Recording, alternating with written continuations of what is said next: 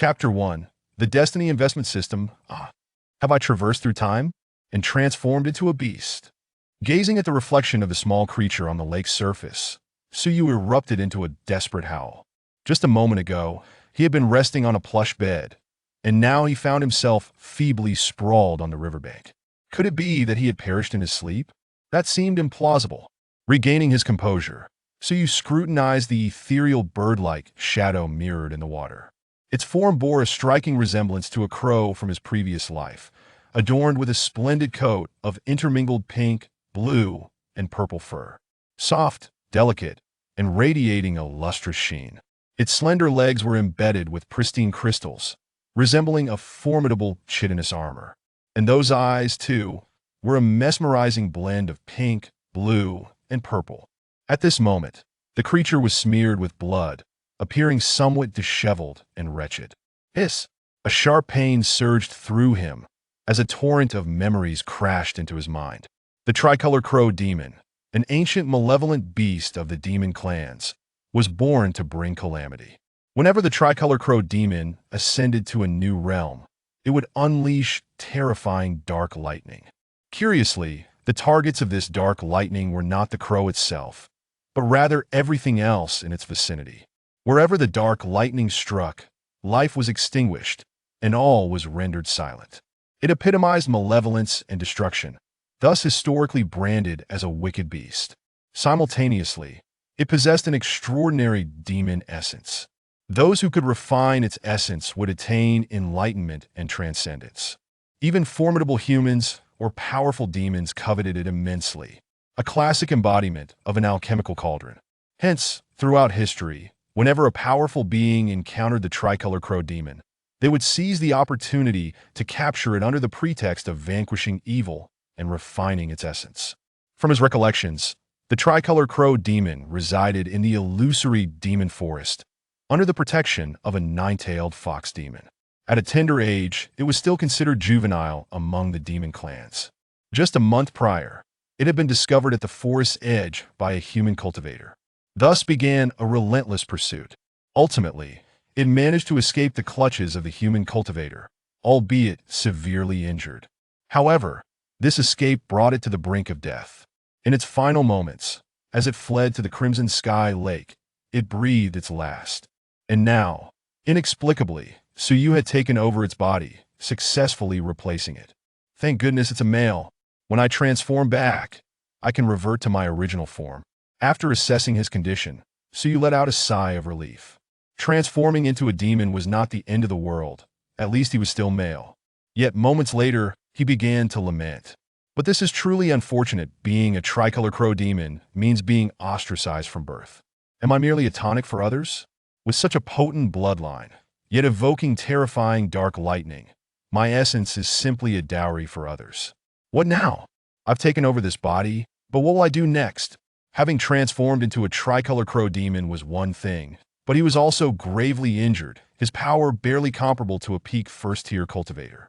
One careless moment, and even the weakest demon or human cultivator could easily capture him. What could he possibly do? At that moment, a resounding mechanical voice echoed in his mind. Ding! Detecting compatibility with the subject, the system is attempting to bind. Congratulations, host. You have successfully bound the Destiny Investment System. Ha! A system? The system has appeared. Suyu was elated his savior had arrived. System, what functions do you possess? Suyu inquired, brimming with excitement. This system is the Destiny Investment System, allowing the host to select subjects for investment, with rewards corresponding to the resources invested and the subject's destiny level. Investment feedback? But I currently possess nothing, and I'm severely injured, possibly even being pursued. Where am I supposed to invest? With what resources? Who should I invest in? Suyu felt tears welling up. Please, he was a demon and a tonic type at that. How could he possibly invest? If he sought someone to invest in, he would likely become the target of envy. Was he to gamble his life as an investment? Ding! Noticing the host's perilous situation, a new beginner's gift package is being rewarded. Congratulations, host, you have received the innate Tao body. Congratulations, host, you have obtained a divine level technique, Tailing Qianfa Ju. Congratulations, host. You have acquired the Fate Transformation Talisman. Congratulations, host. You have received a third-grade spiritual herb, Yuan Yang Grass. Boom! As the system's voice faded, Suyu felt an overwhelming surge of power coursing through him. The spiritual energy of heaven and earth rushed into his body from all directions. His affinity for the celestial energy surged exponentially. Simultaneously, he sensed a mystifying force enveloping him. This was the innate Tao body. It transcended the royal body, surpassing even most divine and saintly bodies, naturally attuned to the great Tao, a favored child of heaven and earth. With the infusion of the innate Tao body, Suyu discovered that all his injuries had miraculously healed. His strength had been restored to the mid-third tier, equivalent to the human spiritual sea realm. Meanwhile, a vast and obscure memory flooded into Suyu's mind.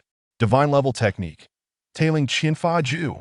Not only could it harness the power of tailing, but it could also replicate all techniques beneath its level. This is incredible. System. What is this Fate Transformation Talisman? The Fate Transformation Talisman is a life-saving talisman selected based on the host's current circumstances.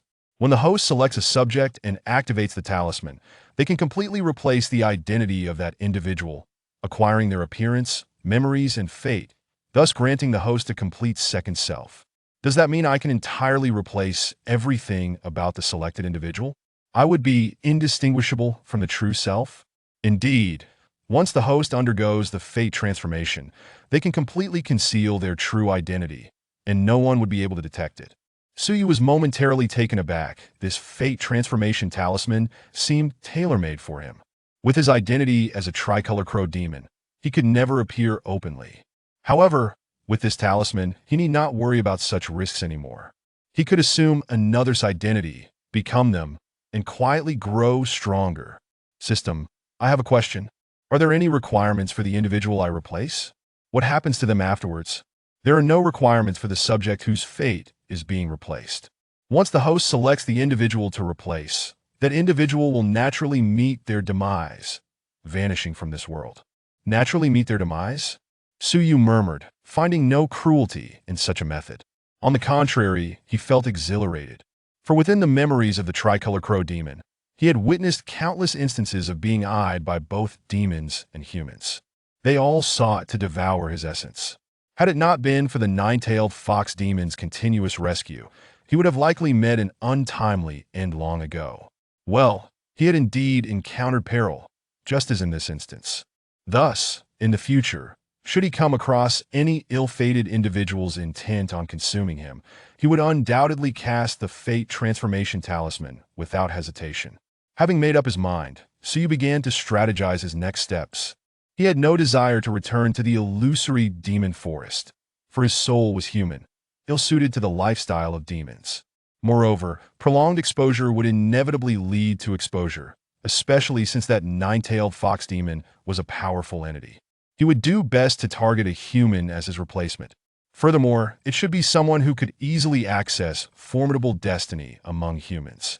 After all, humans were favored by the great Tao, their wisdom and fortune far surpassing those of other races. And he himself could be considered human in his previous life. Chapter 2. The transmutation of the female protagonist. Meanwhile, 1,000 miles away, a young woman nearing her 18th year sped towards the shores of Chitian Lake, pausing to survey her surroundings. She possessed an ethereal beauty. Her skin as delicate as jade, adorned in a flowing white garment that could not conceal her alluring figure, that a cold demeanor lingered in her brow, a palpable air of aloofness that instilled fear in those who beheld her. The aura of the Sankai Wu Yao had abruptly ceased here, indicating that it must be lurking nearby. Speaking of the Sankai Wu Yao, a flicker of fervor ignited in Mu Qingyi's enchanting eyes. It was indeed the Sankai Wu Yao, a mythical creature said to possess an ancient bloodline. If she could seize its demon essence, her cultivation would soar to be by the time of the upcoming Tianjiao conference held by the Slash-Moon sect next month. She would undoubtedly claim the top position with ease, thus acquiring abundant resources. Just as she contemplated returning to her sect, fate intervened with this unexpected opportunity. Her consciousness began to sweep the area. And soon, in a secluded corner of the lakeshore, she detected the San Kai Wu Yao concealed within the underbrush. Found it. Mu Qingyi's expression brightened as she cast a spell with her hands, conjuring a radiant net that swiftly enveloped Suyu. Oblivious in his corner, lost in contemplation of the future, Suyu suddenly felt a disconcerting sensation rising within him. He quickly lifted his gaze, only to see a 10-meter-wide net of light descending upon him. Reacting instinctively, he flapped his wings and dodged with remarkable speed. What is happening? Has someone already come for me so soon? Upon encountering Mu Qingyi, Suyu's vigilance surged. He had only just traversed into this realm less than an hour ago. Beast, surrender willingly. Mu Qingyi had already sensed that Suyu was a third-tier demon beast, while she herself was comparable to a fourth-tier cultivator in the condensation realm. You are merely at the mid-level of the condensation realm. A mere tier above me. Who will prevail remains to be seen, Suyu scoffed, confident in his mastery of a divine-level technique and his ancient bloodline. Though yet to awaken, he felt assured in facing a mere condensation realm opponent. However, when Mu Qingyi unleashed her sword upon him, his eyelids twitched uncontrollably. The fierce, crescent-shaped sword energy sliced towards Suyu with breathtaking speed. As he raised a protective barrier, the sword energy collided with it, sending Suyu hurtling backward. He was forced back by a single strike. What is going on? This woman seems rather formidable. Could she possibly be a prodigy of the human race? In an instant, Suyu activated his heavenly eye to discern the truth. His heart sank as he recognized the blood-red characters Mu Qingyi illuminating above her head at a crimson destiny. Is she truly the fabled female protagonist? Suyu was flabbergasted. He had not anticipated encountering the legendary female protagonist's fate immediately upon his arrival. That a red destiny signifies the highest level of fated potential within the system. The system categorizes destinies into white, gray, orange, green, blue, purple, gold, and finally, red. To possess such a fate is to be the true darling of this world, capable of surpassing opponents effortlessly. Although Suyu possessed a commendable innate constitution, his talents primarily shone in cultivation rather than combat, granting him only a slight edge in spiritual energy and recovery. Yet here he was, being pursued by the highest destiny female protagonist mere moments after his arrival. Generally, those endowed with such a fate should be the subjects of his investment. As Suyu stood in shock, Mu Qingyi's sword intent surged forth once more, its power even more formidable than before. System, what should I do? I cannot defeat her. Save me. In the midst of his frantic thoughts, the system advised, host, it is recommended to use the transmutation talisman on the female protagonist, Mu Qingyi, to successfully escape and acquire a formidable second identity. Use the transmutation talisman on this woman? To become a female protagonist? System, are you jesting? So you found the system's suggestion utterly absurd. To become a woman, especially a woman entwined with countless fates. How could he navigate such a situation? Yet there was no alternative. Given the host's current capabilities, this was the only course of action.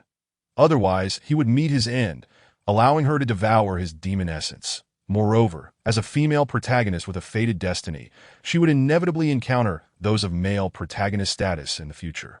For the host to grow swiftly, investing in male protagonists would be the most advantageous route. Suyu fell silent, contemplating the system's words. The reasoning was indeed sound that if one were to identify the optimal investment target, it would undoubtedly be the male protagonist, and the individual most likely to encounter the male protagonist would be the female protagonist. Just then, as Suyu pondered, Mu Qingyi's sword intent attacked once more. The razor-sharp sword light enveloped him from all directions, piercing through his defenses as he exerted all his strength to activate the Tai Ling Qianfa Ju. With a resounding crack, Suyu found himself pierced by residual sword energy. Tricolor blood spilled from his body as searing pain brought him to his knees. Coughing, he gasped, "We hold no grievances. Why must you seek my life?" Mu Qingyi's gaze turned frigid. Humans and demons have been at odds since time immemorial. To slay demonkind is our solemn duty. Your existence is a calamity, destined to attract disaster. Pa, such lofty moral platitudes. Is it not your true intent to seize my demon essence? Why feign righteousness here? Suyu retorted with a cold smirk, rising to his feet as he produced the transmutation talisman. Since you wish to kill me, do not blame me for being ungracious. Mu Qingyi smiled with disdain. Incredulous that a dying demon would dare to utter such arrogance, in an instant, She concentrated an unprecedented force of sword intent within her long sword, intending to deliver a final blow to the Sankai Wu Yao. The sword intent cascaded like torrential rain, surging towards Su Yu in that fleeting moment. He shattered the transmutation talisman that a burst of white light erupted, engulfing the sword rain, swiftly extending towards Mu Qingyi. What is this? As she beheld the white light, Mu Qingyi felt an overwhelming sense of impending doom. She sensed that if she were to be caught in its grasp, death would be inevitable. Attempting to evade, Mu Qingyi found the white light homing in on her, enveloping her entirely.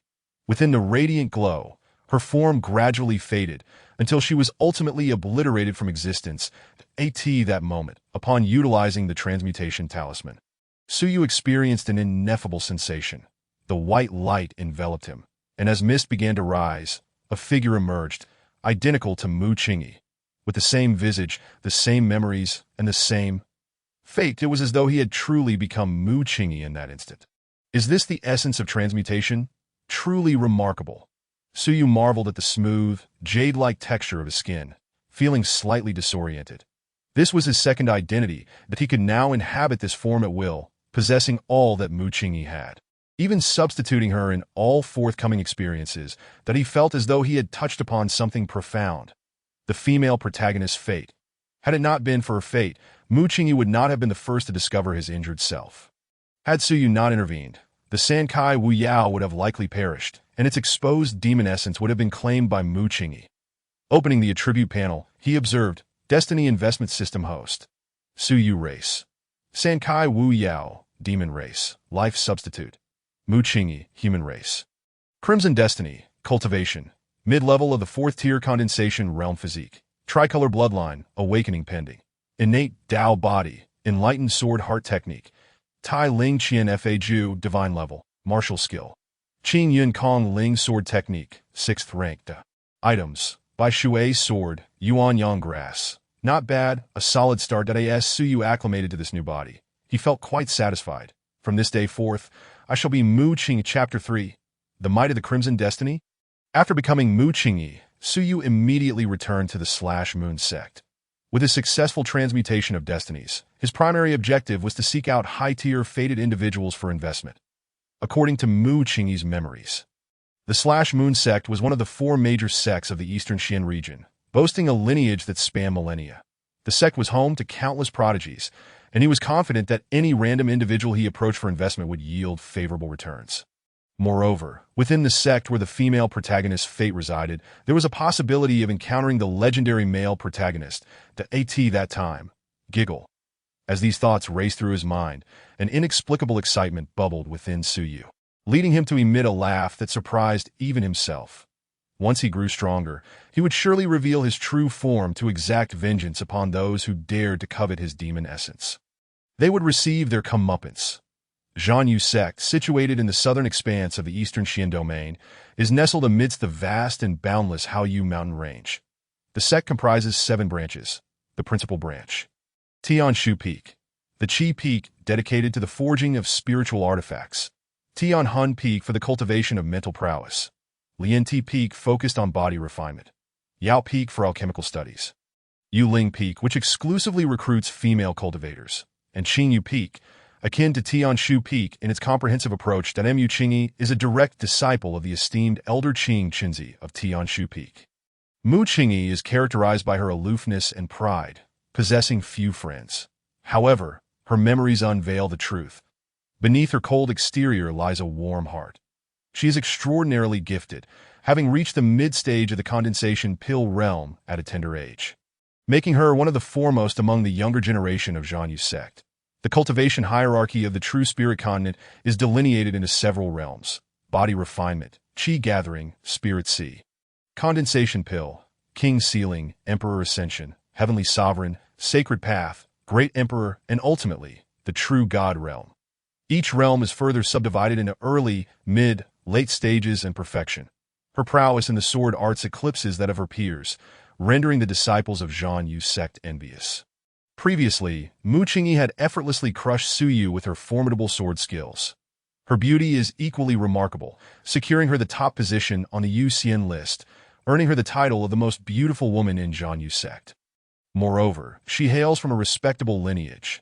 In her memories, her father, Mu Yun, the patriarch of the Mu family, is a formidable half-step heavenly sovereign. On par with the peak lords of Zhang Yu sect, it can be said that Mu Qingyi is akin to one who has grown up with a golden key in hand. As she soared over Tian Shu Peak, disciples from the sect cast furtive glances her way, yet they dared not approach, opting instead to observe from a distance this truly Zhang Yu sect. It is indeed magnificent. My primary task now is to seek out those disciples of high destiny to invest in. Logically, Mu Qingyi embodies the fate of the female protagonist. Her sect should house a prodigy akin to the male protagonist. For the two should naturally attract one another. Shortly after entering Zhang Yu sect, Su Yu began to roam various locales of Tian Shu Peak. The trading post, the alchemy chamber, the hall of merit.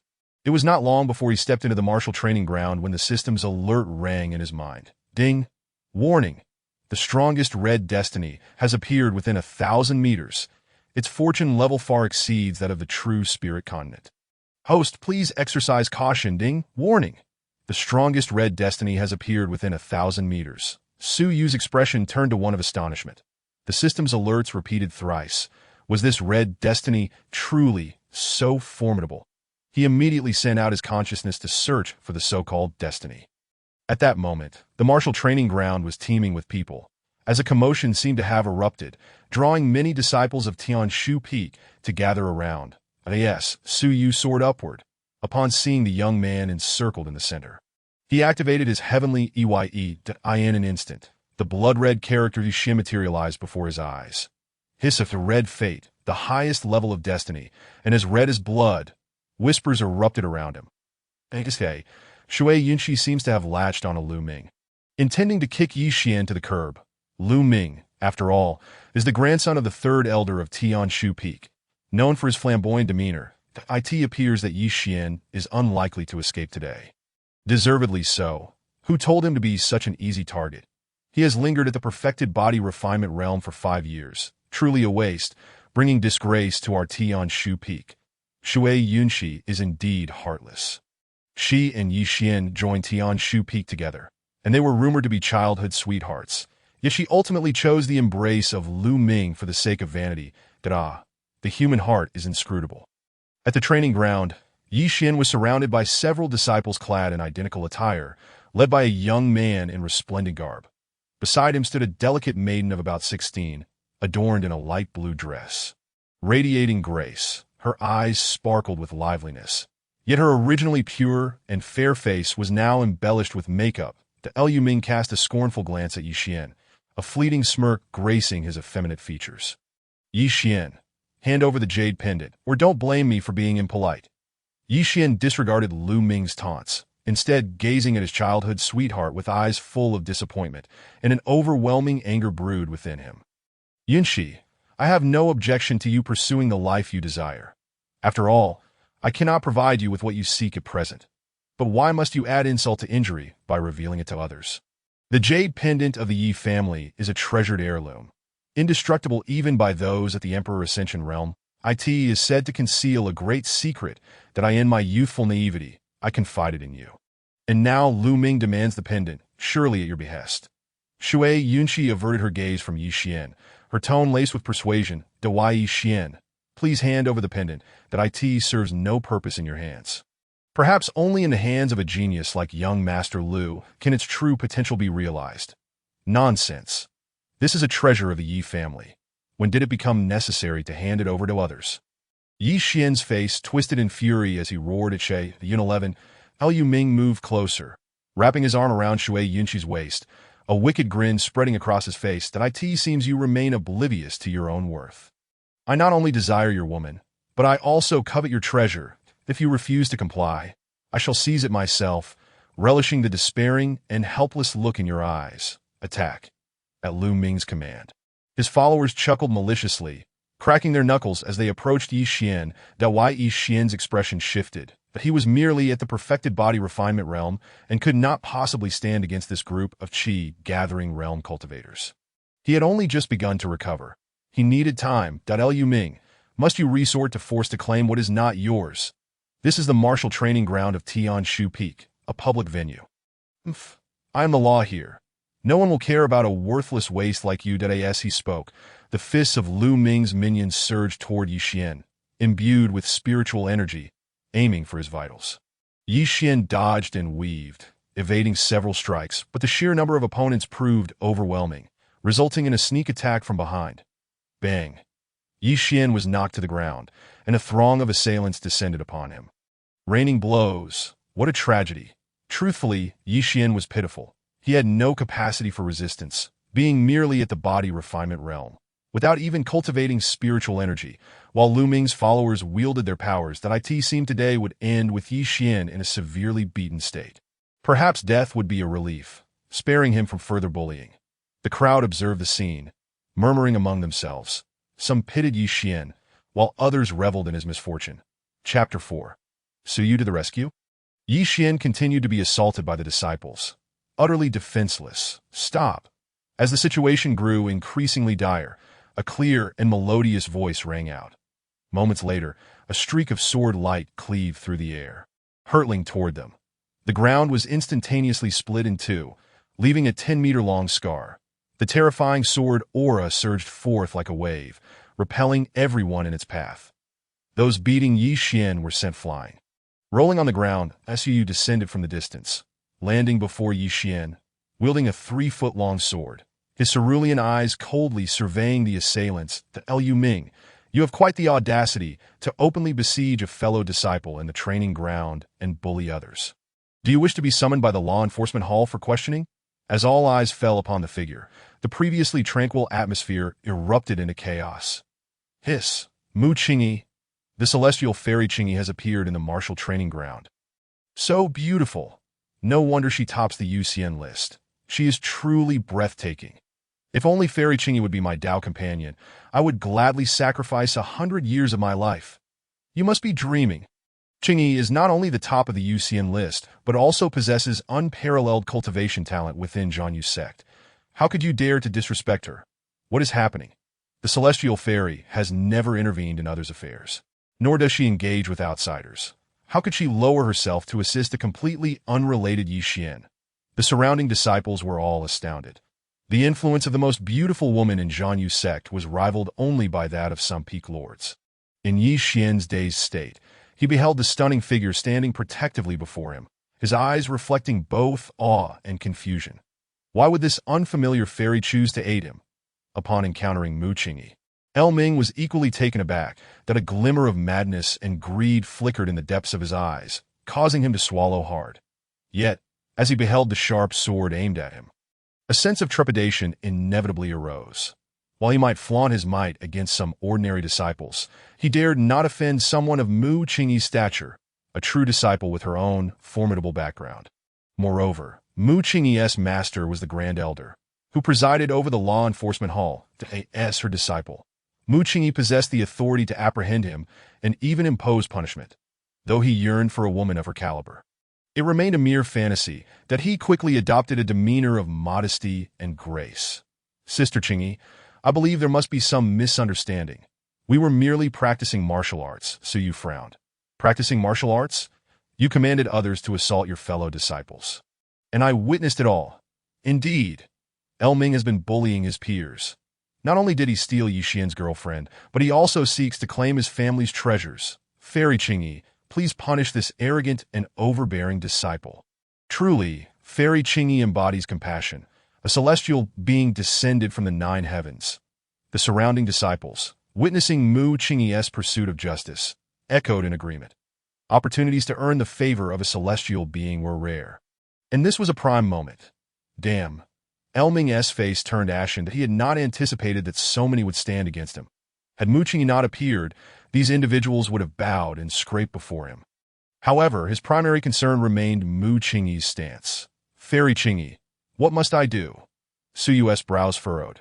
Naturally, she could not truly have Ming taken to the law enforcement hall, for he held a significant identity and background. Moreover, this did not align with her own persona. Why would a cold and unfeeling fairy fixate on sending a young nobleman she had never met to the law enforcement hall? Could it be that the fairy had some secret connection with this waste? Should she proceed in this manner, it would undoubtedly cause a stir and bring endless trouble to Yi Xian. After a moment's contemplation, she glanced at the bloodied Yi Xian on the ground and said coldly, "Leave the medical expenses and do not trouble him again." Otherwise, as she spoke, she trembled the sword in her hand, the sword intent surging forth, feeling the piercing pressure of the sword's aura. El Ming shuddered internally, nodding repeatedly. "Everything shall be as the fairy commands," that he hastily tossed a jade vial of elixir to Yi Xian. "Consider yourself fortunate today, boy, to have the assistance of Fairy Qingyi. We shall take our leave." After tossing the elixir, he shot a fierce glare at Yi Xian before turning to depart. "Wait!" At that moment, a voice, tinged with weakness, rang out. The crowd turned their gaze. They beheld Yi Xian, dragging his injured body, unsteadily rising to Sai Yu's side, that he did not take the jade vial, nor did he even glance at it. Before everyone, Yi Xian seemed to have made a resolute decision. "El Ming, the grievances between us are destined to be resolved. Although Fairy Qingyi has spared you today, I do not intend to let you off so easily. Initially, I sought only to cultivate in peace. Yet you and your ilk have repeatedly come to torment me." Yi Xian's expression turned cold, and his youthful face, now stained with blood, flashed a hint of ferocity. "El Ming, you intend to participate in the upcoming Talented Youth Conference, do you not? 1 month hence, we shall meet at the grand competition. If we cross paths, we shall settle our animosities once and for all. That if we do not, after the competition, we shall engage in a life-and-death duel. El Ming, do you dare accept?" Yi Xian's voice rang out with conviction, despite the underlying weakness. "What? Yi Xian dares to challenge El Ming? Has he lost his mind? Has he been struck senseless?" While El Ming was not the epitome of a top-tier prodigy, he was indeed at the mid-stage of the Spirit Sea realm, 2 major realms above Yi Xian. Defeating El Ming in a month? How could that be possible? I see he is truly delusional. The onlookers were astounded by the youth's outburst, some even mocking his audacity. That El Ming, upon hearing this, burst into laughter. Defeat me, with your body tempered at the stage of body refinement, or in your current battered state? Yi Xian, do you truly wish to challenge me?" Yet after the laughter, he regained his composure. With Mu Qingyi present, he had refrained from acting against Yi Xian. Now, however, the boy had presented himself willingly. What could he say? It seemed Mu Qingyi would be powerless to intervene now. "What a foolish fellow!" Yi Xian declared coldly. "What? Afraid? Very well. If that is the case, I accept." That El Ming readily acquiesced. "Today, with Fairy Qingyi as a witness, we shall meet at the martial arts competition in 1 month. That I hope you do not disappoint me, Yi Xian." Casting Yi Xian a sidelong glance, El Ming led his entourage away. Shui Yunqi followed behind him.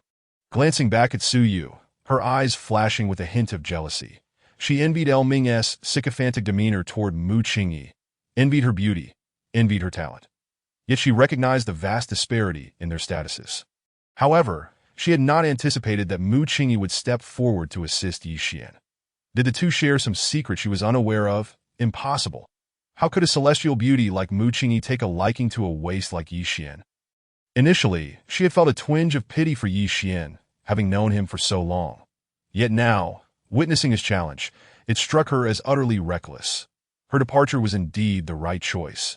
After El Ming and his group left, the surrounding crowd dispersed under the pressure of Mu Qingyi's presence, leaving only Su Yu and Yi Xian together. Chapter 5. The way he looks at me is off. Thank you today, Fairy, for your timely rescue. Had it not been for you, I would have likely succumbed to my injuries and fallen into unconsciousness. Your kindness, I shall remember. To why Yi Xian stared in astonishment at Mu Qingyi's visage before awkwardly cupping his fists in gratitude. He had never imagined that the most beautiful woman of the Zhanyu sect, the aloof fairy, would extend her hand to aid him. Rumors had it that Mu Qingyi was meant to be proud and detached, indifferent to all. Why did he feel something was amiss?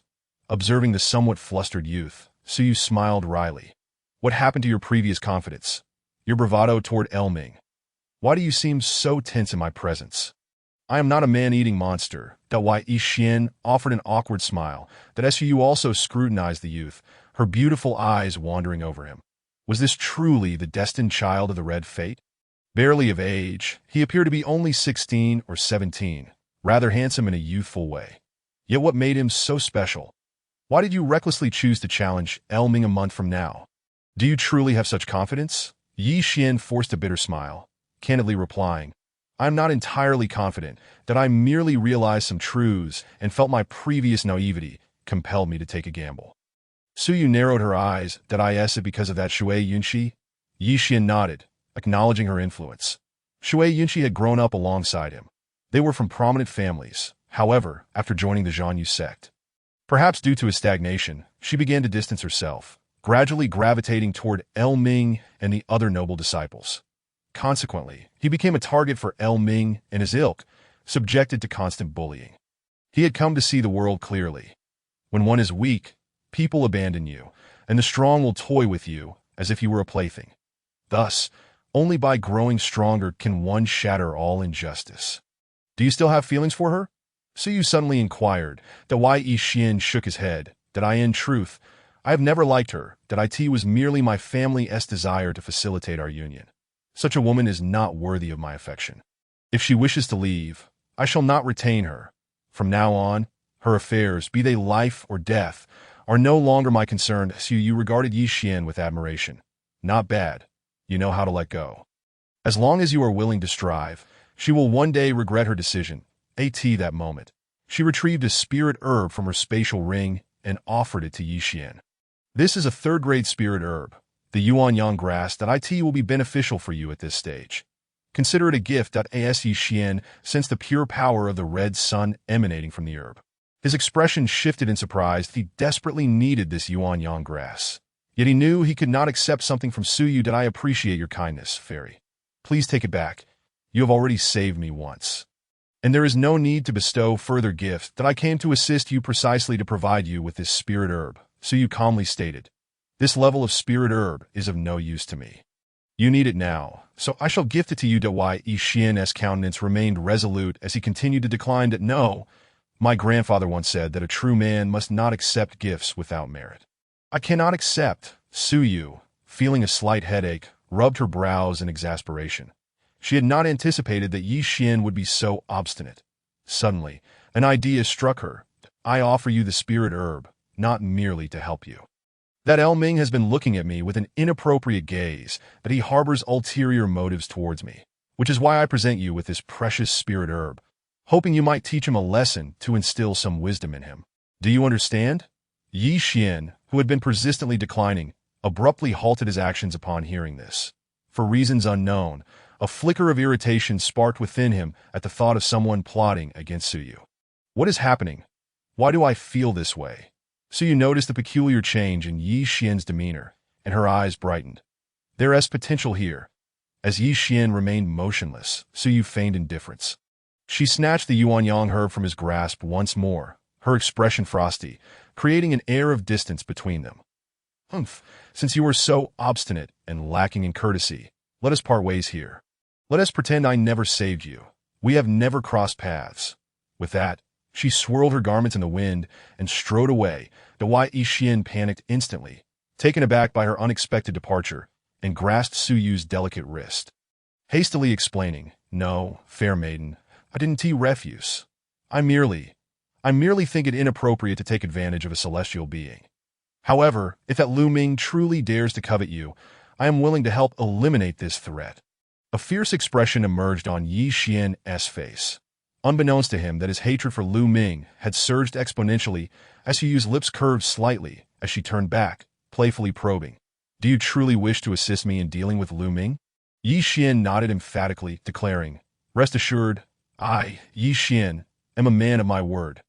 Good, Suyu replied simply, glancing at her wrist still held firmly in his grasp, remaining silent. Yi Xian, realizing the intimacy of their contact, blushed deeply, awkwardly retracting his hand behind his back. That moment, the lingering warmth of her skin still resonated in his palm. What is this? Why is my heart racing so? Yi Xian wondered in alarm.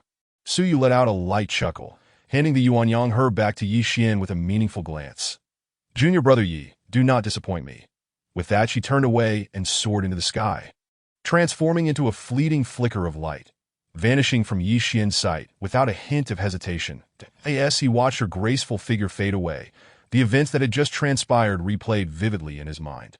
Yi Xian held the Yuanyang herb tightly, remaining silent for an extended period before finally exhaling a deep sigh. What is this? Little Yi Xian, are you smitten? The jade pendant hanging around Yi Xian's neck emitted a gentle glow. But the teasing voice within it was even more pronounced. That why Yi Xian's face flushed, shaking his head repeatedly. How could that be? I merely think that the celestial maiden is not as aloof and proud as rumored. Compared to her, Shui Yunxi is not even worthy of carrying her shoes. Indeed, at such a young age, she has already reached the mid-stage of Dan condensation, with a clear sword heart, possessing an innate Dao physique. Her future prospects are limitless. A clear sword heart, an innate Dao physique. The celestial maiden is that remarkable. Yi Xian was taken aback by Master Wu's praise. Indeed, an innate Dao physique, a natural affinity for the great Dao. If one were to cultivate together with her, the benefits would be boundless. Little Yi Xian, are you truly not considering it?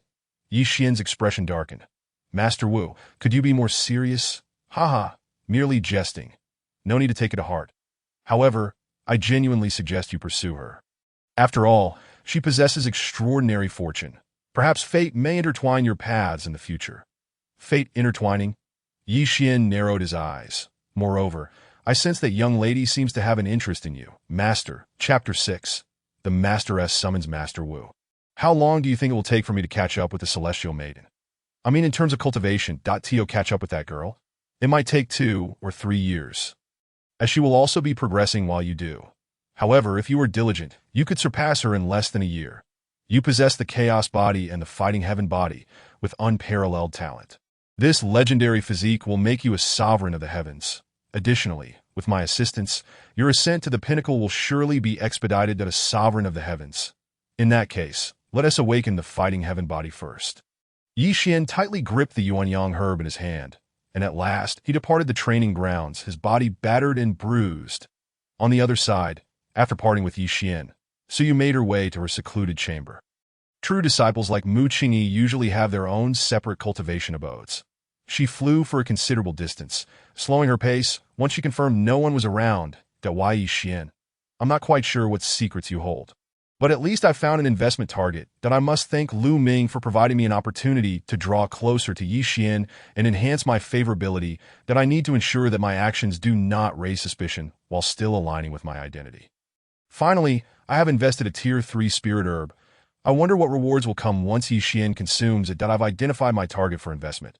Now, I need to devise a way to engage Yi Xian for the long term. After all, we are strangers. Continually approaching him would surely raise eyebrows and make him feel uneasy. How can I invest in Yi Xian over a longer duration? Suyu mused thoughtfully. I enter contemplation. Suyu proceeded directly to Mu Qingyi's residence that Mu Qingyi typically cultivates within her abode, rarely venturing out except when summoned by her master. This fact reassured Suyu. Within a perilous peak lies a hidden paradise. Inside this realm, there exists a world of its own, fully equipped for living. The dwelling of true disciples on Tianshu Peak is generally rich in spiritual energy, far superior to other locations, and includes a dedicated training ground with resources provided monthly. These are the privileges of true disciples. Upon arriving at the training ground, Suyu began to meditate and cultivate. With her innate Dao physique, her cultivation speed far surpassed that of others. Before long, a serene voice from the system resonated in her mind. Ding! Congratulations, host, on a successful investment. Investment resource.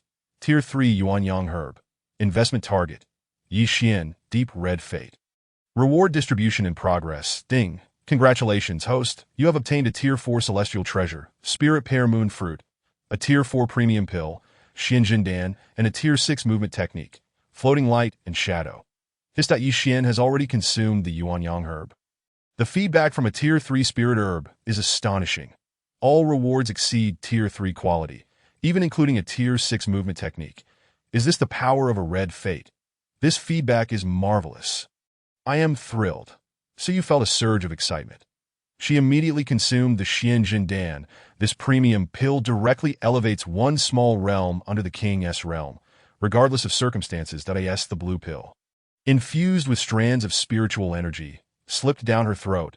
A torrent of immense spiritual energy surged through her meridians, flooding every cell. That Suyu promptly initiated the Tai Ling Qian Fa Ju to refine it.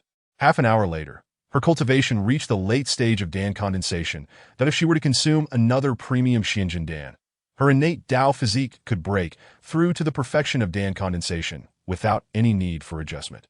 Su Yu sighed softly and began to cultivate floating light and shadow. Luckily, she had practiced a higher-level movement technique, making this Tier 6 technique quite suitable. However, just as she was about to practice floating light and shadow, a jade pendant within her spatial ring radiated light and began to vibrate gently. "This is a summons from my master." Su Yu concentrated slightly. This pendant was a personal item gifted by Qing Qinzi, the Grand Elder of Tian Shu Peak. To his disciples, that IT not only serves as a form of protection, but also allows for communication. The message conveyed through the pendant was a summons for all disciples to gather at Qing Qinzi's main hall. Stowing the pendant away, Su Yu quickly made her way to the main hall, that in about 15 minutes. She arrived at Qing Qinzi's main hall. Upon her arrival, the other 3 senior brothers and sisters had already gathered. Upon seeing Su Yu, they greeted her with smiles, to which she reciprocated that in Mu Qingyi's memories. She hadn't interacted much with the other 3 peers, though the eldest brother, Qiu Hongyun, often showed her kindness. Seated high above was Qing Qinzi, clad in a green robe, an ancient figure over 1,000 years old, possessing formidable strength at the half-step heavenly sovereign level. When Su Yu used her heavenly eye to inspect him, she discovered he possessed a deep green fate, that a green fate is a rank below blue fate, with the potential to break through to the heavenly sovereign level that it's likely that their master, Qing Qinzi, was also a top prodigy of the sect in his youth. Upon seeing Su Yu arrive, Qing Qinzi nodded slightly, that it seems everyone is here. Qiu Hongyun stepped forward, clasping his fists in inquiry. "May I ask, Master, why have you summoned me and my junior brothers and sisters?" Qing Qinzi chuckled lightly, "In a month's time, it will be the 7 Lines Martial Conference of my Zhanyu sect. What are your thoughts on this?" The others exchanged glances. The 7 Lines Martial Conference is held every 3 years, and currently, disciples from the 7 Peaks are diligently cultivating in preparation for the event. "We will certainly do our utmost to claim the top position," Qiu Hongyun replied decisively. "The top position?" Qing Qinzi shook his head, fully aware of his disciples' capabilities. "Hongyun, although you have reached the threshold of half-step king, I have heard that several talented disciples among the 7 Peaks have already attained the king level. The first place may be a bit challenging, but striving for a position in the top 10 should not be a significant issue. Have any disciples indeed reached the king realm?"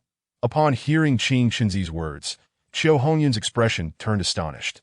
The king realm is a level occupied by the esteemed elders of the various peaks.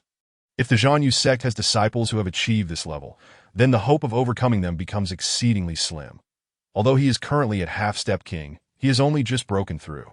Even with Qing Qinzi's assistance, he cannot force a breakthrough within a month. This time at the 7 Branches Martial Assembly, my hope is that you can secure a commendable ranking. Qing Qinzi revealed 4 fragrant crimson pills in his hand. With a wave of his robe, they transformed into 4 streaks of flowing light that flew into the hands of the 4 disciples. These are excellent 4th-grade pills, the Qi Ling Dan, which will greatly aid in enhancing and refining spiritual power. Once you thoroughly refine them, your strength will be boosted. The 4, including Su Yu, were overjoyed and expressed their gratitude to Qing Qinzi. He shook his head, saying, "It is no trouble. After all, you are my direct disciples. If you have any questions during this time, feel free to ask me at any moment. In addition, at Lei Yun Valley, you 4 have the qualification to enter the 4th layer this month without incurring any fees. Simply present the token I have given you." "Thank you, Master." The 4 expressed their gratitude once more, and even Su Yu was quite excited. Lei Yun Valley is a renowned cultivation treasure ground of the Zhanyu sect. Its depths can even benefit those at the peak of the Emperor realm. If they could cultivate in the 4th layer for a month, they would undoubtedly elevate their rank significantly. Qing Qinzi shook his head and turned his gaze to Su Yu, a hint of a smile on his face. "Qingyi, your strength has indeed advanced. You have swiftly broken through to the late stage of the Dan formation realm. Truly, you are a prodigy with a clear sword heart. Has the 4th junior sister broken through again?" 2nd senior sister Xian Xian's expression changed. Just a month ago, Mu Qingyi had only reached the mid-stage, yet now she had achieved another breakthrough. It is worth noting that she is only 18 years old. "Master is overpraising me. I merely had some insights a few days ago." Continue to strive forward, that I hope you can achieve an excellent result at the martial assembly that I will personally attend to watch. Master will attend the 7 branches martial assembly in person. Chiu Hongyun inquired, puzzled, for it was known that the esteemed elder of the Tian Shu Peak rarely made appearances at previous assemblies.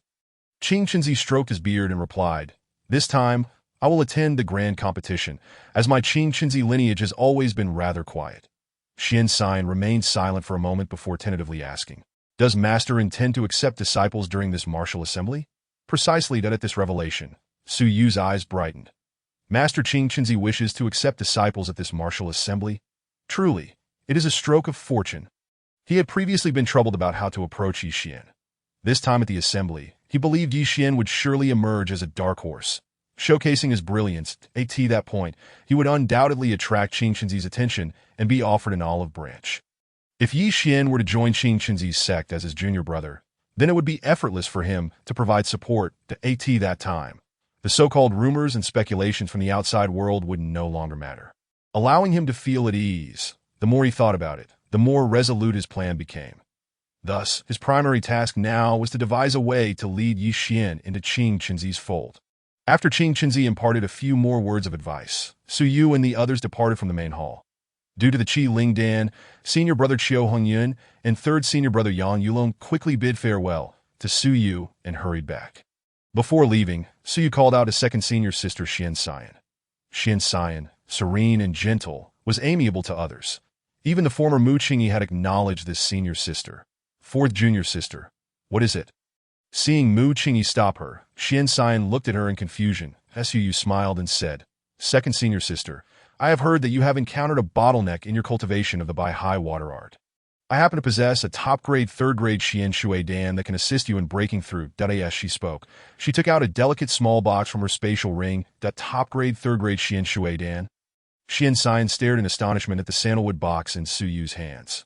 Generally, the grades of pills are categorized as ordinary, good, excellent, and top-grade. Top-grade pills are exceedingly rare. Even Master possesses very few of such fourth-grade treasures. The third-grade top-grade Xian Shui Dan would significantly aid her in breaking through the fourth level of the Bai Hai water art. Junior sister, this item is too precious. I cannot accept it. Xian Xian immediately declined. Su shook her head. Senior sister, this Xian Shui Dan is of little use to me. It would be better to give it to you, since I joined Master's lineage. You have taken great care of me, and Qingyi sincerely hopes you will accept it. You and I share the same master. There is no need for such formality. Looking at Su Yu's earnest expression, Xian Xian felt somewhat moved. How strange. This ice-cold junior sister, who usually does not enjoy interaction, seems unexpectedly warm and approachable today.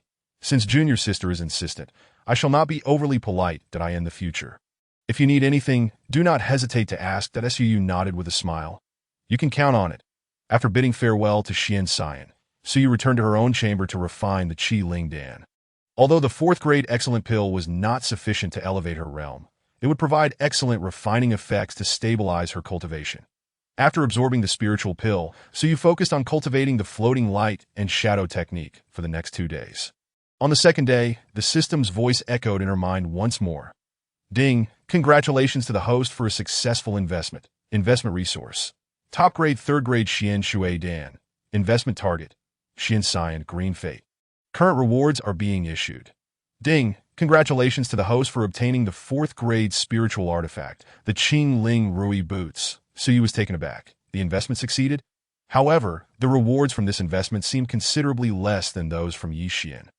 Both being third-grade investments, Yi Xian's Red Fate yielded 2 top-grade fourth-grade items and even a 6th-grade movement technique in contrast, Xian Xian's Green Fate only yielded a single fourth-grade spiritual artifact. Alas, it seems that Red Fate is indeed the optimal investment target. Su Yu sighed deeply, putting on the Qing Ling Rui boots. Surprisingly, they fit perfectly, as she had only possessed a spiritual sword before. Su Yu continued her training for another 7 days, achieving a modest level of mastery in the floating light and shadow technique. After a brief rest, she left her chamber, intending to head to Lei Yun Valley for cultivation. With Master Qing Chenzi's assistance, they could access the 4th layer of Lei Yun Valley for a month. A resource that was simply too valuable to miss. Lei Yun Valley is renowned as one of the three great cultivation sanctuaries of the Zhanyu sect, with a combination of thunder and profound formations allows disciples to cultivate with remarkable efficiency. Upon arriving at Lei Yun Valley for identity registration, Su Yu transformed into a streak of sword light, soaring into the valley. Meanwhile, Yi Xian had arrived at the third layer of Lei Yun Valley. He gazed at the vast sea of thunder, swallowing hard. Old Master Wu, am I truly going to cultivate in the depths of Lei Yun Valley? Indeed, only by doing so can your battle body be fully awakened. Currently, you are merely in a pseudo-awakening state. The depths of Lei Yun Valley contain the essence of the Xian Luo Purple Thunder. By devouring it and undergoing refinement, you will undergo a tremendous transformation. Over the past 8 days, Yi Xian had reached a semi-awakened state of his battle body and attained the peak of the Qi gathering realm. To achieve a complete awakening, he needed to rely on external forces. Thus, Lei Yun Valley became the prime target, devouring the essence of the Xian Luo Purple Thunder. That is a treasure of the Zhanyu sect. If I consume it, won't the sect come after me? Yi Xian's expression turned peculiar. What are you thinking? I am advising you to devour only a minuscule portion of the Purple Thunder essence. The Xian Luo Purple Thunder possesses energy comparable to a pinnacle celestial. If it doesn't kill you, you should be grateful. Do you expect to swallow the entire essence? Then how should I go about consuming the Xian Luo Purple Thunder? Simply follow my method to locate it and consume it, and you will experience a leap in progress, easily shining during the 7 branches martial assembly. Yi Xian nodded firmly. If it could make him stronger, what was the harm in consuming the Xian Luo Purple Thunder? With that thought in mind, he stepped deeper into Lei Yun Valley. Chapter 8. Rest assured, there is a senior sister here. Old Master Wu mentioned that to fully awaken the battle body, he would need to refine the essence of the Xian Luo Purple Thunder from the 4th layer. Days ago, he had caught the eye of an elder who granted him access to the Lei Yun Valley. Is it the 17th area of the 4th layer? Upon reaching the 4th level of Thundercloud Valley, Yi Xian, guided by the token, discovered the entrance to the 17th cultivation area. Just as he was about to step into the zone, several remarkable young men and women emerged from the nearby 14th, 15th, and 16th cultivation areas. At the forefront stood a striking young man in silver robes, appearing to be in his early 20s. He bore a 3-foot-long sword on his back, exuding an air of nonchalance, his presence overwhelmingly powerful. Beside him was a captivating young woman of unparalleled beauty, clad in a delicate green floral dress. Her skin was as fair as snow, her figure graceful, and her complexion seemed to glisten with moisture, embodying a mature and ethereal charm. Following them were several fellow disciples, clearly indicating that the crowd was centered around these 2 individuals. Upon seeing them, Yi Xian's expression shifted to Jiyu Qinghe, Lu Qilu.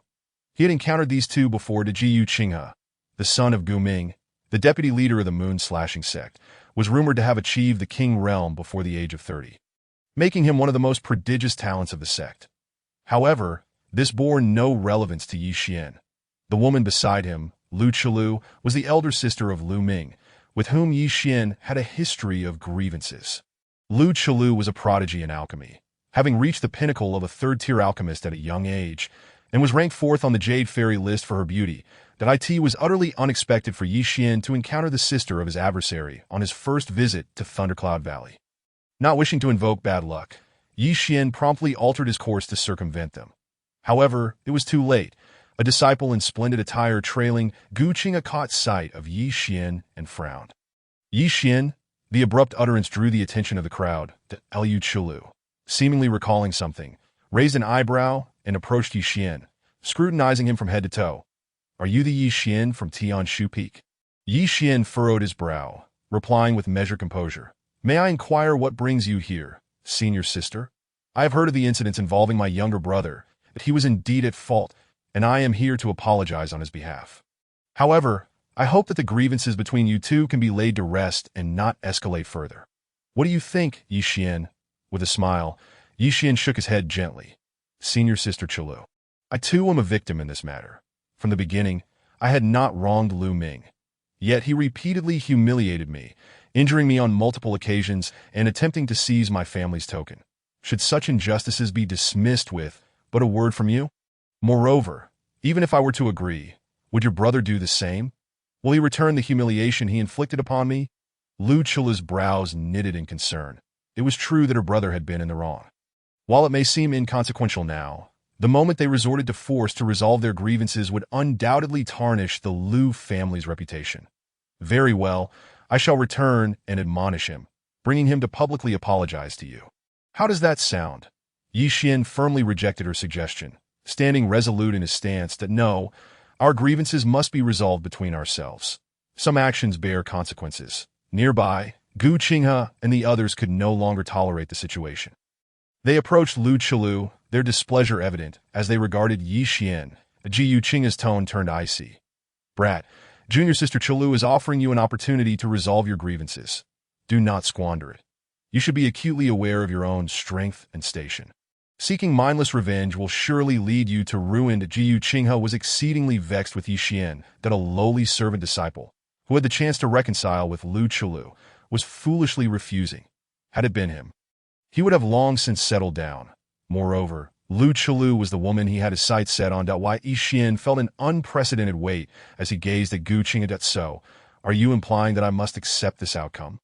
Gu Qinghe's eyes narrowed, his tone growing increasingly hostile, the pressure of his king realm aura bearing down on Yi Xian like a mountain, forcing him to bend slightly. Lu Chulu and her companions remained silent, the atmosphere becoming palpably tense. The overwhelming pressure left Yi Xian gasping for breath, and he understood that only by acquiescing to Gu Qinghe would he find respite. Otherwise, he would be compelled to kneel under the oppressive aura. Once again, this was a case of bullying through power. Strength. My strength is far too feeble. Yi Xian's nails dug into his flesh, blood seeping forth. His eyes turned crimson, glaring at Gu Qinghe like a bloodthirsty demon. Gu Qinghe, do you wish to see me submit beneath your tyranny? You must be dreaming. Gu Qinghe frowned, surprised that Yi Xian was proving to be a tough nut to crack. Nevertheless, he maintained a mocking demeanor, even contemplating a more severe approach due to Yi Xian's insolence. That it seems you are one who only learns through hardship. Thus, let me show you the true chasm that lies between you and a genius. In an instant, the pressure weighing down on Yi Xian intensified, akin to a parasitic worm intent on shattering his resilient bones. Just as Yi Xian was on the brink of collapse, a sharp sword aura sliced through the air from a distance. It cleaved through the oppressive king realm pressure, granting Yi Xian a moment of reprieve. Who is it? Gu Qinghe and the others exclaimed in astonishment, turning their gazes toward the source that a stunning figure clad in white soared toward them. Her presence captivating and her beauty unparalleled. She descended lightly, landing beside Yi Xian. With her cold, glass-like eyes fixed on the crowd, she pointed her spirit sword at Gu Qinghe. Mu Qinghe. How could this be? Upon witnessing the true form of this white-clad sword fairy, both Gu Qinghe and Lu Chulu were taken aback that Mu Qinghe had appeared here, and had saved a mere servant disciple, Mu Qinghe. She was the top-ranked beauty on the Jade Fairy list. A genius in the sword path with a clear and discerning heart. Junior sister Qinghe, what brings you to this place? Seeing Mu Qinghe, Gu Qinghe's demeanor instantly transformed. His smile radiated warmth, as if basking in the spring breeze. However, Su Yui remained impassive. I have come to Thundercloud Valley for cultivation. To Yi Xian. Are you unharmed? Turning her attention to Yi Xian, she inquired with concern. Yi Xian felt a surge of joy upon seeing Su Yui. Straightening his back and loosening his tense muscles. I am fine, just a minor issue. Thank you for your assistance once again, senior sister Qinghe. Su Yui cast him a sidelong glance. You certainly make it difficult to worry about you. Yi Xian forced a wry smile. It wasn't entirely his fault, after all. He simply did not wish to bow to others. Su Yui sheathed her spirit sword, resting it on her shoulder, that I was aware of this situation upon my arrival. You were right not to submit to something that should not be tolerated. I admire that about you. Rest assured, with me here, no one shall lay a finger on you today. Chapter 9. I appreciate him, senior sister. As Yi Xian gazed at Mu Qinghe, a wave of warmth washed over him. From a distance, Gu Qinghe and the others felt a heavy weight settle in their hearts. They had not anticipated that Mu Qinghe would hold Yi Xian in such regard. Junior sister Qinghe, I believe there has been some misunderstanding between us. I was merely trying to assist this junior brother, Gu Qinghe hastily explained. Sensing Su Yui's cold demeanor, he felt compelled to redeem his image in her eyes. Though her current realm might not surpass his, her innate talent was superior. It wouldn't be long before she outstripped him. Ji Yuqinghe regarded Mu Qingyi with utmost caution, unlike his attitude toward Lu Chulu and the other women. His gaze subtly drifted toward the crowd behind him, causing the group of splendidly dressed disciples to shudder, quickly chiming in. Indeed, Fairy Qingyi, senior brother Qinghe was merely offering advice that he sought to help this junior brother resolve his grievances with Lu Ming and achieve reconciliation. However, it seems junior brother Yi Xian is not receptive. Su Yui replied, such a pact should naturally yield results at the martial assembly. Unless you doubt Lu Ming's capabilities, it appeared that Mu Qingyi held considerable confidence in Yi Xian.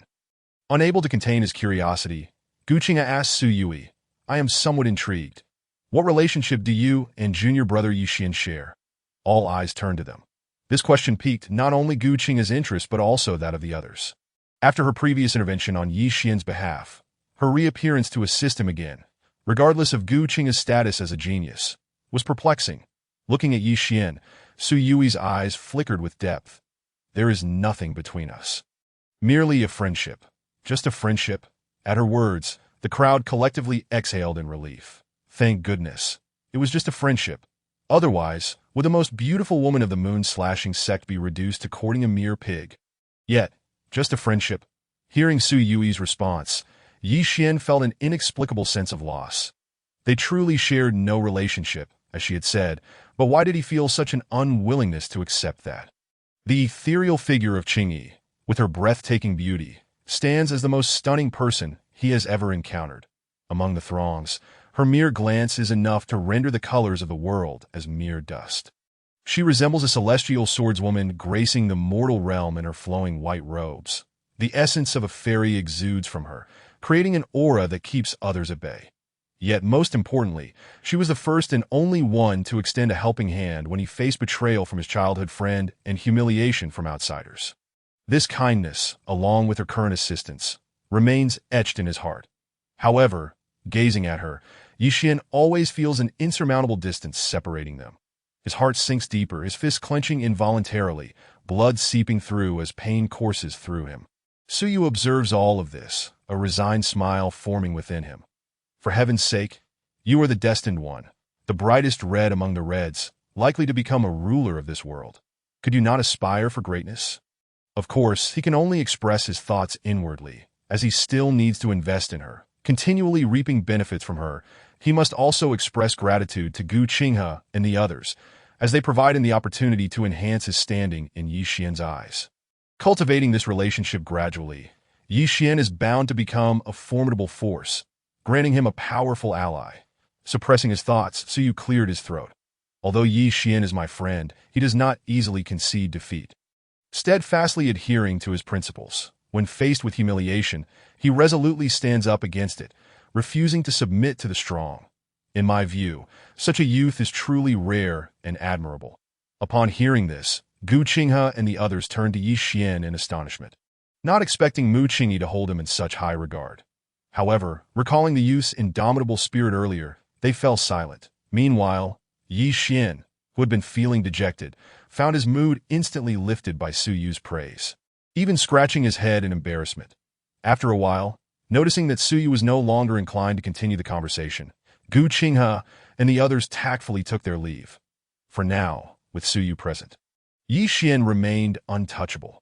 However, the rift between Gu Qinghe and Yi Xian had been firmly established, the Ji Yuqinghe, disdainful of the weaker Yi Xian daring to resist him, while Yi Xian, a man of vengeance, would not forget Gu Qinghe's actions. Both silently resolved to settle the score when the opportunity arose. Similarly, those around Gu Qinghe took note of Yi Xian, harboring discontent. Their dissatisfaction did not stem from Gu Qinghe, but rather from Mu Qingyi's special regard for Yi Xian. Why should a mere ant receive the favor of a celestial being? Why should Qingyi favor him over me? Ultimately, jealousy took root. Before departing, the most conflicted of all was El Chulu, who had not anticipated Mu Qingyi's involvement in this matter, seemingly taking a stand against her. She held a degree of admiration and respect for Mu Qingyi. After all, she is the top of the Jade Immortal list, a prodigy with a clear heart. With Mu Qingyi's intervention, any misstep could severely impact her El lineage in the future. Yi Xian, are you also here to cultivate in Thundercloud Valley?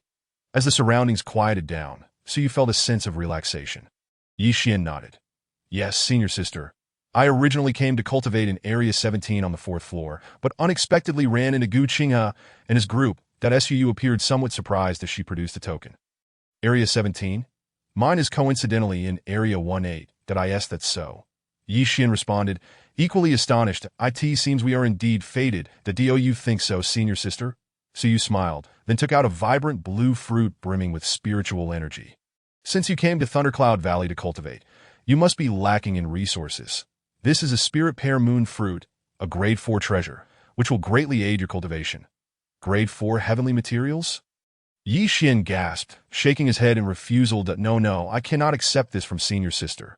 You have already assisted me multiple times. I cannot take this for nothing. Suyu gently explained, it's nothing. This is merely a grade 4 fruit. Of no use to me. Just accept it. Yi Xian's expression turned resolute. Senior sister, you previously gifted me a yuanyang grass. How could I possibly accept another gift from you without reason?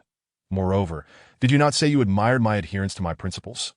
If I were to accept this without merit, would you not look down upon me, Yi Xian? Such a gift I cannot accept. At this moment, Suyu wished she could slap herself. Indeed, one must be careful with their words. She had not anticipated that this time she would end up shooting herself in the foot. Chapter 10. Senior sister, lower your voice. There are many people here. Seeing Yi Xian's stubbornness, Suyu chose not to insist further regarding the spirit pear moon fruit. In truth, she only sought to test his resolve, and his refusal was entirely expected. Since you do not wish to accept my treasure, so be it. What are your thoughts on Gu Qinghe and his group? What thoughts? If they wish to play, then I shall accompany them to the END. It seems, Yi Xian, you possess quite a bit of confidence, Suyu replied, nodding slightly. Since you understand that, be cautious that I shall go cultivate now. With that, she transformed into a swift shadow, vanishing into Area 18, leaving behind a lingering fragrance. Yi Xian gazed at her vanishing figure, lost in thought for a long while. Master, can I fully awaken my combat body in this Area 17? While communicating with the source of the Xianluo Purple Thunder, here go unnoticed. Rest assured with my guidance. Concealing your presence will pose no problem. However, I feel the source of the Purple Thunder on the 4th floor may be insufficient. Perhaps you should consider trying the 5th floor. The 5th floor? Yi Xian felt helpless. He lacked the privilege to access that area. The 4th floor it is then. Regardless, he had to give it a try. After Suyu left, Yi Xian entered Area 17, in Area 18. Suyu immersed herself in the gentle purple mist of thunder, rapidly absorbing its energy. The purple lightning illuminated her exquisite features, resembling a fairy within a misty painting. This purple thunder indeed possesses remarkable effects for refining spiritual power and physique. With my cultivation method and the effects of the innate Tao body, I believe I can break through to the peak of the Condensation Dan realm in less than 10 days. And possibly even challenge the King realm before the martial assembly begins. The King realm, a stronghold for the powerful. Only by achieving this can one truly be considered formidable. For this reason, he had not been overly aggressive towards Gu Qinghe earlier. At that moment, his gaze shifted to the adjacent Area 17, landing on the youthful figure undergoing refinement beneath the purple thunder. The cultivation areas of Thundercloud Valley are merely divided by thin veils, lacking solid walls, allowing Suyu and Yi Xian to see each other still. However, each area is cloaked in concealed auras. Yi Xian. What secrets does he hide? In less than 10 days, Yi Xian had directly advanced from the refining body realm to the full completion of the Qi gathering realm. An unprecedented pace within the Zhanyu sect. It seems he has begun to grasp the secrets within himself. The path ahead may very well be smooth sailing. Suyu rested his chin in thought. Realizing that since he had finally encountered Yi Xian, he must find a way to invest in him, if possible. He would also like to uncover the secrets he possesses. Suyu's curiosity about the mysteries surrounding Yi Xian was insatiable, akin to a kitten scratching at his heart. Meanwhile, in Area 17, Yi Xian emerged from his cultivation. Master, what news? No, you must ascend to the 5th floor. Is it truly impossible?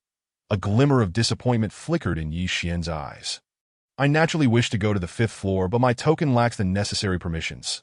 Seemingly sensing Yi Xian's thoughts, Wu Lao reassured him, do not worry. Ascending to the 5th floor is feasible. I can help you conceal your aura, so they will not perceive you. With Wu Lao's affirmation, Yi Xian felt relieved and promptly rose to his feet, eager to ascend to the 5th floor without delay. Before departing from Area 17, Yi Xian couldn't help but glance towards Area 18, yet he did not catch sight of the figure he longed to see. That a hint of confusion crossed his eyes as he stepped out of Area 17. However, just as he exited, Su Yu's silhouette appeared before him. The enchanting maiden placed her hands on her waist, leaning slightly forward, her glass-like eyes blinking at Yi Xian, a hint of amusement dancing across her features. Yi Xian, why are you not diligently cultivating? Where are you headed? Startled by Su Yu's sudden appearance, Yi Xian initially froze. Then, upon noticing the captivating sight before him, his face flushed crimson, involuntarily retreating a few steps. Senior sister, I wish to go to the 5th floor. As soon as the words left his mouth, Yi Xian regretted them, wishing he could slap himself. How could he have been so easily swayed by her presence? The 5th floor, Su Yu's lively eyes sparkled. So, does that mean you have the privilege to ascend? A hint of embarrassment crossed Yi Xian's face. Noted a sly smile flitted across Su Yu's features. So, does this mean you wish to sneak your way up? Yi Xian quickly approached her, putting a finger to his lips in a gesture for silence. Senior sister, lower your voice. There are many people around. Su Yu slightly nodded, leaning closer to Yi Xian's ear. The cascade of her long, dark hair brushed against his neck, igniting a wave of restless longing within him, as if his heart were a wild horse, untamed. What does that junior brother intend to do? Could you perhaps share this with your senior sister? I find myself at an impasse in my cultivation, needing the energy of the 5th layer's thunder attribute to break through. Yi Xian stepped back a few paces. May I accompany you, junior brother? Does senior sister possess privileges at the 5th layer? No. So you waved her hand dismissively. Yi Xian. What does senior sister intend to do up there? What do you think? Naturally, I aim to uncover your secrets and perhaps invest a little. Initially pondering how to invest reasonably in Yi Xian, she was compelled to follow him as he made his way out of Area 17. I too require the energy of the 5th layer for my cultivation. Why not join forces? Fear not, senior sister will not hinder your progress. Yi Xian found himself momentarily at a loss for words. A peculiar sensation stirring within him. Sneaking into the Thundercloud Valley's upper echelons with the most beautiful woman of the Zhanyu sect, he couldn't shake the feeling of guilt akin to betrayal. He genuinely yearned to accede to Su Yu's request. However, his ascent was to awaken the battle body. Accompanying his senior sister would undoubtedly expose a secret. Just as Yi Xian wrestled with his dilemma, Master Wu interjected. Take this girl with you. She might be of assistance. Accompany senior sister on the ascent. Yi Xian pondered for a moment before daring to ask Master Wu the question that had long lingered in his mind. Master, do you believe senior sister Qing Yi truly cares for me? Chapter 11. The essence of Xian Luo Purple Thunder. After the incident at Shiyangxi, Yi Xian found himself harboring some reservations regarding matters of the heart. Mu Qing Yi had no prior connection to him, yet she had repeatedly come to his aid. Leaving him perplexed, he did not sense any romantic affection from her. His lack of entanglement with Shiyangxi stemmed from his indifference. He had always viewed her as a sister. Yet Mu Qing Yi was different. He had to admit that, in an inexplicable way, he seemed to have developed a profoundly unique feeling for her. Thus, he was apprehensive, fearing that her intentions were not pure and that he might face betrayal once more. Should Mu Qing Yi harbor such intentions, he would undoubtedly be heartbroken for quite some time. It is strange, indeed, the old man mused, perplexed by the sheer fortune that has allowed such a captivating beauty to take such an interest in you. That I have lived for countless years, witnessing innumerable events. And I can assure you from my perspective that this girl harbors no intentions of harm toward you. Quite the contrary, she seems more eager than you to see you grow stronger. Does she truly care for me? Yi Xian's eyes sparkled with newfound clarity. Indeed, if I am not mistaken, it is your shared destiny that has brought this about. This girl, much like you, possesses an exceptionally strong fate, which has forged a resonance between you two, prompting her to invest such concern in you. Therefore, even if you were to reveal the secret of the battle body to her, it would pose no issue. That is the case. Yi Xian exhaled deeply, feeling a weight lift from his heart. Thankfully, senior sister treats him sincerely. Since senior sister wishes to ascend to the 5th layer, the junior brother shall certainly accompany her. Thus, having reached a consensus, Su Yu and Yi Xian stealthily made their way up to the 5th layer. Upon entering the fifth layer, Suyu distinctly sensed a vast surge of spiritual power emanating from Yi Xian, enveloping them both. This was the essence of concealment. If they were discovered, they would surely face punishment. Is this his secret? This terrifying spiritual power far surpassed anything my master has ever exerted upon me. Does he possess a hidden advantage? Suyu was not particularly surprised. After all, he was the destined protagonist. Junior brother, where are we headed? Curiously following behind Yi Xian, Suyu inquired that why Yi Xian chuckled lightly. We are heading to the core area of the fifth layer. Senior sister, you must be aware of Xian Luo Purple Thunder. Yes, it is a form of celestial thunder comparable to 8th tier wonders, and it is the reason the Thundercloud Valley aids in cultivation. Naturally, Suyu is aware of Xian Luo Purple Thunder's existence. So junior brother, what do you intend? I wish to harness the essence of Xian Luo Purple Thunder to awaken my constitution, Yi Xian disclosed without reservation. Awaken your constitution. What kind of constitution do you possess? Suyu gasped. The red destiny constitution must be extraordinarily powerful, right? The battle body. Hiss. Suyu inhaled sharply. The battle body ranks 6th on the supreme divine body list of the true spirit continent. Such a constitution emerges once in a millennium. Once fully realized, it is destined to achieve the legendary realm of true gods.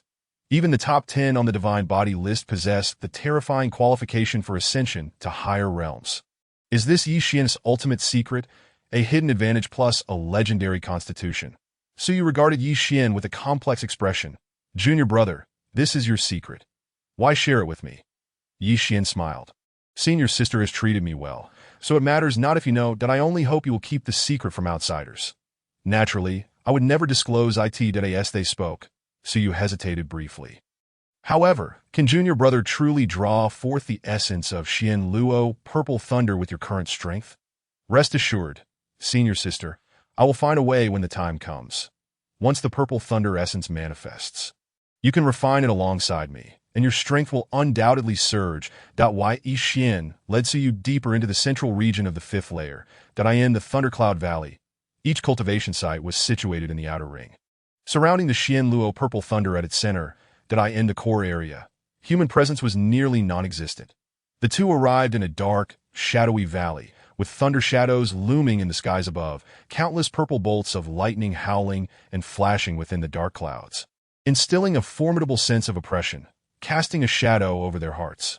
Ultimately, they chose a flat area to sit cross-legged. Soon, the entire valley was enveloped by a tempest of lightning, as pure and dense purple thunder cascaded down. At that moment, Suyu felt as though she were immersed in a realm of purple lightning. Has he truly connected with the essence of Xian Luo Purple Thunder? Observing the scene, Suyu immediately activated the Tai Ling Qian Fa Ju. Entering a state of cultivation, the rich essence of purple thunder continuously surged into both of them, and under the infusion of the purple thunder, Suyu's cultivation began to ascend. With her innate Dao body, Suyu was more attuned to the energies of heaven and earth than other constitutions, allowing the Xian Luo Purple Thunder essence flowing into her to be far more abundant than that of Yi Xian. Half an hour later, her cultivation bottleneck shattered. She had reached the pinnacle of the Dan condensation realm. Suyu had finally broken through to the pinnacle of the Dan condensation realm. Is this the essence of Xian Luo Purple Thunder? Though it was merely a fragment, its benefits were immeasurable to that moment. Her gaze shifted to Yi Xian. Countless golden patterns spread across his body, enveloped in a tidal wave of golden energy, reflecting the Xian Luo Purple Thunder in a dazzling interplay. His aura surged relentlessly, an ancient and powerful force awakening within him. Truly, the battle body is formidable. Its momentum is indeed overwhelming. It seems the old man within him is shielding us from external energies. Otherwise, the consequences would be dire. Do not dwell on such matters. Focus entirely on absorbing the essence of Xian Luo Purple Thunder. Suyu continued her cultivation, and with her breakthrough, the might of her innate Dao body became even more pronounced, akin to a whale swallowing the purple thunder of heaven and earth. However, not long after, the thunderclouds above began to stir, the sound of dragon roars resounding. Countless destructive bolts of lightning converged toward the depths of the valley. Master, what is happening? Even in the depths of awakening, Yi Xian's attention was captured. Master Wu's tone turned grave. This girl is peculiar. I never anticipated she not only possesses an innate Tao body, but has likely cultivated a divine-level technique as well. Her speed in absorbing the purple thunder essence is astonishing, creating a momentum that is too vast due to your battle body, triggering a backlash from the higher-tier Xian Luo purple thunder. It now seeks to forcibly interrupt the loss of its essence and mete out punishment upon you both. Punishment? I'm still awakening my constitution. Will this affect me and senior sister? Yi Xian's expression changed. What do you think? Boom. The purple sea of thunder began to spread, lightning flashing in the clouds, enveloping both Su Yu and Yi Xian simultaneously. Chapter 12. Constitution Awakening, the blood-stained white garment. This is bad. Boom! The first bolt of thunder rapidly coalesced, a frenzied purple lightning striking down upon Yi Xian. The crimson lightning surged through Yi Xian's skin, no longer amplifying his physique and spiritual power, but transforming into harm. Struck by the lightning, Yi Xian felt a surge of energy and blood within him. The first bolt of lightning had little effect on Su Yu, but her cultivation was too weak, merely possessing an unawakened divine body. Soon came the second, then the third bolts that be the fourth. His awakening was impeded, coming to a halt. Master, what should we do now? As Yi Xian expelled a mouthful of fresh blood, the fifth bolt of purple lightning struck mercilessly.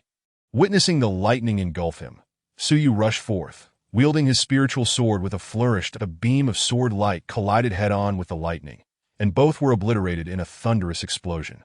Sister Mu Qingyi? Upon witnessing Mu Qingyi's intervention, Yi Xian was filled with extraordinary joy. Junior brother Yi Xian, focus on awakening your divine body. I shall assist you in resisting the Xian Luo purple lightning's tribulation. She declared, Sister, are you certain? Won't you be harmed? Do not worry, junior brother. I am confident. Disciple, it is indeed permissible for your sister to assist you for a while I exert all my strength to help you awaken the battle heaven body. Once you awaken your physique, the threatening lightning tribulation shall naturally dissipate. Elder Wu explained within Yi Xian. Then I shall entrust this to you. Sister Yi Xian nodded earnestly and began to devote himself entirely to awakening the battle heaven body. Su Yu, too, concentrated on resisting the lightning tribulation. After all, he had already broken through to the pinnacle of the Condensation Dan realm and would not ascend to the King realm anytime soon. So helping his companion withstand the tribulation was of no consequence. Ultimately, this could strengthen his bond with Yi Xian and lay a further foundation for him to become a disciple under Qing Qinzi. The stronger Yi Xian became, the more opportunities he would have for future investment returns. With his current strength, bolstered by a clear sword heart and the innate Tao body, even against a fully realized king, he would not necessarily be at a disadvantage. With a flourish, the Bai Shui sword was unleashed, and the ethereal sword technique was employed, as Su Yu danced like a vibrant butterfly amidst the resplendent purple lightning. The fierce sword aura clashed against the raging lightning. However, as time progressed, the essence of the Xian Luo purple lightning that Yi Xian absorbed increased exponentially, making the tribulation's power increasingly perilous. The Ta Ling Qian Fa Ju, along with the innate Tao body, erupted in successive bursts of power. Until half an hour had elapsed, the lightning tribulation had reached the threshold of the half-step ascending emperor realm. At this moment, beads of fragrant sweat clung to Su Yu's sword hilt, and the strength in his grip on the spiritual sword waned, accompanied by labored breaths. Feeling utterly drained, this guy still hasn't awakened at this rate. I might perish from exhaustion before he does. Su Yu lamented, regretting his investment. Boom. Just as Su Yu took a brief respite, a churning sea of purple lightning surged, and a Tianzhonglong lightning dragon roared above Yi Xian, bearing its blood-soaked maw as it lunged towards him. Su Yu reacted swiftly. His figure flickering as he appeared before Yi Xian, he unleashed the ethereal sword intent, empowered by the innate Tao body. Colliding with the lightning dragon, Su Yu spat a mouthful of blood onto his white robes, staining them with a striking crimson. His form was hurled backward, crashing heavily to the ground. Sister! Amidst the myriad of intricate golden patterns, Yi Xian's eyes turned crimson at this sight, and he began to lose control. Calm down, Yi Xian. You cannot afford to be distracted now. Otherwise, all your efforts will be in vain. Sensing Yi Xian's turbulent emotions, Elder Wu bellowed, exerting a dominating force that temporarily quelled his agitation. Master, please save her. Save Qingyi. Witnessing Su Yu wounded by the lightning tribulation, his heart ached with a pain more profound than any he had ever experienced. Alas, I cannot reveal my identity. Otherwise, it would bring calamity upon you. Moreover, if you wish to help her, focus entirely on absorbing the essence of the Xian Luo purple lightning. Only then will she be safer. Disciple, it is nearly complete. The battle heaven body is on the verge of successful condensation. Yi Xian suppressed his overwhelming anxiety and began frantically refining the essence of the Xian Luo purple lightning. Outside, after injuring Su Yu with one strike, the lightning tribulation did not relent. Rather, it grew even more formidable.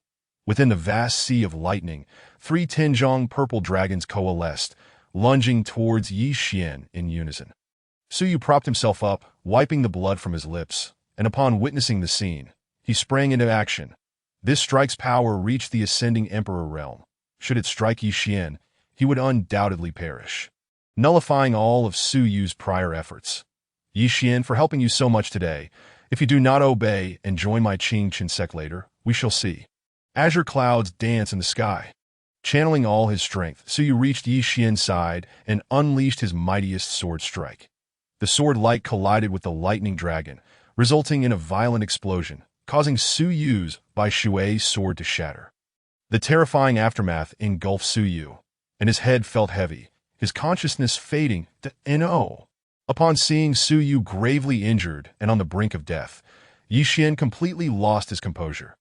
The golden patterns on his body erupted with blinding radiance, and a heavenly beam of light shot straight into the heavens. Ancient golden patterns swirled around him, pouring into his body. Battle heaven body, awaken! Immediately afterward, his cultivation surged forth like a flood breaching a dam. Initial stage of the spiritual sea realm. Mid-stage of the spiritual sea realm. Perfected stage of the spiritual sea realm. Initial stage of the condensation Dan realm. Mid-stage of the condensation Dan realm. Finally, Yi Xian's cultivation leaped to the mid-stage of the condensation Dan realm. Simultaneously, the terrifying phenomenon that abruptly appeared in the Thundercloud Valley stirred the entirety of the Zhanyu sect. What happened? What transpired in the Thundercloud Valley? A golden beam shooting into the clouds? Could it be that some extraordinary treasure has emerged, or has someone achieved enlightenment? In the management pavilion of the Thundercloud Valley, Pavilion Master Jiang Yun regarded Elder Wang Lai below with suspicion. Wang Lai, you usually manage the Thundercloud Valley. What has occurred inside? Elder Wang Lai replied, Pavilion Master, it appears that a disciple has entered the core area of the 5th layer of the Thundercloud Valley, inadvertently triggering the Xian Luo purple lightning, that a disciple dared to violate the rules and trespass into the Forbidden Zone. Jiang Yun's brow furrowed. What does the golden beam have to do with the Xian Luo purple lightning? Elder Wang Lai lowered his head, stating, I do not know. The duty elders have already entered to investigate, that I believe we will soon receive news that I hope nothing unexpected has occurred. Jiang Yun sighed softly. In the core area of the 5th layer of the Thundercloud Valley, once Yi Xian awakened his physique, the essence of the Xian Luo purple lightning ceased to be absorbed and began to dissipate.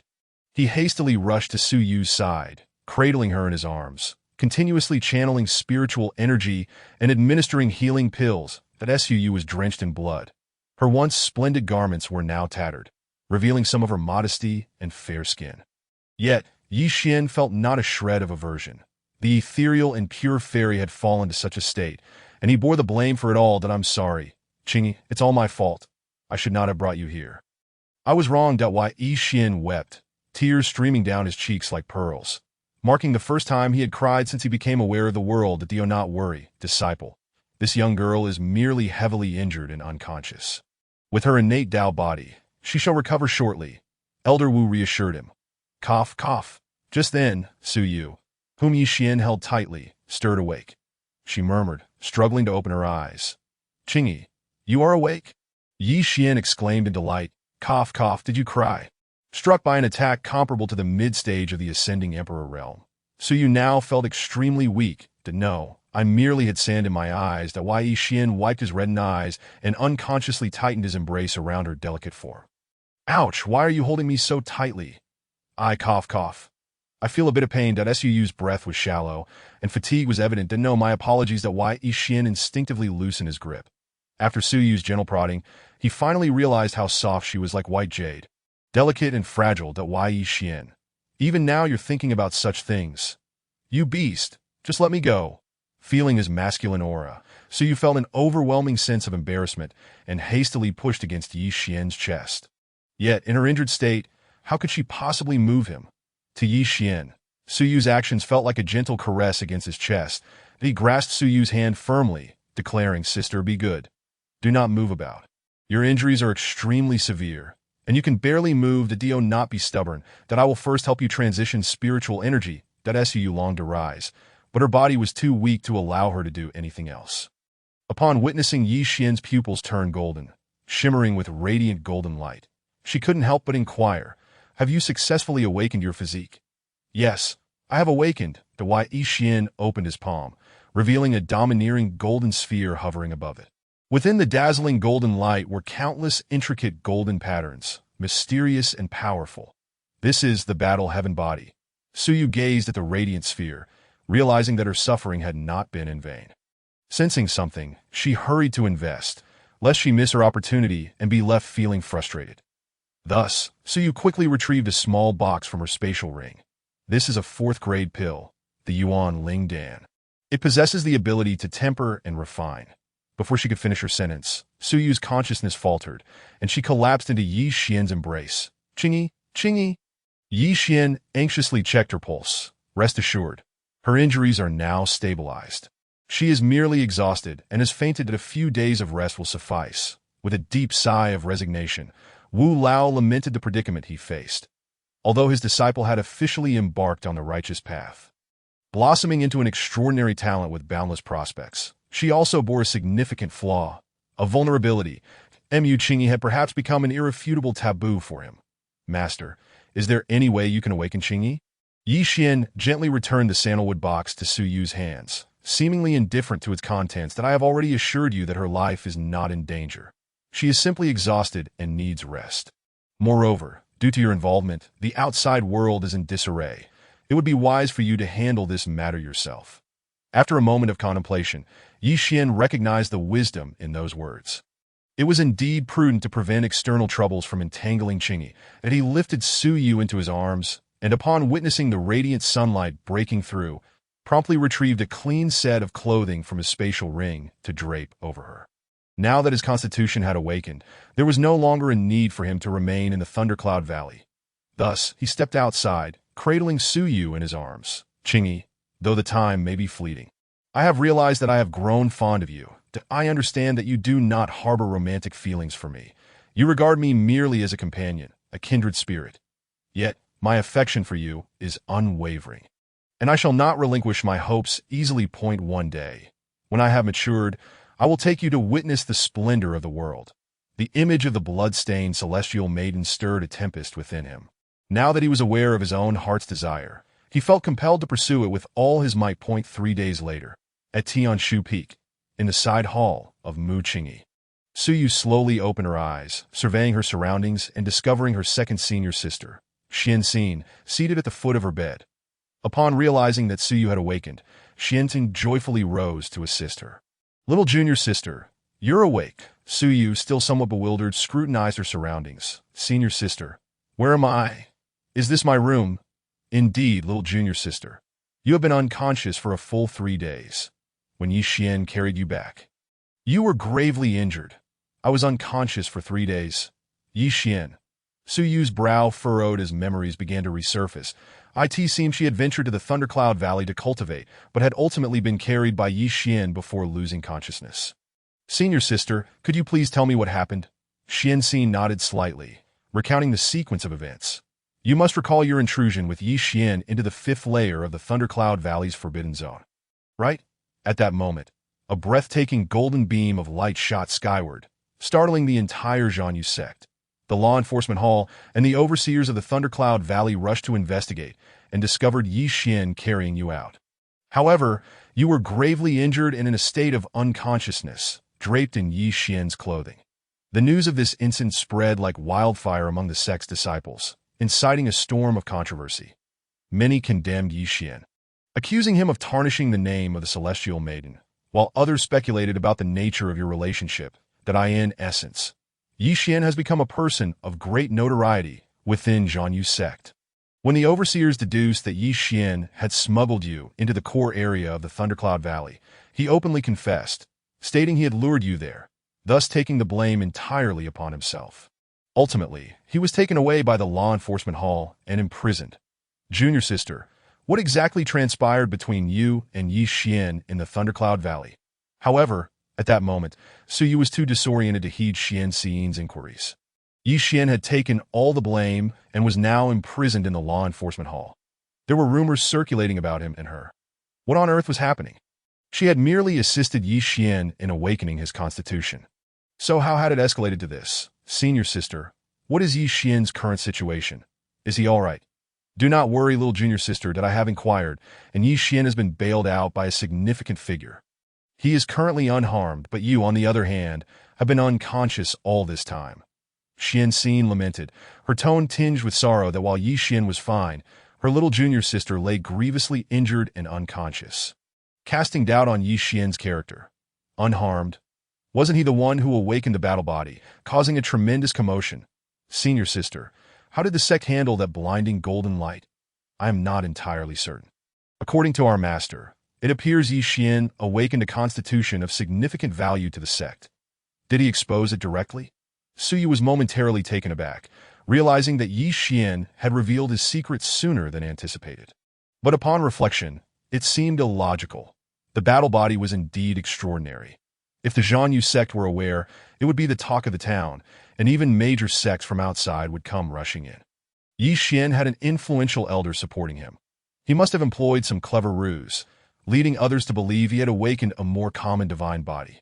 The more she pondered, the more plausible it appeared. Chapter 14. Alone together, damn it. Su Yu exclaimed in frustration. After all the turmoil, it seemed Yi Xian had profited immensely. Not only had he awakened the divine body, but he had also gained the sect's favor, catapulting his status and strength. Meanwhile, she had merely sought to invest in him, only to find herself grievously injured and unconscious, with nothing to show for that it was a case of losing both her fortune and her well-being. No, she had nearly lost herself in the bargain. Su Yu felt as though the sky was collapsing around her. She recalled that just before losing consciousness, she had gifted Yi Xian a 4th-grade elixir. But it appeared that it had not reached him after all. That scoundrel. Yi Xian, how dare you return my gift? The more she thought about it, the angrier she became. Su Yu threw off the covers. Determined to find Yi Xian, little junior sister, what are you doing? You're still injured. Where do you think you're going? Xian Xin immediately intervened. Senior sister, I'm fine now. I just want to find someone. Find someone? Are you referring to Yi Xian? Xian Xin regarded her, a hint of grievance and more than a touch of indignation surfacing on her exquisite face. She was immediately incensed, although her little junior sister was typically reserved. She knew her to be warm-hearted beneath her icy exterior. This display suggested that she had been wronged. Little junior sister, tell me, did that Yi Xian bully you? If he truly has, I will help you take revenge. I can rally support to teach Yi Xian a lesson. Su Yu shook her head.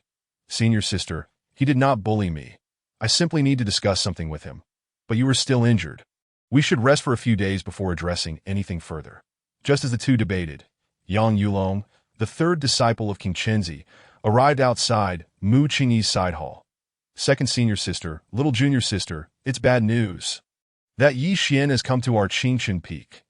Su Yu and Xian Xin exchanged glances, the latter swiftly exiting the side hall. Third senior brother, what does Yi Xian want? Yang Yulong replied, he claims to be looking for little junior sister. He has already reached the foot of Qingchen Peak, but was intercepted by the eldest senior brother. However, I sense that the eldest senior brother is struggling to handle him. What? Even the eldest senior brother cannot manage him. Xian Xin's eyes widened in disbelief, knowing that the eldest senior brother was already half a step away from becoming a king. How could it be that such a formidable figure could not contend with Yi Xian? Did Yi Xian truly awaken some horrifying divine body? Before she could collect her thoughts, 2 streaks of light raced toward the side hall from the horizon. Xian Xin recognized them as Yi Xian and her eldest senior brother, Qiu Hongyun. The two bore contrasting expressions. Yi Xian appeared calm and composed, exuding an air of confidence, clad in a flowing black robe with golden pupils that seemed to gaze down like a celestial being. In stark contrast, Qiu Hongyun followed closely behind, his face ashen, apprehensively eyeing Yi Xian while daring not to act recklessly. Why Yi Xian? How dare you trespass into our Qingqian territory and approach a maideness quarters? Xianxin's tone turned frosty as she confronted Yi Xian. Why Yi Xian, fully aware of her status, gracefully descended before her, clasping his fists in apology. This senior sister, I assure you that Yi Xian harbors no ill intentions. I merely came out of concern for Qingyi's condition. Qiu Hongyun scoffed derisively. What does my junior sister's well-being have to do with you? It is precisely because of your involvement that rumors have spread about her. Your presence will only complicate matters for her. Just like what happened in the Thundercloud Valley, she was grievously injured and unconscious while you were released, and even received a claim. Do you think that is fair? Qiu Hongyun's words ignited the fury of both Xianxin and Yang Yulong. That Mu Qingyi was not only the top of the Jade Fairy ranking, but also their little junior sister, the pride of their Qingqian lineage. This was not merely an injustice suffered by their junior sister. It also cast a shadow over the reputation of their sect. Consequently, they held no goodwill toward Yi Xian. Qiu Hongyun's remark struck Yi Xian like a dagger to the heart, his feelings of pain and regret intensifying. His fists clenched tightly. That I am sorry. Qingyi was indeed injured because of me, and I do not dispute that. However, I vow that such a situation will not arise again. If anyone dares to harm Qingyi in the slightest, they will have to tread over my corpse first. Who cannot speak sweet words? Qiu Hongyun sneered, his disdain evident to his fellow men. He understood Yi Xian's true intentions. He was merely lusting after their little junior sister's body. Despicable.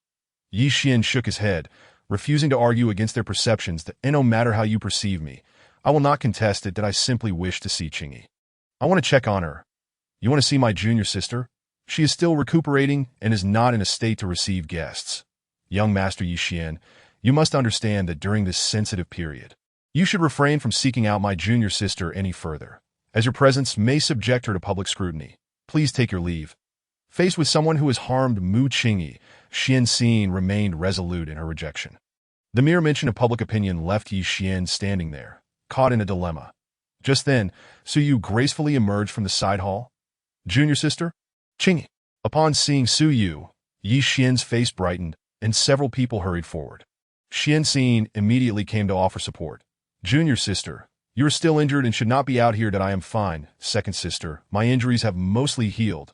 Su Yu replied with a smile, then turned her gaze towards Yi Xian in the distance. Qingyi, are you all right? Have you improved? Su Yu's appearance stirred Yi Xian's emotions. How did you come here? Yi Xian inquired. That I was worried for your safety, so I wanted to check on you. That I had meant to come earlier. But I was confined at that time. That Su Yu's eyes glimmered with something unusual. You, my dear fellow, seem to have taken quite a bit for yourself. Initially, I had intended to confront you, yet here you are, showing up at my door. Fortune favors me. Since Yi Xian has arrived, it is essential for them to converse privately, so she hesitated before addressing Xianxin and the others. Elders, there are some matters I wish to discuss with Yi Xian alone. Xianxin and the others exchanged glances, their expressions shifting to no, junior sister. Your condition is not stable. If this fellow harbors any ill intentions, you would be walking into a trap. Absolutely not. Su Yu sighed in resignation. Elders, this is my own side hall. How could he act recklessly here? Moreover, I trust his character. He would not engage in such behavior. That Yi Xian nodded vigorously in agreement, eager for the opportunity to be alone with Qingyi, free from any distractions. However, junior sister, if he is alone with you, it will undoubtedly affect your reputation. Qiu Hongyun protested, harboring intense animosity towards Yi Xian. Elder brother, he is merely here as a friend to visit me. What is inappropriate about that? Ultimately, yielding to Su Yu's insistence, Xianxin and the others departed. That I end the vast palace. Only Su Yu and Yi Xian remained. Chapter 15. The white crane observing Su Yu's slender frame adorned in a delicate white robe. With only a light outer garment draped over her, Yi Xian felt a twinge of concern. Qingyi, are you truly all right? Su Yu shook her head, signaling him to follow her. Allow me to assist you. Yi Xian promptly stepped forward to offer his support, resting his hand on Su Yu's shoulder. But Su Yu paused, a bemused smile gracing her lips. That my sister had warned me not to let you take advantage of me. Yet here you are, unable to resist. Yi Xian's face flushed crimson, and he quickly withdrew his hand. I was merely worried for you. If you do not wish it, I shall certainly not impose. After I lost consciousness in Thundercloud Valley. What transpired afterward? Not much. After you fainted, I carried you out of Thundercloud Valley. But I heard you were imprisoned in the law enforcement hall for that. So you hesitated for a moment. They did not mistreat you. Did they? Yi Xian puffed out his chest confidently. Doubt, of course not. I was merely detained for a few days before being released. And did they discover your battle body? No, they simply assumed I had awakened an ordinary divine body. The secret of my battle body is known only to you at this point. Yi Xian felt a pang of guilt. Qingyi, after this incident, the external public opinion may bring you inconvenience, but I shall clarify matters at the appropriate time. Rest assured, I will not allow your reputation to be tarnished. Suu dismissed as concerned. It is of no consequence. It is merely public opinion and does not warrant attention. That as she spoke, she led Yi Xian into the hall, instructing him to behave himself while she prepared tea. This was no ordinary tea, but one infused with rare, heavenly materials. Previously, Suyu had intended to invest in it, but his fainting had prevented him from benefiting. Now he was determined to make the most of it, otherwise he would feel unworthy of his life-saving efforts. This was also why he insisted on spending time with Yi Xian, that he had to succeed today. Failure was not an option. Suyu retrieved the spirit pear and moon fruit, directly refining it into the tea. Feeling it was still lacking, he added all the remaining heavenly materials from his spatial ring. Pleased with the fragrant tea he had prepared, Suyu thought, as long as Yi Xian drinks this, I am certain I will directly break through to the king realm. Once he had finished, Suyu poured himself a small cup as well. With both cups in hand, he returned to the hall. Placing the tea filled with heavenly materials before Yi Xian, he gracefully took a seat opposite him. What is this? Yi Xian examined the tea with a hint of apprehension. The color suggests it is not something an ordinary person should consume. The rich fluctuations of spiritual energy, intertwined with various properties, would overwhelm anyone unaccustomed to it. This is tea I brewed for you. Please drink, Suyu said with a gentle smile. Qingyi, is there any way I can avoid drinking this? Yi Xian's expression stiffened slightly. That Suyu, puzzled, asked, Do you find it unpalatable? Do not misunderstand. I typically brew tea for guests. It is just customary. Thus, to you, I am merely an ordinary guest. Is that so? Yi Xian felt a pang of sorrow. Initially, he had believed Qingyi had prepared something special just for him. He desperately wished to hold a unique significance in Mu Qingyi's heart. Yet, he could not voice this sentiment, for he had not yet proven himself worthy. With his head bowed, Yi Xian silently grasped the teacup, lost in thought. Sitting across from him, Suyu watched as his mood visibly darkened. What is happening? Why does he seem so troubled? Something feels off. He was just fine a moment ago.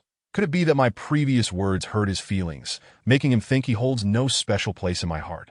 Oh no, I had feared he would overthink things. Yet it seems he truly has. Clearing his throat, Suyu forced a warm smile to Yi Xian. In truth, I seldom receive guests in my side hall. You are the first. Yi Xian raised his head. Qingyi, is this truly the case? Of course it is. Would I deceive you? Realizing the truth in her words, Yi Xian felt a wave of relief wash over him. He lifted the teacup and took a sip, swallowing a seventh of its contents. It was rather bitter. However, his heart felt sweet. Observing this, Suyu realized her efforts had paid off. Qingyi, you dismissed your sisters to be alone with me. There must be something you wish to discuss. Yi Xian inquired curiously, sensing that Suyu had something significant on her mind. This left Suyu momentarily at a loss. Could he truly believe that she merely wanted to share a cup of tea? I am curious about your battle body. After we finish this tea, I would like to witness it if you don't mind. Witness my battle body? Of course, I have no objections. Yi Xian responded with enthusiasm. He knew Qingyi was aware of his secret, and sharing it with her felt acceptable. However, Qingyi, given your current injuries, perhaps we should postpone this discussion. It is fine. We shall proceed this time. Very well. Seeing Suyu's persistence, Yi Xian could only acquiesce, vowing to exercise caution during the demonstration. By the way, seemingly recalling something, Yi Xian retrieved a sword box from his spatial ring and presented it to Suyu's tea table. What is this? This is a gift for you. Your green water sword was broken in Thundercloud Valley, so I arranged for a new one to take a look. Do you like it? Suyu was taken aback, glancing at Yi Xian in surprise. She had not expected him to possess such thoughtful consideration. Her green water sword had only been broken for 3 days. Unfazed, she opened the sword box. There, resting on a special fabric, lay a silver-white, 3-foot-long sword. The blade was adorned with intricate patterns, resembling a soaring white crane. The entire sword was both lightweight and sharp, clearly designed for a woman. The aura emanating from it indicated that it was a 6th-tier spiritual weapon. White crane, Suyu gently caressed the blade, marveling at its sharpness and smoothness that on the hilt, the words white crane were inscribed. She was astonished that Yi Xian, with his current capabilities, had managed to present her with a 6th-tier pinnacle spiritual weapon. Yi Xian, this gift is far too extravagant. Yi Xian gazed at Suyu with warmth in his eyes, his golden pupils radiating a softness that could melt glaciers. Qingyi, in comparison to your life-saving assistance, what significance does this 6th-tier spiritual weapon truly hold? I promise you, when I become a formidable figure in this world, I shall grant you the most powerful and exquisite divine weapon, a promise I have made to you. Observing the youth's self-assured demeanor, radiant with vitality and ambition, a hint of astonishment coursed through Suyu's heart. Goodness, it is no wonder that most women are enamored with sweet words and romantic confessions. This nearly swayed Suyu's heart. Moreover, the words of Yi Xian hold great potential for realization. System, if I accept this sword, will it negate the resources I have invested? It will not, for the losses incurred during the investment process are causally linked to the investment object. Hence, such gifts will not have a nullifying effect. That is reassuring. With the response received, Suyu felt a sense of relief. Since this was a gift, and a 6th-tier one at that, there was no reason for her to refuse. Especially considering that Yi Xian owed her. Accepting it, she felt no discomfort. Thus, she readily replied, I shall accept this gift. I am glad you like it. Yi Xian rejoiced inwardly that he had anticipated that Qingyi would refuse, and he would have to persist stubbornly, yet he was pleasantly surprised by her ease in acquiescing. Chapter 16. Sister, I am fine. I merely had a spar with him and feel rather good. Yi Xian declared as he downed the tea set on the table in one swift gulp. Instantly refining the energy within, Yi Xian's aura surged dramatically, propelling his cultivation to the latter stage of the condensation pill realm. Simultaneously, a transcendent voice resonated in Suyu's mind. Ding, congratulations, host. Your investment has been successful. Investment resources: spirit pear moon fruit, ice grass, jade orchid spirit flower, illusory spirit mushroom. Investment object: Yi Xian Crimson Fate. Rewards are now being issued. Ding, due to the perilous investment fluctuations, a random critical hit reward has emerged. Ding, congratulations, host. You have obtained a 5th-grade elixir, the Extreme Spirit Pill, 5th-grade Heavenly Materials, the Azure Essence Milk, 8th-grade Sword Technique, the Spirit Ice-Breaking Sky Sword, and Celestial Spirit Energy. Here it comes, finally. After numerous trials, the investment has come to fruition. Yet he had not anticipated that this time a critical hit would manifest. Goodness, an 8th-grade sword technique is comparably powerful to the sacred Tao realm. And what is this celestial spirit energy? Celestial spirit energy, the very name exudes an air of prestige. Qingyi, do you not wish to see the legendary battle body? Shall we go and test it now? Yi Xian asked with a smile. Certainly, Suyu replied eagerly, her gaze fixed on Yi Xian as though he were an extraordinary treasure, but he was certain that if Yi Xian could become his junior brother, it would not take 2 years for him to ascend to true divinity. He is a gem that must be bound to the Qing Qin sect. Under Suyu's intense scrutiny, Yi Xian felt a slight flush creep upon his cheeks. What is happening? When he gifted the white crane earlier, Qingyi's emotions were not so pronounced. Why does her gaze now burn with excitement and even a hint of possessiveness? Could it be?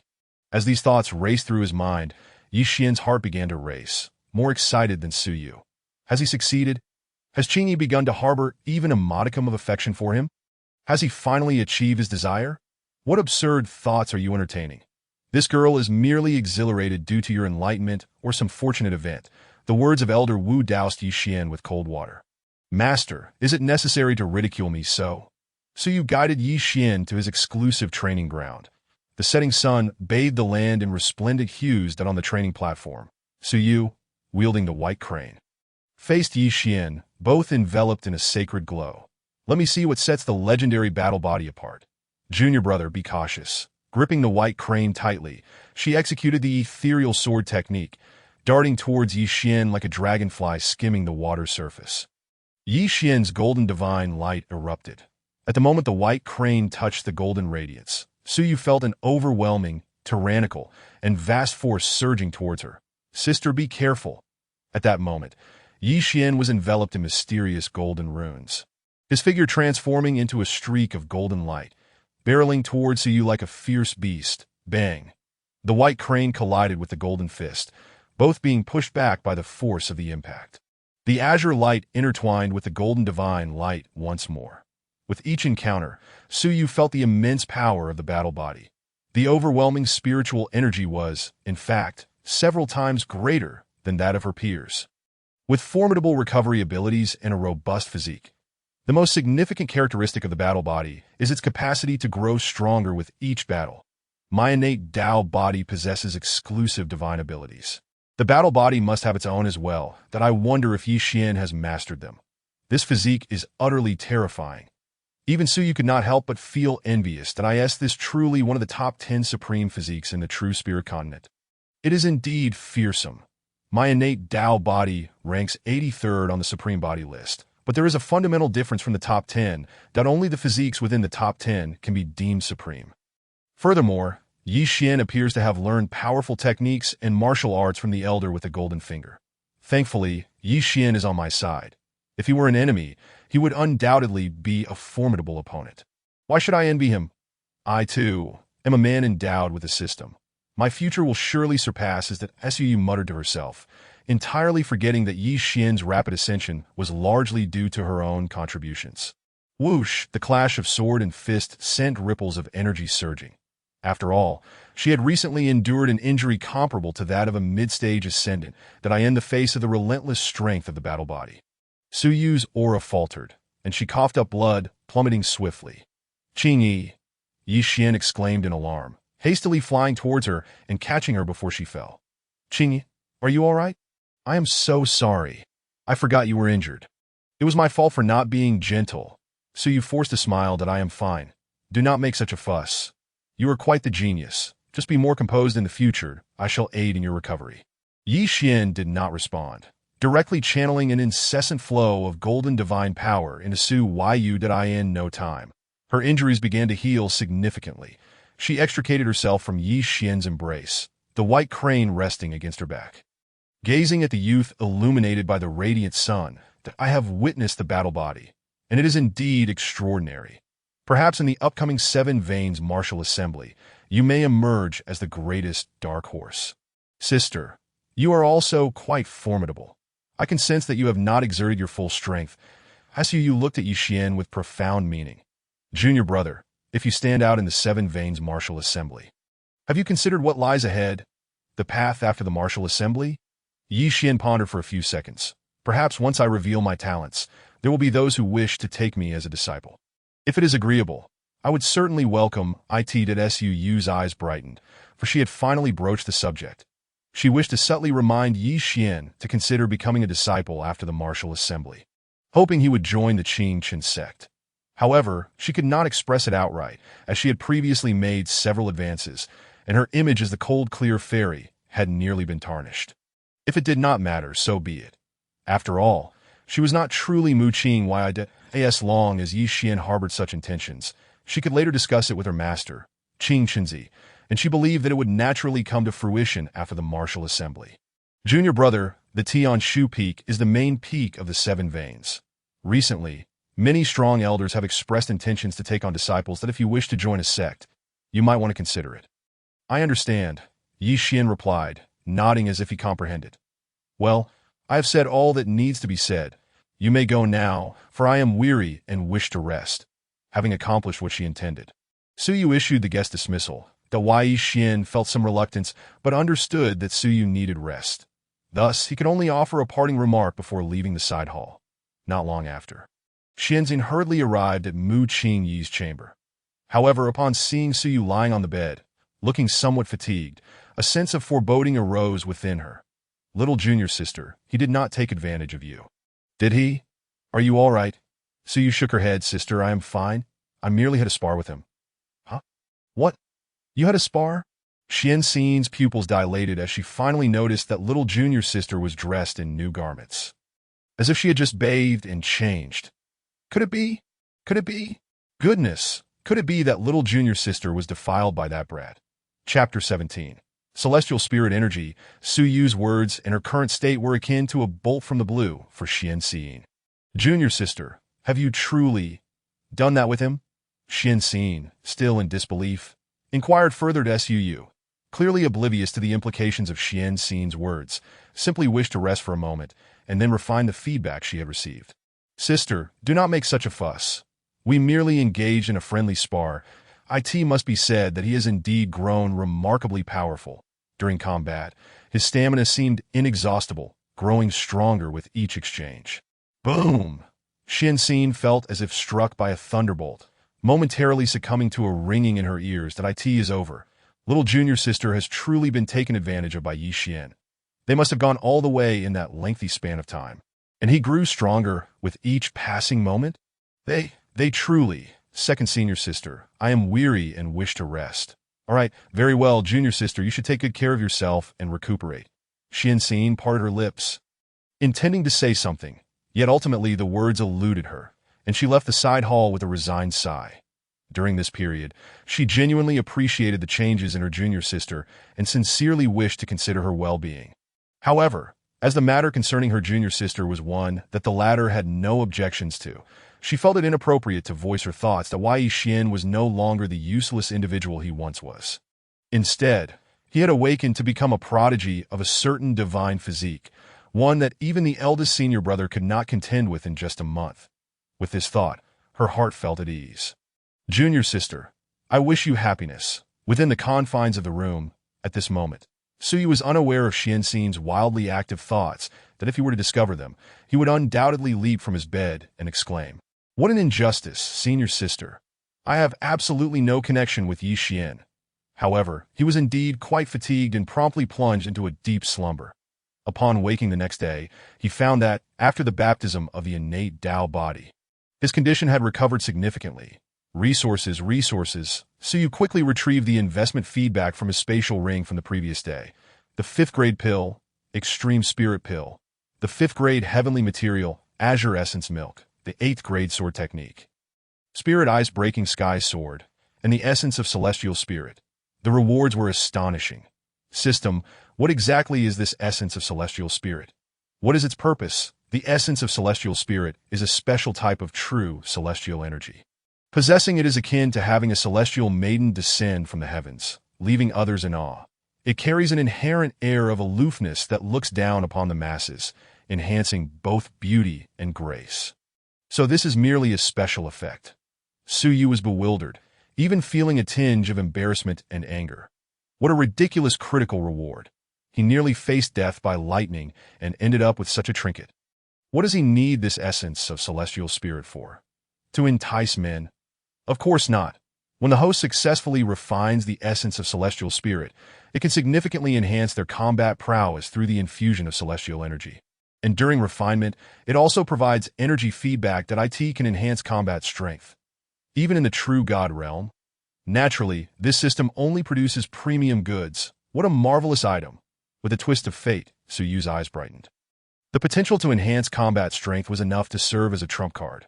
First, I shall absorb and refine this exquisite extreme spirit pill and azure essence milk. Once I have absorbed them, I should be able to break through to the king realm.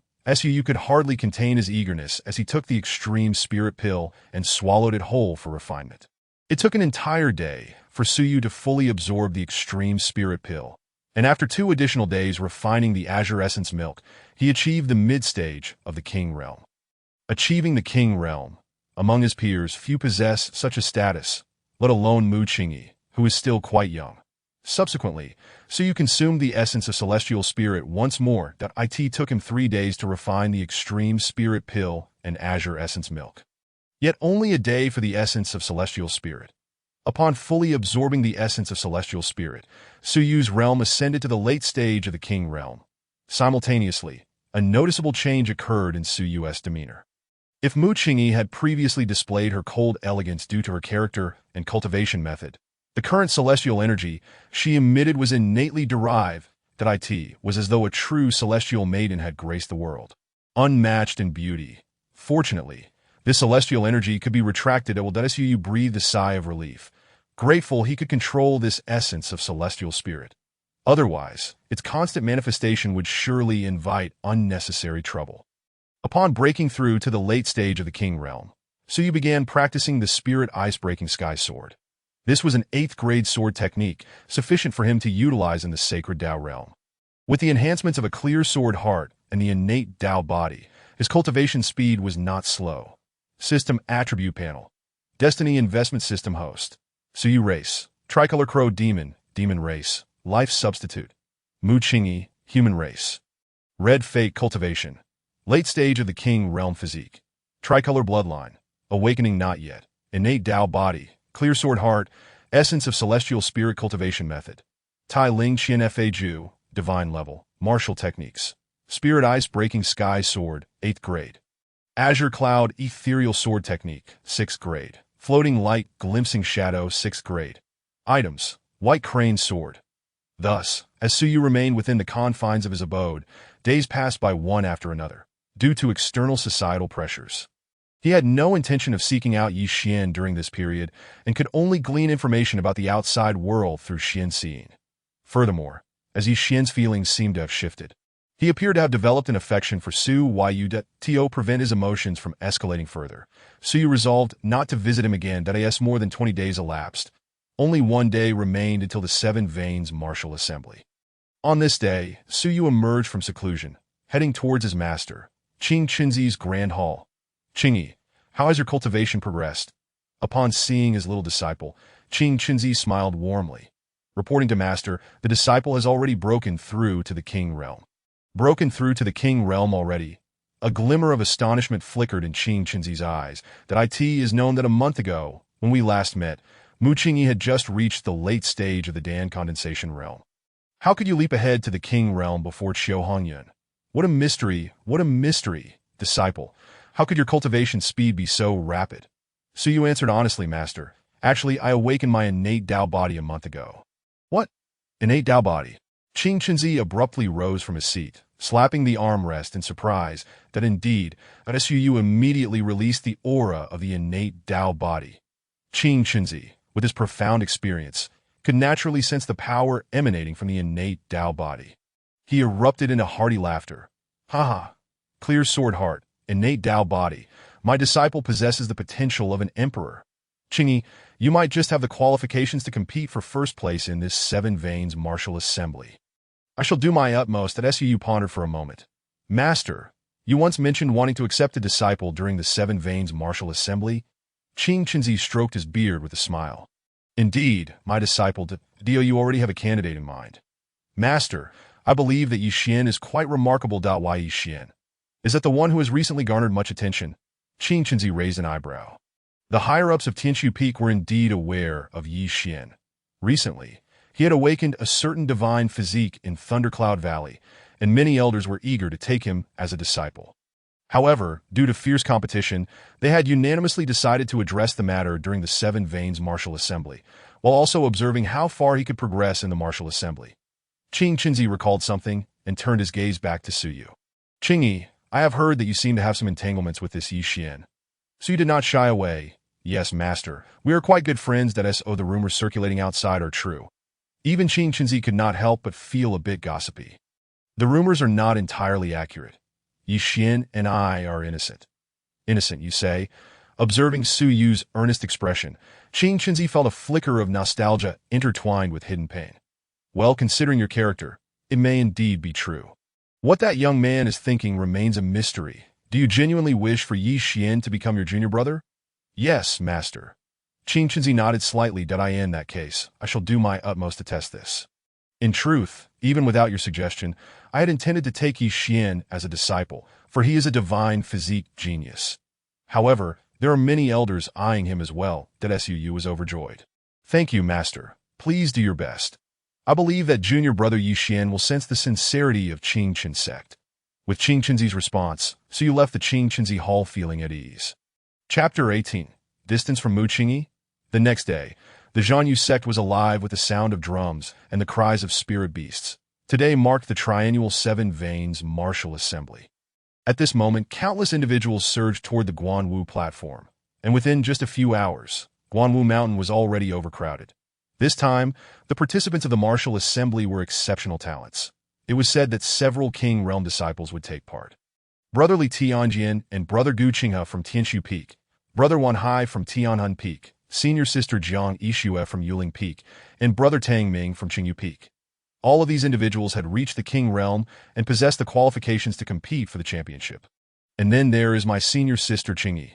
Senior Sister Qingyi is a swordsmanship prodigy. Her mastery of swordsmanship surpasses even that of Brother Tianjian. Among the disciples of Zhanyu sect, her talents are indeed among the very best. Though she is still relatively young compared to these others. By the way, speaking of Senior Sister Qingyi, what of Yi Xian? I have heard that he has some unclear and ambiguous relationship with Senior Sister. Do not slander my Senior Sister. She has not had any contact with Yi Xian these days and has not made any appearances. The rumors have already been dispelled. Yi Xian, that fellow has also become quite a figure.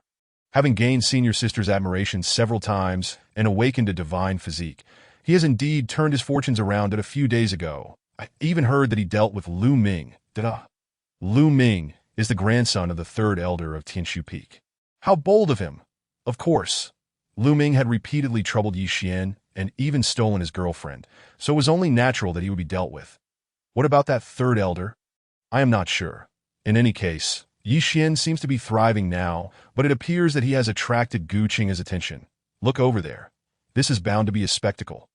Brother Gu Qinghe? Why is he seeking trouble with Yi Xian? It appears that Lu Ming's sister, Lu Qilu, is currently involved with Gu Qinghe, and with Lu Ming being incapacitated, he is bound to intervene. Lu Qilu. She is the enchanting beauty ranked 4th on the Jade Immortal list. In the candidate area of the Tianshu Peak disciples at this moment, Yi Xian stands alone, confronting several true disciples of Gu Qinghe. Why Yi Xian? If you were to cripple one of your arms and apologize to Qilu, I could overlook the matter concerning Lu Ming. Jiyu Qinghe, with his arms crossed and an air of haughty superiority, gazes down at Yi Xian. Yet, Yi Xian remains calm and composed, a mocking smile gracing his features. Gu Qinghe, you are far too arrogant. You think you can cripple my arm with just a word. Who do you think you are? Beside Gu Qinghe, Lu Qilu, her expression filled with indignation, retorts, you have harmed my brother's cultivation. Shouldn't you face the consequences? Yi Xian scoffs. What a joke. He has been the one provoking me from the start. We had originally agreed to settle our grievances at the martial competition, yet just days ago. He brought people to trouble me, that if it weren't for the sect's prohibition against disciples fighting, he would have faced far graver repercussions than merely losing his cultivation. Gu Qinghe intercepts Lu Qilu. Yi Xian, do you believe that awakening a divine body grants you the audacity to look down upon everyone? Some matters require more than mere talent. Arrogant. Are you speaking of yourself? Is your confidence derived solely from your late-stage Wang realm status? Since you are so eager for revenge, let us meet on the competition stage. We shall see who is stronger. Yi Xian, not wishing to engage in further banter, directly issues a challenge. Very well, you have said it. At that moment, a cold-eyed young man, carrying a long sword, strides toward them. That he is merely 30, handsome in appearance, dressed in elegant white attire, yet the fierce sword aura emanating from him demands attention. Look, it's Brother Tianjian. Brother Tianjian is the strongest prodigy of this generation, the direct disciple of the Tianshu Peak Master, possessing late-stage Wang realm cultivation and imperial-level techniques, making him the most likely contender for the championship. What brings him here? Surely, he has come to confront Yi Xian. It is rumored that Brother Tianjian has always held a fondness for Sister Mu Qingyi, and recently, Yi Xian has been seen frequently in her company. Goodness, Yi Xian's situation is dire. First, Gu Qinghe, now Brother Tianjian. Upon seeing Li Tianjian approach, even the proud Gu Qinghe feels compelled to greet him. After all, he is merely at the initial stage of the Wang realm, while Li Tianjian is at its late stage. Brother Tianjian nods indifferently and continues toward Yi Xian. Arriving before Yi Xian, his expression is deep as an unfathomable abyss, leaving others guessing his thoughts.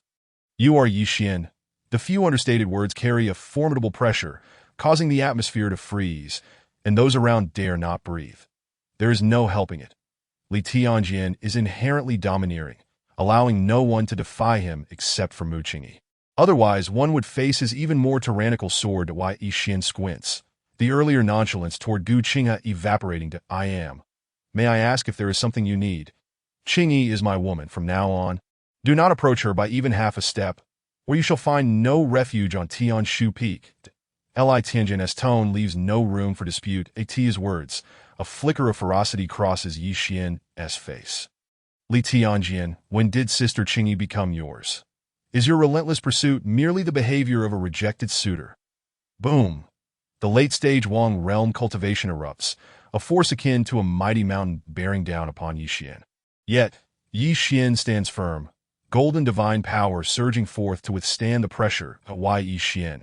You truly possess remarkable courage, unaware of the meaning of death that I have warned you to keep your thoughts away from her. Yet you chose not to heed my advice that if that is the case, let us meet on the competition stage and see if you can endure until the end. Very well, I look forward to it. Yixian's jealousy is thoroughly ignited. I must also make it clear that I cherish Qingyi. She is the woman I will pursue and protect for the rest of my life, and no one can stop me. Very well. Let us see. Li Tianjian's gaze towards Yixian turns icy to the extreme that he did not expect Yixian to genuinely covet Qingyi.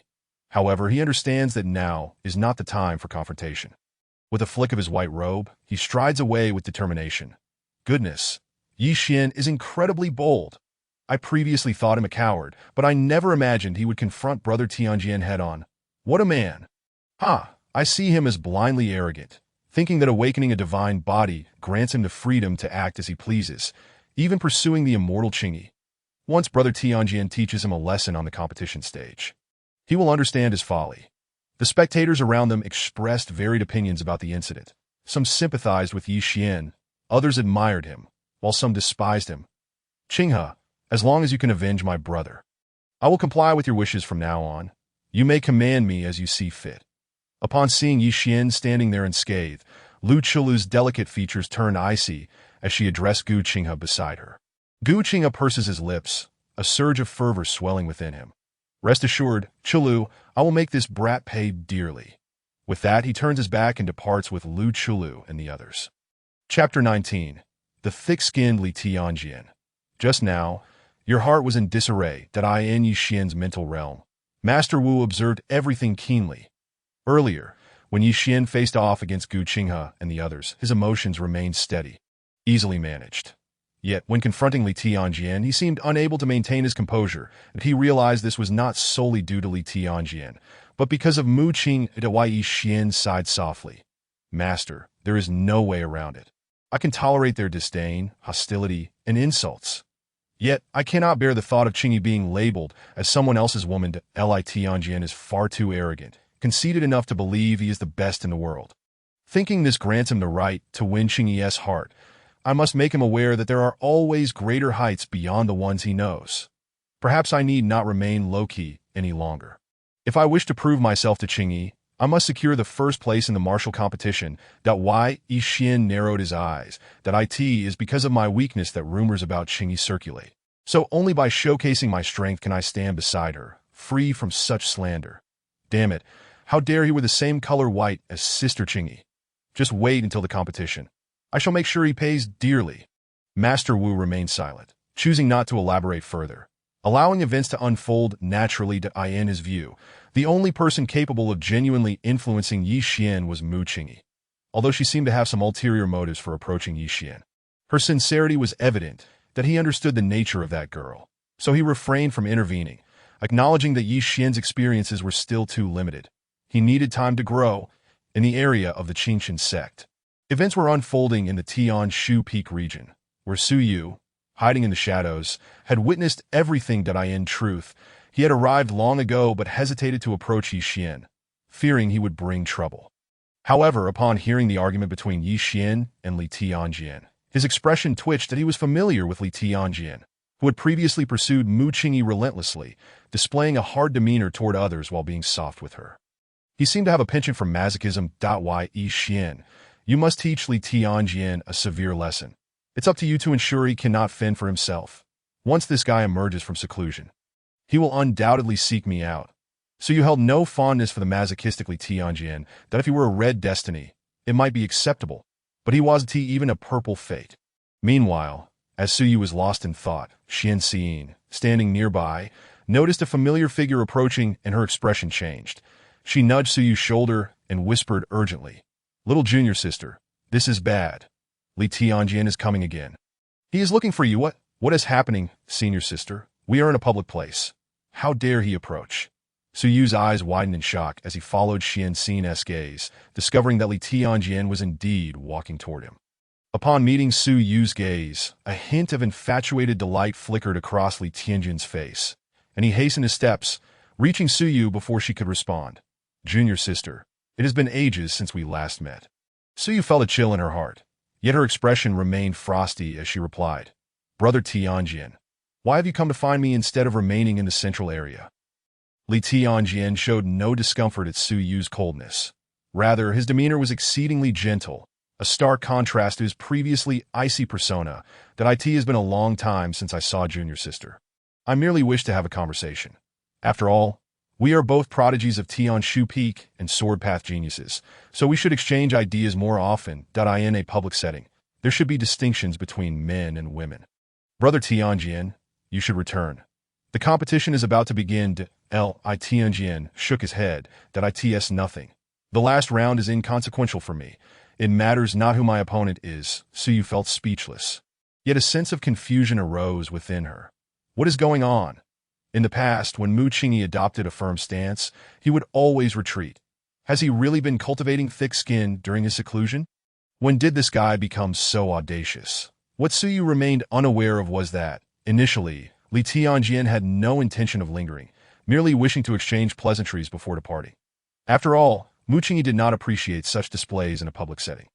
However, the unexpected arrival of Yi Xian compelled him to draw nearer to Qingyi. That he felt an urgent need to make it clear to Yi Xian that Mu Qingyi belonged to him. Upon noticing Li Tianjian's intention to stay, Su Yu glanced at Yi Xian's position and, feeling helpless, rose to his feet. That a sense of trepidation washed over him, fearing Yi Xian might lose control. Thus, he turned to Xian Xin and said, "Senior sister, the competition is about to commence. Let us proceed to draw lots." Xian Xin cast a fleeting glance at Li Tianjian before nodding in agreement with Su Yu. "Very well, junior sister, I shall accompany you." Consequently, she was led away by Su Yu towards the drawing table. Observing this, Li Tianjian promptly stood and followed suit. "Junior sister, I too need to draw lots. Why not let us go together? Not far away." Yi Xian sat cross-legged on an empty platform. Upon witnessing Li Tianjian's persistent attachment to Su Yu, a surge of anger erupted within him, veins bulging on his hands as a flicker of hostility crossed his face. "Li Tianjian, you are courting death." In truth, Yi Xian had arrived earlier than Su Yu. He had seen her upon her entry, but refrained from approaching out of concern that his greeting might cause her unnecessary trouble. However, he was taken aback by the audacity of Li Tianjian, who stubbornly trailed after Su Yu. Suppressing his rising fury, he stood and made his way to the drawing table. Since Li Tianjian was behaving in such a manner, he could not afford to appear weak. That he must drive Li Tianjian away from Qingyi's side. Even if he remained by Qingyi's side, he would not allow Li Tianjian to succeed. As Su Yu, accompanied by Xian Xin and followed by Li Tianjian, approached the drawing table, they found that it was still not time for the draw. With no other choice, Su Yu could only wait. Given the multitude of disciples participating in the martial gathering, many sought to arrive early for the draw. Observing Li Tianjian's relentless pursuit of Su Yu, a flurry of discussions erupted among the onlookers. What drove Su Yu to despair was that the majority of these individuals, eager to curry favor with Li Tianjian, incessantly praised the pair as a match made in heaven, likening them to an immortal couple. Just as Su Yu felt on the verge of erupting, Yi Xian strode towards them with purpose. Feeling as though he had found a savior, Su Yu rushed to Yi Xian's side, his eyes filled with helplessness, even tinged with a hint of grievance. "Junior brother, you have arrived." Chapter 20. Stealthily invading Yi Xian's residence at midnight, seeing Su Yu's bullied demeanor, an unquenchable flame of anger ignited within Yi Xian. "Senior sister, I apologize for my tardiness. Do not worry. Should this fellow dare to harass you, I will ensure he pays the price." Su Yu nodded slightly. Leaning closer to Yi Xian's ear, speaking in hushed tones meant only for them. Junior brother Li Tianjian has been persistently pursuing me. He has not appeared in months due to his seclusion, but after the martial gathering, he will undoubtedly seek me out once more. Why Yi Xian's golden pupils flashed with a chilling intensity. Rest assured, senior sister, I know precisely how to handle this. After the martial gathering, I will make it so he can no longer bother you. That if Li Tianjian was intent on harassing his senior sister, then he would incapacitate him during the martial gathering. His heart was not one of mercy.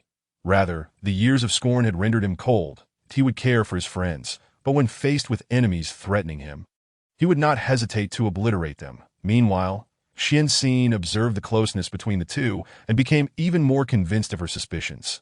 Indeed, the junior sister had secretly pledged herself to Yi Xian. However, this was preferable. Being with Yi Xian was certainly better than being with Li Tianjian. Then on the other hand, Li Tianjian's expression darkened to an extreme upon witnessing Su Yu gravitate towards Yi Xian. Damn it! Could it be that the rumors circulating outside are true? This brat truly has a connection with Qingyi? No! Impossible! With Qingyi's temperament, she would never pay attention to anyone, even if they were somewhat close. It must be due to some circumstance linking them together. That infuriating brat! I had initially planned to let you off during the competition, but it seems I have no choice now. Li Tianjian's heart was shrouded in darkness. Yet, with numerous elders present, he refrained from losing his composure. Thus, he expressionlessly moved to stand beside Su Yu. In this manner, Su Yu found himself flanked by Yi Xian and Li Tianjian, the two men locked in a silent yet palpable confrontation. The air thick with tension. Goodness, is Tianjian and Yi Xian actually vying for supremacy? Mused appear from the Tianshu Peak. One an unparalleled young talent, the other a prodigy with a newly awakened divine body. Clashing over the affections of senior sister Qingyi, it seemed that a fierce battle awaited them on the competition stage. Given that Qingyi was the number one on the Jade Immortal list, it would be best for her to remain uninvolved, regardless of who emerged victorious. Caught in the eye of the storm, so you could hardly endure the escalating tension, but he sensed the thick atmosphere of conflict and felt as though he were in a hellish arena. Restless and uneasy, that he had never anticipated that two men would contend for his affections. The situation felt amiss. He had not expected Li Tianjian to have so many supporters, after all, as the acknowledged strongest prodigy. Yi Xian was not favored by the masses. He certainly did not wish for Yi Xian to lose. Setting aside their investment relationship, he held a far more favorable impression of Yi Xian compared to Li Tianjian. Atop the Grand Martial stage, the leaders of the Seven Peaks and numerous high-ranking elders had taken their seats as they observed the contention between Yi Xian and Li Tianjian. Amusement flickered across their faces. Youth was indeed a blessing, unafraid to love or hate, even in the face of formidable foes. A quality reminiscent of their own youthful days, that an elderly man with white hair stroked his beard and sighed. What do you suppose this Yi Xian has awakened as a divine body? Inquired a beautiful matron from the Yuling Peak, perplexed. Countless high-ranking individuals coveted the owners of divine bodies, yet regrettably, the Yuling Peak only accepted female disciples. According to that little brat, it seems to be the Golden Emperor body, ranked 90 on the Supreme Divine Body list. The Golden Emperor body? Quite impressive. This child's talent aligns well with my teachings. It would only be natural for him to become my direct disciple. How shameless of you, Long. He is my disciple from Tianshu Peak. If he wishes to become a disciple, he should join our Tianshu Peak elders. Not concern yourself with Qingyu Peak. At this moment, the other 6 peaks could no longer remain silent. Elder Bai Xiong, you are clearly being petty. As disciples of the Zhanyu sect, which peak they join should not matter. Fair competition is what matters. Indeed, I believe that young man should choose for himself. Whoever he selects will be his master. The elders debated fervently, recognizing that a divine body, if nurtured properly, would at least reach the Holy Path realm, and they were not about to let such an opportunity slip by. At this time, Qing Chenzi's gaze flickered as he turned to Tianshu Peak's leader, Lin Tian. Peak Master, what do you think of that young man? Lin Tian glanced at him. You need not test me. This matter belongs to the younger generation. They should resolve it themselves. That I too find this young man quite remarkable. Qing Chenzi chuckled, stroking his beard. After all, Li Tianjian was Lin Tian's disciple, and he feared Lin Tian might create obstacles for Yi Xian. Furthermore, his own disciple, Mu Qingyi, had ties with Yi Xian, so he naturally paid him more attention. Lin Tian regarded the contemplative Qing Qinzi and remarked, "Are you considering accepting him as a disciple?" Qing Qinzi nodded gently. "His talent is commendable. I had promised my disciple to take him under my wing."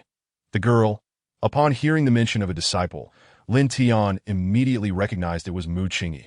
With a sigh of resignation, Lin Tian conceded that from the very beginning, Tianjin had already lost. "Truth be told, I too wish to take him as a disciple, but alas, what do you lament?" "Nothing, just observe," in the candidate area of the grand martial stage. The peculiar atmosphere persisted. Only when the lot drawing commenced did Suyu finally exhale in relief. After the draw, the elder in charge proceeded to announce the rules. Once the rules had been explained, Suyu offered Yi Xian an encouraging word before stepping onto the competition stage. The disciples participating in the martial gathering hailed from all 7 peaks, and the numbers were substantial. Suyu drew number 143. Facing an inner disciple from the body refining peak, a practitioner at the late stage of the Qi condensation realm. His strength was commendable, and had he not encountered a formidable opponent, he could have achieved a respectable rank. However, he was swiftly eliminated by Suyu. Before long, the competition continued. 3 days passed in a blur. 1 evening, Suyu stealthily made his way to Yi Xian's residence. Concealing his presence, he approached the servant peak and quickly located Yi Xian's dwelling. It was a small, somewhat dilapidated wooden cabin situated on a gentle hillside, exceedingly simple. Within 100 meters of the cabin, several other buildings were scattered about, forming the living quarters for the remaining disciples. Suyu's spiritual sense swept over the modest abode, confirming that Yi Xian's presence lingered there. This was where Yi Xian had lived all these years. Surely, it couldn't be this desolate. Suyu understood that Yi Xian was a servant disciple and had endured hardships in the past.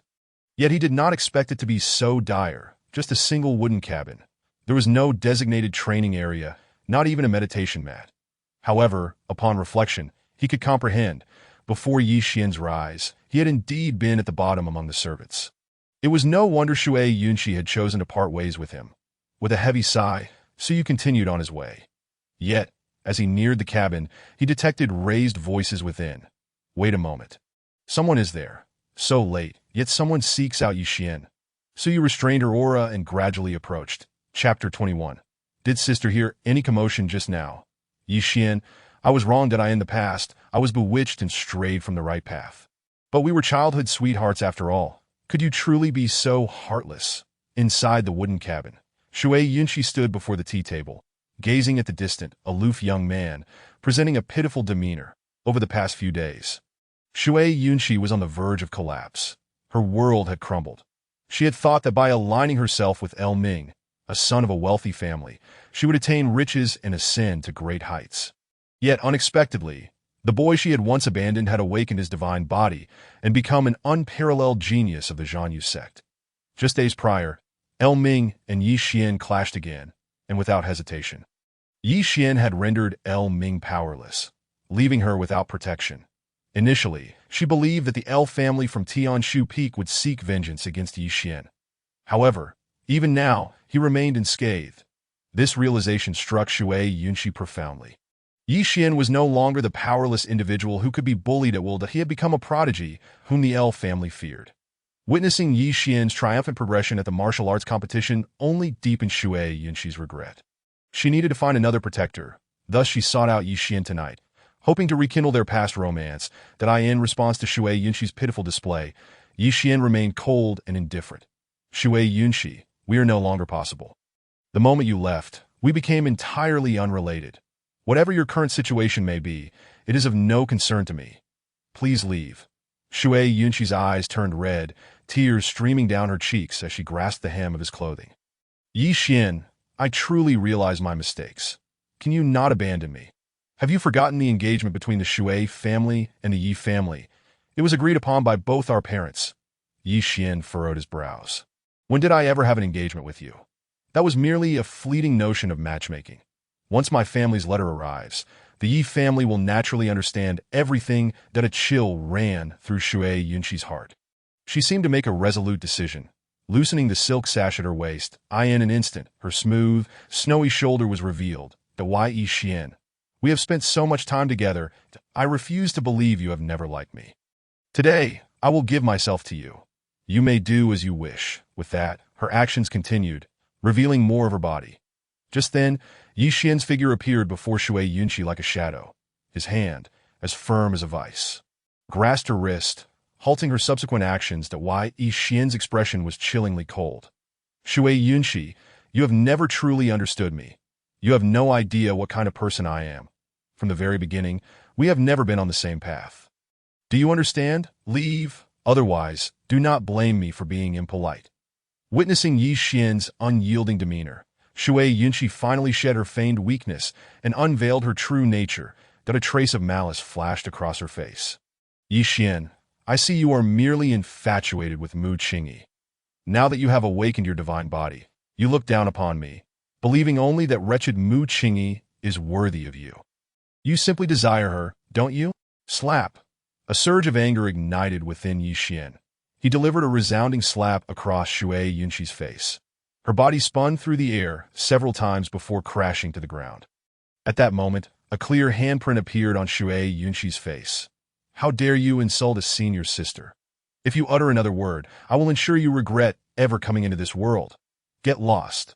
The fearsome expression on Yi Xian's face instilled terror in Shui Yunqi, flooding her heart with dread. She glared at Yi Xian with hatred before finally bursting through the door and leaving the wooden cabin.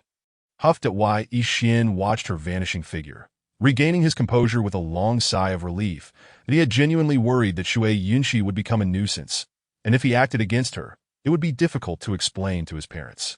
Tap tap. Just as Yi Xian settled down, light footsteps echoed from outside the door, and a shadow was cast upon the doorframe by the moonlight. The white Yi Xian furrowed his brows, recognizing the silhouette as that of a woman. And his patience began to wane, that he flung the door open, glaring angrily at the newcomer. Shui Yunqi, do you truly think I wouldn't dare? Wouldn't dare? Senior sister? Yi Xian was taken aback. He had intended to express his anger. But upon seeing the visitor, he felt as though he had deflated like a punctured balloon. After calming himself, he was astonished to see the figure in white illuminated by the moonlight, that it was indeed Qingyi. His senior sister, what brings you here? Suyu chuckled lightly, gliding past Yi Xian into the cabin. Why is my junior brother so furious? Be careful not to let your emotions get the better of you. Yi Xian discreetly observed that no one was following her, and promptly closed the door. That he approached Suyu, watching her survey the surroundings, and he couldn't help but smile wryly. That my dwelling is quite humble. I hope senior sister does not mind. That Suyu slowly shook her head. Junior brother, now that you have awakened your divine body, why do you still reside here? Yi Xian replied, it's merely a habit. Furthermore, they are completely unaware of my true constitution. For the time being, I cannot fully conceal it to avoid exposure, so I remain here for now. That makes sense. That why Yi Xian led Suyu to the tea table. Rinsed the tea set anew, and brewed a cup of tea. By the way, did senior sister hear any commotion just now? Yi Xian felt a pang of anxiety. If Qingyi heard the last few words Shui Yunqi uttered, he would be in serious trouble. That Suyu looked at him with a puzzled expression. What commotion? I didn't hear anything. Were you hiding a beauty in a golden house?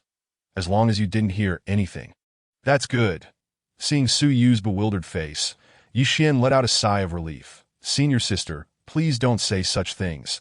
This is hardly a golden house. Besides, who would be interested in me? Then what was that outburst from Shui Yunqi when I just entered? I recall she is your childhood sweetheart, isn't she? Suyu remarked with a teasing smile. That why Yi Xian was drenched in sweat. Senior sister, Shui Yunqi did come to see me tonight, but I sent her away. I assure you, I have no connection with her. Absolutely none. Suyu raised an eyebrow. Junior brother, why are you so flustered?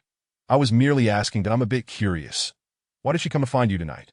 Could it be that she wishes to rekindle a romance now that you are rising in your cultivation? Goodness, with just a few words, you've deduced so much. How am I supposed to respond? Yi Xian felt like crying, forcing a smile that was more sorrowful than tears. Senior sister, that's not the case at all. Please don't jump to conclusions. Did she say anything disrespectful about senior sister? Did she insult you? After all, typically in such scenarios, most would become furious. That Suyu rested her chin on her hand, contemplating seriously. Master, Wu Lao, what is it? Has senior sister been here all along, aware of my conversation with Shui Yunqi? How would I know? I just dozed off for a moment. Did I ask that true? Don't deceive me. What do you mean true or false? Even if that girl knows, so what? Have you really not felt a spark of interest in her? I suggest that in this dark, windy night, with a lone man and woman together in a room, you should just take care of that girl. After all, she has feelings for you. Then you could be with her every day. I refuse. You old lecher. Outside, seeing Yi Xian suddenly fall silent, appearing agitated and slightly flushed, so you couldn't help but pat his face. Junior brother? What is wrong? Yi Xian snapped back to reality. Senior sister, I am fine. I merely thought you were joking, but I didn't expect you to provoke me like this. Suu laughed. That jest was hardly amusing. Yi Xian muttered under his breath. Suu took a sip of tea and began to enter the main topic. Chapter 22. The Challenge of the Jade Immortal Ranking. You likely do not yet know who your opponent is tomorrow, do you? Yi Xian nodded gently. Your opponent tomorrow is Guqing Jiu Qinghe. Yi Xian's golden pupils narrowed slightly. Had he finally encountered him? How about it? Are you confident? The King's Sealing Realm is formidable. Yet if it is him, he is of little consequence. It seems my junior brother is quite assured. But what if you face Li Tianjian? Do you still have confidence? Suyu continued that he possesses extraordinary talent and has trained for a decade longer than us, achieving the later stage of the King's Sealing Realm, alongside the Tian Shu Peak's imperial cultivation method. The Tian Ekandao Fa Ju. Defeating him will not be an easy task. Yi Xian's expression faltered. He was indeed powerful. However, certain matters must not lead me to concede. I absolutely will not lose. So, this matter concerns me. Lu Li's eyes quietly regarded him. Su suddenly realized that Yi Xian was becoming increasingly bent under her influence. They were straying further from the righteous path. So, junior brother, how is your current cultivation? The initial stage of the King's Sealing Realm. The King's Sealing Realm, you say? Even Suyu was astonished by Yi Xian's remarkable breakthrough speed. Goodness, just 20 days ago, he was merely at the mid-stage of the Dan Condensation Realm. No, a month ago, he was only at the perfection of body refinement, and within a mere month, he leaped across 4 realms to achieve the rank of king. How could Gu Qinghe not have garnered his attention? Even Li Tianjian does not intimidate him. With the combat techniques of the battle body and the teachings from his grandfather, he truly might not lose. Truly worthy of the Red Destiny. Truly deserving of the value he places on him. Indeed, his progress is rapid. Seeing Suyu rejoice for him, Yi Xian felt an immense joy within that my ascent to the rank of king is largely due to my senior sister's assistance. One could say that without her, such significant progress would have been impossible. Suu was exceedingly pleased with Yi Xian's acknowledgement, and he inquired further. So, does my junior intend to claim the top spot in this martial arts competition? Perhaps if I defeat Li Tianjian and these other kings, I would indeed be the champion. Yi Xian nodded, for he indeed harbored aspirations of victory. That's so. Suyu's eyes flickered, and he chose not to elaborate further. Junior brother, in fact, I too have achieved the rank of king, that if we encounter one another in the arena, you must not show any mercy. Your senior sister has also become a king. Yi Xian's expression shifted slightly. He was uncertain how he would fare against his senior sister in the arena. Well then, it's getting late. I should be heading back. Junior brother, take care to rest well and strive for the championship. Senior sister, allow me to escort you. The next day, the first match was to decide which of the top 8 would advance to the top 4. It was also Yi Xian's duel against Gu Qinghe. For this, Suyu swiftly dealt with his opponent to observe the duel between the two. On platform 64, Yi Xian and Gu Qinghe stood opposed, and without further ado, they engaged directly in a fierce clash. Feeling the overwhelming power emanating from Yi Xian, Gu Qinghe's expression darkened considerably. Indeed, you have also achieved the rank of king. No wonder you are so arrogant. Gu Qinghe, do you not wish to cripple my arm now? Come and try it. Yi Xian scoffed dismissively that he formed a seal with his right hand, unleashing a resonant roar akin to a dragon. Crashing towards Gu Qinghe, Gu Qinghe raised his long sword, summoning a green light shield to defend. With a resounding boom, Gu Qinghe was sent hurtling back, crashing against the edge of the platform, blood spilling from his lips. Remarkable, such powerful martial techniques. Gu Qinghe gazed at Yi Xian with trepidation. He had originally thought Yi Xian's divine body was the only threat. Yet he did not expect that even a casual display of martial arts from Yi Xian would be so terrifying that I refused to believe this. I broke through to the rank of king before you. Yet my spiritual power cannot compare to yours. Gu Qinghe roared, gathering all his azure energy into his sword, unleashing a fierce sword intent aimed at Yi Xian. Thus, the two exchange blows for several dozen rounds. Showcasing their divine abilities that in a short while, Yi Xian unleashed a dragon seal, sending Gu Qinghe crashing into the ground and creating a massive pit, leaving him gravely injured and unconscious. Yi Xian emerged victorious. Gu Qinghe lost, and utterly so. Though both were at the rank of king, I feel Yi Xian far surpasses Gu Qinghe. It seems he hasn't even utilized his divine body. It appears Yi Xian has truly risen. Henceforth, the moon-slashing sect will certainly have a place for him. But let us not speak too soon. He still has to face senior brother Tianjian, who is at the later stage of the king rank and has mastered imperial-level techniques. As the surrounding disciples witnessed Yi Xian defeat Gu Qinghe with relative ease, discussions erupted among them. Even Gu Qinghe has fallen. In a corner of the crowd, Lu Qilu's expression changed as she looked at the unconscious Gu Qinghe. Gu Qinghe, he is among the few at the rank of king in this competition. She often stayed by his side and knew that his combat prowess was comparable to that of a mid-stage king. Yet, even with such strength, he could not defeat Yi Xian, who even unleashed his divine body. Perhaps my Lu family should not make an enemy of such a person. Lu Qilu sighed softly. The rank of king, he has become so strong? Hidden away in a corner, Shui Yunqi felt a wave of regret wash over her upon witnessing Yi Xian's display of might. Why, after I left Yi Xian, did he reveal such extraordinary talent? Why is it that even Gu Qinghe, this genius, is no match for him? She felt such resentment. If only she had not chosen to leave, she would not have fallen to such depths. There is also Li Tianjian. With Li Tianjian's strength, he will surely be able to defeat Yi Xian that time. He will once again fall from grace. Shui Yunqi shouted in desperation, as if she had found her salvation. Even if any other disciple claimed the title of champion, she would have no objections. But it must not be Yi Xian. Wait for it, Yi Xian. I will personally witness you being defeated by Li Tianjian and losing the woman you cherish most. Shortly after Yi Xian vanquished Gu Qinghe, the other matches concluded. The four finalists were Mu Qingyi from the Tianshu Peak, Yi Xian from the Tianshu Peak, Li Tianjian from the Tianshu Peak, and Jiang Yixue from the Yuling Peak. Jiyu Qinghe, along with Wan Hai from the Tianhun Peak and Tang Ming from the Qingyu Peak, were all defeated by Yi Xian, Li Tianjian, and Jiang Yixue respectively. Following this, the hunt for the top four commenced. The draw took place. Su drew Jiang Yixue from the Yuling Peak, while Yi Xian successfully drew Li Tianjian. This was bound to be an exciting match. Without needing to say more, both Yi Xian and Li Tianjian had boasted before the competition. Meanwhile, Mu Qingyi was the top contender of the UCN ranking, and Jiang Yixue was the senior sister of the Yuling Peak, ranking third on the UCN ranking. Both had also achieved the rank of king, making their duel between the UCN rankings highly anticipated. Speaking of the Yuling Peak, half of the fairies on the UCN ranking are gathered there. It truly evokes envy in others. Chapter 23 Yi Xian vs. Li Tianjian on Platform 2. Mu Qingyi remarked, Junior sister truly possesses exceptional talent. Having achieved the rank of king before even reaching 20 when I was your age, I had barely begun to touch upon the Dan condensation. Gazing at the poised and unparalleled figure of the white-clad sword immortal before her, Jiang Yixue used AT nearly 27 or 28, dressed in a delicate lavender floral gown. She exuded a unique charm. Her beauty was stunning, and her figure was voluptuous and graceful, inspiring countless men's fantasies.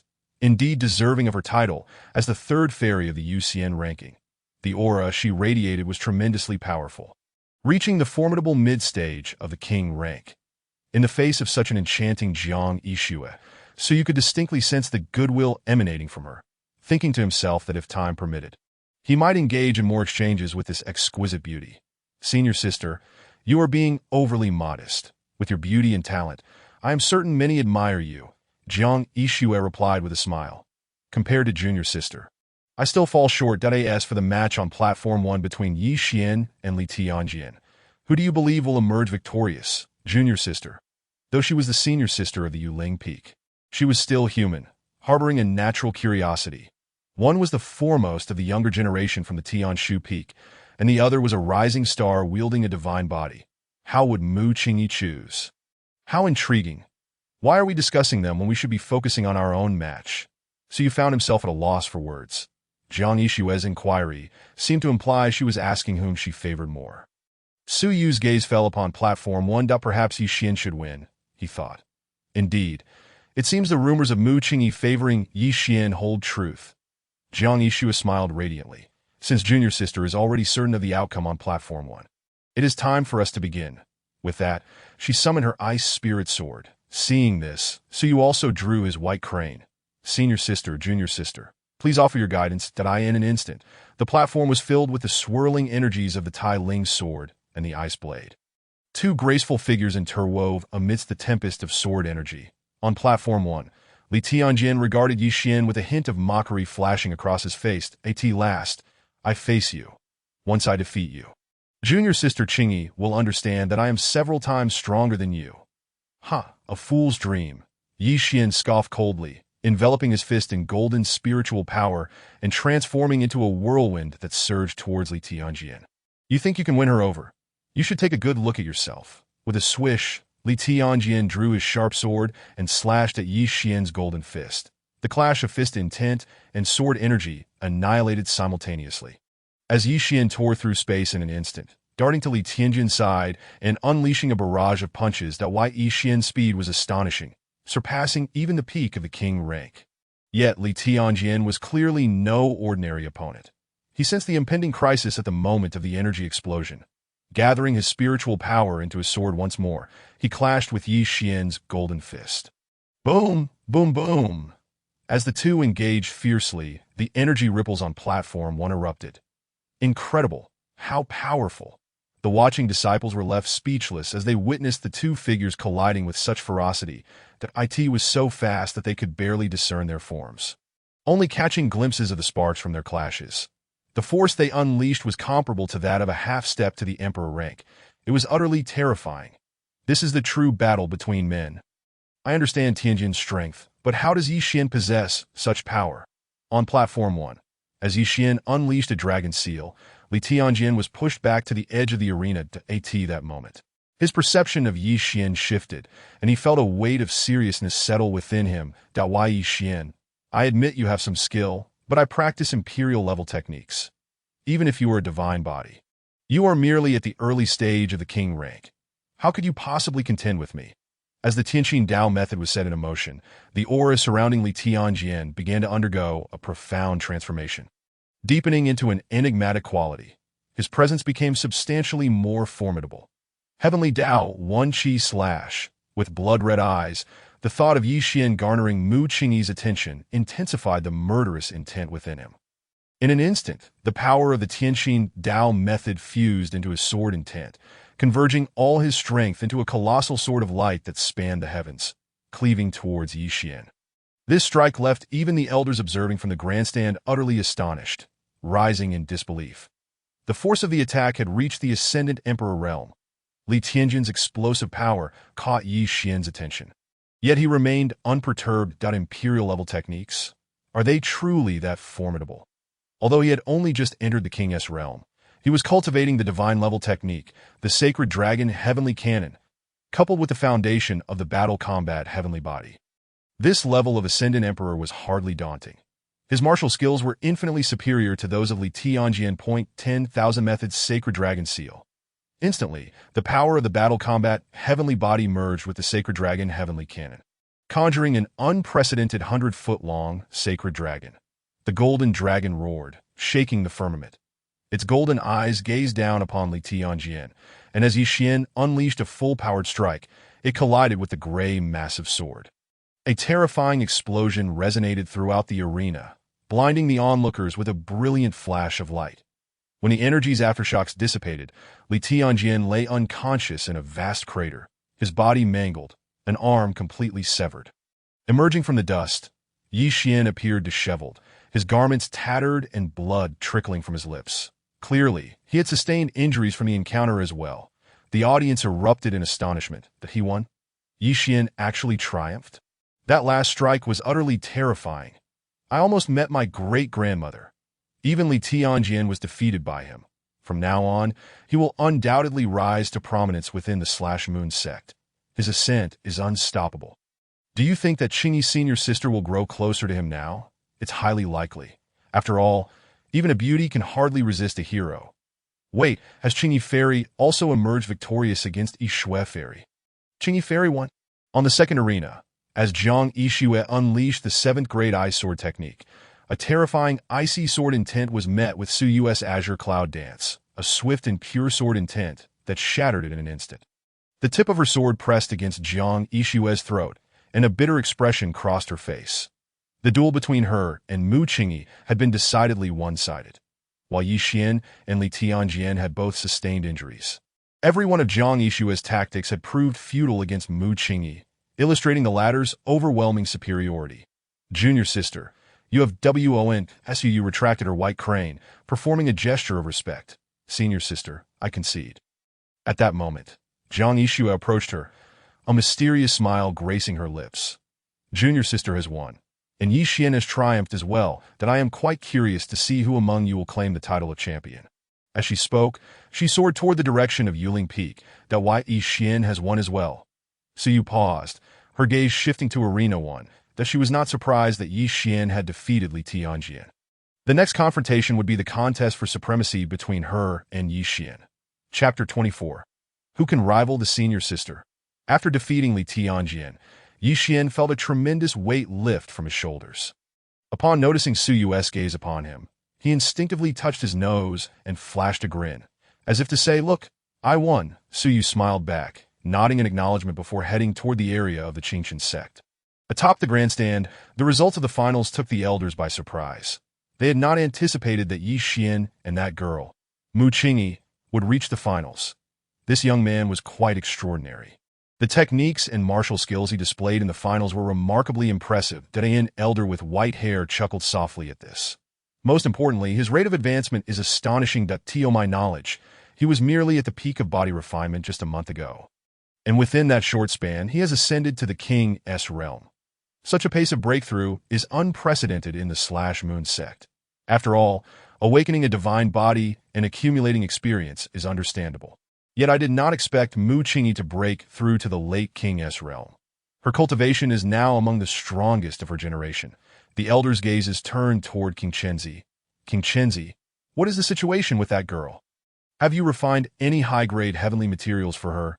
Impossible, King Chenzi retorted, puffing his cheeks in indignation. My disciple, like Yi Xian, has awakened her constitution, a primal Tao body, which accounts for her rapid progress. What a primal Tao body! The crowd gasped in disbelief. The primal Tao body ranks among the top 100 on the Supreme Divine Body list. So, she possesses both a clear sword heart and a primal Tao body. A hint of pride flashed across King Chenzi's face. Indeed, this is my disciple, King Chenzi.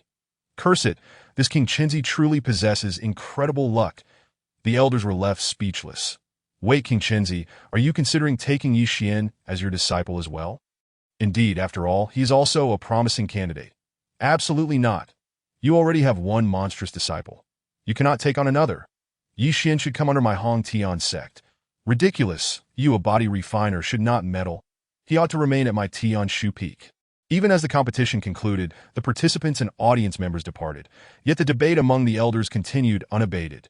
In the evening, within Mu Qingyi's side hall, under the bright moonlight, Su Yu practiced her swordplay in the training ground.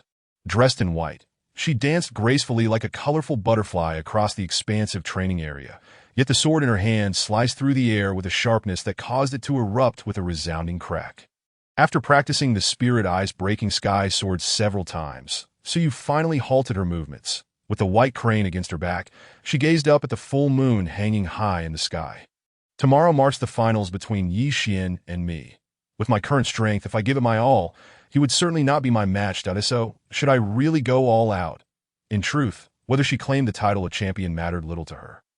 After all, the returns on her investments far outweighed the rewards for winning first place. All she needed was to captivate Yi Xian, to have him become her junior disciple, that if she were to defeat Yi Xian and alter the course of events. Would that not be counterproductive? Thus, for the sake of fostering Yi Xian's growth, perhaps intentionally losing to him to allow him to seize the title of champion would be the wisest choice. The more she contemplated, the more sense it made. Host, you could actually pursue alternative investments. The SUU was slightly taken aback. She had not expected the system to suddenly activate. What do you mean by alternative investments? It refers to non-material investments based on the causal relationship between you and your established target. That be why choosing a target and achieving effective outcomes, you will receive certain feedback rewards. Here, the causal logic between you and the target must align with the truth. Su Yu was bewildered. What on earth? I don't understand. For instance, in your upcoming finals against Yi Xian, you could easily defeat him with your current strength, winning the championship and its accolades. However, by choosing to intentionally lose, you relinquish the prestige and rewards of being the champion, thus granting your established target a victory. This scenario aligns with alternative investments, and the prerequisite for investment is that your clear investment target is Yi Xian. You must possess the absolute strength to defeat him. Your loss to Yi Xian must appear entirely reasonable. This is alternative investment that SUU's understanding deepened, so that's how it works. This is indeed a viable investment. Of course, this system operates on logic. Then I should invest. It seems that losing to Yi Xian is the optimal choice that SUU felt elated.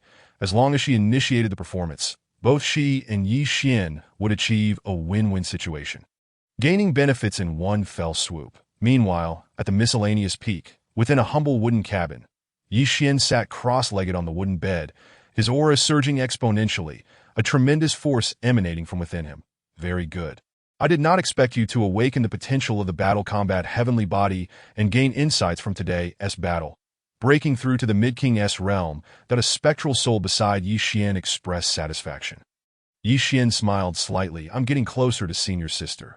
However, upon mentioning Qingyi, his brow furrowed momentarily, as if arriving at a certain decision. Master, I have made up my mind. Tomorrow, I will allow senior sister to win.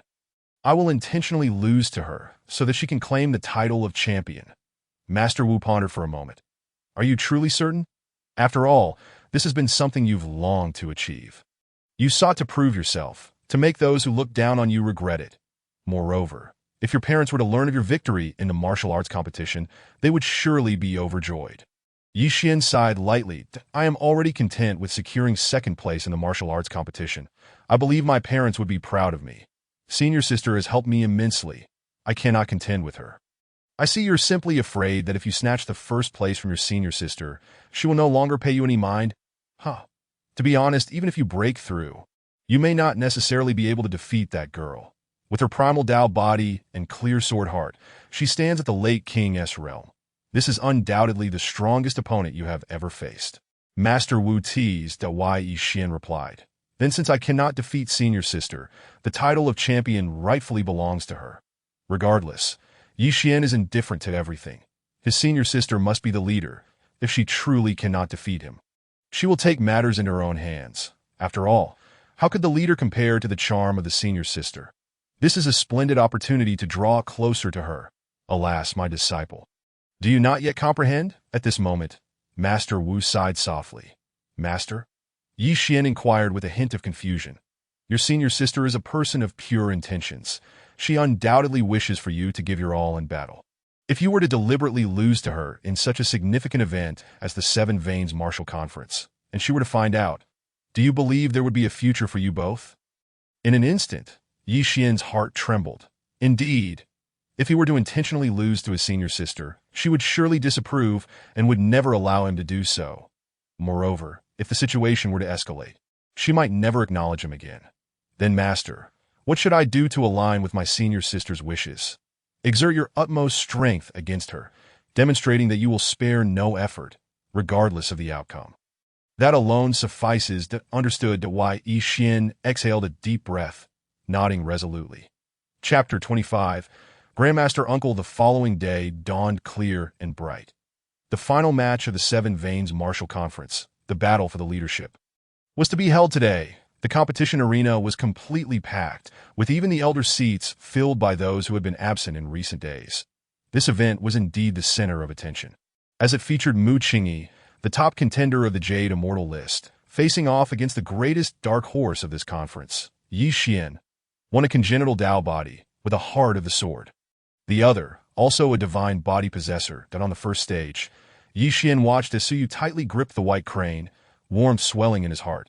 Senior sister, I never expected we would meet on the battlefield. And in the final match, no less that I hope you will not hold back, and can give it your all. Yi Xian nodded earnestly, feeling grateful for his master's guidance the previous day. Otherwise, the consequences would have been dire. Focusing his mind, he clasped his hands in salute to Suyu. Senior sister, please enlighten me.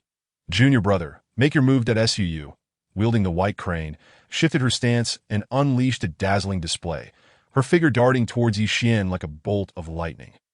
With a fierce sword light descending upon him, Yi Xian remained unperturbed, his palms, as solid as forged iron, thrust forward. Then he flung Suyu away as if throwing a heavy shot put. Sacred Yuan Dominance Fist.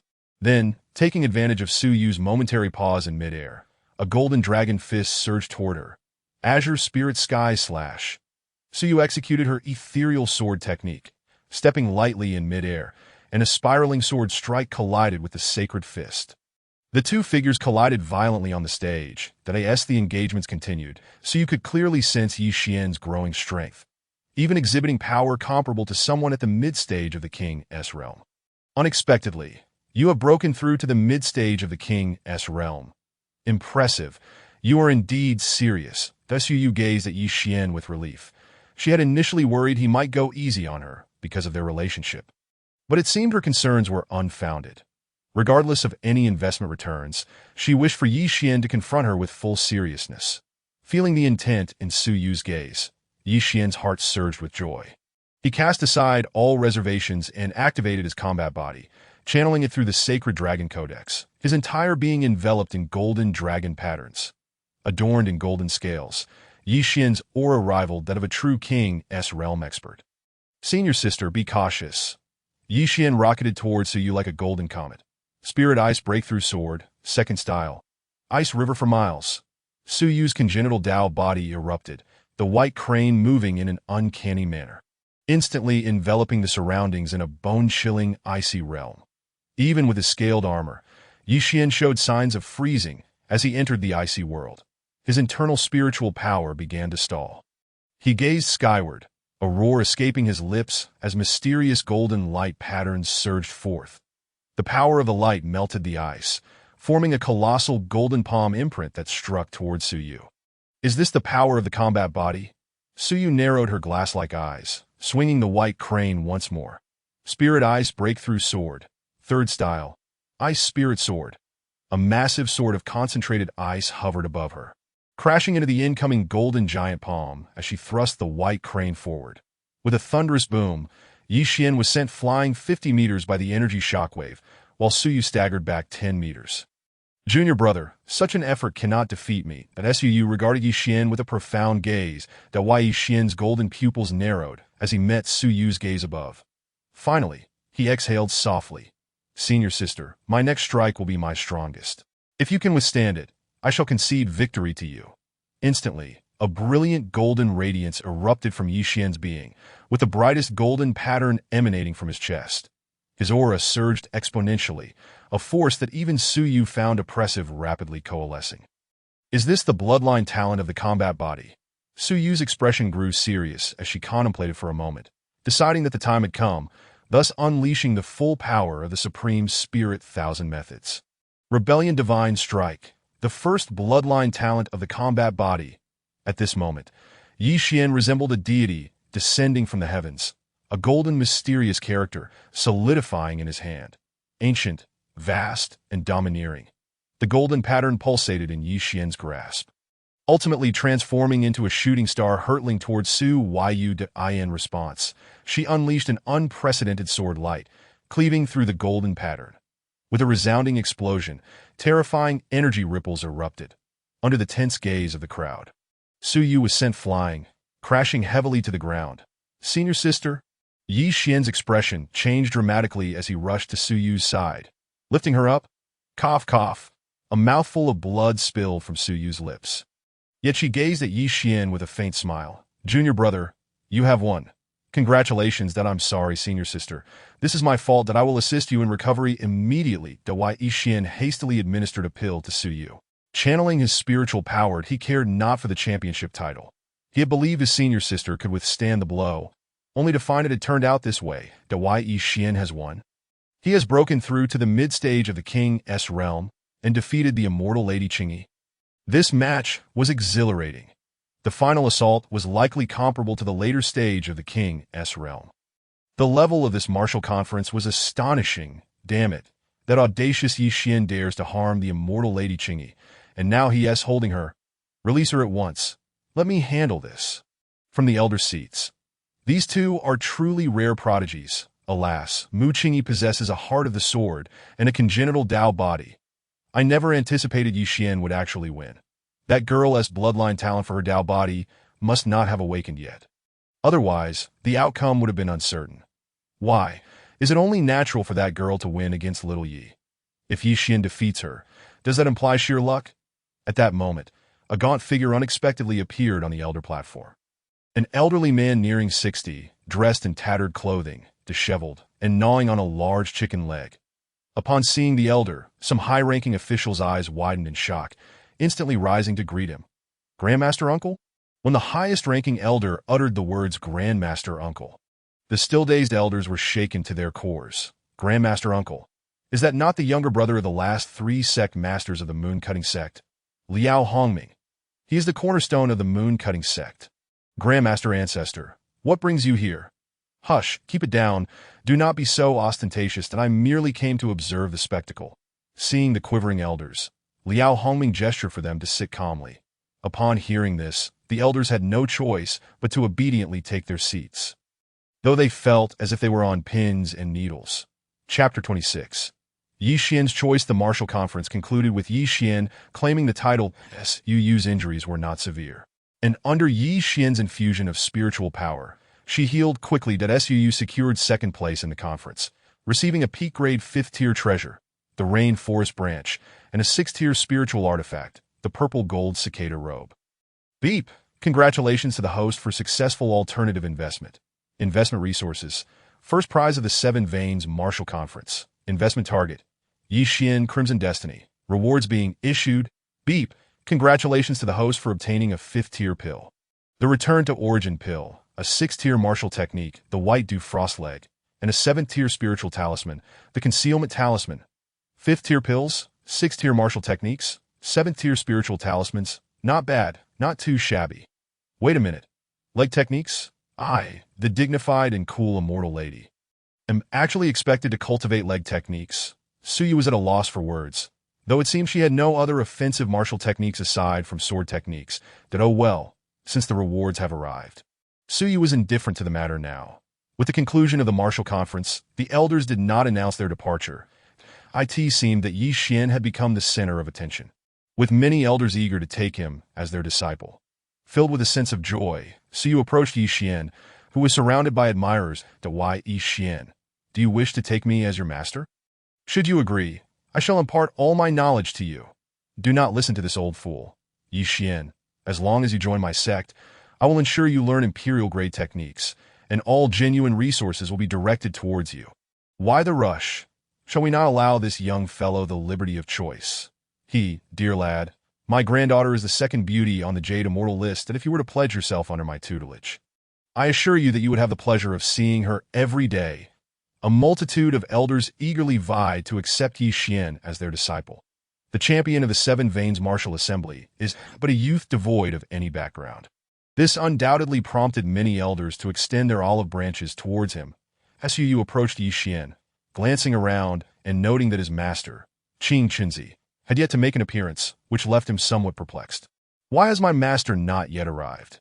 If he were to simply step forward and speak to Yi Xian, with me embellishing the tale, it would be certain that Yi Xian would willingly enter the fold of Qing Qinzi. Congratulations, junior brother, on becoming the champion of the Martial Assembly. Now that you have achieved your aspiration, have you decided under which peak you wish to study? Suyu's arrival rendered the surrounding elders and disciples silent, a sense of foreboding rising within them. They acknowledged that Yi Xian exhibited a measure of resistance to treasures and beauty, yet he was utterly defenseless against Mu Qingyi. Not only Yi Xian, but even these seasoned elders were struck by her allure. Could it be that Mu Qingyi intends for Yi Xian to join the lineage of Qing Qinzi? How would this play out? Upon seeing his senior sister, Yi Xian scratched his head. Senior sister, I must ponder this matter a bit more. Let us not rush. I shall wait for my master to arrive before making a decision. Suyu chuckled that moment. The crowd outside began to disperse. Several figures approached Yi Xian that Suyu's heart leaped with joy upon spotting Qing Qinzi among them. Not only was Qing Qinzi present, but also the esteemed elders of the Seven Peaks, the Seven Peak Masters, and even the vice master of the Moonslaying sect, Gu Ming. However, he was taken aback to find that leading the group was a disheveled, emaciated old man. What is the meaning of this? Old man, is it truly you? Upon seeing the scruffy elder, Yi Xian was overjoyed. The old man had informed him prior to the competition that he would come to watch. But after several days of anticipation without a sign of him, Yi Xian had thought he was merely jesting. Yet here he was, at long last. Junior brother, may I inquire who this is? Suyu furrowed her brow. Sensing Yi Xian's emotional upheaval, Yi Xian smiled at Suyu and replied, Senior sister, this is the esteemed Liao Qianbei, who has often aided me before I even awakened. Do you recall Lei Yin Valley? My entry there was made possible through his assistance, as he granted me permission. Furthermore, when I was imprisoned for breaking the rules, he was the one who extricated me. That he then leaned in and whispered to Suyu. In fact, the white crane I gifted you was forged with the funds I obtained from him through a wager. Liao Hongming approached Yi Xian, observing him with a satisfied expression. Well done, young man. I knew you had it in you. I did not misjudge you. Are you willing to take me as your master? Liao Hongming wasted no time, directly stating his intention. Both Yi Xian and Suyu were taken aback. For Yi Xian recognized Liao Hongming's extraordinary status. Elder Liao, what exactly is your identity? Just an old man, though they all refer to me as Taisher Shu. Liao Hongming chuckled, stroking his beard. He had been observing Yi Xian for quite some time, choosing to conceal his identity as a means of testing the young man. Through the Seven Veins Martial Assembly, Yi Xian had demonstrated his exceptional abilities. Thus the time to take on a disciple had come. Taisher Shu? Everyone gasped in astonishment. Even Suyu, that if he were indeed Taisher Shu, that would place him among the elder generation of the Moonslaying sect.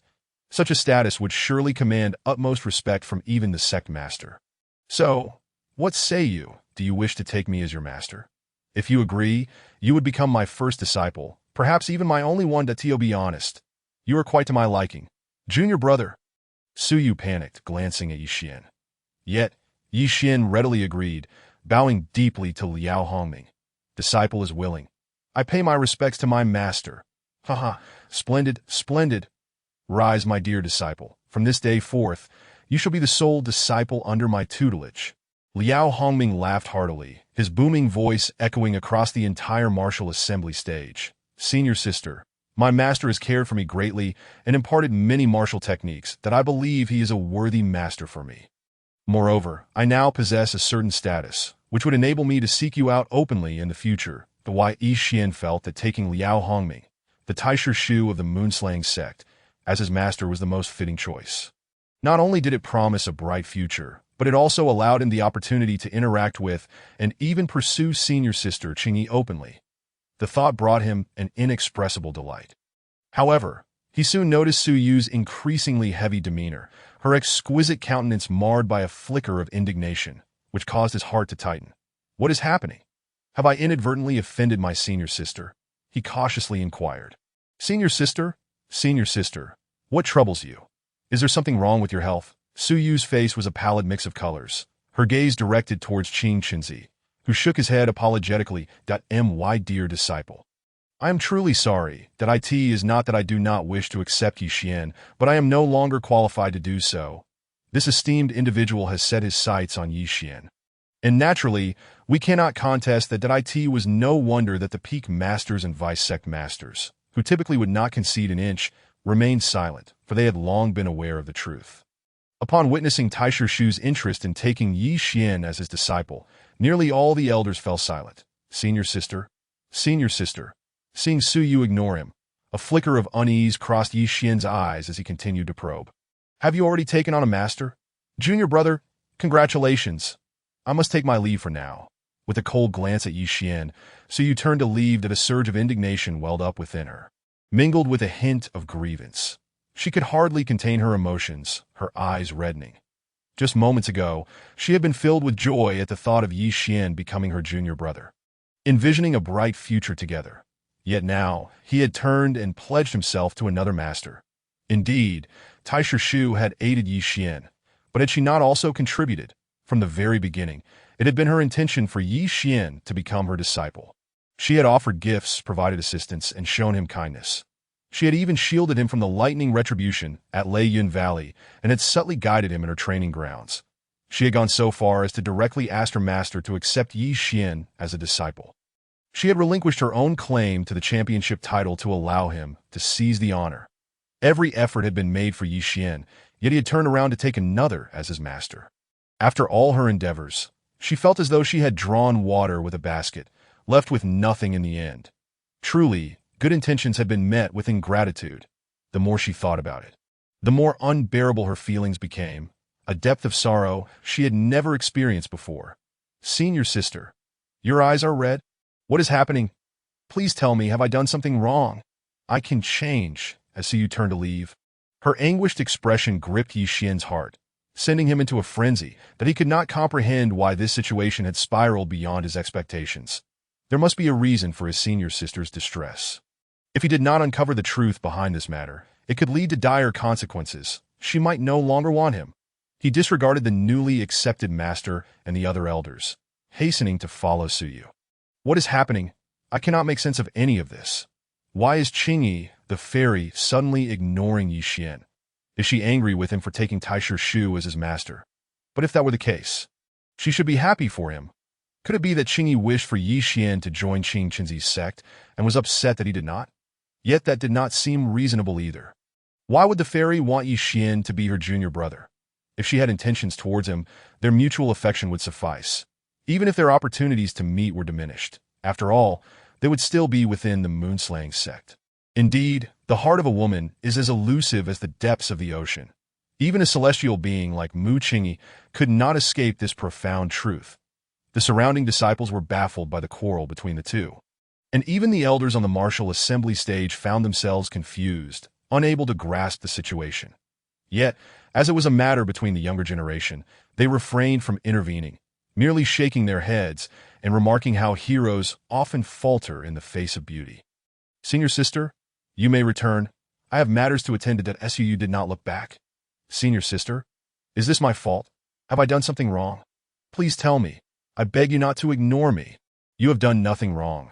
In fact, you have done quite well. Perhaps I ought not to have entangled myself with you.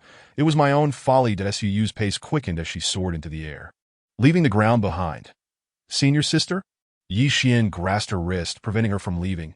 "You must tell me why you are ignoring me, or I will not let you go." "Let go, Yi Xian. I simply wish to be alone for a moment." "I will not let go."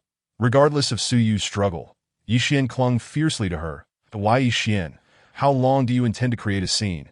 This is a public space." Suyu cast a cold glance at Yi Xian, her anger simmering just beneath the surface. Had it not been for the multitude of onlookers, she would have dealt him a severe blow already. "Why, Yi Xian?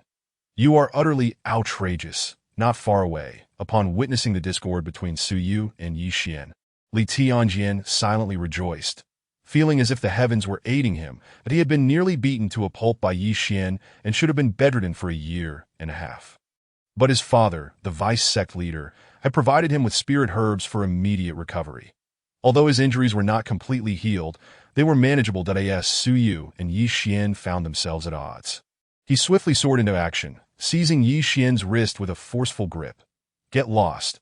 Upon Li Tianjin's intervention, Yi Xian's eyes blazed crimson, and a surge of furious energy sent Li Tianjin flying, seizing the opportunity. Suyu harnessed her spirit power to break free from her constraints. Yet Yi Xian, sensing her escape, tightened his grip on her wrist, refusing to let go. "Why, Yi Xian? If you continue this foolishness, I shall have no mercy. Senior sister, unless you clarify, I will not release you." "You must kill me first," Yi Xian replied with a smile. Channeling the spirit power of the Tai Ling Thousand Techniques, she struck at Yi Xian's chest. He made no attempt to defend himself, and the spirit power penetrated his chest, causing him to spit out a mouthful of blood. Nevertheless, he did not relinquish his hold. Rather, he gripped Suyu's wrist even tighter. "What do you want from me? I merely wish to take a rest." "Why must you force me?" Yi Xian insisted. "I understand that if I let you go, I might lose my senior sister. I have said it before. Unless you kill me, I will not let go." He had an instinctive feeling that his senior sister might abandon him, yet he was determined to do everything in his power to prevent that. Yi Xian's fearless demeanor compelled Su Yu to steel herself. Bang, bang, bang. Su Yu unleashed a flurry of strikes, causing Yi Xian's chest to erupt in a haze of blood and flesh that he felt a tyrannical force violently tearing at his arm, rendering it nearly useless. The turmoil within him surged like a tempest. Observing this scene, Master Wu furrowed his brow, but he had intended to intervene and caution Yi Xian, but suddenly sensed something amiss, causing him to hesitate. How peculiar. Why had the strands of fate between Yi Xian and Mu Qingyi diminished so drastically? It was evident that this girl's destiny was meant to complement Yi Xian's. Strangely, after disentangling from Yi Xian's fate, Mu Qingyi's fortune appeared to have expanded significantly, entangling her in even greater complexities. This bizarre occurrence left even him baffled. He understood Yi Xian's destiny. Yet Mu Qingyi's remained elusive and unclear in that past battle. Even when facing the Fifth Emperor, the future had never seemed so nebulous. Was this destined? In the outside world, upon witnessing Yi Xian's disregard for his own life, Su Yu ceased her actions. That why Yi Xian, you have won. That I beseech you, allow me to return for now, and in a few days I shall come to clarify everything. That no, I will not let go. Yi Xian, your actions will only drive me further away. You have already made your choice. That Su Yu felt a mix of anger and helplessness. All she wanted was to return and avoid him, yet his sensitivity left her little choice. Realizing she could not be forceful, she allowed a glimmer of desperation to flicker in her eyes, her tone softening. That I plead with you, spare me, will you? If this continues, I may not even be able to remain in the Zhanyu sect. Yi Xian's golden pupils suddenly contracted sharply as he gazed at Su Yu's tear-streaked visage, his heart inexplicably aching that he found himself unable to muster any strength. Releasing her, in that moment, he felt as though the last ray of hope had vanished. Was everything truly my fault? Has my senior sister grown so disappointed in me? Would she genuinely drift further away? Su Yu uttered a soft thank you, then transformed into a fleeting shadow, diminishing in the eyes of the onlookers. Qingyi, wait for me. Li Tianjin cast a disdainful glance at Yi Xian before darting in the direction Su Yu had departed. He swiftly reached her side, and together they vanished from sight. Chapter 28. Seeking other fated male protagonists. Disciple. Are you all right? Upon witnessing Su Yu and Li Tianjin's disappearance, Liao Hongming and a multitude of peak masters and elders rushed to Yi Xian's side. At that moment, he glared at King Chenzi and Lin Tian with an intensity that nearly ignited flames, causing them to tremble in fear. How could his newly acquired precious disciple be treated in such a manner? If this were a matter concerning the youth, he would have acted long ago. Disciple, I shall heal your wounds immediately. Yi Xian appeared dazed, staring blankly in the direction where the two had vanished. In an instant, overwhelmed by suppressed emotions, he spat out a mouthful of blood. Disciple, Liao Hongming exclaimed, hastily checking on his condition. Master, I am fine. I just wish to be alone for a while. Yi Xian wiped the blood from the corner of his mouth, shaking his head at Liao Hongming, and then slowly trudged out of the arena like a soulless being. His silhouette was desolate, lonely, and forlorn, akin to a wounded cub lost in the grasslands, incapable even of tending to its own wounds. What is happening? What on earth is going on? King Chenzi, observing Yi Xian's retreating figure, Liao Hongming could no longer contain his fury, roaring as a terrifying pressure enveloped the surroundings, overwhelming even the elder-level figures at the celestial venerable stage. He understood that Yi Xian's injuries were of the heart, a matter he must resolve himself. No amount of intervention could alleviate the pain. King Chenzi, steeling himself, ventured, perhaps it is due to Yi Xian's apprenticeship under the Grandmaster. Long before the martial arts meeting, Qingyi had implored me to take Yi Xian as my disciple, but he chose the Grandmaster instead. This may have inadvertently caused a rift and frustration between them. However, fear not. I believe she will soon come to her senses. When that time comes, with Qingyi's guidance, Yi Xian will surely recover fully. Liao Hongming shot King Chenzi a fierce glare. Oh, you are implying that all of this is my fault. That I should not have intervened and should have allowed my disciple to become your King Chenzi's pupil? I would not dare. King Chenzi wiped the sweat from his brow. Grandmaster, this was merely a minor squabble between young lovers. Nothing of great consequence. I am certain they will reconcile in no time. There is no need for you to worry so. Nonsense. Liao Hongming scoffed. There is clearly something amiss here. That girl under your tutelage is clever, and understanding. She would not be so utterly disappointed in my disciple over such trivial matters. There must be some hidden complications at play, and it could very well lead to both of them faltering in this emotional turmoil. So do you know what the issue is? Do I know? What on earth do I know? If I knew, would I be asking you? Meanwhile, Lin Tian, attempting to placate, suggested, Grandmaster, please calm down. Perhaps the situation is not as dire as it seems. Liao Hongming's gaze immediately shifted to Lin Tian, the dangerous curve of his lips sending chills down Lin Tian's spine. That it is one thing for my disciple to have a dispute with that girl. But now it seems your impudent student has dared to intervene, rubbing salt into my disciple's wounds? I cannot reprimand King Chenzi. Does that mean I cannot discipline you? Come, accompany me for some practice with that. Liao Hongming suddenly appeared beside Lin Tian, and before he could react, they vanished into thin air. After leaving Guanwu Mountain, Suyu swiftly rid herself of the pesky Li Tianjian. She returned to her quarters in the side hall and practiced swordsmanship for the better part of the day. It was not until a considerable time had passed, and her inner turmoil and frustration had subsided somewhat, that she finally ceased her movements to at that moment. The radiant sun that had hung in the sky had long since set, replaced by the tranquil night. Alas, having invested so much, my plans have utterly failed to Yi Xian. Su Yu's gaze resembled a darkened pool, for she had thought that with Yi Xian becoming her junior brother, everything would fall into place. She had meticulously planned for this, only to be thwarted by an unforeseen complication. All her efforts had been rendered futile. Without a valid reason, her opportunities to invest in Yi Xian would naturally diminish. Moreover, with him now apprenticed to that Grandmaster, would he even need her resources in the future?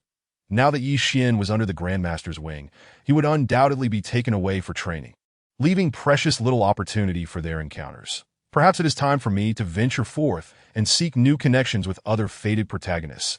Regardless of Yi Xian's feelings, he cannot harbor affection for himself.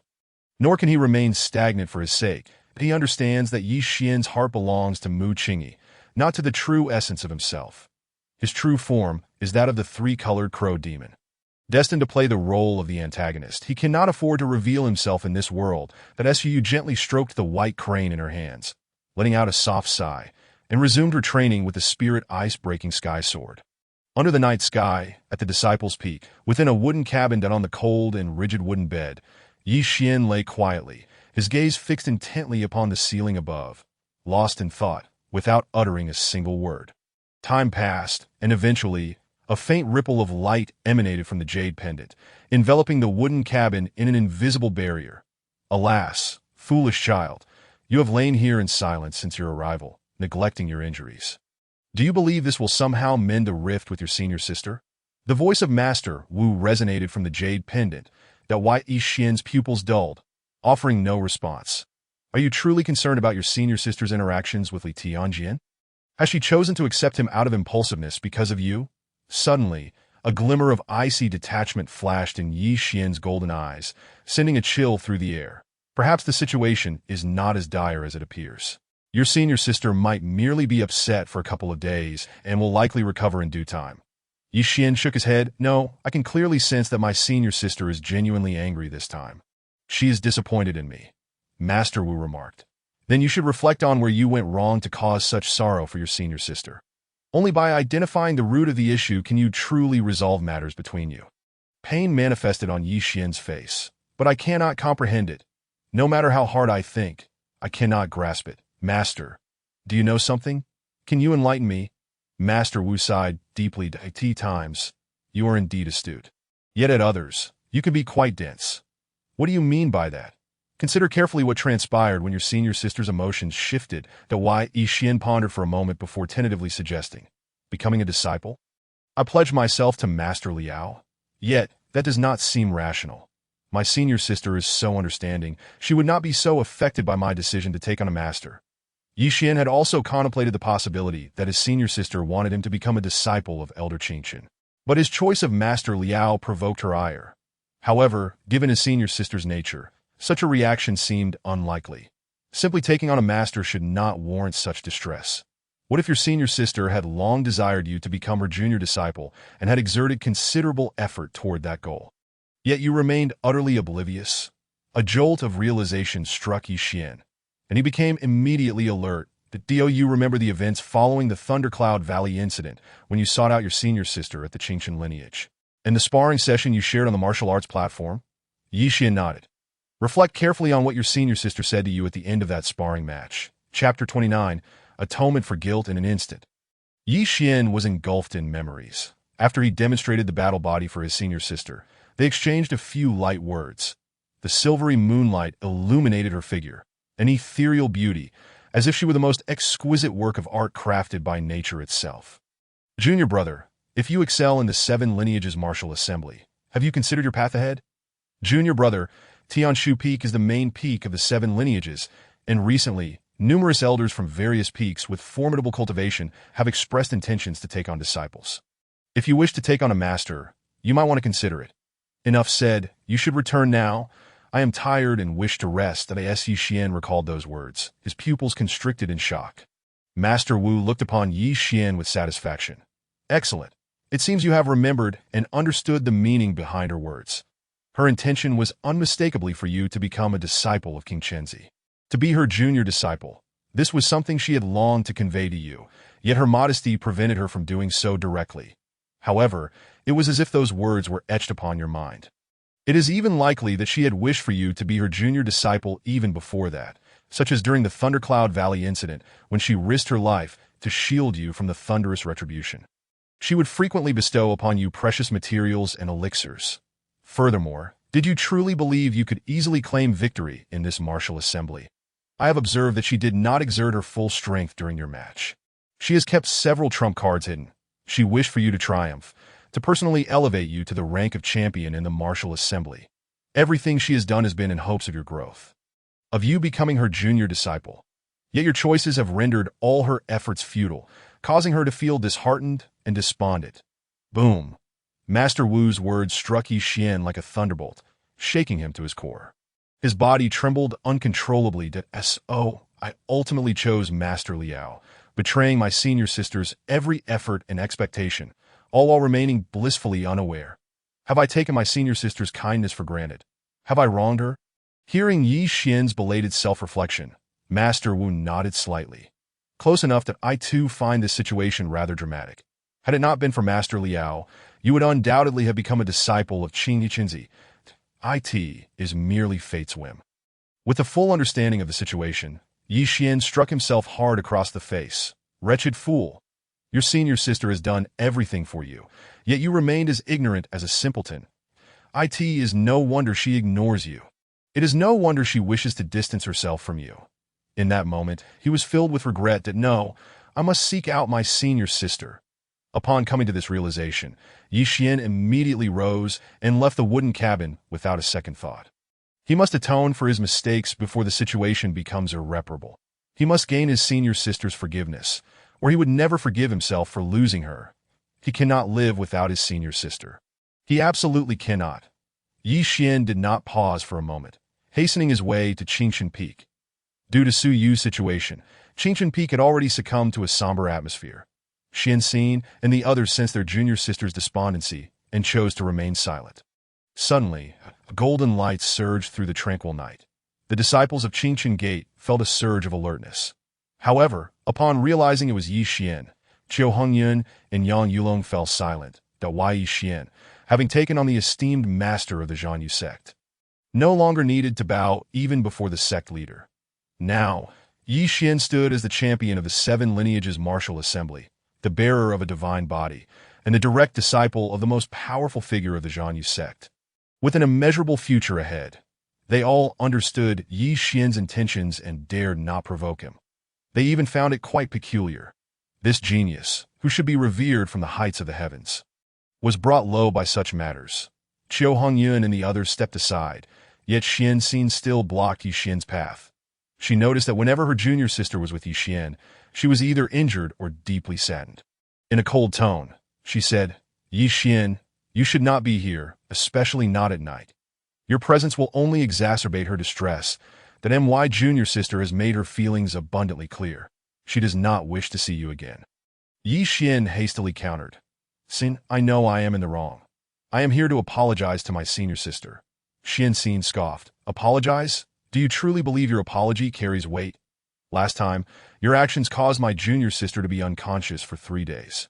This time, you have left her in such sorrow that you genuinely believe you are suitable for her. Yi Xian felt a sharp pang in his heart, his gaze dimming. He could not refute her words, nor did he have the right to do so. Observing his silence, Xianxin shook her head. Leave now. Do not entangle yourself with my junior sister any longer. Consider it for her sake. No, I must see senior sister Qingyi today. Yi Xian declared resolutely, it was my actions that caused her sorrow, and thus I must remedy it that I in the past. I was foolish, unable to comprehend my senior sister's intentions, but now I understand and recognize the problem. So, Xin, please allow me to meet Qingyi. I will clarify everything face to face and resolve our issues. At that point, my senior sister will no longer have to. Xianxin's brows furrowed, yet she acknowledged that the one who caused the hurt must also be the one to mend it. Only Yi Xian could resolve the wounds he had inflicted. Let him go up, that moment. A resounding voice reverberated through the heavens and earth, echoing in the ears of all present. Recognizing the familiar voice, Xianxin and the others immediately understood it was their master, King Chenzi. Yes, master.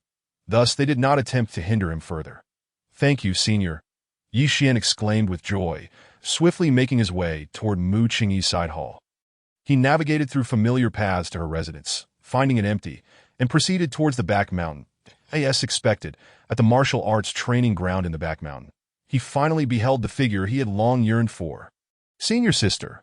Yi Xian could not conceal his excitement as he rushed towards Su Yu. Engaged in her sword practice, Su Yu clearly heard the commotion. Turning around, she was surprised to see Yi Xian, her brow furrowing in confusion. What brings you here? Why have you come? Yi Xian shook his head. Senior sister, if I don't come, I will regret it for the rest of my life, that I wish to clarify things with you in person. Clarify what? There's nothing to discuss. Nothing has happened. You should go back, Su Yu said coldly as she sheathed her long sword. Witnessing Su Yu's distant demeanor filled Yi Xian's heart with bitterness that in the past. His senior sister had always been gentle and close to him, considering his well-being. However, this frosty attitude was a first. Yet he understood it was his own doing. Senior sister, I know you're still upset with me. And I have come to understand the situation, that I want to make amends. I don't want to see you sad or to be ignored by you, whether you wish to strike me or scold me. I can accept it. Chapter 30 Yi Xian, there will always be individuals more gifted than you. Su Yu raised an eyebrow, surprised that he knew the reason for her anger. She retracted her white crane and fixed her gaze on him. Then tell me, why have I been so inexplicably distant towards you? Is it not due to my unreasonable behavior? Yi Xian suddenly shook his head that no, the fault lies entirely with me. I have let down your good intentions. In truth, you were angry because I chose to apprentice under Master Liao, while you wish for me to become a disciple of Senior Qing Chun and be your junior brother. You had this thought long ago and even looked after me, assisting me to the extent that you nearly sacrificed your life at Thundercloud Valley for it. You had earnestly warned me in this training ground before. Yet, at that time, I was foolish and ignorant, unable to grasp your meaning. Even during the martial arts competition, you stealthily came to provide me with intelligence in the dead of night, that it is even possible that during the finals, you did not exert all your strength. Wishing for me to win the championship, that in short, you have selflessly given so much, yet I remained completely oblivious, utterly disappointing your expectations. Thus, you feel so disheartened towards me that Yi Xian stepped closer to Su Yu, grasping her hand with a pitiful expression. Senior sister, I truly understand my mistakes. I am dull-witted. I am a fool. Please forgive me. No matter what, I will always be your junior brother, and I will make amends tenfold in the future. In the distance, the hidden Shin Xian, observing the two, became furious upon hearing Yi Xian's words. Thunderclouds blocking the tribulation. My junior sister sneaked into Yi Xian's home at midnight to provide intelligence. I can't take it anymore. She drew her sword, ready to charge forward. Qiu Hongyun and Yang Yulong quickly held her back. Second junior sister, you mustn't. Let go. I want to kill this filthy fool. How dare he capture my junior sister's heart? Does he deserve her affection? Second junior sister, he is now a disciple of that esteemed elder. His status is soared. If you harm him, it would spell doom for our Qing Chun lineage. Indeed, second junior sister. Calm down and cool your anger. Get lost. What esteemed elder? He is merely a foolish ignoramus. In another secluded space, two invisible ripples stirred. Liao Hongming, concealed, suddenly realized the implications of his disciple's words that "So that's it. I have rendered all her efforts in vain. And that's why this young girl is so angry at that moment." Liao Hongming glanced at the equally concealed Qing Qinzi beside him. "Qing Qinzi, I recall you mentioned this girl once sought you to take Yi Xian as your disciple?" Qing Qinzi nodded that I agreed, but I did not fulfill the promise. That I wonder if she will hold a grudge against me. Speaking of this, Qing Qinzi appeared troubled. That was his most cherished disciple, and failing to keep the promise would undoubtedly affect his reputation in her eyes. "What are you worried about? The one she currently despises the most should be me." Liao Hongming understood him with a glance. "However, I never expected this girl to be so insistent on having Yi Xian as her junior brother. My disciple truly is fortunate." "Indeed, Uncle Master, but if he continues to mistreat my disciple, I might have to express my displeasure, if not for your sake. In the training ground, make amends? Then tell me how you intend to do so." Seeing Yi Xian's genuine emotions, Su Yu smiled faintly. She did not push him away, allowing him to hold her hand. In truth, Yi Xian wished to confirm a romantic relationship with Mu Qingyi, which would allow him to make amends in any way he desired afterward. Yet, he hesitated. Lacking confidence, he was uncertain whether Qingyi truly liked him. If she didn't, tearing down that ambiguous barrier would spell disaster for him. "What? Are you unsure how to make amends? Very well, I shall grant you an opportunity for restitution." Su Yu continued. "How?" Yi Xian's eyes brightened, and he instinctively tightened his grip on Su Yu's slender wrist. "You must immediately announce your departure from that esteemed elder's sect and join me at Qing Qin Peak. This way, as my junior brother, we can be together at all times. What do you think, junior brother?" As she spoke, her snow-white hand caressed Yi Xian's face. Gentle and warm at that moment, Yi Xian once again saw the caring senior sister he was familiar with. Yi Xian's eyes revealed a struggle, that he needed to adhere to etiquette and morals, yet what he craved most was Mu Qingyi. Seeing Yi Xian's hesitation, Su Yu grasped his hand back, their fingers intertwined. "Yi Xian, do you not wish to be with your senior sister? Once you become my junior brother, we can cultivate together, live together, and if all goes smoothly, senior sister." "I'm sorry," Yi Xian, fearing that Su Yu would continue, felt he could no longer control himself, and quickly broke free. Su Yu frowned. "So this is your way of refusing?" "Senior sister, my master has shown me great kindness and helped me on numerous occasions. Most importantly, I have already pledged myself to his sect, and I will not go back on my word. This is my principle of steadfastly pursuing my own path. It cannot be altered," Yi Xian declared. Shaking his head, Su Yu exhaled sharply. "In that case, you should return. Senior sister, is there truly no other way to make amends?" Yi Xian persisted unhappily. Since you have chosen, why bother with restitution? You owe me nothing. We remain friends. You may leave. I shall return to rest." Su Yu sheathed her white crane and walked towards the side hall. However, after only a few steps, Yi Xian blocked her path once more. Su Yu could no longer contain her anger. "Are you finished? What more do you want?" Yi Xian replied, "Senior sister, I cannot betray my master, but I will not give up on you either." Su Yu scoffed. "You wish to have the best of both worlds. On what grounds? Do you think highly of yourself? Yi Xian, do you believe the world revolves around you? In this world, there will always be individuals more gifted than you." Yi Xian's eyes narrowed. He felt an inexplicable tremor within at Su Yu's words, as if something precious had been lost at that moment. "Senior sister, will you seek out other men? Will you pursue those other geniuses just as you once treated me? What does it matter how I treat them, good or bad? It seems to have no bearing on you." Yi Xian's eyes turned crimson as he approached Su Yu step by step, that a sense of foreboding arose in Su Yu's heart. And she drew her white crane, positioning it defensively, before him. Yi Xian, what are you doing?" Chapter 31. Yi Xian continued advancing toward Su Yu, the distance closing until his chest pressed against the sword's tip. With a swift motion, the blade pierced his flesh, driving deeper. Blood gushed forth, splattering onto Su Yu's pristine garments, the ethereal maiden blooming amidst the vivid crimson roses, breathtaking from afar. "You, have you lost your mind?" Su Yu's eyes widened, her grip on the white crane trembling. The blade entirely penetrated his chest, the long sword exposed and stained with blood. Yi Xian stood barely half a foot from Su Yu, his golden pupils fixed intently on her face, revealing no trace of pain, only love and possessiveness. Qingyi, you are mine, and only mine if you dare seek out those so-called geniuses. I will take down each one. If they lay a finger on you, I will break their hands. If they gaze at you with lust, I will pluck out their eyes. If they harbor any ill intent towards you, I will rip out their hearts. He roared with a fierce temper, unexpectedly embracing Su Yu and kissing him. The exquisite red lips, stained with Yin Hong's blood, appeared even more vibrant. Huh? Was he forcefully kissed? His first kiss was lost just like that? And the kisser was a man?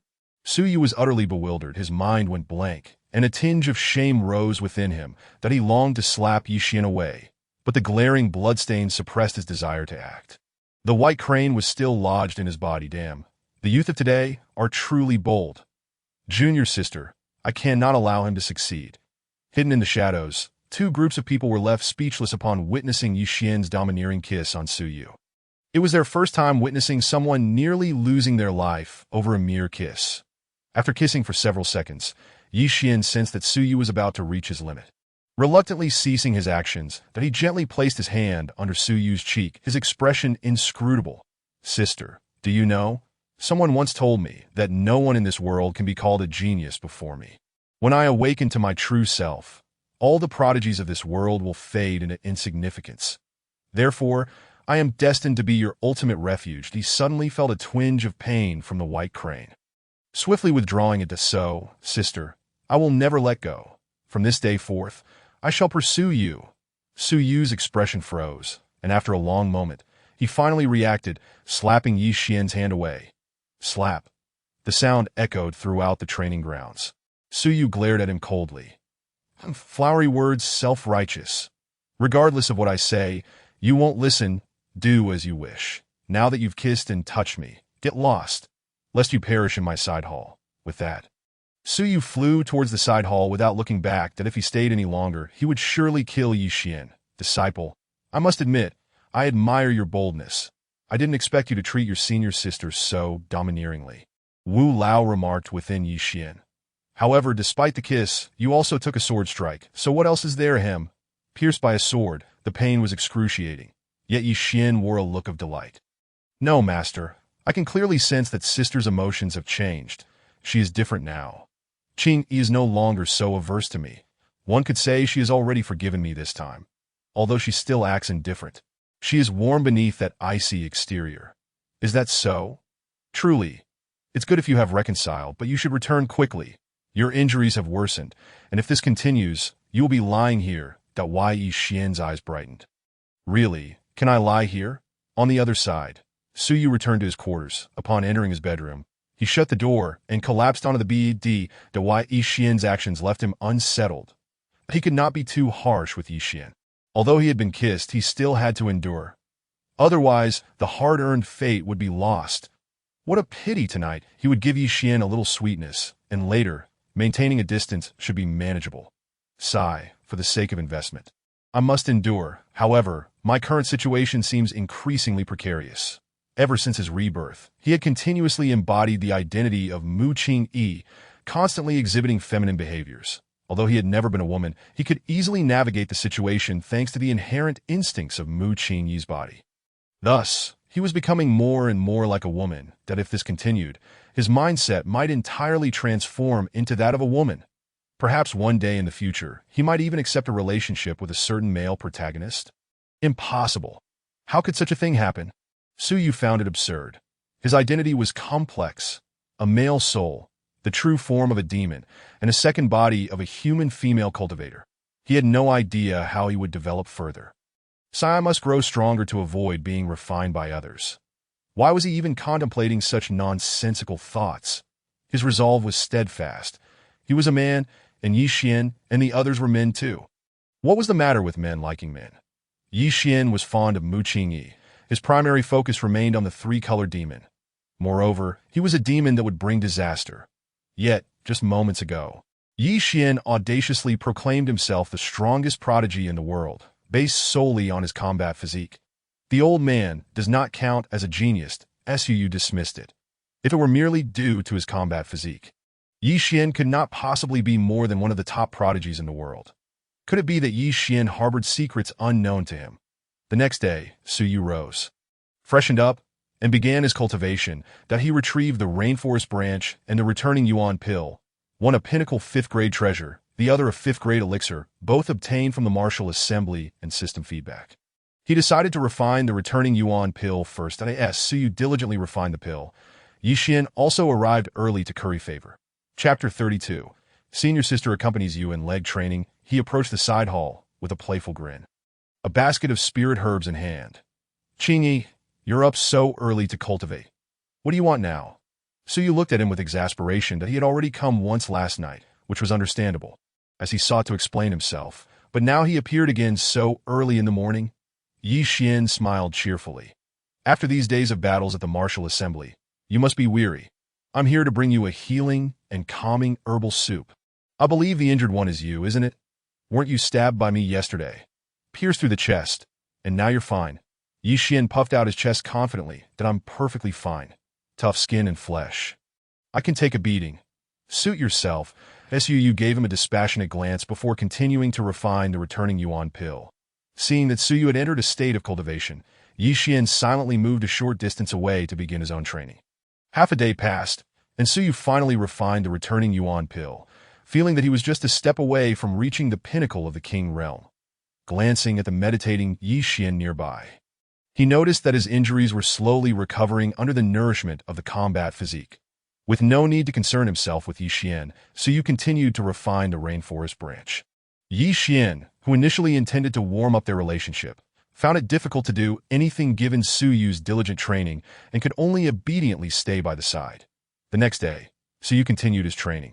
And once again, Yi Xian appeared at the side hall. On the third day, Su Yu fully refined the rainforest branch, successfully breaking through to the perfection of the King realm. His cultivation was stabilized by the remaining potency of the rainforest branch. Feeling that his attack methods were overly simplistic, Su Yu decided to practice the White Dew Frost Leg technique. With Yi Xian as a ready-made punching bag, perhaps the training would progress more swiftly.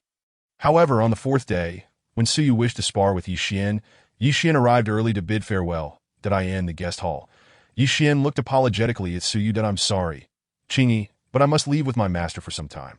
I may not be able to accompany you for a while. How long will you be gone? Su Yu raised an eyebrow. Not long, at most 2 months. I will definitely bring you a gift when I return.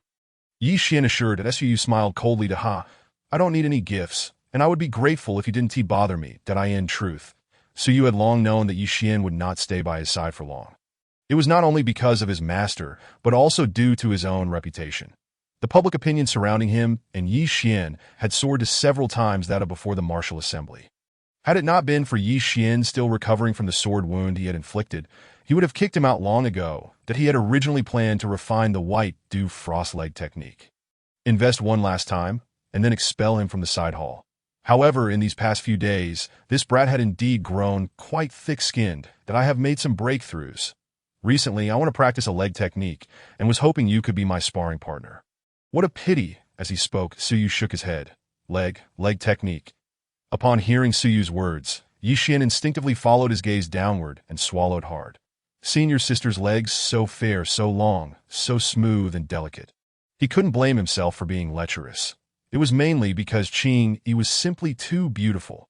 She was ethereal, as if a celestial being descended from the heavens, while others might refer to her as senior sister. Outsiders would inevitably call her a fairy. This was the prestigious status Mu Qingyi had maintained since joining the Moonslaying sect. You were once a beauty, but facing such a Qingyi, even he felt a little dizzy. However, out of propriety, he dared not overstep. But for other men, who could say? Now Qingyi proposed such a request. Well, whatever principles, his last line of defense had already cracked. Qingyi, why didn't you start cultivating earlier? I regret missing the opportunity. Qingyi, wait for me. When I return, we can practice however you like. Yi Xian declared earnestly. Wait for your return. Upon your return, I might as well seek out others for my cultivation. Please, Qingyi, you cannot treat me this way. What do you mean by treating you this way? Whom I choose to practice with is of no concern to you. Yi Xian cautiously approached Su Yu.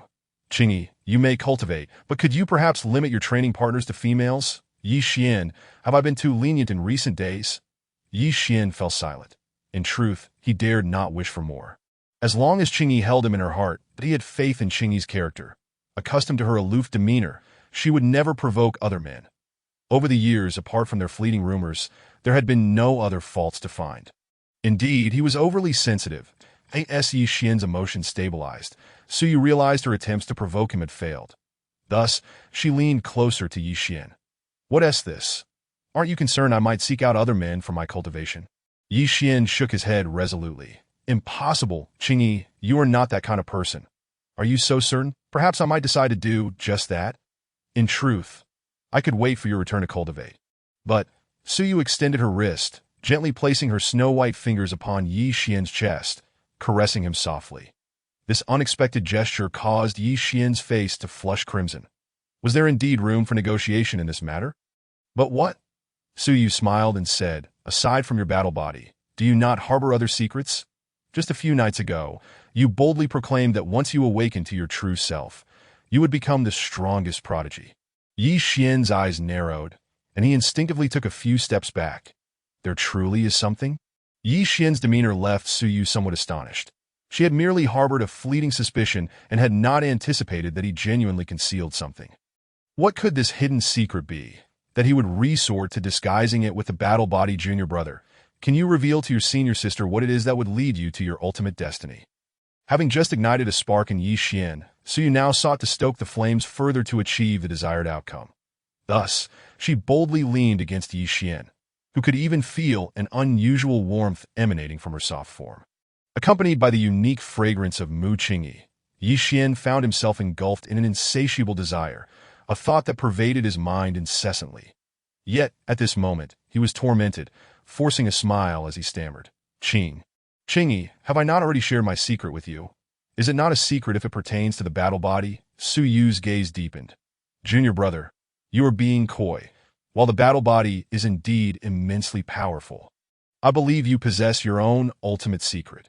From the moment I laid eyes upon you, I sensed your extraordinary fate. Your future may well lie beyond the true spirit continent."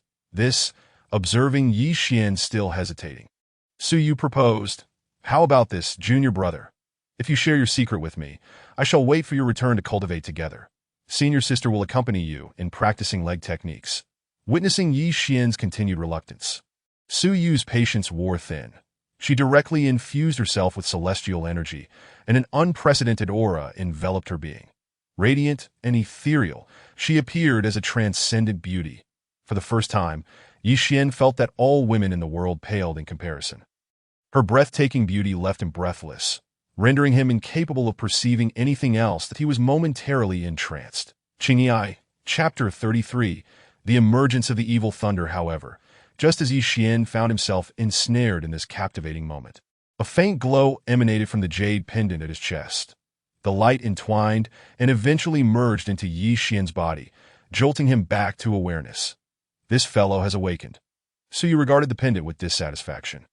Her glass-like eyes fixed upon Yi Xian once more. "Junior brother, here is the deal. Not only will I accompany you in cultivating leg techniques, but I also promise to fulfill a request within my capabilities.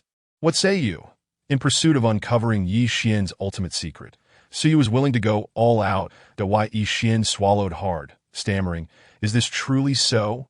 "Naturally, it is true. Senior sister never lies. Just how extensive is this request within your capabilities? Are you proposing something indecent?" Suyu suppressed the urge to kick Yi Xian, smiling instead. "What I can offer must naturally adhere to moral boundaries and not harm the heavens or the earth." "Oh, I see." Perhaps it was merely Suyu's illusion, but it seemed she glimpsed a fleeting excitement in his eyes. "Very well, I agree." Gaining Qingyi's concern, Yi Xian readily acquiesced. "You agree? Then do share." Suyu's eyes sparkled with anticipation.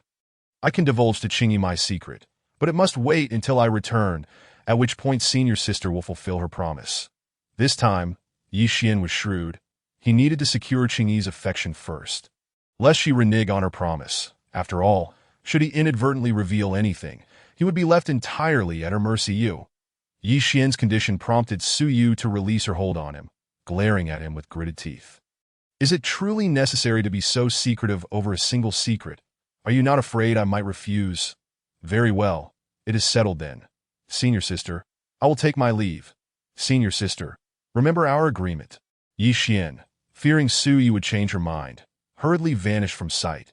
This fellow, watching his disappearing figure, Su Yu shook her head helplessly and resumed her cultivation. The following day, a letter arrived at Mu Qingyi's family home. Su Yu perused the envelope, which began with expressions of sympathy and ultimately mentioned urgent matters requiring her return home. Urgent matters? The Eastern Xian Domain's Spirit City. In Mu Qingyi's recollection, the Mu family was the foremost family in Spirit City. The head of the Mu family, Mu Yun, who was also Mu Qingyi's father, was a formidable half-step celestial sovereign, the strongest in Spirit City. Today, as the sole daughter of the Mu family, Mu Qingyi felt it prudent to return for a visit. Especially since Yi Xian had departed, that it would also serve as an opportunity for her to gain some experience along the way.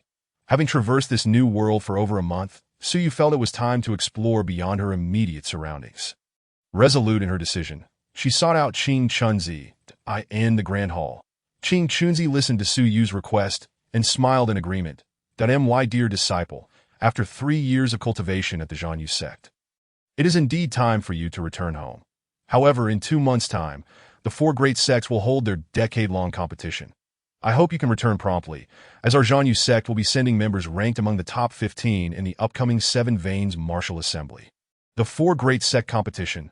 Su Yu was somewhat familiar with this event, that it was a martial arts tournament for the most talented disciples of the 4 strongest sects in the Eastern Xian domain, where the rankings would influence resource allocation among the sections. The 4 strongest sects in the Eastern Xian domain are the Zhanyu sect, Tian Yuan sect, Wunyan sect, and Jihuang Palace. Each of these sects boasts a profound heritage far exceeding that of ordinary sections the disciple understands and will ensure timely return to the sect. After a few more words of caution from Qing Chunzi, Su Yu departed the Grand Hall to prepare. Instead of taking the Spirit Sail, she chose to leave the Zhanyu sect alone. Spirit City lay beyond the jurisdiction of the Zhanyu sect, and with her current strength, it would take her at least 10 days of arduous travel. After leaving the Zhanyu sect, Su Yu began to explore the world under the guise of Mu Qingyi. 5 days later, having distanced herself from the Zhanyu sect to a considerable extent, she seized the opportunity to transform back into the Sankai Wu Yao. Previously, she had consistently adopted the identity of Mu Qingyi. Now, it was time to acclimate to her true form. Following the conclusion of the 7 Veins Martial Assembly, she had received a response from the system in the form of a 7th-grade spiritual talisman. The Divine Concealment Talisman, that Su Yu could utilize it to obscure her aura and demon essence, altering her appearance at will. So long as she did not exceed the celestial sovereign realm, she need not fear exposure. System, if I revert to my Wu Yao form, will the evil thunder still manifest? She recalled vividly the curse of the Sankai Wu Yao. Upon breaking through a major realm, the evil thunder would inevitably appear, and her true form's cultivation would synchronize with that of her substitute, Mu Qingyi. Logically, she had now accumulated 2 instances of evil thunder that it certainly will. Although you have avoided the emergence of the evil thunder by breaking through using Mu Qingyi's identity. Once you revert to your true form, the evil thunder will manifest instantly, with devastating consequences that will affect the surrounding area, and it will have a compounding effect. Will it truly appear? Su Yu's expression darkened. Not only will it manifest, but it will also compound, indicating that she would need to revert to her Wu Yao form periodically after breaking through 1 or 2 major realms. Otherwise, allowing it to accumulate to a terrifying degree could yield unpredictable consequences. As for the matter of transformation, that could be considered later. Unless she intended to remain Mu Qingyi for the rest of her life, that if that is the case, let me test just how formidable this evil thunder curse truly is. Su Yu swiftly departed the confines of the Zhanyu sect, seeking out a desolate, uninhabited locale. She meticulously surveyed her surroundings, confirming the absence of human presence before immediately transforming back into the Sankai Wu Yao. Rumble! At that very moment, the sky was engulfed by a multitude of thunderclouds, which spread like a shroud over 100-mile radius. Within these ominous clouds, flashes of purple, blue, and pink lightning surged and flickered. The tricolored thunderbolts roiled mercilessly, laying waste to the area surrounding Su Yu. Not a blade of grass, nor a withered tree, nor even a mere fragment of stone could escape the annihilation wrought by these vibrant bolts. Yet, standing at the heart of this tempest, Suyu remained untouched by the calamity, resembling the helmsman of this tempestuous judgment. The malevolent lightning continued to expand. A sense of foreboding gripped Suyu. While he had anticipated the sinister nature of the lightning, he had not foreseen its terrifying magnitude. The storm raged on, unchecked, as he found himself powerless to halt its advance.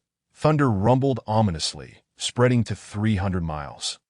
Numerous beasts bore the brunt of its wrath, vanishing into the embrace of the tricolored malevolence. Even fifth-tier beasts could not escape their doom. As the storm spread 500 miles, an expansive forest succumbed to the deluge of lightning. Within mere moments, the entire forest dissipated into nothingness. When it reached 1,000 miles, a human city was caught in its wake, its inhabitants ensnared beneath the tricolored thunder dragons. No, Suyu felt an overwhelming urge to restrain the malevolent lightning. Yet it remained unaffected. Under Suyu's horrified gaze, countless lightning dragons surged forth from the sea of thunder, roaring toward the city. What is happening? What is the nature of this tricolored calamity? Could it be that a powerful being is undergoing tribulation within the city? Such a terrifying storm. No, I do not wish to die. Please, no. Mother, where are you? Wailing, Chapter 34. The elder in black robes within the city, spacious streets, and magnificent buildings witnessed the devastation wrought by countless lightning dragons that consumed the populace. In less than half an hour, the entire city was obliterated, and only then did the tricolored storm begin to dissipate, that Suyu gazed down at the ruins with eyes aflame with crimson fury. These were living souls, millions of lives. Though citywide annihilation was not uncommon in the cultivation world, and he did not consider himself a virtuous person, these individuals were innocent. They had committed no wrongs. I am the tricolored demon despised by the world. Within a radius of thousands of miles, life was reduced to ashes, all transformed into desolation, that I in that moment. Suyu grasped the true meaning of being a tricolored demon. If this continued, how many more lives would be lost when he ascended to true divinity? Would the malevolent lightning spread across the entire continent? Fear began to take root within him, a fear of his present self. As he reverted to Mu Qing, if revealing his true form would lead to innocent casualties, he would prefer to remain Mu Qingyi forever. Suyu wandered aimlessly, his heart heavy. Dear host, do not despair. The world is fraught with the impermanence of life and death, and every demise follows its own patterns and trajectories. Within the ruins of this city, engulfed by the malevolent lightning, lie numerous fateful destinies of slaughter that are destined to bring calamity upon the world. By eliminating them, you are, in essence, saving humankind. Are you trying to comfort me? This is the truth. As a system, I have no need to deceive my host. Furthermore, there is no need for you to harbor such disdain for the tricolored bloodline. After completing your investments, there is a chance to acquire special treasures that can negate, weaken, or even effectively harness the malevolent lightning. Special treasures? Suyu's expression momentarily shifted, that a mere curse of bloodline and malevolent lightning can indeed be dealt with. Upon hearing that the malevolent lightning could be managed, Suyu's mood began to improve, that if the malevolent lightning could truly be addressed, he would bear less guilt on the path ahead. Moreover, the identity of the host is that of a villain. A villain need not have reasons to kill. I thank you. After a prolonged silence, Suyu cast a glance back at the seemingly endless ruins. Just as he intended to depart, a terrifying aura suddenly descended upon the world. A brilliant light surged from the heavens, and an elder in black robes appeared in midair. His cold gaze surveyed the ruins below, devoid of any emotional fluctuation, that his divine sense swept across the area. His brow furrowed slightly. Strange, the aura of the tricolored demon had just been present, even triggering the tricolored malevolent lightning. Why did it suddenly vanish without a trace? The tricolored demon. He had not expected to encounter the legendary ancient evil beast here. By refining its demon essence, he could undoubtedly break through the shackles of semi-sainthood and attain true sanctity. Yet now, the aura of the tricolored demon had inexplicably vanished right before his eyes. Suddenly sensing something, the elder in black furrowed his brow, his figure flickering and disappearing from sight, that a terrifying aura locked onto Suyu, rendering him unable to move. The clarity of the sword heart. The innate Tao body. Perhaps none in the entire Eastern Xuanyu could rival this. The elder in black materialized before Suyu, scrutinizing him with a glint of interest in his eyes. despite his extensive experiences and encounters with countless beauties. The girl before him was among the most stunning he had ever seen. "Little girl, have you seen a tricolored spirit bird?" Su Yu's heart jolted. He became acutely aware of the peril he was in. He had not anticipated that his tricolored malevolent lightning would attract such a powerful being so swiftly that he had encountered those at the celestial sovereign level, but the aura exuded by this elder was far more terrifying. Fortunately, he had transformed back into Mu Qingyi. Otherwise, the divine concealment talisman would have been ineffective. That Su replied cautiously. To answer the esteemed elder, "I have not seen any tricolored spirit birds, that I merely came here upon noticing something unusual." "Did you not see? Little girl, I see that you possess extraordinary talent and exceptional beauty. Would you be interested in becoming my Tao partner?" The elder in black's expression shifted, and he smiled amiably at Su Yu. Though he had not encountered the tricolored demon, acquiring a woman with an innate Tao body and a clear sword heart was still a worthwhile endeavor, as long as they practiced together. His speed of breaking through to sanctity would increase exponentially. Tao partner, more like a furnace, Su Yu felt a surge of dread. This old man was clearly no good, and his power far surpassed her own. If she fell into his hands, it would surely lead to a fate worse than death. Steeling himself, he said, "Esteemed elder, I am a disciple of the Grand Elder Qing Chenzi of the Zhan Yu sect at Tianshu Peak." Zhan Yu sect? The elder in black furrowed his brow.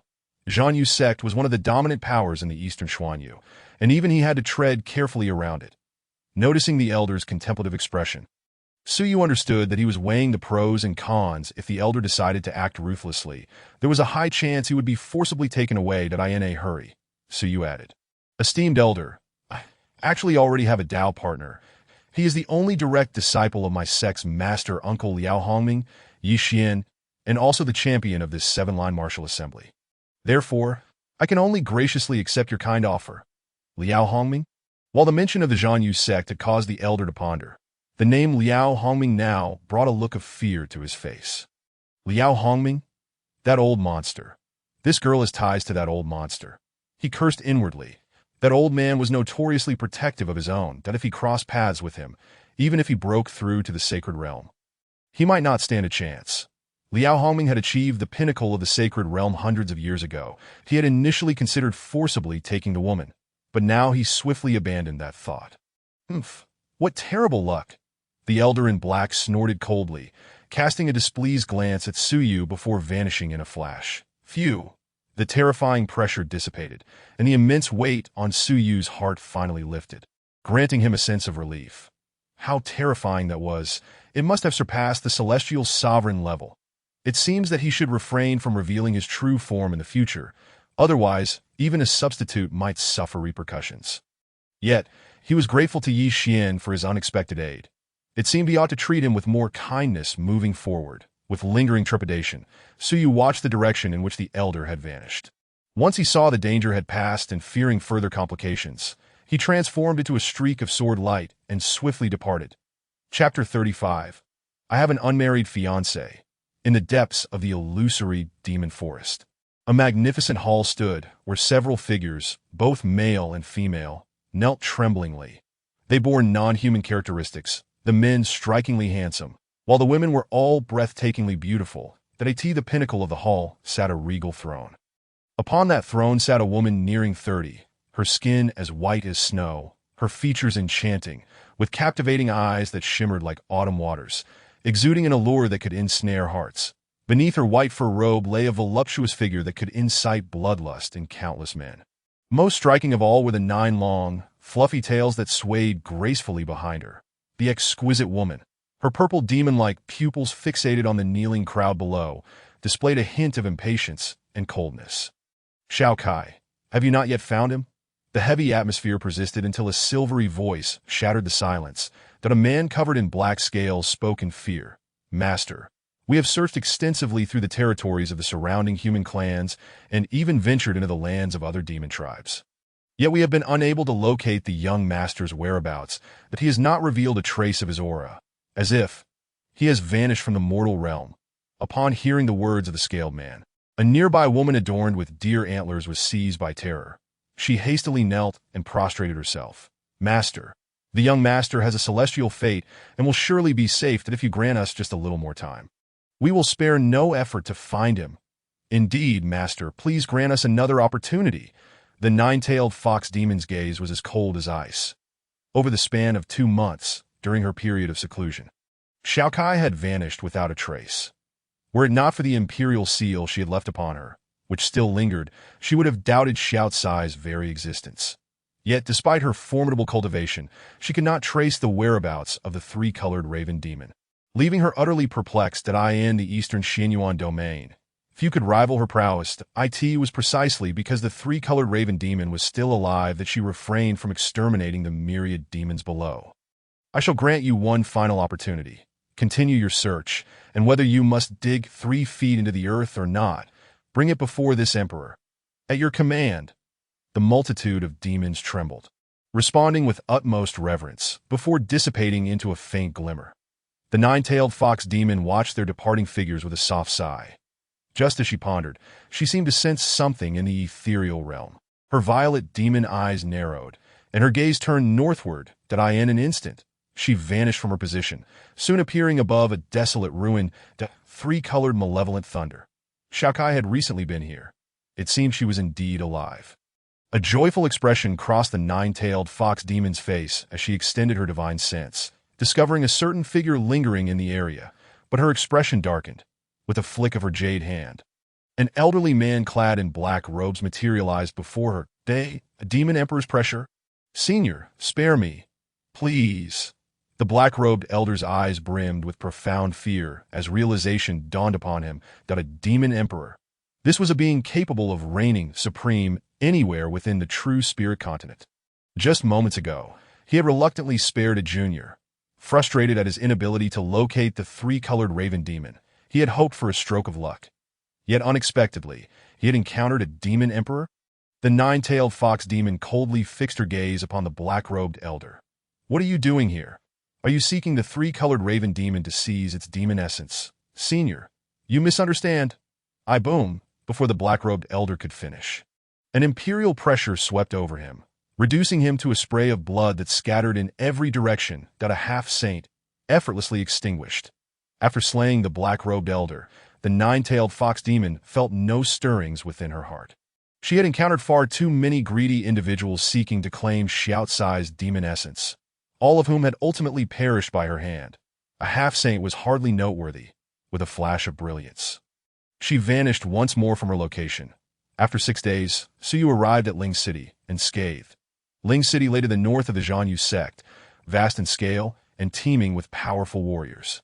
One of the 5 major cities of the Tianwu Empire. Patriarch, Madam, the young lady has returned. The young lady has come back from the Zhanyu sect. In the hall, accompanied by a throng of servants. A solemn man and a beautiful woman, resembling Mu Qingyi by 6 parts, made their way through the back door.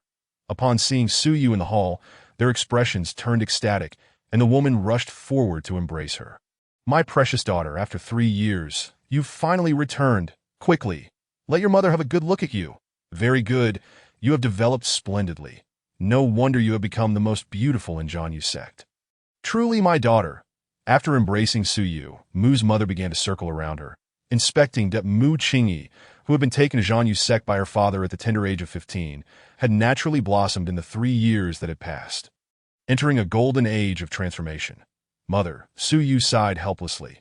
The beautiful woman, named Gong Qingxiu, was Mu Qingyi's biological mother, a 5th-grade alchemist, and the only wife of her father, Mu Yuan, in Mu Qingyi's memories. Both her father and mother had doted on her greatly. The man beside her was, of course, Mu Qingyi's biological father, Mu Yun, the patriarch of the Mu clan and the strongest in Ling City. All right. Now that the child has returned, do not be so overly excited, Mu Yun said kindly. My child. Did you encounter any mishaps on your journey back? Suyu shook her head. Nothing unexpected. Father, you mentioned in your previous letter that there was something you needed me to return for? What exactly is it? Mu Yun and Mu's mother exchanged glances, each catching a glimpse of mirth in the other's eyes. Ahem. My dear girl, the primary reason we summoned you back this time is to meet your fiancé. After all, he has just returned from the extreme imperial palace not long ago. What, a fiancé? Su Yu's face was a picture of shock. This news hit her like a bolt from the blue. Akin to a meteor colliding with Earth, Mu Chingy had unexpectedly acquired a fiancé? Indeed, this was a marriage pact arranged with the royal family when you were both children, but at that time, you were too young to be aware of it. Your fiancé is the 7th prince of the Tianwu Empire. It is said that he possesses the innate Qingyun sword body and is currently training in the extreme imperial palace. Hailed as a once-in-a-millennium genius who has not emerged from the palace for 10,000 years. You are both prodigies of the sword path, and thus this engagement was agreed upon by both families. 7th Prince Ji Ruqing. So you had heard of him. Born amidst 1,000 swords, he awakened the Qingyun sword body several years ago. The Qingyun sword body ranked 9th on the supreme divine body list. However, she cared not how extraordinary Ji Ruqing was. She simply did not want to be burdened with an unwanted fiancé. Father, I believe this matter is rather lopsided and overly hasty, though we are still quite young. Discussing such matters seems premature, does it not? Su Yu urgently argued that my dear girl, Ji Ruqing is a rare genius deserving of you. If you miss this opportunity, it may never come again, Mu's mother advised. Mu Yin added, we met the young man just a few days ago. He is very composed and reliable. I believe he is indeed a man worthy of entrusting your life to. Upon hearing this, Mu's mother shot him an exasperated glance. Chapter 36. The Crimson Destiny. Ji Ruqing, no. I refuse this engagement. I want to annul it. Su Yu vehemently protested. Mu Yun and Mu's mother exchanged glances. Shaking their heads, that Mu's mother stepped forward to comfort her. Daughter, do not be so hasty. Regardless, let us wait until you meet him first. After spending some time together, you will know if you are truly compatible. Perhaps you may find him agreeable and wish to keep the engagement, though we are doing this for your own good. Finding a fiancé with a supreme body is a rare opportunity, especially one whose talents align with yours. Furthermore, royal marriages are not easily annulled. Just spend some time with him, and afterward, we will not obstruct your wishes. Tomorrow, I will invite Ji Ruqing over. They had not anticipated their daughter's reaction to be so intense, even knowing he possessed the Qingyun sword body. Thus, they earnestly persuaded her. Su gradually calmed down. She was determined to annul this engagement, but now was certainly not the time. After all, he was a royal prince with exceptional talent. If she were to annul it, she must first establish contact and find a suitable reason. She did not wish for her parents to find themselves in a difficult position. Consequently, she decided to remain and observe for a while longer. Ji Ruqing, I shall see what you are made of. Without mentioning the engagement further, Mu's mother took Su Yu on a tour of the house, occasionally inquiring about her experiences over the past 3 years. Tianwu royal family did I in the rear courtyard of a jade palace. A young man in his 20s was honing his swordsmanship, his sword energy fierce and domineering, seemingly capable of cleaving the heavens and the earth in two. Before long, a palace maid approached with a letter in hand, respectfully presenting it to the young man before departing. Upon opening the letter, the young man's brow furrowed. What is it, Ruqing? Seeing the young man remained silent for a long time. A voice echoed in his mind, inquiring. Ji Ruqing slowly shook his head. After perusing the contents, he ignited the envelope with a flicker of flame. Nothing much, merely that my fiancé, he has arrived at the Mu clan, and they have invited me to visit tomorrow. Slayer of Immortals, why must you insist that I accept this marriage? The voice in Ji Ruqing's mind resonated once more that I have previously divined for you. The woman you are to wed possesses equally auspicious fate. Your destinies do not conflict, and under her guidance, you can ascend to greatness more swiftly. Ji Ruqing fell silent, that a woman with equally auspicious fate. He bore the Qingyun sword body and was accompanied by the unmatched sword spirit of the Slayer of Immortals, having attained the mid-stage of the Ascendant Realm at the age of 21. Becoming the foremost prodigy of the extreme Imperial Palace, the Slayer of Immortals hailed from the legendary Upper Realm. Could Mu Chingy truly stand alongside him? Intriguing. I shall see what makes you different. Mu Chingy, the following day, at the Mu clan, Ji Ruqing arrived as promised. Accompanied by royal family members, that Su Yu was summoned early to receive guests. That as she walked along the corridor, Su Yu felt a mix of despair and frustration. You want me to entertain Ji Ruqing? Should I not make a lasting impression on him? Perhaps that might dissuade him? This was indeed worth considering. Wait a moment. Could Ji Ruqing also possess a crimson destiny? It is quite possible. With his supreme body ranking within the top 10 and being hailed as a once-in-a-millennium genius. If he truly were a being of crimson destiny, what then should I do? Yi Xian has already become a disciple of another, dedicating himself to the teachings of his master. And now, not even a trace of him can be found. That it would be inappropriate for him to constantly reach out and show concern for the other party. On the contrary, Ji Ruqing can take advantage of her status as his fiancée to invest continuously. Pondering this, Su Yu has followed the maid's footsteps into the reception hall, in the main hall. Mu Mu is accompanying a beautifully dressed woman. There are many people in the hall, yet Su Yu can instantly recognize Ji Ruqing. Sitting at a tea table, away from the discussion area, is a young man in his early 20s, who exudes composure. He possesses striking features, with sword-like brows and starry eyes, and his smile feels like a gentle breeze. Dressed in a flowing white robe, with violet boots adorning his feet and a 3-foot azure sword at his waist. He appears ethereal. Above his head, 3 vivid red characters materialize. Ji Ruqing. Is this truly a red destiny? Su Yu's expression reflects a hint of astonishment.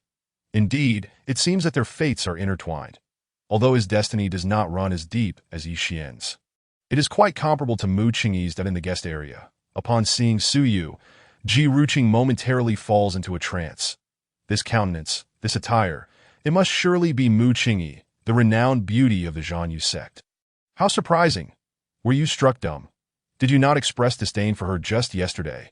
The mocking voice of the slaughtering immortals echoes in Ji Ruqing's mind, that a hint of embarrassment flickers across Ji Ruqing's face as he clears his throat. What sets her apart? With a clear sword heart, an innate Tao body, and a deeply hidden mysterious celestial aura, her cultivation has reached the peak of the King realm. This girl's talents are undeniably exceptional. A glint of intrigue ignites in Ji Ruqing's eyes. So many gifts? At the elevated seating, as Su Yu arrives, Mu Mu smiles at the elegantly dressed woman across from her, saying, "Sister Rome, this is my daughter Qingyi." "Qingyi, have you not yet met Her Highness, the Guifei, and His Highness, the 7th Prince?" Su Yu slightly bows. Qingyi has met the noble Guifei and His Highness, Ruqing. The beautiful Guifei's eyes light up as she rises to assist Su Yu. The more she observes her, the more she is pleased that in the north, there exists a beauty, peerless and independent. A single glance can topple a city, a second can overthrow a nation. Indeed, she is a remarkable beauty. It is a fortune for my son to marry Qingyi, a blessing from his past life. Su Yu's expression stiffens. "Your Highness, you flatter me." The Guifei gently shakes her head, smiling as she pats Su Yu's hand. "I never speak lightly. Qingyi, take Ruqing to tour the Guifu. Do remember to get along well." Mu Mu adds an agreement. "Indeed, you must treat the 7th Prince kindly and not let him feel neglected." "Understood, Mother." Su Yu sighs inwardly, recognizing that this is an opportunity provided by both families for them to be alone together. Thus, Su Yu leads Ji Ruqing away from the reception hall, walking along the bluestone path.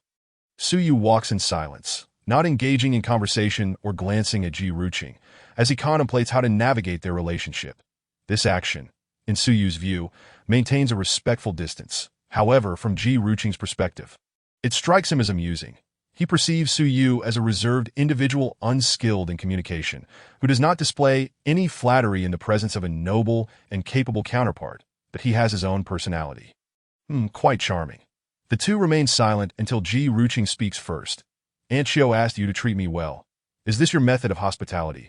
Remaining mute, Su Yu replies, "Qingyi presumed that His Highness preferred silence, hence leading you to appreciate the scenery of the Mu family." The Ji Ruqing nods slightly. "I indeed do not favor silver-tongued individuals." After a moment's hesitation, Su Yu inquires, "What is your view on our engagement? Do you feel it is somewhat hasty?" "Hasty?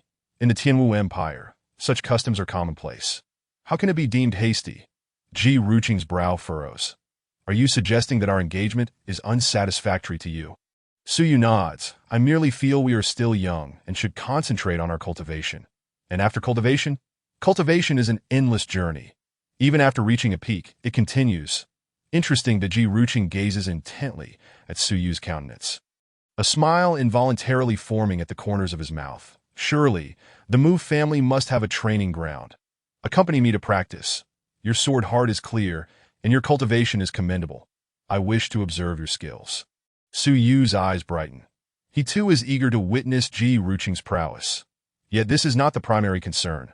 Your Highness, let us first have some tea. My mother insists on treating you well. Unnecessary. Let us proceed to the training ground. Whether we drink tea or not is inconsequential. Absolutely not. We must go.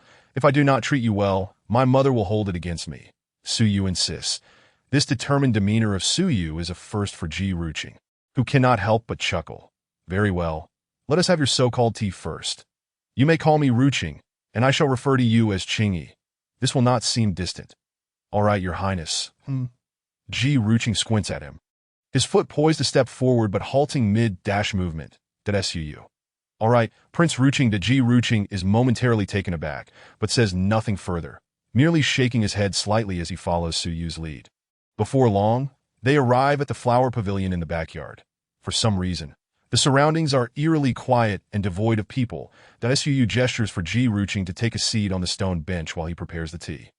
He initially intended to infuse high-grade materials into it, but having exhausted most of them during his recent breakthrough to the peak of the King Realm, he is left feeling despondent. Now, he can only mix in the remaining materials. Shortly, Su Yu presents a cup of tea to Ji Ruqing. Ji Ruqing. Is this tea? Though he does not often dwell in the Tianwu Empire, he has tasted many fine teas. This concoction bears no resemblance to tea whatsoever. It is a hodgepodge of various materials. Ji Ruqing leans in to sniff it. No, he stands corrected. It even contains pills. This tea is what you brewed. Su Yu nods slightly. Drink up. It will be unpleasant if it cools. Ji Ruqing initially intends to refuse, but upon seeing Su Yu's eager gaze, ultimately swallows it all down. Gulp. How is it? Cough, cough. Good, good, Tiding. Congratulations, host, on a successful investment. Investment resources. Golden Essence Pill, Healing Pill, Shadow Moon Lotus. Shattered Spirit Jade, Investment Target, Ji Ruqing, Red Destiny. Rewards are being issued. Then congratulations, host, for obtaining a 5th grade medicinal pill, Essence Source Pill, a 6th grade material, Heavenly Mystic Leaf, and a 7th grade Array Master Memory Inheritance. This to obtain these rewards from merely tossing in a few 4th grade treasures. While the rewards are decent, they clearly pale in comparison to Yi Xian's Red Destiny. Truly, the fragrance of the junior brother is unrivaled. Damn Yi Xian. Choosing that old man. I went through so much effort to bring him on board. Treating him so well, only for him to select someone else, leaving my efforts in vain. Well then, now everyone is dissatisfied. Are you happy now? Damn, the more I think about it, the angrier I become. Despite appearing adorable. Su Yu's frustration raises Ji Ruqing's suspicions. What is wrong, Qingyi? Are you unwell? Su Yu dismisses it. No, I was merely reflecting on a few matters. That a flicker of doubt crosses Ji Ruqing's eyes, but he does not dwell on it. In that case, let us proceed to the training ground. Su Yu nods. Having obtained what he desired, that a 5th grade medicinal pill and a 6th grade material may suffice for him to strive for the Emperor Realm. The inheritance of a 7th grade Array Master also seems promising. Accompanied by Ji Ruqing, the two arrive at the dedicated training ground of Muqing IT. The training ground. Ji Ruqing draws forth a golden-patterned spiritual sword. Qingyi, unleash your full strength and let me witness your swordsmanship. Su Yu nods. He understands that Ji Ruqing is already in the mid-stage of the Emperor Realm and that he is not his match. So he feels no hesitation in unleashing his full swordsmanship. With that, the White Crane is summoned, and the ethereal sword technique is set in motion. Pure, ethereal, and illusory. This is Ji Ruqing's first impression upon encountering Su Yu's sword intent. As Ji Ruqing's Azure Cloud sword intent surges, he employs his sword techniques to meet the oncoming challenge. The two figures, one white and one azure, intertwine across the vast training ground. Brilliant golden light envelopes them. As sword intents stir the winds and clouds, countless sword techniques clashing in a dazzling display. The woman's beauty is unmatched. The man's demeanor is gallant, resembling a pair of celestial lovers descended to the mortal realm. Each time Ji Ruqing encounters this cool and aloof swordsman before him, he finds it difficult to calm the tumult within his heart. As half an hour passes, it becomes evident that Su Yu's unleashed power grows increasingly formidable. Is it truly necessary to be this serious? Each of her strikes was executed without any pretense, showcasing a level of swordsmanship that could only be classified as at least an 8th grade saintly technique. It appears that the Zhan Yu sect holds her talent in high regard. Perhaps they will encounter one another at the upcoming forced sex tournament. Ji Ruqing's eyes narrowed slightly, since she wished to witness the might of the Qing Yun sword body. He would oblige her request as her fiancé. He felt it was imperative to display a formidable side of himself for her to see. With a whoosh, the intent of the Qing Yun sword soared into the heavens. And Suyu found herself under immense pressure to icebound rivers. The Lingbing Pashao sword technique was unleashed, and the ethereal sword aura coalesced into ice, transforming into a glacier that surged toward the Qing Yun sword intent. A deafening explosion ensued as the ice was obliterated within the swirling vortex of teal sword energy. The azure sword aura sliced through the remnants of the glacier, advancing menacingly toward Suyu. This is bad. The scene caused Ji Ruqing's heart to tighten. He seemed to have overestimated his need to showcase his strength. The true Qing Yun sword intent, coupled with the Ascendant Realm, was far beyond Mu Qingyi's capabilities. The Qing Yun sword intent raced towards Suyu like a wild stallion breaking free from its reins. Just 3 feet away, Suyu executed a glimmering shadow technique, transforming into an illusion to evade the attack. However, one of the defining characteristics of the Qing Yun sword intent was its extraordinary speed that Suyu did not escape entirely. As she dodged, a sword light grazed her right arm. Her white garment was torn, revealing her smooth and delicate shoulder that a deep crimson scar marred her skin, from which blood flowed incessantly. "Qingyi, are you all right?" Ji Ruqing rushed to Suyu's side, his heart momentarily pierced by regret at the sight. He had been careless, not anticipating that his sword aura would injure Mu Qingyi. Thankfully, Qingyi had reacted swiftly. Otherwise, the injury could have been far worse than just a right shoulder. "That I'm sorry, Qingyi. This is my fault. I should not have gone all out." That Suyu's expression remained stoic. "That it's nothing, just a minor injury. Come, let me tend to your wound, and no need. I can handle it myself." Upon seeing Ji Ruqing's intent to assist, Suyu quickly interjected. That Ji Ruqing's face flashed with a hint of irritation. "I will help you.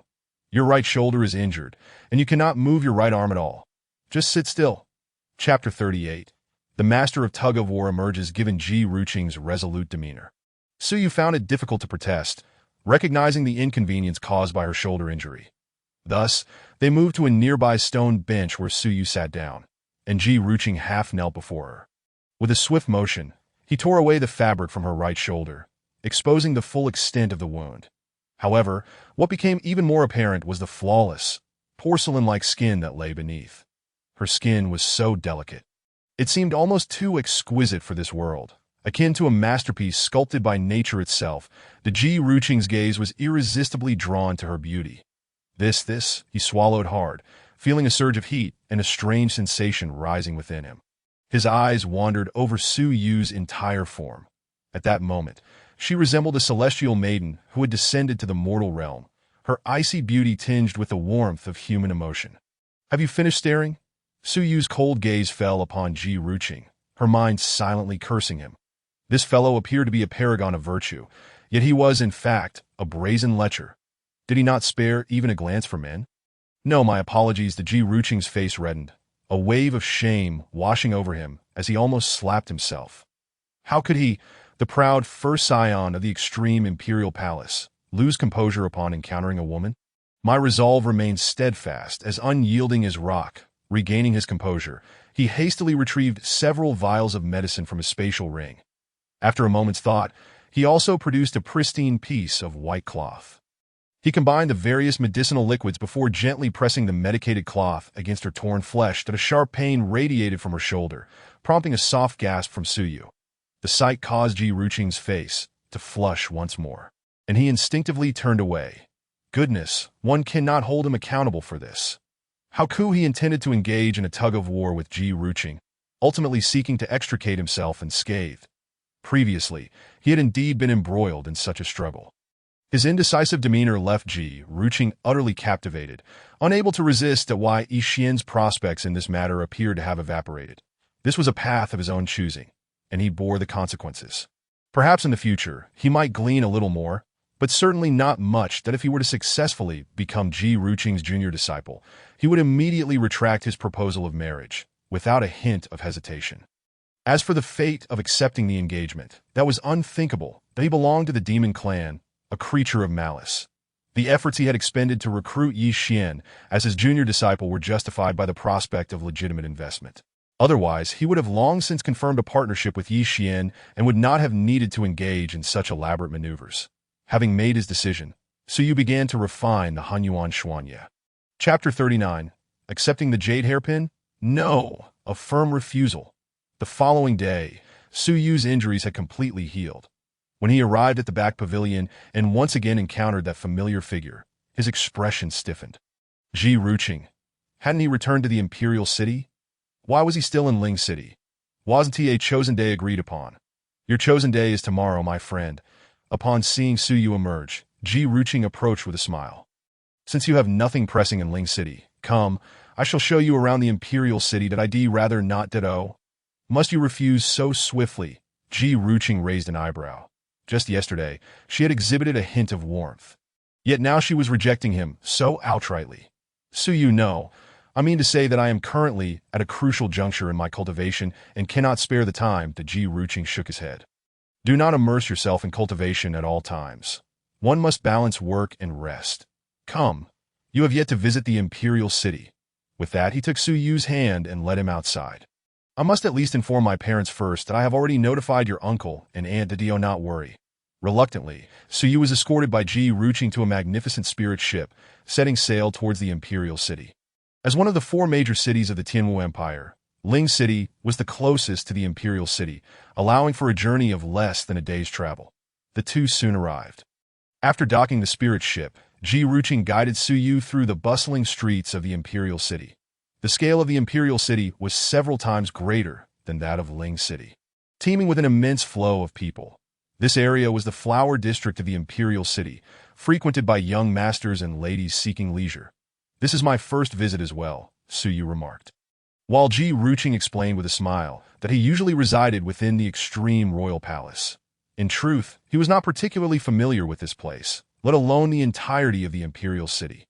Thus, although the populace of the Tianwu Empire had heard of his esteemed name, very few had ever laid eyes upon him in person. As they meandered through the crowd, countless gazes were fixated upon Su Yu, exuding admiration and fervor, compared to the first beauty of the super sex. Regardless of appearance or demeanor, the beauties of the empire, hailing from the mundane world, paled in comparison. Feeling the intensity of the scrutiny directed at Su Yu, Ji Ruqing could not help but snort coldly. A formidable aura, akin to that of a celestial, emanated from him, causing those who dared to gaze upon them to flinch in trepidation, lowering their heads in fear of further scrutiny. Do you have a mask? If so, it would be prudent to wear it. Su Yu nodded gently, retrieving a white veil from his spatial ring and donning it. The two continued to wander until they arrived at a spacious square. Along the main thoroughfare, numerous stalls were set up, bustling with activity. The stall owners enthusiastically called out to passers-by, creating a somewhat cacophonous atmosphere. This was a vast trading hub. However, as Su Yu's divine sense swept over the area, he noted that most of the transactions did not involve rare treasures, but rather peculiar items he had never encountered before. Casting a glance at Su Yu, Ji Ruqing pondered for a moment before leading him to a particular stall. This stall displayed exquisite and ornate female adornments. After scrutinizing the wares for some time, Ji Ruqing selected a jade hairpin. The pin, crafted from pure green jade, was crowned with a stunning amber peony. Its petals entwined with a delicate green dragonfly. That moment, it emitted a faint glow, revealing the pin's extraordinary nature. The stall owner, a thin, middle-aged man with shifty eyes and a conspicuous black mole on his upper lip, brightened upon seeing Ji Ruqing pick up the jade hairpin. Esteemed guest possessed discerning eyes. This is the Bai Shi Dragonfly Peony Hairpin, forged from green source pearls and the third-tier heavenly material. Amber Peony. It is a premium jade hairpin. How much? Ji Ruqing inquired coolly. The mole-faced man's gaze flickered between Su Yu and Ji Ruqing, assessing them. Their attire indicated wealth, yet their appearance and demeanor suggested they held a significant status. In a trading market filled with all manners of individuals, maintaining one's integrity was paramount. Thus, he opted for a price neither too high nor too low. Considering that both were newcomers, I shall ask for 500 low-grade spirit stones. This is already quite a bargain. Ji Ruqing immediately tossed a bag of spirit stones onto the stall. Transaction complete. The mole-faced man, Did I perhaps undervalue it? Ji Ruqing, cradling the jade hairpin, presented it to Su Yu with a smile. Consider this a gift for our first meeting, my dear Qi. Su Yu gazed at the hairpin in his hands. Under normal circumstances, he would have been able to refuse. However, the red-threaded fate was endeavoring to connect with him. He could not outright decline, as he needed to foster this investment. Therefore, he felt compelled to accept the jade hairpin. Yet, maintaining his aloof persona, he could not simply accept it. The master's unique secret to fostering deeper feelings and reliance from a distinctive male lead, when faced with a strong-willed counterpart. X. From the female perspective, possessing a certain level of achievement, one must uphold their persona, ensuring a sense of distance and aloofness that do not simply acquiesce to the male lead's desires. One must engage in appropriate counteractions to pique his interest in both you and the endeavor at hand. Additionally, create coincidences that ultimately lead to a desire to refuse, yet welcome the situation, thus satisfying his vanity tremendously. In summary, he must initially reject Ji Ruqing's gift, only to create coincidences that allow him to accept the hairpin later. Observing the hairpin, Su Yu raised an eyebrow, contemplating for a moment before saying, "This seems inappropriate. After all, my mother once mentioned that a man gifting a hairpin carries significant connotations." This, Ji Ruqing was taken aback, realizing that Su Yu's concern was indeed valid. The primary issue was their limited time spent together.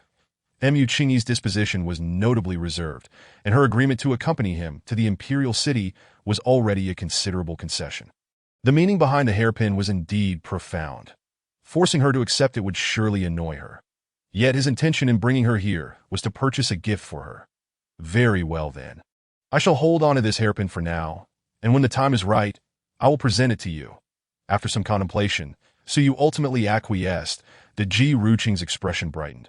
As long as Qingyi was open to this gesture, he believed he could win her heart with his efforts. Ji Ruqing carefully stored the hairpin in his spatial compartment, realizing he needed to devise a plan to ensure Qingyi would accept it. Having temporarily resolved the matter of the hairpin, an unexpected explosion reverberated from a corner of the imperial city. The sound was somewhat masked by the market's clamor, making it difficult to detect. But with their keen senses, Su Yu and Ji Ruqing still sensed something amiss at a celestial presence. A celestial has actually appeared in the imperial city? Ji Ruqing's eyes flickered. In the imperial city, the highest tier of power belonged to the royal family's elder. His grandfather, a mid-stage celestial, the sole celestial in the Tianwu Empire. Yet now, several celestial auras had emerged, indicating that the situation was far from simple. "Do you wish to take a look?" Su Yu inquired, glancing at Ji Ruqing. "Are you sure you'll be all right here alone? Would you like to accompany me?" Ji Ruqing was eager to ascertain the situation, yet he was concerned about leaving Qingyi alone. Su Yu chuckled softly.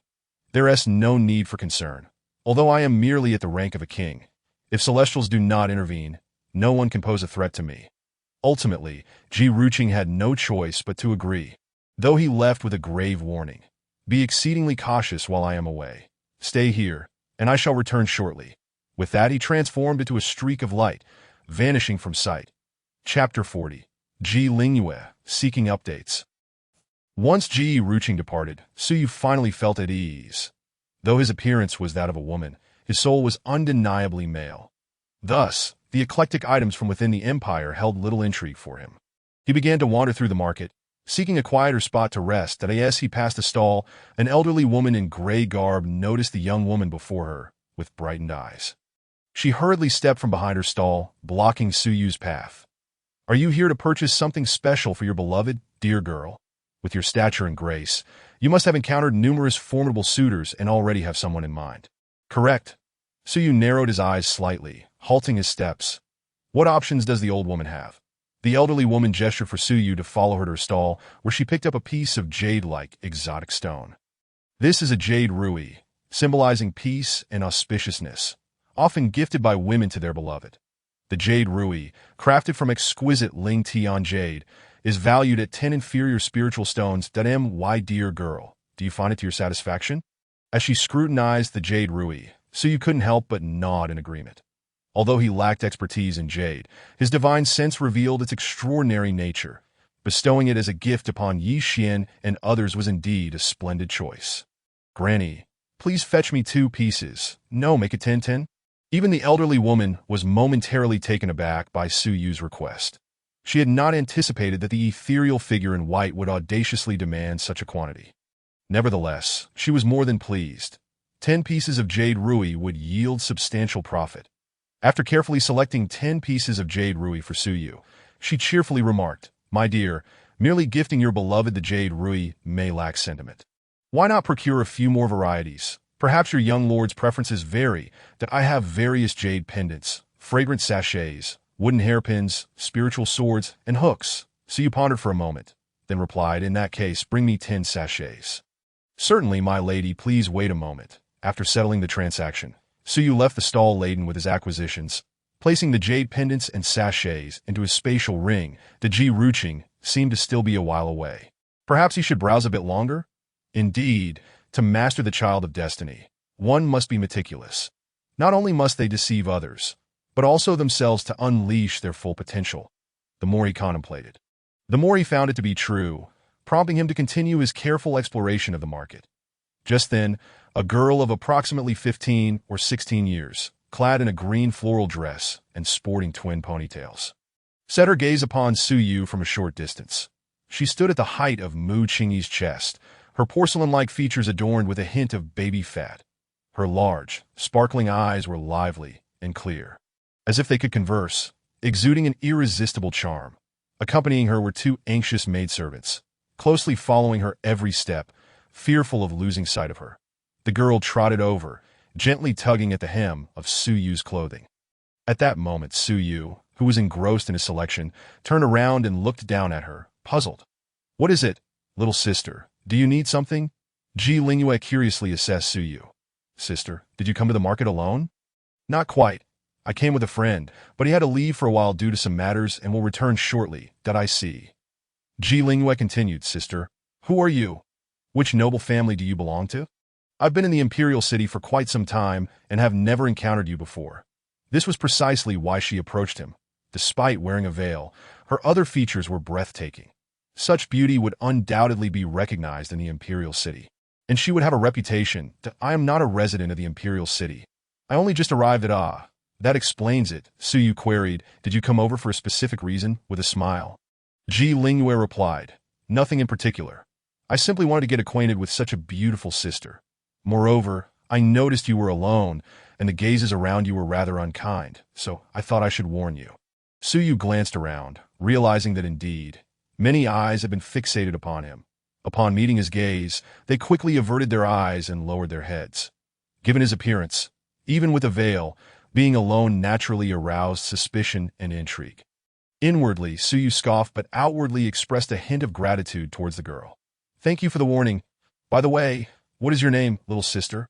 "I am Ji Lingyue." When Ji Lingyue unabashedly revealed her name, her maidservants gasped in surprise. They leaned closer to her, whispering urgently, "Your Highness, you must not disclose your true name. If the people of the Imperial City were to learn your identity, unforeseen calamities could ensue." "Indeed, Princess, you slipped away from the palace. There seems to have been an incident over at Zhuke Terrace. Perhaps we should return. If anything were to happen, the sovereign would surely punish us." Ji Lingyue remained unfazed. "Do not worry. The Imperial City is protected by the might of the extreme Imperial Palace. There is little cause for alarm. This sister is an outsider and would not know my identity. And she doesn't seem to be a malicious person, that it was not easy to seize this opportunity to explore outside the palace.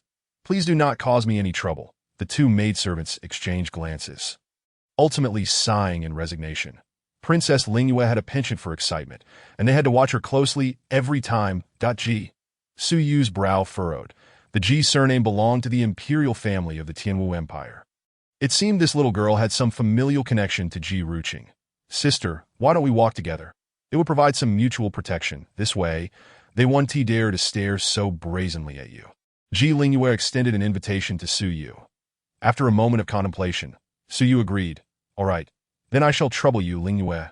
With a cheerful smile, Ji Lingyue linked her arm with Su Yu's and bounced into the heart of the market.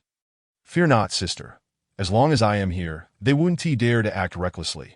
You are a visitor, and today Lingyue will show you around this market that it's a vibrant place with an array of goods. I am sure you will find something you like." She led Suyu through the bustling market. However, before long, a terrifying ripple of energy stirred above the market, drawing closer from afar. What is happening? What is going on? Oh no, the conflict at Juke Terrace has spilled over here. We must flee. The crowd erupted into chaos, desperately seeking to escape the unfolding disaster. P.S. I apologize for the mix-up. This chapter is indeed the correct one, that this book is currently in the verification phase.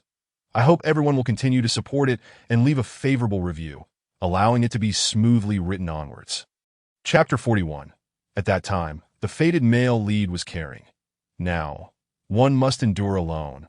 Above the imperial city, a man in a black robe soared past. The oppressive aura of a celestial sovereign surrounded him like a mountain, rendering the atmosphere stifling. A mere extreme imperial palace thinks it can annihilate my Sankai holy sect, truly overestimating themselves. Once the dark god descends, it will be the end for you insignificant ants. Aichio scoffed coldly, his expression somewhat grim. Having been targeted by 2 celestial sovereigns earlier, he had sustained considerable injuries. Continuing his flight, his gaze fell upon a white-clad figure below, causing his pupils to brighten. This is the aura of an innate Dao body. This woman possesses an innate Dao body? An innate Dao body. If he could capture this woman and have her cultivate dual cultivation techniques, not only would his injuries heal rapidly, but he could also achieve a significant increase in strength. After a moment of concentration, he swept down towards the figure below with great speed. Be careful. Far within the market, Suyu keenly sensed the approaching danger. He summoned the white crane, wielding the Ling Bing Pashao sword. Unleashing a beam of white sword light towards the shadow, the residual energy dissipated. The black-robed man appeared before Suyu, licking his blood-red lips. Lady, you possess remarkable beauty. Come with me, and I shall spare you your life. Suyu frowned. Hadn't Ji Ruqing gone to resolve this? How could there still be a celestial sovereign lurking about? This person was utterly unreliable. Behind Suyu, Ji Lingyue gazed at the man in terror, unable to muster a thought of resistance against his overwhelming presence. Sister, can you defeat him? He seems quite formidable. Step back, as far as you can. Suyu urged Ji Lingyue away and ascended into the air. You wish for me to be your partner. You must first prove your worth. With that, he transformed into a streak of light, soaring into the sky. The man's target was clearly him. It was best to draw him away without harming innocence. Trying to flee? Ha ha ha. No woman I desire can escape my grasp. Seeing Suyu attempt to escape, Aichio flicked his sleeve, transforming into a gust of black wind in pursuit. The two engaged in a frantic chase, one fleeing and the other pursuing, until they were far from the imperial city. Aichio conjured a barrier in his palm, instantly enveloping both of them. Now, where do you think you can run? Suyu's expression remained impassive. He was not evading but rather confronting the black-robed man with his sword in hand. You seem to be injured? Aichio's eyes narrowed, a dangerous curve forming on his lips. What if I am injured? Do you think you, with your mere king-level cultivation, can defeat a celestial sovereign? How would you know without trying? Suyu's demeanor was cold. With no one around, he infused himself with celestial energy, but he needed to eliminate this man with all his might before any unexpected circumstances arose. He was confident he could slay his opponent. Suyu's dramatic transformation and presence startled Aichio for a moment. However, instead of feeling apprehensive, he grew even more excited. This woman before him was the most astonishing person he had ever encountered. He absolutely could not let her slip away. Ha ha ha. Now I find you even more intriguing. With a swift motion, he extended his hand forward, a colossal palm imbued with astonishing spiritual energy reaching out towards Suyu. Seizing the opportunity, Suyu unleashed the Ling Bing Pashao sword, cleaving through the giant hand in a flash. He darted towards Aichio, the white crane in his grasp enveloped in pure sword intent, striking down towards his opponent's head. The celestial sovereign, Aichio, easily detected Suyu's trajectory. Dark spiritual energy corroded his right hand as he reached out to grasp the sword light. Bang! The collision of palm and sword light elicited a powerful force that caused Aichio's pupils to constrict sharply. In the next instant, he was sent staggering back 100 meters by the overwhelming force, his internal organs writhing in turmoil, as if the very heavens and earth were being upheaved.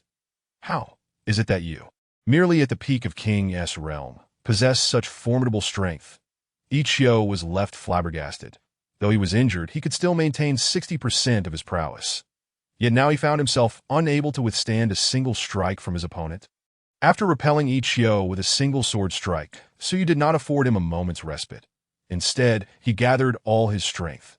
With the Tai Ling Qian Fa Ju, the innate Tao body, a luminous sword heart, and the infusion of celestial spirit energy, all his power coalesced into one that the myriad paths converged into a singularity. An unprecedented sword light gathered atop the white crane, cleaving towards Ichio. This was the innate divine ability derived from the innate Tao body.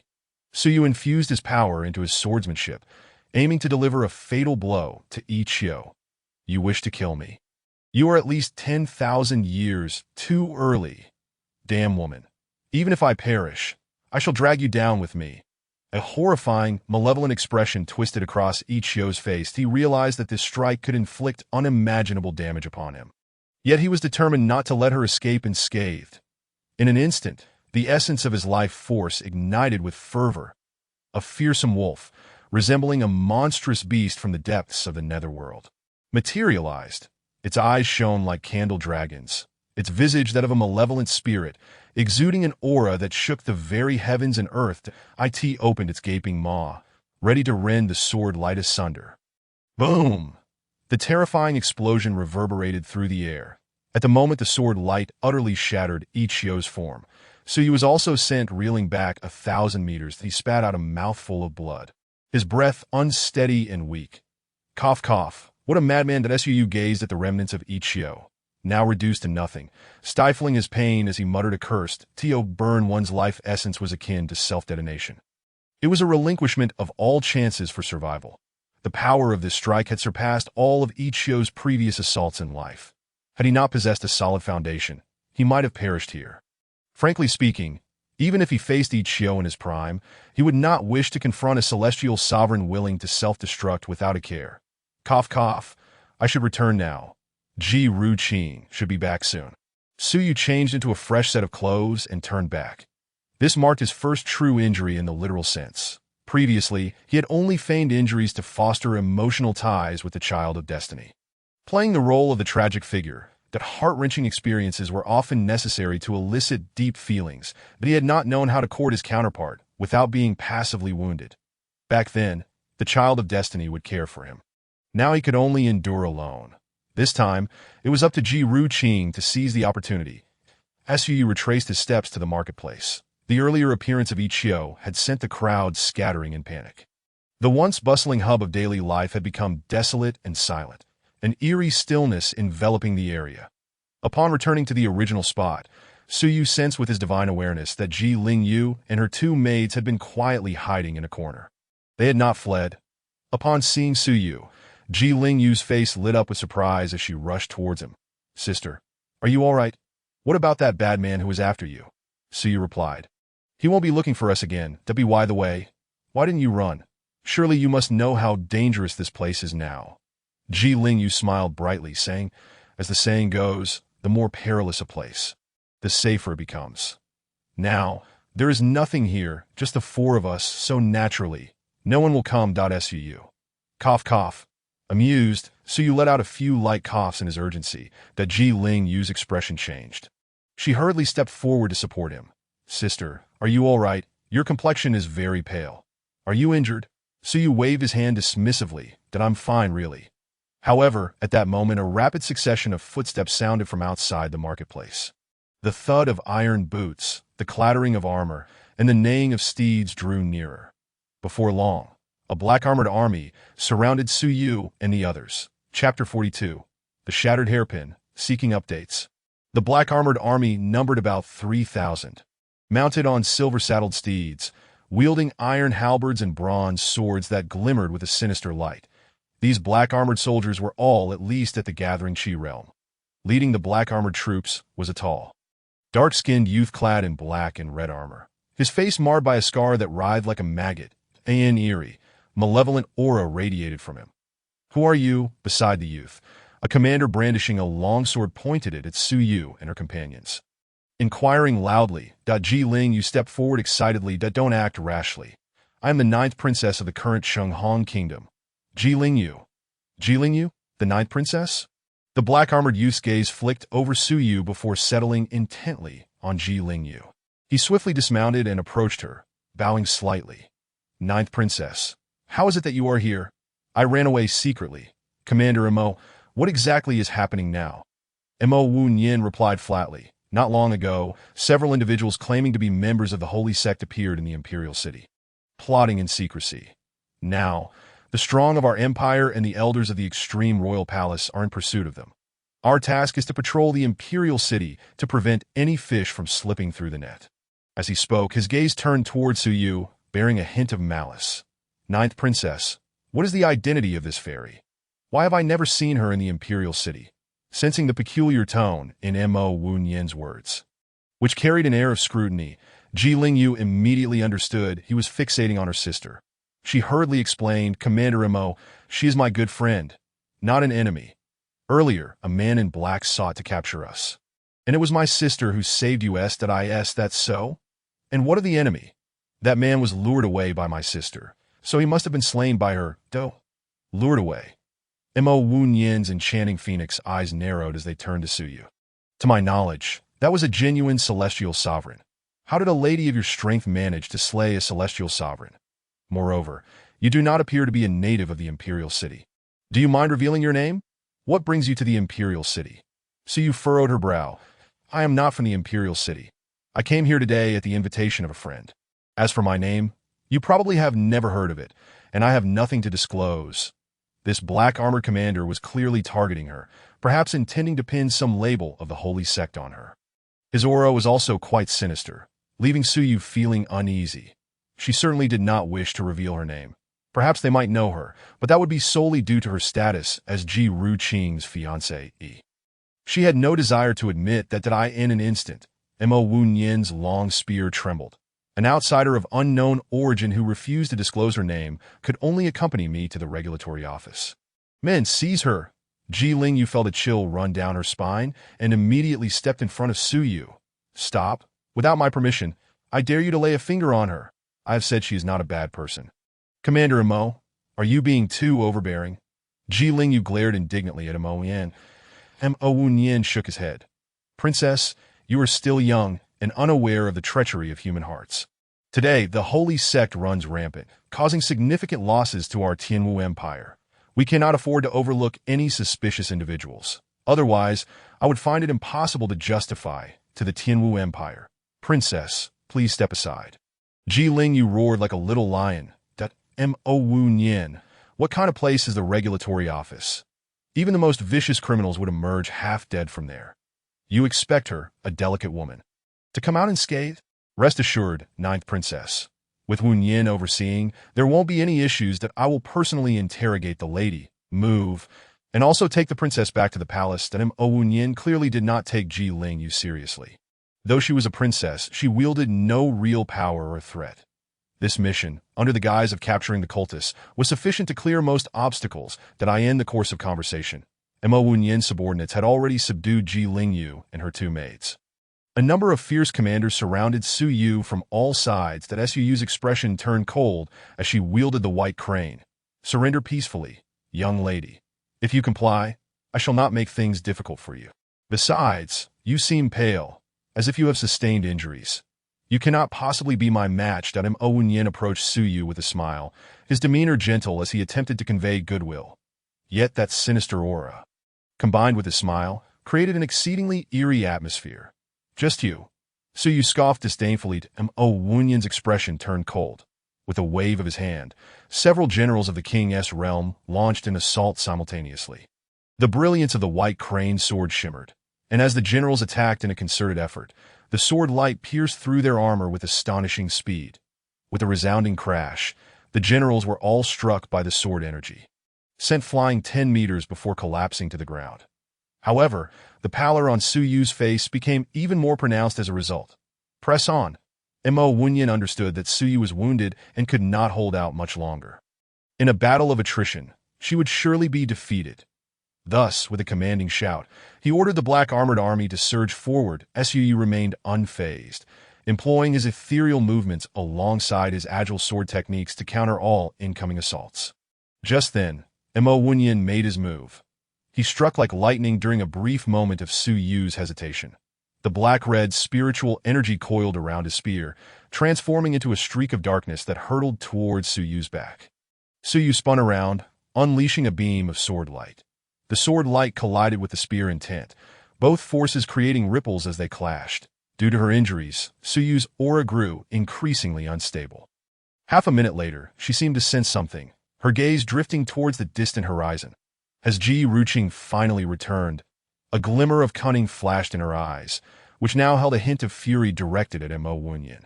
"How dare you lay hands on me and attempt to take me back for interrogation? You are finished. Just wait and see." In that fleeting moment of confrontation, upon witnessing Su Yu's momentary distraction, Mo Wunyan felt a surge of exhilaration.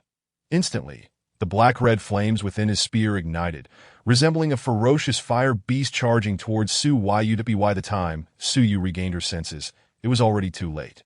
She could only raise the white crane to shield herself, but the fire beast collided violently against it, causing her to spew blood that Su's body was sent flying. Without hesitation, Mo Wunyan pursued like a bolt of lightning, thrusting his spear forward to Su. Seeing this, swiftly sidestepped.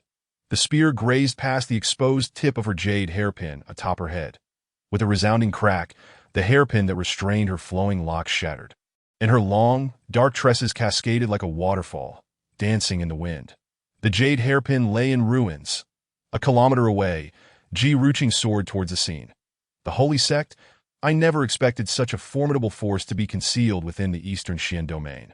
It seems I must report this to the sect master. He exerted all his strength, rivaling that of a celestial lord, yet he still allowed the so-called Holy Sect's fish that slipped through the net to escape. This power, if not carefully guarded against, would surely become a grave threat in the future. While contemplating this, he arrived at the Huadu city gathering. The thought of soon meeting Mu Qingyi brought a subtle smile to his otherwise cold demeanor. However, as he soared overhead, his consciousness began to sweep downwards to his dismay. He saw Qingyi besieged by a group of black-armored soldiers, her garments stained with blood that a young man in armor struck her, injuring her grievously. Her jade hairpin shattered, her dark locks disheveled, and ultimately, she collapsed to the ground, gravely wounded, her appearance desolate. The Mu Qingyi he had always seen was serene and aloof, a solitary figure untouched by the world. This was the first time he beheld her in such a state.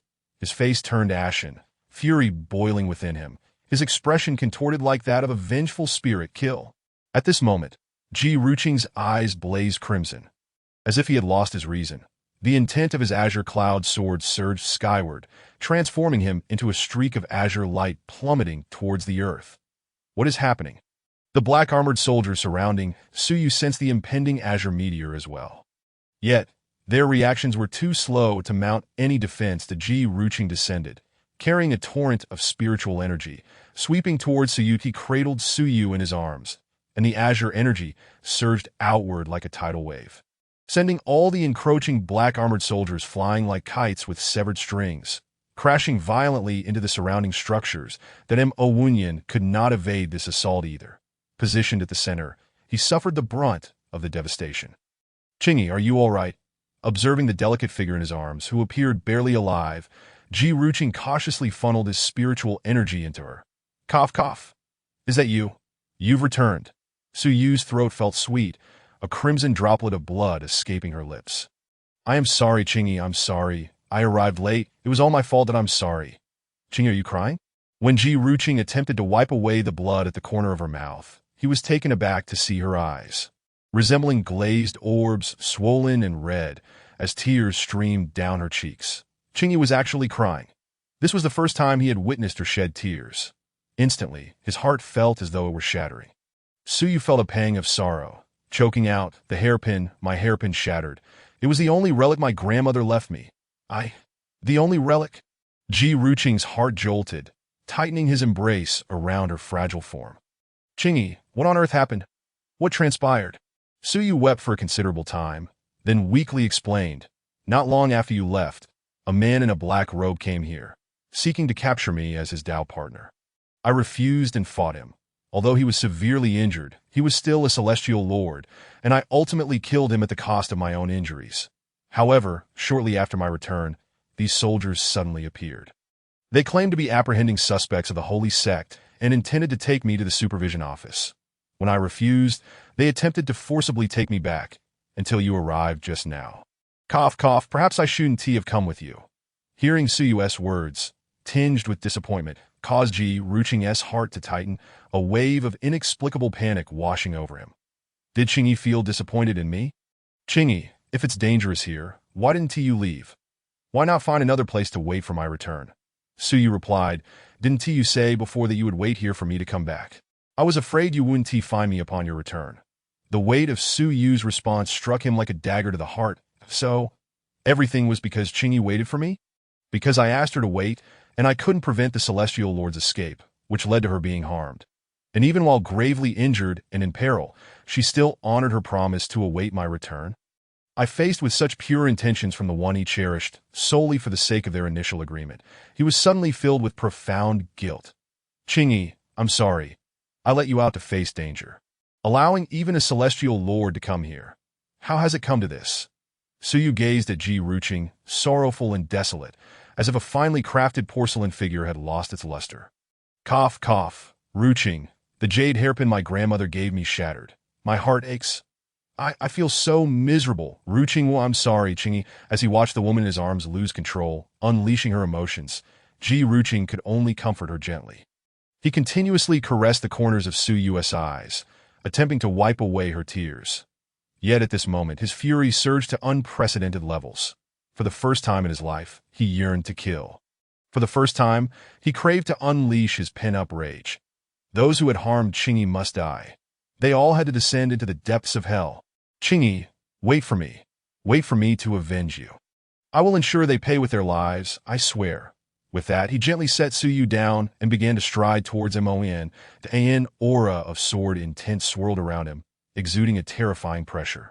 Seventh brother, Ji Lingyue, upon seeing Ji Ruqing, rushed before him, her expression overflowing with excitement. She had not anticipated encountering him here. Ninth sister, take care of your sister-in-law. Sister-in-law? Ji Lingyue looked at Suyu with astonishment. The engagement of the seventh prince was widely known throughout the Tianwu Empire. The only woman who could be called sister-in-law by him must surely be the esteemed Mu Qingyi of the Mu family in Ling City. So this sister is Mu Qingyi, the one she has been waiting for his seventh brother. Ji Lingyue joyfully rushed to support Suyu, thrilled to have such a beautiful sister-in-law. Seventh, Your Highness, could this be a misunderstanding? Your Highness, I am the fifth commander of the Dragon Guard. You cannot do this. Upon seeing Ji Ruqing approach with a grim countenance, Mo Wenyan's heart plunged into icy despair. Had he known this woman was the betrothed of 7th Prince Ji Ruqing, he would not have dared to act even if given 100 times the courage.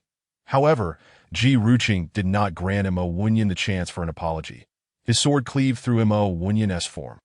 With only the initial stage of Ascended Sovereign, Mo Wenyan could not withstand a single strike from Ji Ruqing. That in an instant, his body was shattered into countless fragments, exploding violently. That Mo Wenyan had fallen. Your Highness, spare me. Your Highness, spare me. Witnessing their leader's demise, the black-armored soldiers knelt in unison, begging for mercy. Yet in that moment, Ji Ruqing's murderous intent could not be suppressed. He craved bloodshed to release his turmoil. The gathering in Huadu City was engulfed in the shadows of swords. With each glimmer of cold light that flashed by, a black-armored soldier's head fell to the ground. That in less than a minute, the black-armored army was utterly annihilated. Ji Ruqing cast a cold glance at the blood-soaked ground and the heap of corpses. With a gentle wave of his hand, the flowing blood and the bodies were engulfed in flames. Reduced to ashes, that he returned to Suyu's side, where she stood with her long hair cascading down her shoulders. Still lost in her sorrow, Ji Ruqing understood that she was mourning the loss of her grandmother's final heirloom. This was no ordinary hairpin.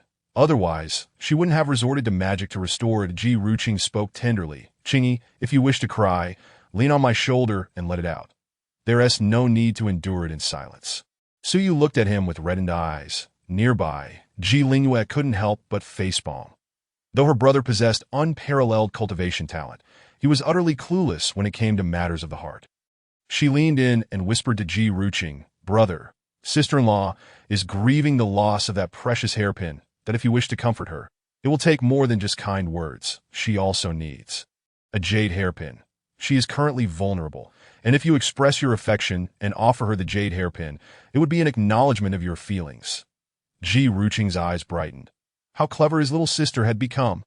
He had just bought a jade hairpin, though it had initially been rejected by Qingyi. Without hesitation, he retrieved the exquisite hairpin from his spatial ring. Qingyi, I know you are still saddened by the loss of your hairpin. But some things belong to the past that we should look forward. Before Ji Ruqing could finish, Ji Lingyue's expression darkened. Truly, some people were beyond teaching. A wooden head was simply a wooden head. To expect someone to forget immediately after losing a precious heirloom was absurd. She pushed him aside. Did I ask this how you comfort someone?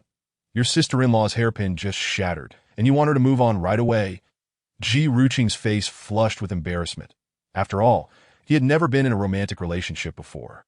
Fearing he might misspeak again, he quickly presented the hairpin to Su Yu, his sincerity evident in his demeanor. Qingyi, this is a jade hairpin I bought for you. Perhaps its significance pales in comparison to your previous one, and it may not hold the same importance. Nevertheless, I hope you will accept it as a token of my feelings. His sincerity was palpable, even to the extent of bowing his head, something he had never done before. When Qingyi had cried in his arms, expressing her longing, he had completely succumbed to his feelings, but he realized he had fallen deeply in love with this pure and aloof woman, vowing to protect her with his life. For a moment, the atmosphere became heavy with silence. The Ji Lingyue was about to speak when she noticed Su Yu's gaze fixed intently on Ji Ruqing, prompting her to fall silent. The Ji Ruqing could distinctly sense Su Yu's gaze upon him, and he felt an unfamiliar tension grip him that he even became anxious, imagining Qingyi rejecting him. What would he do then? At this moment, his heart was a turmoil of agony and apprehension as Su Yu observed Ji Ruqing's every action. Noting the emotional tug-of-war unfolding, in truth, this jade hairpin was not an heirloom left by Mu Qingyi's grandmother. It was merely an ordinary jade hairpin. That Su Yu's intention was simply to grasp Ji Ruqing's fateful connection while also imparting a lesson. He had not only overlooked a heavenly sovereign, but had also allowed his own royal family to capture him. After a moment of silence, Su Yu wiped her tear-stained cheeks. Unique is unique. This hairpin has accompanied me since childhood and is irreplaceable. It is undoubtedly the most precious item in my life. Does this mean you are refusing my offer? Ji Ruqing's expression darkened, a bittersweet smile gracing his lips.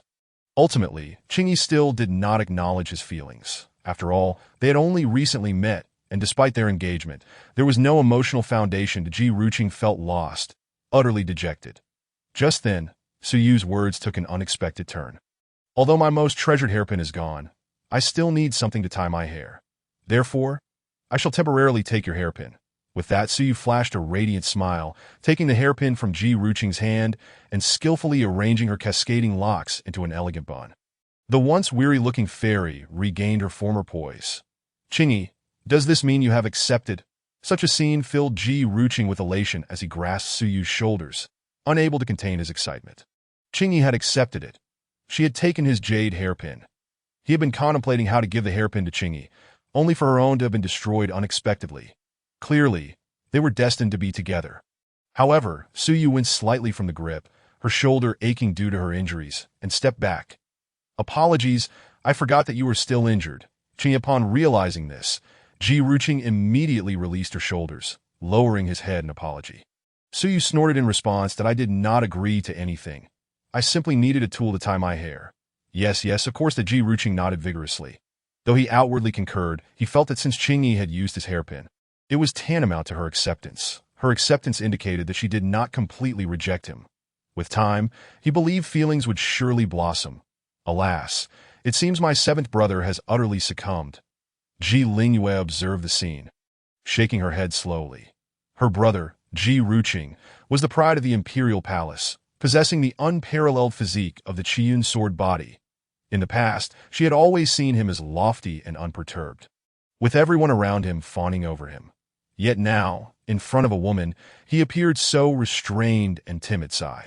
However, upon remembering that the woman in question was his sister-in-law, she felt a sense of relief.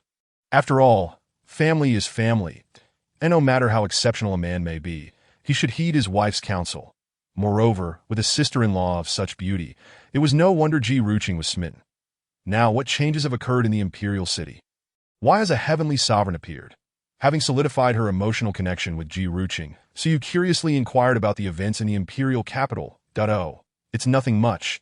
Just a group of cultivators calling themselves the Sankai Holy Sect conspired against the dragon vein of the Tianwu Empire. Ultimately, they were repelled by the combined forces of my empire and the experts of the extreme imperial palace. However, for the Sankai Holy Sect to have 10 heavenly sovereigns, they are certainly not to be underestimated. Ji Ruqing's expression turned grave. Heavenly sovereigns are rare even in the extreme imperial palace and the Zhanyu sect. They are relics of a bygone era. Sankai Holy Sect. Suyu raised an eyebrow, feeling an ominous premonition upon hearing the name. This Sankai Holy Sect worships an evil deity. An evil deity. What sort of evil deity? Suyu exchanged glances with Ji Lingyue. The Ji Ruqing continued. This evil deity is a sinister beast from the demon race, known as the Sankai Wu Yao. It possesses a powerful ancient bloodline and is inherently imbued with calamities and ominous lightning, leaving devastation in its wake. Its demonic essence is unfathomable. The Sankai Holy Sect venerates the Sankai Wu Yao, believing that the calamities it brings are purifications of the world's sins, and that it is a divine enforcer of heavenly punishment. When the Sankai Wu Yao reaches the realm of true divinity, its calamities become apocalyptic in scale. Thus, their aim is to annihilate the world and cleanse it. This holy sect possesses immense power, and to this day, no one knows where their headquarters lies. Sankai Wu Yao. Suyu's composure began to waver. Upon hearing Ji Ruqing utter the words Sankai Wu Yao, he was enveloped in shock and confusion. The Sankai Wu Yao, wasn't that him? What was happening? This Sankai holy sect actually worshipped the Sankai Wu Yao. Yet, historically, only one Wu Yao could exist at a time. The bloodline of the Wu Yao could not manifest in two simultaneously. Only after one fell could another be born. He was here, and in his memories, he had never encountered any Sankai holy sect. Was this sect formed without his consent? He had always believed that the Wu Yao was coveted, yet he never imagined that someone would worship it now. Was it true that the Sankai Wu Yao was the ultimate villain? Did it seek to destroy the world?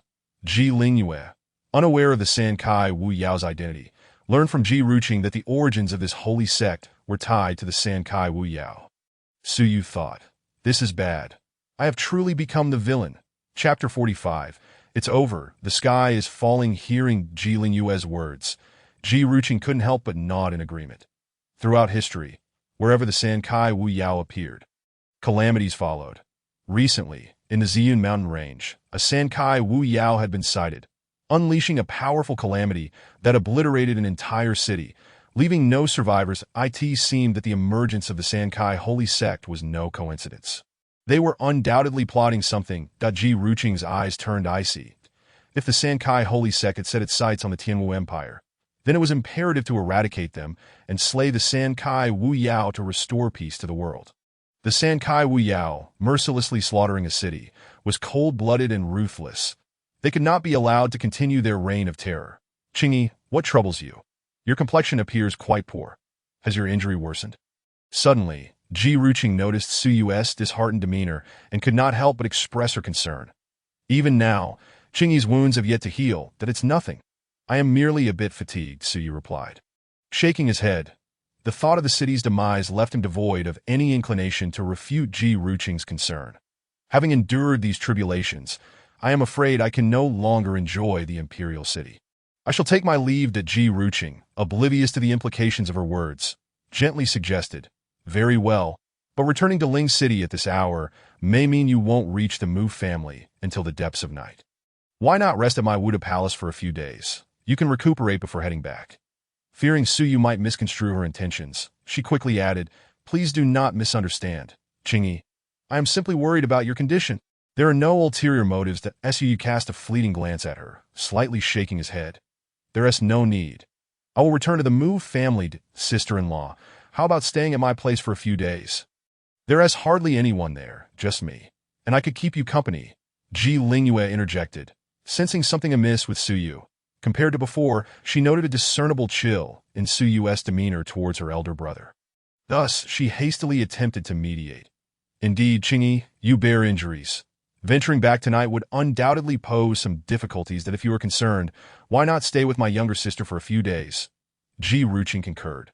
He could not possibly go to Ji Ruqing's palace. Nor could he visit Ji Ling, and Su firmly declined once more, insisting, "No need. I will head back. Then allow me to escort you." Seeing Su Yu's figure recede, Ji Ruqing and Ji Lingyue exchanged a few words of caution before following him. "Alas, seventh brother, do your utmost. You must win over sister-in-law." Ji Lingyue sighed softly as she watched the two figures vanish, feeling that her brother's pursuit of Mu Qingyi would not be an effortless endeavor. However, she genuinely cherished this sister-in-law. "Princess, we should also return. The palace is likely undergoing inspections, and patrols are stringent that if His Majesty discovers your absence, he will surely be concerned." That Ji Ruqing accompanied Su Yu back to Ling City. The journey was uneventful, and they arrived at the Mu family residence. That Ji Ruqing lingered there for 2 days before returning to the imperial city. During these 2 days, Su Yu rapidly recovered through the innate Dao body. He continued to spend 6 days thoroughly refining the Huntiang Xinyi. Su Yu, you have successfully broken through to the sovereign realm. As for the heavenly sovereign, once I ascend to the 7th tier, I shall be able to transform into human form and manifest as a male. I eagerly anticipate that day. Once he could take on human shape, perhaps it would be time to return to the illusory demon forest. Only by seeking the protection of the demon emperor, there could he enter the realm of humanity under a new identity. At that juncture, he could pursue several fated heroines, which would surely be more enticing than Yi Xian and his companions. Right. In the memories of the tricolor Wuyo, it was picked up by the nine-tailed spirit fox at the moment of its birth and has been sheltered ever since. The nine-tailed spirit fox holds it in deep affection, fiercely protective of it. Moreover, the nine-tailed spirit fox possesses a remarkable trait, a profound love for beauty, finding joy in all things splendid and resplendent. Surely, its temporary disappearance would prompt the other party to search for it once they emerge from seclusion. However, before taking on a new form, the three-colored evil lightning must first be dispelled. He hoped the system would lend some assistance. That Su continued his cultivation. Half a month later, Ji Ruqing visited the Mu family from time to time, and Su Yu found himself accommodating him. Even Ji Lingyue came by several times.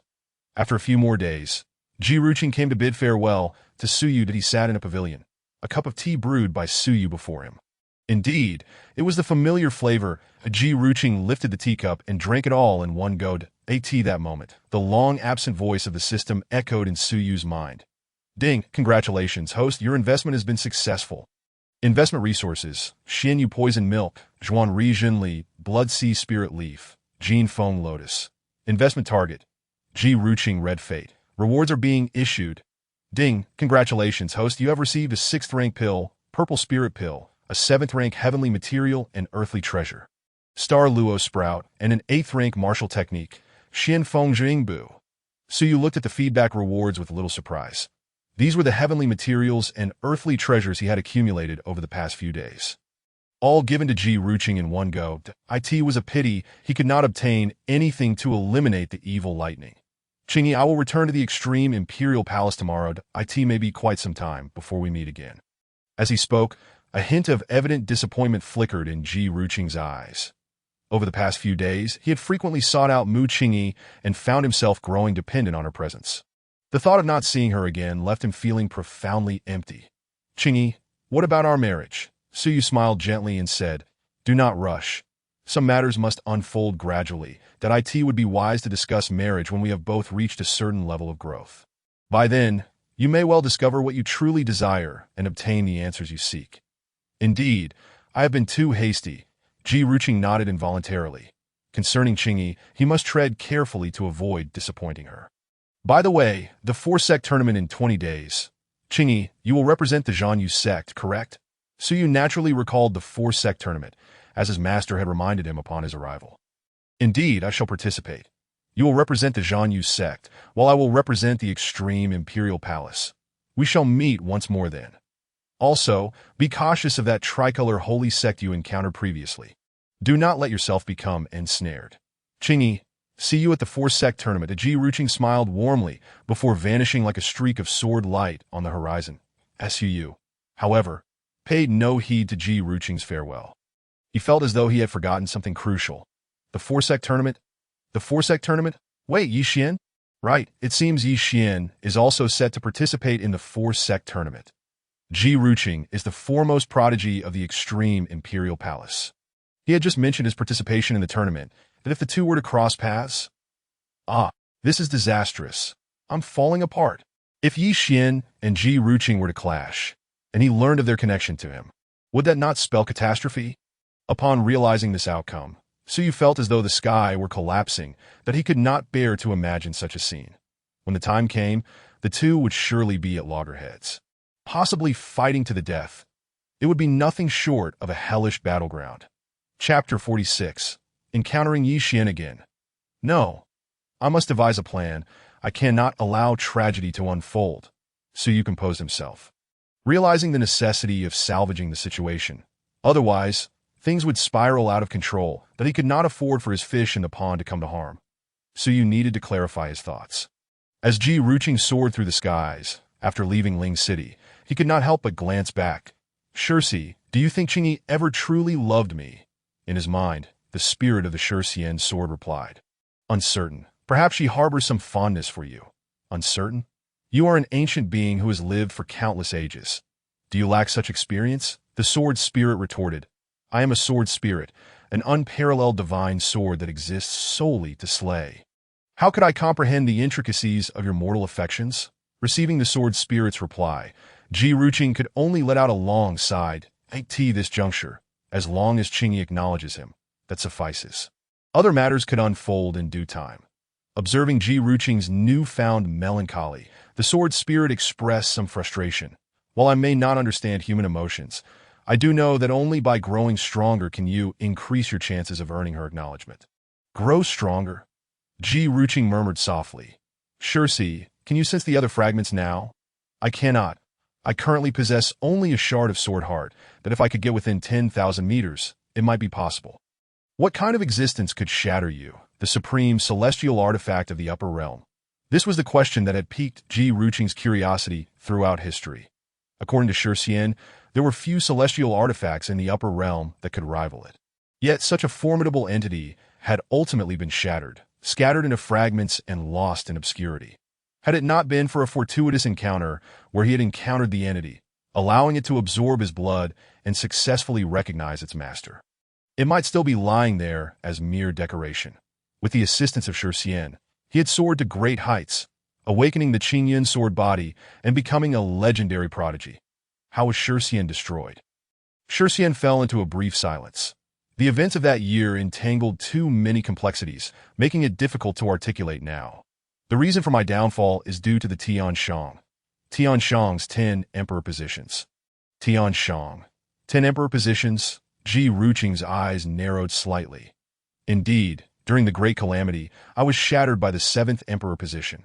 Were it not for the rescue of the spirit ancestor, I would have long since vanished. Who are the Tianshang's 10 emperor positions? And who is the spirit ancestor? These matters are still too distant for you. Do not aspire to reach beyond your grasp. The Ji Ruqing did not cling too tightly to the matter.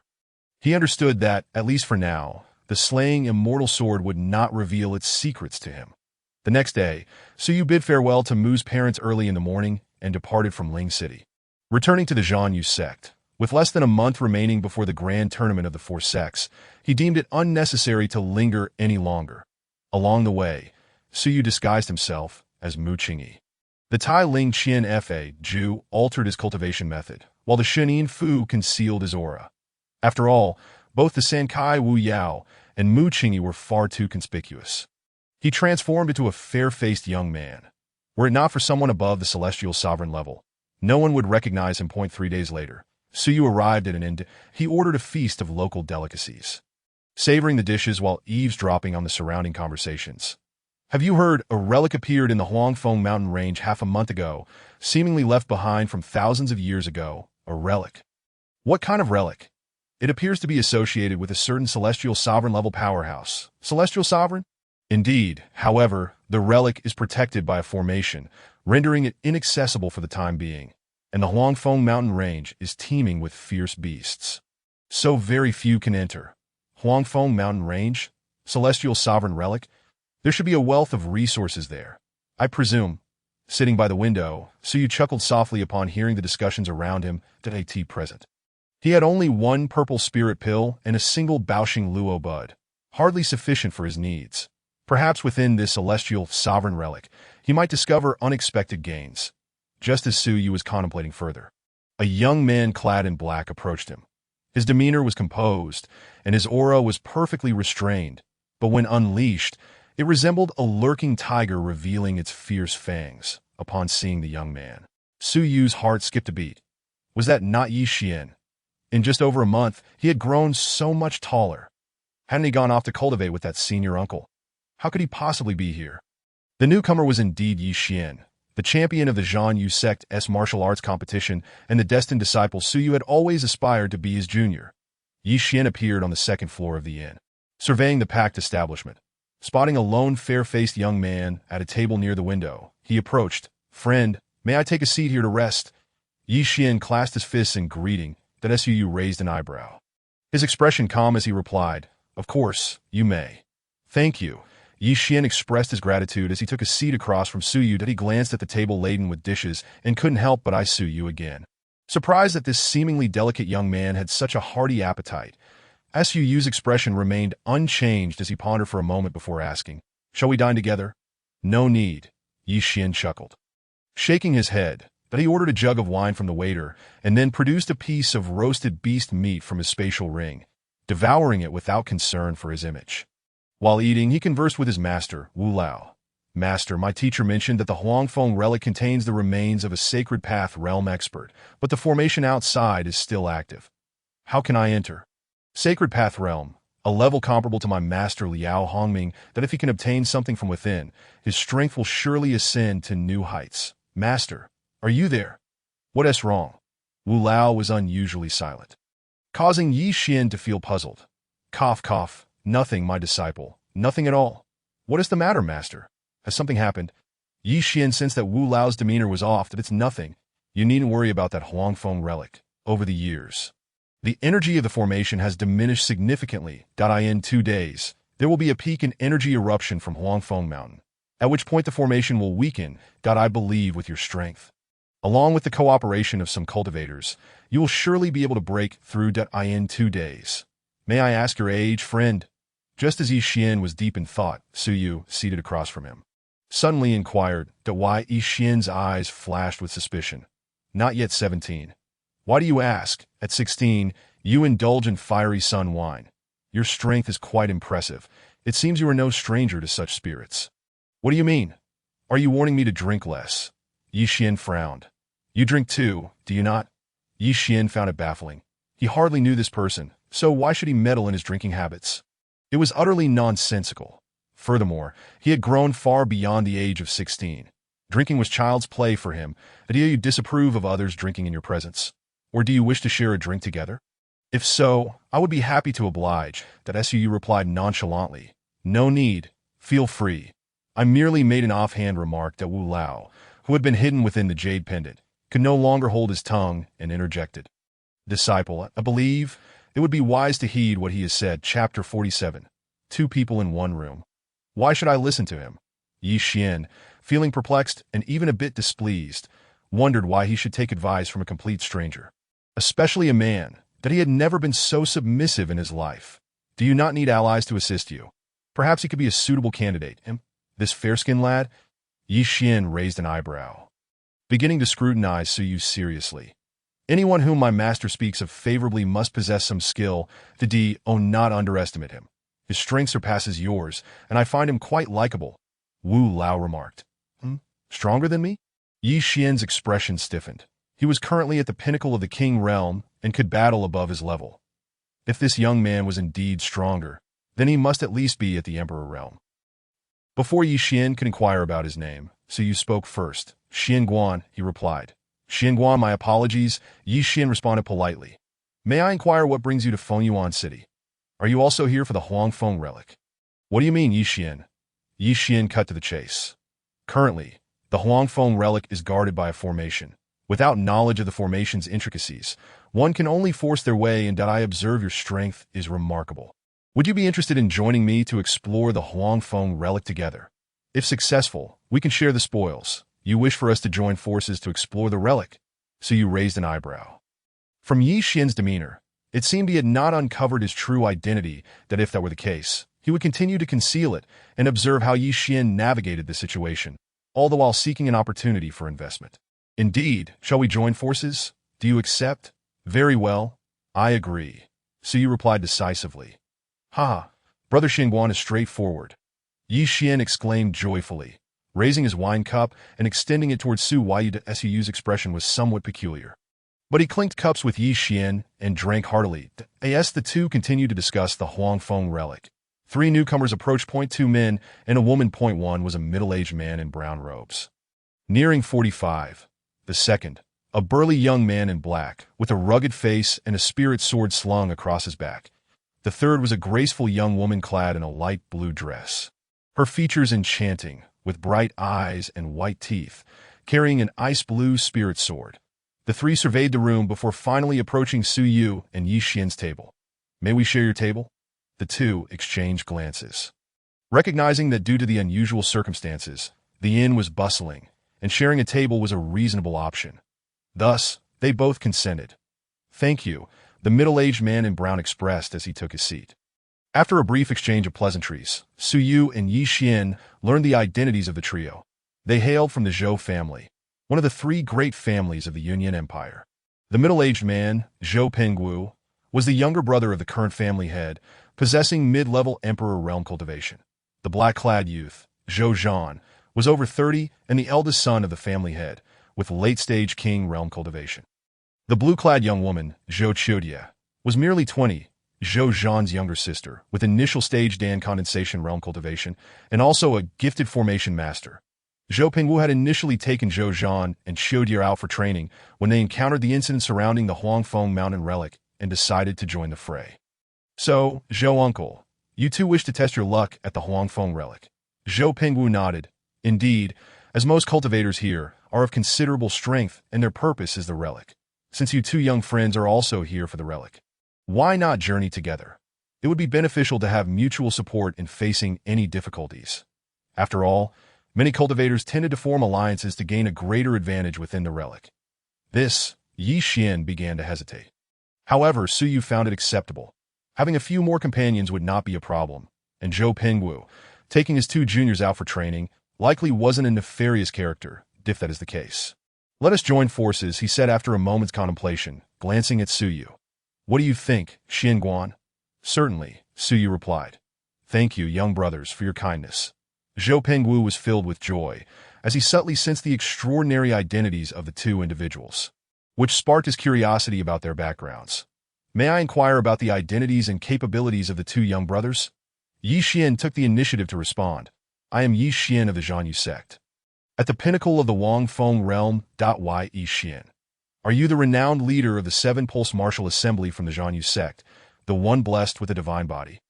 Zhou Zhan's face was a canvas of astonishment upon hearing Yi Xian's declaration of identity that it was not just him who was aware, due to the proximity of the Zhanyu sect and the affiliation with it. Most cultivators within the Yunnan Empire were well acquainted with the majority of the sect's affairs. Indeed, that is I. Yi Xian nodded slightly, not denying it, for he had no reason to conceal his identity given his current prowess. They would never grasp the full extent of his hidden cards. It truly is you. I never anticipated that the first person we would encounter would be the legendary Yi Xian. Zhou Pengwu and Zhou Zhan exclaimed in awe. Even Zhou Qiudia, who had been silent, cast a flirtatious glance, as no woman could resist such an exceptionally talented and handsome figure. And what of this young friend's identity? Zhou Pengwu's gaze turned toward the silent Su Yu, who, being seated at the same table as Yi Xian, surely could not be an ordinary individual. Xinguan, a rogue cultivator, at the initial stage of the Shenghuang realm. Su Yu replied coldly. Hiss, Shenghuang realm? Zhou Zhan and the others' pupils constricted, their expressions reflecting disbelief. Even Yi Xian turned to glance, silently acknowledging the revelation. The youth, who appeared to be no more than 20, was actually at the Shenghuang realm? This revelation was even more shocking than Yi Xian's. Let us not make a fuss. My age is not merely 20, Su Yu hastily clarified, seemingly aware of the overwhelming reaction he had incited. That is indeed reasonable. The 3 regained their composure that a cultivator at the Shenghuang realm before the age of 20 was unprecedented for them. If such an achievement were true, his identity could not possibly be that of a rogue cultivator. After exchanging a few more words and discussing matters concerning the ruins, the evening arrived. The five departed from the tavern to rest at an inn that we only have 3 rooms available. Zhou Pingwu glanced at Su Yu and Yi Xian, proposing, "How about this? Xian Guan and Yi Xian can share one room, while Zhaner and I take another, and Qiujie can have her own. What do you all think?" Yi Xian and the others nodded. It was merely for a night, after all, so it posed no issue. Noticing Su Yu's prolonged silence, Yi Xian approached and placed a hand on his shoulder. "Brother Guan, it appears we must make do for the night." Su Yu cast him a sidelong glance. "Does Brother Xian Guan have any thoughts to share?" Zhou Pingwu also perceived Su Yu's odd demeanor and inquired that no. Su Yu shook his head, brushing off Yi Xian's hand. Selecting a room and entering directly, Yi Xian shrugged and promptly followed him inside. Chapter 48. Is Xian Guan the senior sister? Room 7. This was the only remaining VIP room. The space was expansive, featuring a balcony adorned with golden patterns, a tea area separated by a Fengxiang Jutian screen, and a bathroom. In the sleeping area, 2 large beds were arranged. Without hesitation, Yi Xian collapsed onto one of the beds, luxuriating in comfort. After enduring intense training under Master Liao Hongming's strict guidance for over a month, he finally had the chance to unwind. However, he mused, if only his senior sister were here. After a brief moment of daydreaming, he turned his gaze towards Su Yu, who was seated at the tea table, and slowly remarked, "Brother Xian Guan, your age must not exceed 20, correct? To achieve the Shenghuang realm at such a young age, your background must be quite remarkable." Su Yu sat in meditation at the long table, eyes closed, and replied, "And what teachings does Brother Yi seek? Do you wish to uncover the identity behind me?" Yi Xian shook his head in negation. "Since you prefer not to disclose it, I shall not press you. I merely hope that once we enter the ruins, Brother Xian Guan will stand united with us." That is a given to It that moment. Su Yu suddenly rose and headed toward the bathroom. "That It is getting late. I shall take a shower now, and we can set off tomorrow." After days without a proper wash, Mu Qingyi's body instinctively craved it. Even though she could cleanse herself with spiritual energy, Yi Xian immediately jumped off the bed. "Brother Xian Guan, why not join me? We are all men here. There is no need for restraint." Bang! Before Yi Xian could finish, Su Yu yanked the door handle, and the door slammed shut with a resounding thud that echoed throughout room 7. "Fine, if you want tea, then so be it. No need to slam the door," Yi Xian scoffed, returning to his bed. In the bathroom, Su Yu transformed back into Mu Qingyi. "Join for a wash? I am currently in the identity of Mu Qingyi. Sharing a shower is out of the question. If in her male form, it might have been acceptable, but as a female, it was entirely inappropriate." With a sigh, Su Yu utilized his divine sense to examine the surroundings, then permeated the entire bathroom with spiritual energy. Half an hour later, he emerged from the bathroom. Finished? Yi Xian glanced at Su Yu as he rose and walked toward the bathroom. Upon entering, he closed the door, shedding his shirt to reveal a tall, muscular physique with beautifully defined muscle lines exuding both aesthetic appeal and explosive power. His body was adorned with what appeared to be innate golden patterns.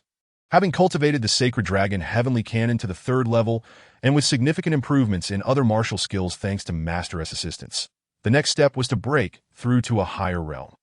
Yi Xian's foundation was solid, and one could even say there was no sign of instability.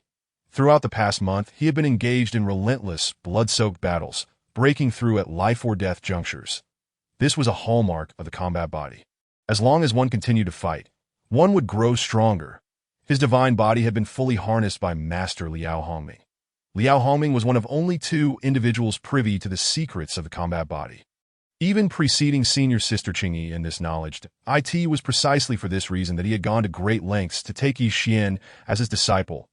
Yi Xian pushed aside the thoughts swirling in his mind and prepared for a refreshing rinse.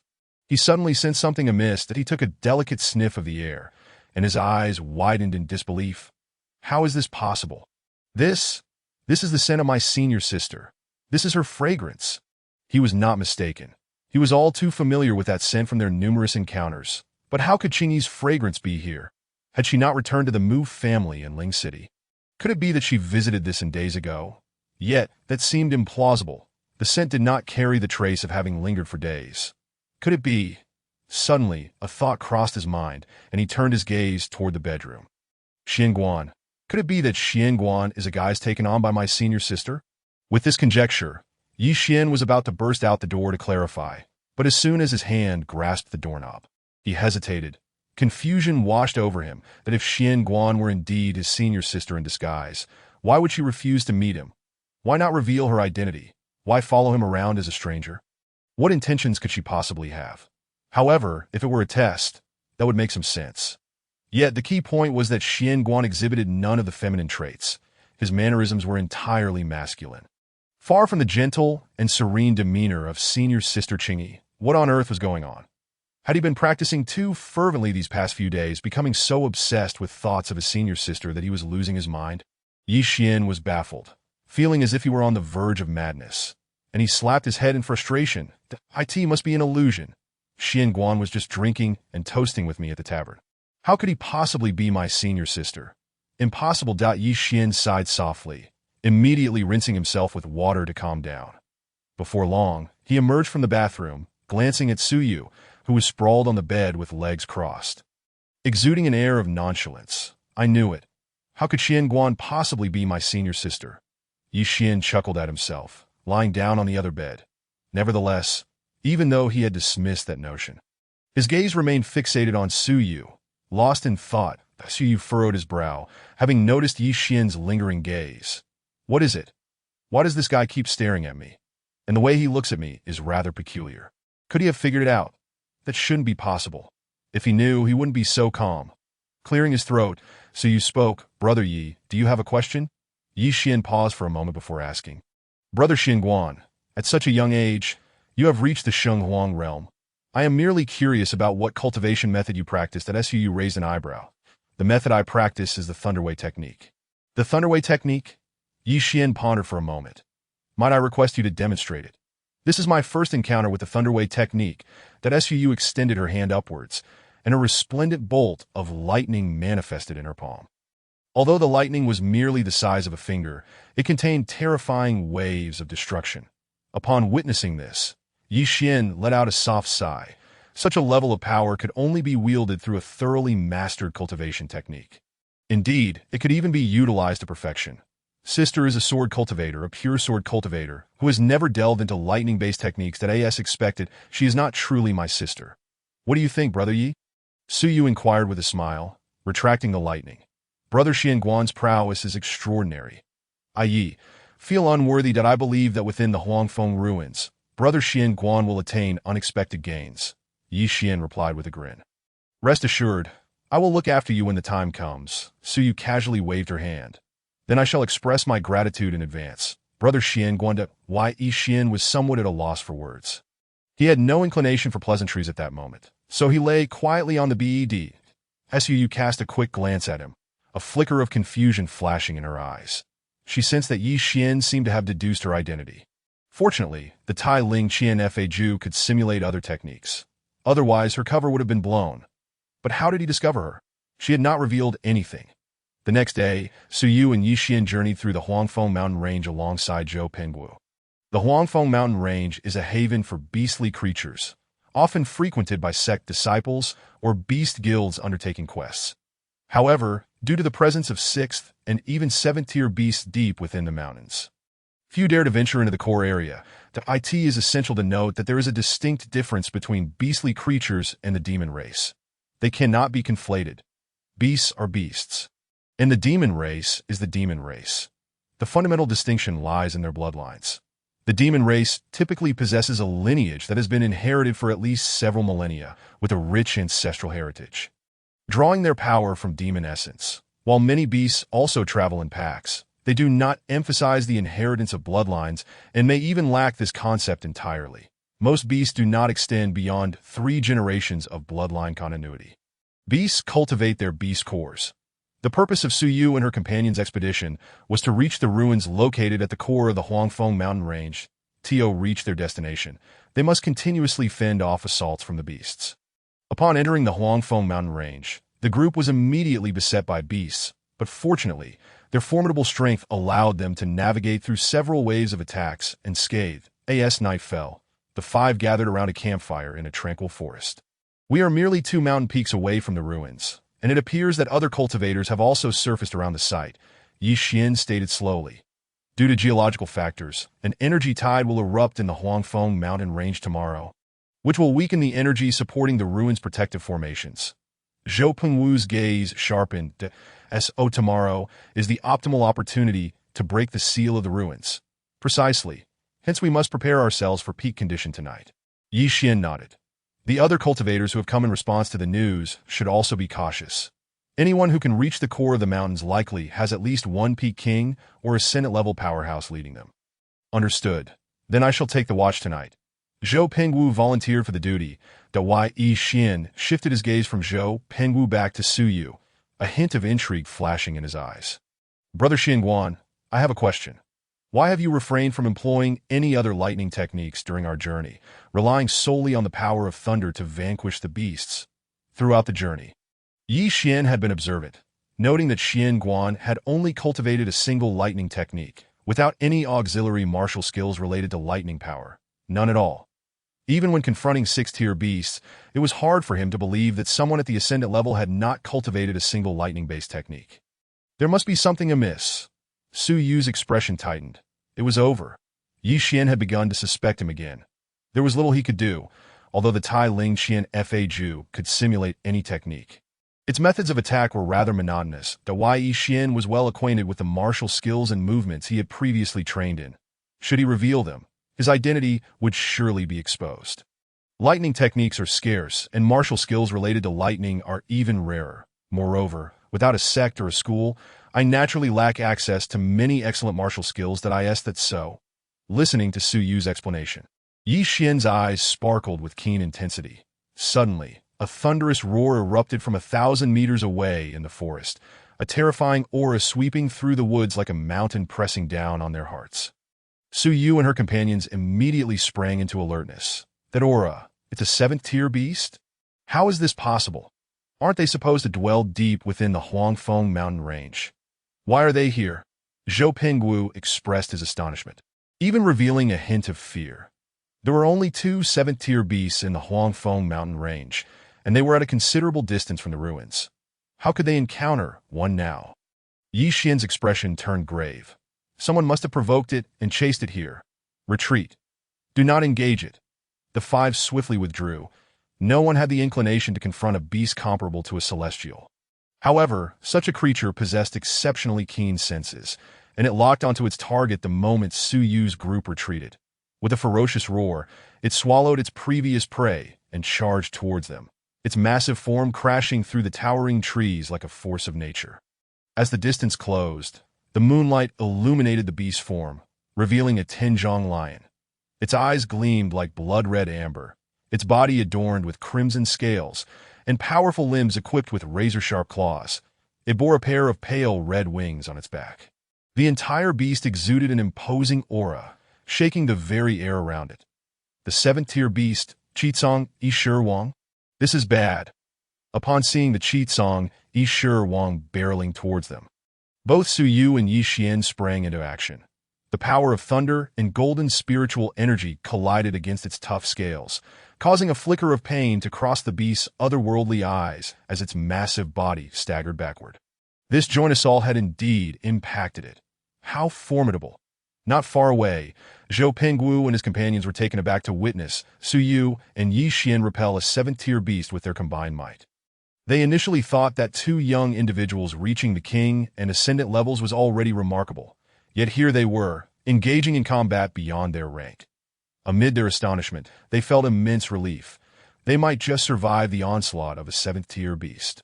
Su Yu and Yi Xian began to engage in a fierce battle with the Qicong Yishir Wang.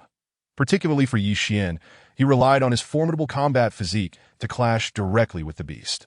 Despite his diminutive stature against the behemoth, he displayed no signs of fear or trepidation that, on the other hand, Su Yu, unable to utilize his innate body or the powers of swordsmanship and celestial energy due to the need for secrecy, found his strength considerably diminished. Thus, he could only assist Yi Xian with ranged attacks through the power of thunder. The lightning power derived from his divine technique proved to be a significant hindrance to the beast.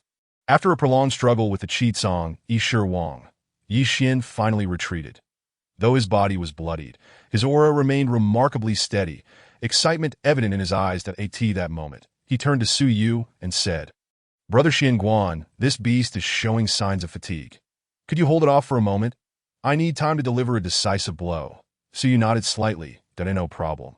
Then I must trouble Brother Xianguan," Yi Xian said, and upon receiving Su Yu's agreement, he resolutely began to gather his energy and focus that a golden radiance surged around him, and countless golden patterns coalesced that Yi Xian seemed to enter a state of concentration, preparing to unleash a hidden card, though it required some time. The seventh-tier beast possessed intelligence not inferior to that of a human. Sensing a looming threat from Yi Xian, the Qi-Tsong Yi Wang let out a deafening roar and lunged towards him. Its massive jaws wide opened as Su Yu snorted coldly, transforming into a bolt of lightning that darted around the Qi-Tsong Yi Wang, using the power of thunder to entangle it. Although Su Yu's realm surpassed Yi Xian's, his current methods were monotonous, yet his persistence was even more formidable than Yi Xian's. After restraining the Qi-Tsong Yi Wang for half a minute, Yi Xian's aura finally surged mightily. Su Yu glanced sideways at why Yi Xian's power was indeed astonishing, but it was impossible to slay a seventh-tier beast. At most, they could only inflict severe injuries. After a moment of contemplation, Su Yu sighed quietly. Perhaps he should discreetly lend a hand. Instantly, the lightning in his hand flickered wildly, radiating the most brilliant glow. Within that lightning was infused Su Yu's pure sword intent. The dazzling lightning transformed into arcs, striking at the Qi-Tsong Yi Wang, tearing through its scales and penetrating its body, severing its left wing. Now, Yi Xian's gaze sharpened. Golden patterns surged in his hands, coalescing into an ancient character resembling a... It hurtled towards the beast's chest like a falling star, continuously devouring its life force. Finally, with a thunderous roar, the Qi-Tsong Yi Wang collapsed, its colossal body crashing to the ground, lifeless. Had they won? They actually managed to slay a seventh-tier demon beast? The three bystanders, Zhou Pengwu and his companions, were left utterly speechless. It was one thing to contend against such a foe, but to actually kill it was beyond their expectations, despite having vanquished the demon beast. Yi Xian showed no interest in its carcass. Instead, his gaze shifted toward Su Yu, imbued with profound meaning and a myriad of complex emotions that he sensed the hidden sword intent within the last burst of thunder. Faint yet familiar, ethereal, pure, and illusory. Had he truly been muddled back at the inn? After dealing with the seventh-tier demon beast, the group relocated to a different camping site to be by the flickering campfire. Zhou Pengwu regarded Su Yu and Yi Xian with newfound restraint and reverence. He had initially thought that the two young individuals only possessed strength comparable to his own. Little did he expect that they could slay a celestial sovereign. Alas, it seemed that once they reached the ruins, separation was inevitable. Zhou Pengwu sighed softly. Now he understood the vast disparity between them. Accompanying these two into the ruins would only hinder their progress. After all, it was due to their relatively equal strength that he had proposed forming a team in the first place. In the realm of cultivation, strength was paramount. Yi Xian cautiously glanced at Su Yu, his gaze gentle. "Ahem, fellow Taoist Xianguan, please be exceedingly careful upon entering the Huangfeng ruins. Stay close to me. I will ensure your safety." Su Yu replied, "But your cultivation seems to be lower than mine. A little lower is nothing. I could take a beating," Yi Xian assured with a pat on his chest. "Fellow Taoist Xianguan, I have a friend who bears a striking resemblance to you that we made a promise during our last encounter. I'm not sure if she remembers it now." "What promise? What does it have to do with me?" Yi Xian grew anxious. "It's that promise we made before parting." The leg promise," Su Yu shot him a cold glance.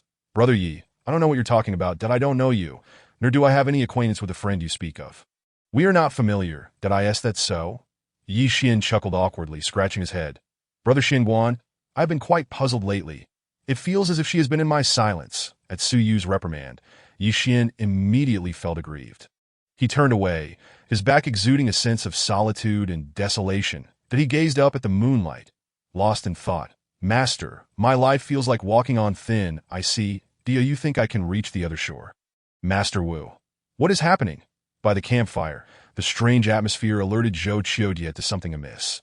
The way Yi Xian looked at Xianguan was quite peculiar, ever since they had cooperated to slay the Qi-Tsong Yi Lion King.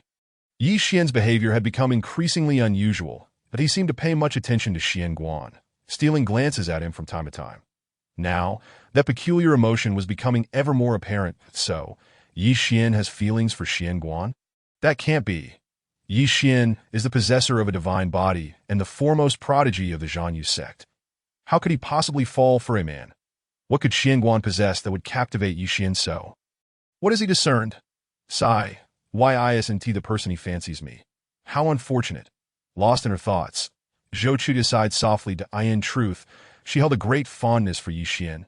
Not only was he handsome, but he also possessed extraordinary talent with an immeasurable future ahead of him. Xian Guan was also quite dashing. It was such a pity that these two handsome fellows were slipping away. Little sister, what are you sighing about? Zhou Zhan inquired with confusion. That it's nothing. You wouldn't understand the world of the young. The next morning at dawn, radiant light poured into every corner of the forest. The Huangfeng mountain range basked in brilliance.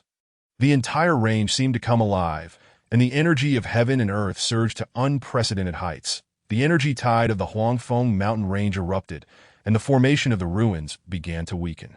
Everyone, now is the time. Numerous teams, including Su Yu and her companions, rushed towards the location of the ruins as the mountain underwent a dramatic transformation. It was a grand and ancient sight, resembling a ferocious beast standing between heaven and earth. Enveloping the towering ruins was a faint yellow energy barrier. Those who managed to arrive here were well aware of the characteristics of the formation. Observing the formation's fluctuating state, everyone wore expressions of extreme excitement. The protective formation of the ruins has diminished. Instantly, they joined forces and took several minutes to breach the formation. The formation is broken. The treasures are mine. Kill. Countless individuals had their eyes turn crimson, hastening towards the ruins with fervor. That we should go as well. Seizing the moment, Suyu led her team into the ruins. As soon as Suyu took her first step into the ruins, a prompt from the system resonated within her mind. Ding. You have found the Tian Sheng ruins, accompanied by the destined child Yi Xian. Will the host engage in an alternative investment? Assist Yi Xian in seizing the greatest opportunity within the Tian Sheng ruins? The alternative investment was commencing once more. Suyu paused momentarily before readily accepting. Assisting Yi Xian in acquiring the greatest opportunity within the ruins would not only benefit him, but also yield rewards for herself. A win-win situation. The rewards from the investment would undoubtedly be even greater. Thus, she immediately agreed. Inside the ruins, the magnificent sight revealed an underground world that in the ancient and worn passageways, dust had accumulated over countless years.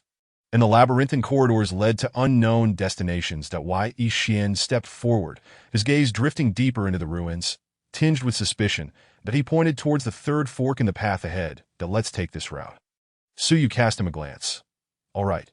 Following Yi Xian's lead, they traversed through the dim tunnel, emerging before a vast and grand ancient palace. Upon arriving at the palace's entrance, Suyu and her companions gazed up at the plaque hanging above. What is this? Is this the spirit artifact hall? Are there spirit artifacts inside? Upon seeing the three gilded red characters, a sense of desolation washed over Suyu and the others. They hastily entered the palace, where they beheld nearly 30 spirit artifacts floating within a luminous barrier at the center of the hall. Below, a pile of various weapons lay strewn about like clutter. After so much time, nearly all 6th-tier spirit artifacts had lost their efficacy, and even some 6th-tier and 7th-tier artifacts had become worthless. However, what remained were all at least 6th grade or higher. Suyu, quick to act, soared into the air and reached for an adult-sized black-scaled great axe. Nearby, Yi Xian's pupils widened in shock at the sight. My heavens, is he really going to wield that massive axe? Though Xian Guan had denied being his senior sister, after experiencing both fragrance and sword intent, he still suspected her identity. Now a stunningly beautiful and poised fairy was swinging an axe wildly, and how could he possibly come to terms with that? The mere thought of such a scene was intensely jarring. Yi Xian rushed forward to intervene, seizing the great axe from Su Yu's hands with a serious expression. This weapon is not suited for you. I believe you would be better suited to a sword. How did he figure it out? Why is he so certain it's me? Could it be that my sword intent from last time leaked through? Is he that perceptive? Su found herself perplexed. Brother Yi, what weapon I choose is none of your concern, right? Why are you being so distant, Brother Xianguan? We did share a room for a night, after all. Perhaps we should see if there is something better suited for ourselves. Su Yu glanced at Yi Xian before bypassing him. In truth, she was indifferent. The reason she had taken an interest in that great axe was that its energy fluctuations had already reached the 7th tier among these 6th-tier spirit artifacts. However, such a type of spirit artifact was indeed unsuitable for Mu Qingyi, as it would tarnish her image. Thus, she continued her search, but after a long while, she still could not find a 7th-tier spirit sword. Is there no 7th-tier spirit sword? A hint of disappointment flickered in Su Yu's eyes. Meanwhile, Yi Xian hurried toward Su Yu, holding a piece of pristine white silken fabric. Brother Xianguan, I found a spirit artifact that suits you. He approached Su Yu, carefully unfurling the delicate and sheer fabric, explaining, This is the Wan Qing Ling, a 7th-tier spirit artifact. When blood is dripped to recognize its master, wearing it not only offers protection, but also enables unexpected counterattacks. It is perfect for you. It seems quite suitable for you as well. Why don't you try it on? No need. I already have something that suits me. What did you obtain? Su Yu raised an eyebrow. Yi Xian promptly produced a pair of crimson gold gauntlets. These are the Sealing Sun Qilin gauntlets, also a 7th-tier spirit artifact, infused with immense power of the red sun. Perfectly attuned to me, and Su Yu could not help but nod in agreement. This indeed suited Yi Xian well, as it would allow him to harness his self-cultivation to its fullest potential. While Su Yu and the others were selecting spirit artifacts, sounds of something piercing through the air echoed from outside the hall. Growing nearer, accompanying this were powerful auras. With a sweep of his divine sense, Su Yu clearly sensed the situation outside. Someone is coming? And quite a few of them, including several celestial sovereign-level cultivators. Celestial sovereigns? Moreover, it is not just a single one. Yi Xian furrowed his brow. The newcomers were undoubtedly cultivators who had trespassed into the ruins, and their approach towards the palace was solely for the treasures contained within. Although he had previously allied with Xianguan to vanquish such formidable beings at the celestial sovereign level, he was ultimately a mere king. Furthermore, there was more than one celestial sovereign among the newcomers. A direct confrontation would surely spell disaster. Let us depart. Leave behind a few 6th-tier spiritual artifacts, including those at the pinnacle of the 6th tier, for them to seize, while we take the rest and make a swift exit. Yi Xian declared resolutely. Zhou Pengwu and the others nodded repeatedly, opting to take just a handful of 6th-tier spiritual artifacts for them. Acquiring even a single 6th-tier artifact was fortuitous enough. They dared not be overly greedy for fear of attracting calamity. They quickly swept through the grand hall, and Su Yu and the others immediately dashed out through the back exit. Not long after their departure, a cacophony of metallic clashes erupted within the hall. It was the cultivators clashing for the celestial materials and earthly treasures. The group pressed deeper into the ruins. Half an hour later, as they traversed a dimly lit passage, a thick black mist assailed them from all directions. The mist engulfed the group with a swiftness that was almost blinding, that Su Yu remained alert, extending his consciousness outward, yet the black mist suppressed his awareness. What in the world is this? It can even restrain my consciousness. Yi Xian. Su Yu called out loudly in the direction where Yi Xian had stood, but still, there was no response. Without hesitation, Su Yu unleashed the power of thunder, which surged to envelop the surroundings. Wherever the thunder passed, the black mist receded, restoring visibility within a radius of 30 meters that he was gone. Su Yu's brow arched. Mere moments ago, Yi Xian had stood less than 3 meters away, yet now he had vanished into thin air. Not only Yi Xian, but also Zhou Pengwu and the others were nowhere to be found. This black mist must be a barrier set by the former master of the ruins to deter those with malicious intent from entering. Of course, it could also be a test, for aside from obscuring vision and imposing limitations, it did not cause any tangible harm. After all, Yi Xian bore the red celestial mandate. He could not possibly perish. And he was likely the one most capable of seizing the legacy of the ruins. That Tio find Yi Xian and assist him in claiming the legacy. Perhaps heading towards the core of the ruins would lead him to Yi Xian. It would also prevent others from getting there first. Even if he were to seize the legacy for himself, it would not be a loss. Having made up his mind, Su Yu began to harness the power of his innate Dao body. Since Yi Xian had vanished, it was acceptable to appropriately utilize his own strength. The power of the Dao body merged seamlessly with the principles of the Tai Ling Qian Fa Ju, easily dispelling the influence of the black mist. Following the passage, Suyu proceeded deeper into the ruins guided by his instincts. After a brief interval, he arrived at a shadowy underground palace. The structure of the palace was dilapidated, adorned with remnants of decor, and even the plaque at the top was shattered. As he delved deeper, scattered body parts occasionally appeared on the ground. However, these were not human flesh, but rather cold, dark mechanical arms. With a sense of intrigue, Suyu approached the entrance of the underground palace. At that moment, a familiar figure staggered out from within. His face was ashen. A gaping wound marred his right shoulder. Blood and flesh mingling in a gruesome sight. With blood continually oozing forth, he appeared disheveled and severely injured. Upon recognizing the figure, Suyu paused. Zhou Zhan. The individual before him was none other than Zhou Zhan, who had parted ways with them in the black mist not long ago. Zhou Zhan, how did you end up here? Zhou Zhan had initially been retreating from the underground palace, but upon seeing Suyu, his expression brightened that he hurriedly approached Suyu, dragging his injured form. Xian Guan, I didn't expect to find you here. Where are Yi Xian and the others? Zhou Zhan forced a bitter smile that I'm not sure. I thought you would all be together. I lost track of all of you in that black mist, and after it dissipated, I found myself here. And what happened to your injury? Suyu inquired further. Zhou Zhan glanced at the wound on his shoulder. I was struck by a puppet inside. If it weren't for my good fortune, you might not have seen me again. Puppet, a flicker of understanding crossed Suyu's eyes. No wonder there were so many severed limbs here. This place was akin to Puppet Peak. Indeed, if my guess is correct, this underground palace was once a site for crafting puppets. There are several intact puppets within. Even 7th-tier ones, 7th-tier puppets. Suyu's eyes gleamed. Encountering puppets on par with celestial sovereigns was indeed a stroke of luck. Stepping forward, he summoned the power of his innate Dao body, channeling a steady flow of energy into Zhou Zhan's deep wound. The pain on Zhou Zhan's face quickly subsided, revealing a hint of relief. Moments later, Suyu withdrew his hand. All right, your injury is mostly healed. Zhou Zhan flexed his limbs and found that the injury no longer impeded his movement. Thank you, Xian Guan, for your healing. However, a moment later, a flicker of confusion appeared in his eyes. But Xian Guan, didn't you only practice thunder techniques? How is it that the power you just manifested is far more refined and potent than thunder? Yet he kept his curiosity at bay, knowing that everyone had their secrets while venturing out to cultivate. Lead me inside to take a look. Are you planning to subdue a 7th-tier puppet? Zhou Zhan's expression shifted at this suggestion. Suyu nodded slightly.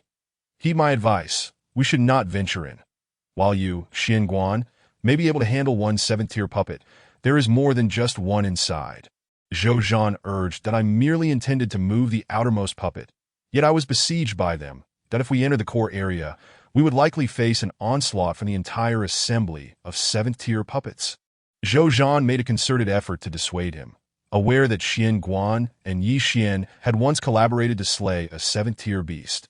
However, they were not facing just one puppet this time, and Yi Xian was absent from their side, that Suyu remained unfazed. There is no need to concern yourself with anything else. Just lead the way, and I will ensure your safety. However, if you truly wish to avoid entering, at least indicate the locations of the puppets that I can manage on my own. Zhou Zhan hesitated. Do you truly have confidence? Naturally. Zhou Zhan's expression hardened. All right, in that case, I shall guide you, Xian Guan. Zhou Zhan led Suyu back into the underground palace. This palace, once a haven for puppets, lay buried underground. The layout of the underground corridors was intricate, yet Zhou Zhan was familiar with it, allowing them to navigate swiftly. They soon traversed through numerous hidden passages and arrived at a colossal circular chamber. Surrounding the outer rim were towering humanoid beasts, ranging from 2 to 3 meters in height, made of an unknown black crystal material that exuded an extraordinary sense of oppression. They stood silently on orderly arranged bronze pedestals. The deeper they ventured into the chamber, the more potent the aura of the puppets became. Be cautious. There are mechanisms beneath this circular chamber. The slot below is a trigger. If you step on it, it will activate the puppets to attack. Zhou Zhan cautioned, recalling his previous misstep. Seeing Suyu stride directly towards the heart of the nest, Zhou Zhan's eyelids twitched, prompting him to hurriedly explain. Following Suyu, they reached the core of the nest, which resembled an ancient circular altar. At the center stood a towering bronze column, 2 meters high, adorned with white luminous patterns that coiled around it like ethereal serpents. A white energy shield enveloped the column, the 5 corners of the altar. 5 bronze pedestals were present, 3 of which bore immense red-patterned puppets. The aura emanating from these puppets surpassed that of the others by far. This is the aura of the celestial sovereign. However, among these 3 puppets, one was missing its entire steel right arm. The other 2, however, had vanished from their pedestals. These 3 puppets were on par with celestial sovereigns. Yet the one with the severed right arm could only exhibit the strength of a half-step celestial sovereign. Su Yu's expression brightened. He currently had no interest in puppets of the Emperor Ascendancy level. Celestial sovereigns were truly regarded as powerful figures even within the Zhan Yu sect. Wasn't this supposed to be a legacy site for celestial sovereigns? Why were there so many treasures of celestial sovereign caliber? Logically, there should be some, but not many. Moreover, these exceedingly rare celestial sovereign puppets were particularly puzzling. Could it be that this so-called celestial saint was a title, a designation for some powerful figure of the sacred path? Is this ruin the legacy of a sacred path stronghold? If this ruin truly belonged to one of that caliber, then its greatest legacy would also be of sacred path level. Noticing Su Yu's silence, Zhou Zhan spoke up. The central column should be the energy source for all the puppets in this underground palace, that if you wish to take the puppets, you must first shatter it. However, doing so may provoke an all-out assault from the puppets.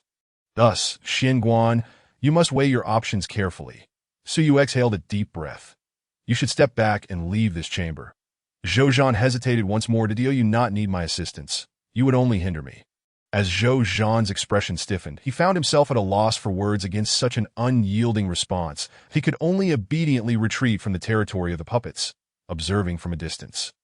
It was indeed a spectacle of 2 celestial beings, one at the half-step celestial level, alongside nearly 50 puppets at the Ascendant Emperor realm. Even though he himself was at the Ascendant Emperor level, how could he possibly contend with such overwhelming odds? The sheer disparity weighed heavily on his mind, and regret began to seep in. He truly lamented his impulsive decision to bring Xian Guan to challenge such a perilous domain. Su Yu's gaze was fixated on the altar's stone pillar, that he concentrated the thunderous energy in his hands, forming a sphere of lightning that collided violently with the white energy shield enveloping the pillar. With a resounding boom, countless fine cracks appeared on the shield. Simultaneously, every puppet within the vicinity began to tremble. Their once dim black eyes suddenly glimmered with a radiant red light, and their limbs clanked as if awakening from a slumber. All the puppets had come to life. At that moment, their collective gaze locked on Su Yu at the center. They surged towards him like cannonballs. Su Yu let out a cold snort, summoning the white crane.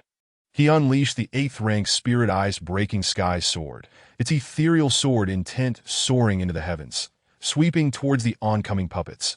The formidable sword intent, previously concealed, along with his innate Dao body, finally manifested within this underground palace. In an instant, even the 2 celestial puppets exhibited signs of being suppressed. Not far away, Zhou Zhan, watching in awe as Su Yu moved gracefully among the throng of puppets, was left dumbfounded. What is happening? Isn't Brother Xian Guan a thunder cultivator? How has he transformed into a sword cultivator? Moreover, how is he so powerful? Wait. Upon closer inspection, Zhou Zhan's pupils suddenly constricted. That sword, wasn't it supposed to be wielded by a woman? And why did his swordsmanship appear so ethereal and transcendent? It was as if the one wielding the sword among the puppets was not a man, but rather an extraordinarily beautiful sword fairy. Xian Guan. In that instant, he couldn't help but recall the recent flattery from Yi Xian toward Su Yu. That was the foremost prodigy of the moon-cutting sect, a divine body possessor, personally instructed by the Grand Master. Even such an existence held Xian Guan in such high regard. What must Xian Guan's appearance be like? No, could it be? As these thoughts swirled in his mind, he glanced at Su Yu, his expression becoming complex and peculiar. With curiosity reaching unprecedented heights, his heart began to race. P.S. This book has just debuted, but certain metrics are far from ideal, failing to meet expectations. The number of readers who can finish it is limited. To put it plainly in terms of revenue, you might not be aware, but yesterday, over 300 requests for updates only garnered around 60, and with reader gifts, the total barely exceeded 70. Today, with nearly 500 requests, The earnings probably 1T surpass 80 sigh. But if it were another author-s book with 500 requests of similar length, it would at least earn over 200. If not more than 1,000 helpless. This reflects the shortcomings of this book. Few can truly finish it, and the time spent is short. Most comments in the review section indicate that readers spent less than an hour, suggesting they might be trying to support the book, that it's possible this book will be cut during its debut phase.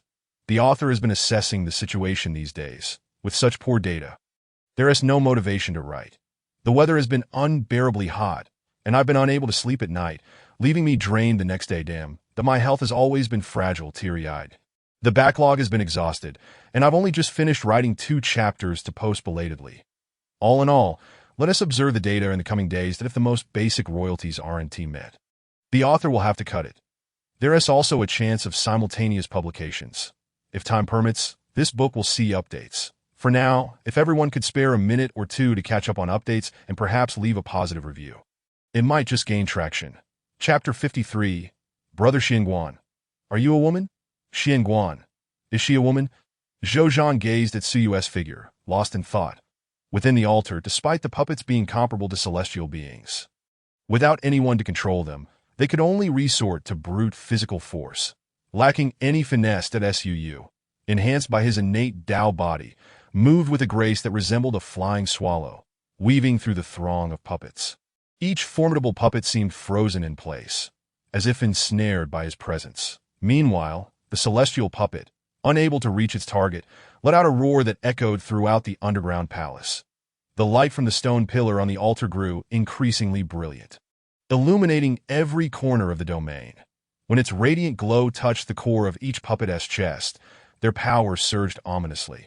The 3 most powerful puppets drew closer to celestial level, breaking free from their constraints, unleashing an even greater force as their claws lunged toward Suyu. Had the stone pillar amplified their strength? This is bad. Xianguan, be careful. As Zhou Zhan observed Suyu being gradually cornered, his expression shifted dramatically. For reasons unknown, a sudden impulse surged within him, and in a moment of desperation, he dashed towards the center of the domain. With his long knife, he unleashed several strikes of black knife intent, akin to a coiling dragon. Yet, being merely at the late stage of the king realm, he was immediately targeted by the puppets upon entering the domain. Shadowy figures of several puppets soared towards Zhou Zhan, their steel bodies brimming with power capable of shredding him to pieces. What is he doing here? Inside the altar, Suyu, who was engaged in combat with the celestial puppets, was taken aback by this turn of events. Wasn't he supposed to stay back? Why had he chosen to enter? It was crucial to understand that even the weakest present were comparable to the Ascendant Emperor realm. Did he dare to charge in as a king realm cultivator? Was he seeking death?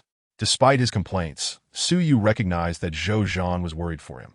Hence, he steeled himself, channeling his celestial energy, causing his strength to multiply several times. The formidable sword energy transformed into a swirling vortex, forcibly pushing back dozens of puppets, embedding them into the bronze walls. With the path cleared, Suyu soared like a streak of light toward Zhou Zhan. Then it's over. Zhou Zhan gazed at the 5 puppets encircling him, a bitter expression crossing his face. He had been too reckless this time. He should have forcibly taken Xianguan away instead of coming here. Opportunities truly come with countless dangers. However, if Xianguan could escape this predicament, it would be a small consolation. Zhou Zhan swung his final strike, but the puppet easily deflected its claws lunged towards his head. He could only accept his fate. Just then, Suyu arrived just in time. With a single stroke of his sword, he sent all the puppets flying before they could grasp Zhou Zhan's head. The sword intent swept through the surroundings, leaving numerous cracks on the ground while avoiding Zhou Zhan entirely. Xianguan? Zhou Zhan's eyes widened in astonishment and joy that he couldn't believe that Xianguan had managed to free herself from the entanglement of the 3 celestial-level puppets to come and save him. However, what surprised him even more was the aura she emanated at that moment. That celestial aura. He had never sensed such an ethereal quality from Xianguan before, nor had he felt it from anyone else. Lively, pure, ethereal, with an almost divine presence. So close yet so distant that a figure resembling a celestial maiden stood before him. Brother Zhan, didn't I tell you to stay back? Why did you come back? I'm meeting Suyu's gaze. Zhou Zhan's heart raced, and a flush crept over his face. What is happening? Su Yu furrowed his brow, looking at him in confusion. In nothing. I truly thank you for saving my life, Brother Xinguan, that I was indeed a bit rash earlier. I will retreat now. Zhou Zhan replied with a light laugh, quickly withdrawing from the domain, appearing somewhat flustered. What is wrong with me? Brother Xinguan is a man now, right? How could I possibly have feelings for a man? How could that be? But is Xinguan truly a man? The sword he wields, his movements, and the celestial aura surrounding him. Could he really not be a woman? Zhou Zhan's thoughts became increasingly muddled as he pondered. His steps involuntarily slowed. Wait, what am I even thinking about? Why am I fixating on whether Xinguan is a man or a woman? Whether Xinguan is male or female is merely a fleeting encounter for him. How have I become so strange? Shaking his head vigorously, he stepped outside the domain, resuming his watch. However, this time, he was clearly absent-minded as Su Yu, empowered by celestial energy, fought with renewed vigor. The spirit ice-breaking sky sword was wielded with full force. Slicing through the relentless onslaught of puppets, in fact, he showed no mercy to most of the Ascendant Emperor realm puppets, cleaving them into pieces with a single stroke. Breaking Ice Emperor slash. A three-zhong ice blade materialized. And with a single swing of his sword, the ice blade shot forth like a swift arrow towards the stone pillar. With a thunderous crash, the pillar shimmered with radiant light before shattering like glass. The stone pillar has shattered. The fracture of the stone pillar caused the energy within all the puppets' cores to dissipate, halting their combined assault on Su Yu, who remained poised in an offensive stance. All the puppets had lost their energy. Su Yu exhaled softly. The crisis within the underground palace was thus resolved. He promptly stored the 3 celestial-level puppets into a spatial ring, AS for the remaining puppets. They were of no use to him and would merely occupy space. This moment, Zhou Zhan hurriedly approached. Observing that Su Yu had no intention of collecting the other puppets, he inquired, Xinguan, do you not want the remaining puppets? After all, these are dozens of puppets comparable to those at the Ascendant level. Su Yu shook his head, replying, no need. Having too many puppets would only be a burden, as they all require energy to maintain. Zhou Zhan nodded in understanding. Indeed, then may I take a few puppets? Perhaps they may not be of interest to you, but for us, they are invaluable treasures. Su Yu smiled, saying, Brother Zhan, feel free. There is no need for formality, as this venture into the underground palace is a collaboration between the two of us. Thank you, Zhou Zhan expressed sincerely, selecting a few suitable puppets. He did not take more, for his strength and the energy resources he could provide were insufficient. Greed would be unwise. After choosing the appropriate puppets, the two departed the underground palace. As they journeyed deeper, Zhou Zhan remained silent, casting furtive glances at the figure beside him, consumed by his chaotic thoughts. Eventually, unable to contain his curiosity, he cautiously asked, I have a question on my mind. I wonder if it is appropriate to ask. Go ahead, Su Yu replied. Xinguan, are you a woman? Chapter 54, Sacred Blood. Su Yu paused, turning his gaze toward Zhou Zhan, and smiled faintly. What do you think, Brother Zhan? Am I male or female? Zhou Zhan stammered.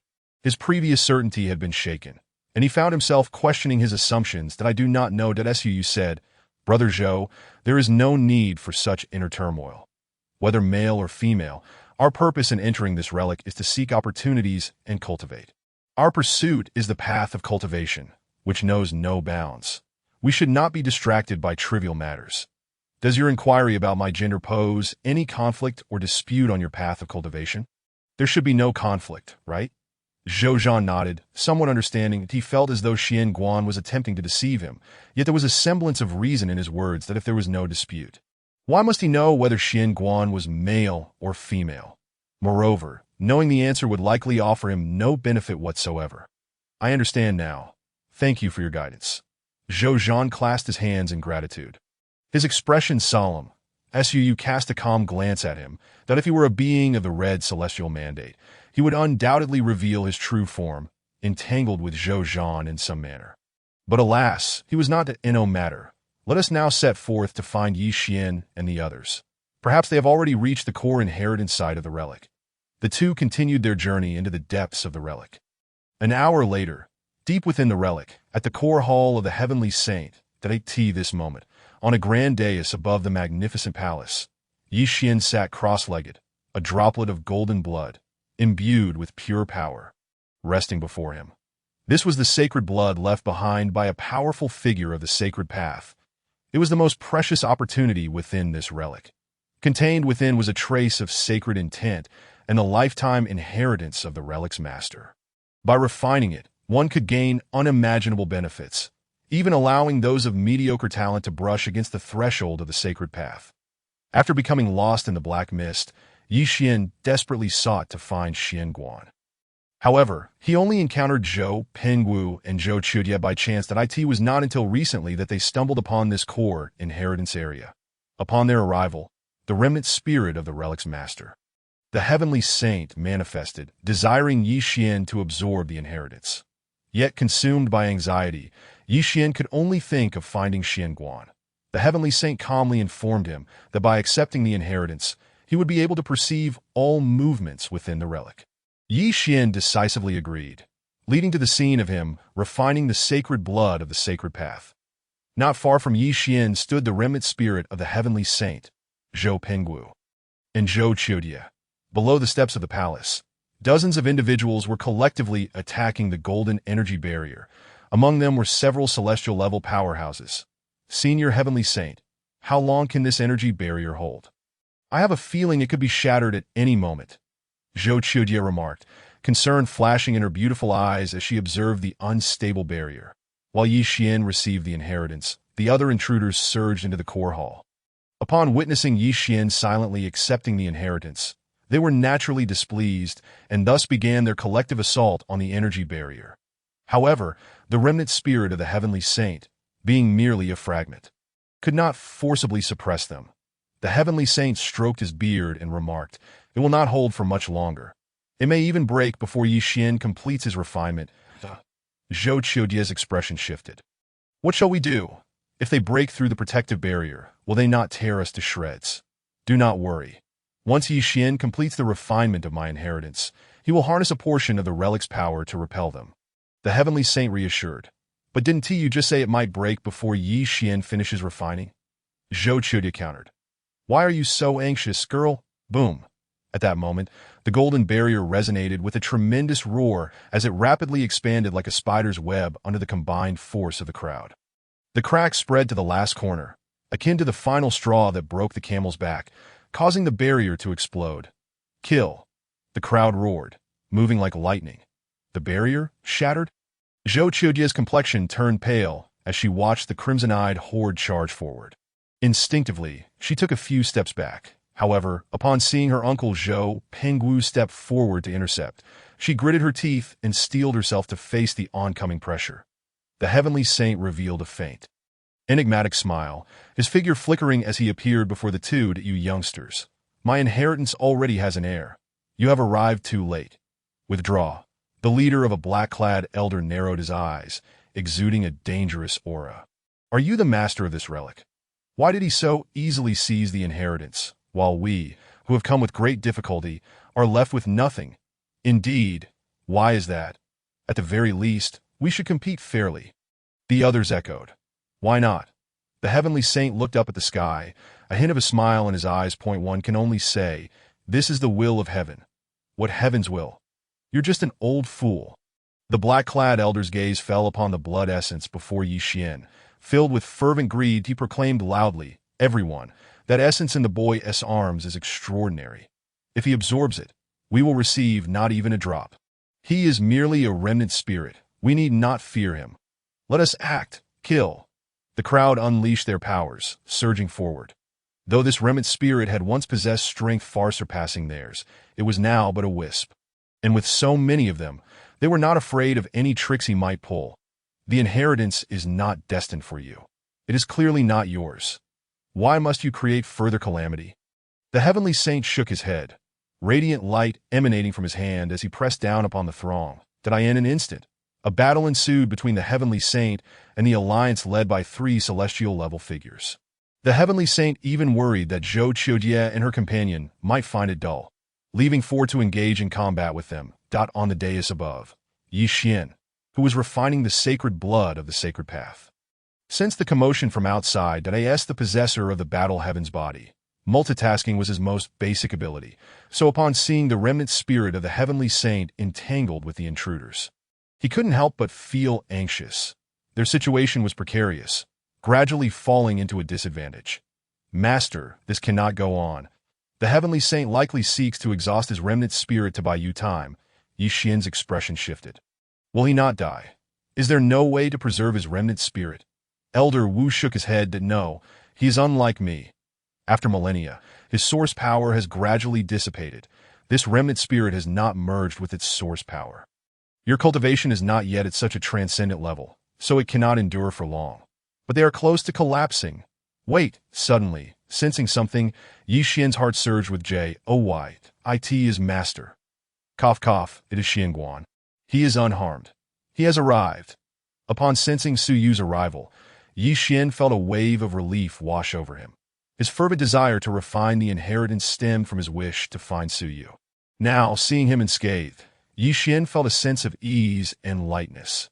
Even in the face of 3 celestial-level beings, Xianguan had the capability to protect himself. There was no cause for concern. However, why was Zhou Zhan accompanying him? He sensed that Zhou Zhan from his former team was now beside Xianguan. Why had they appeared together? Have they truly been together all this time?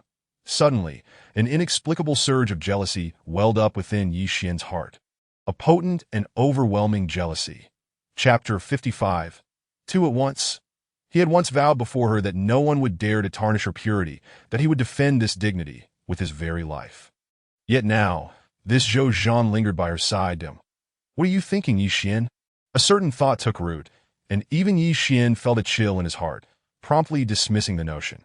Zhou Zhan indeed stayed close to Xianguan, but he knew that the other posed no threat to him.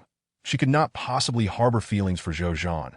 They were merely passing acquaintances, collaborating to explore the ruins before parting ways. Impossible.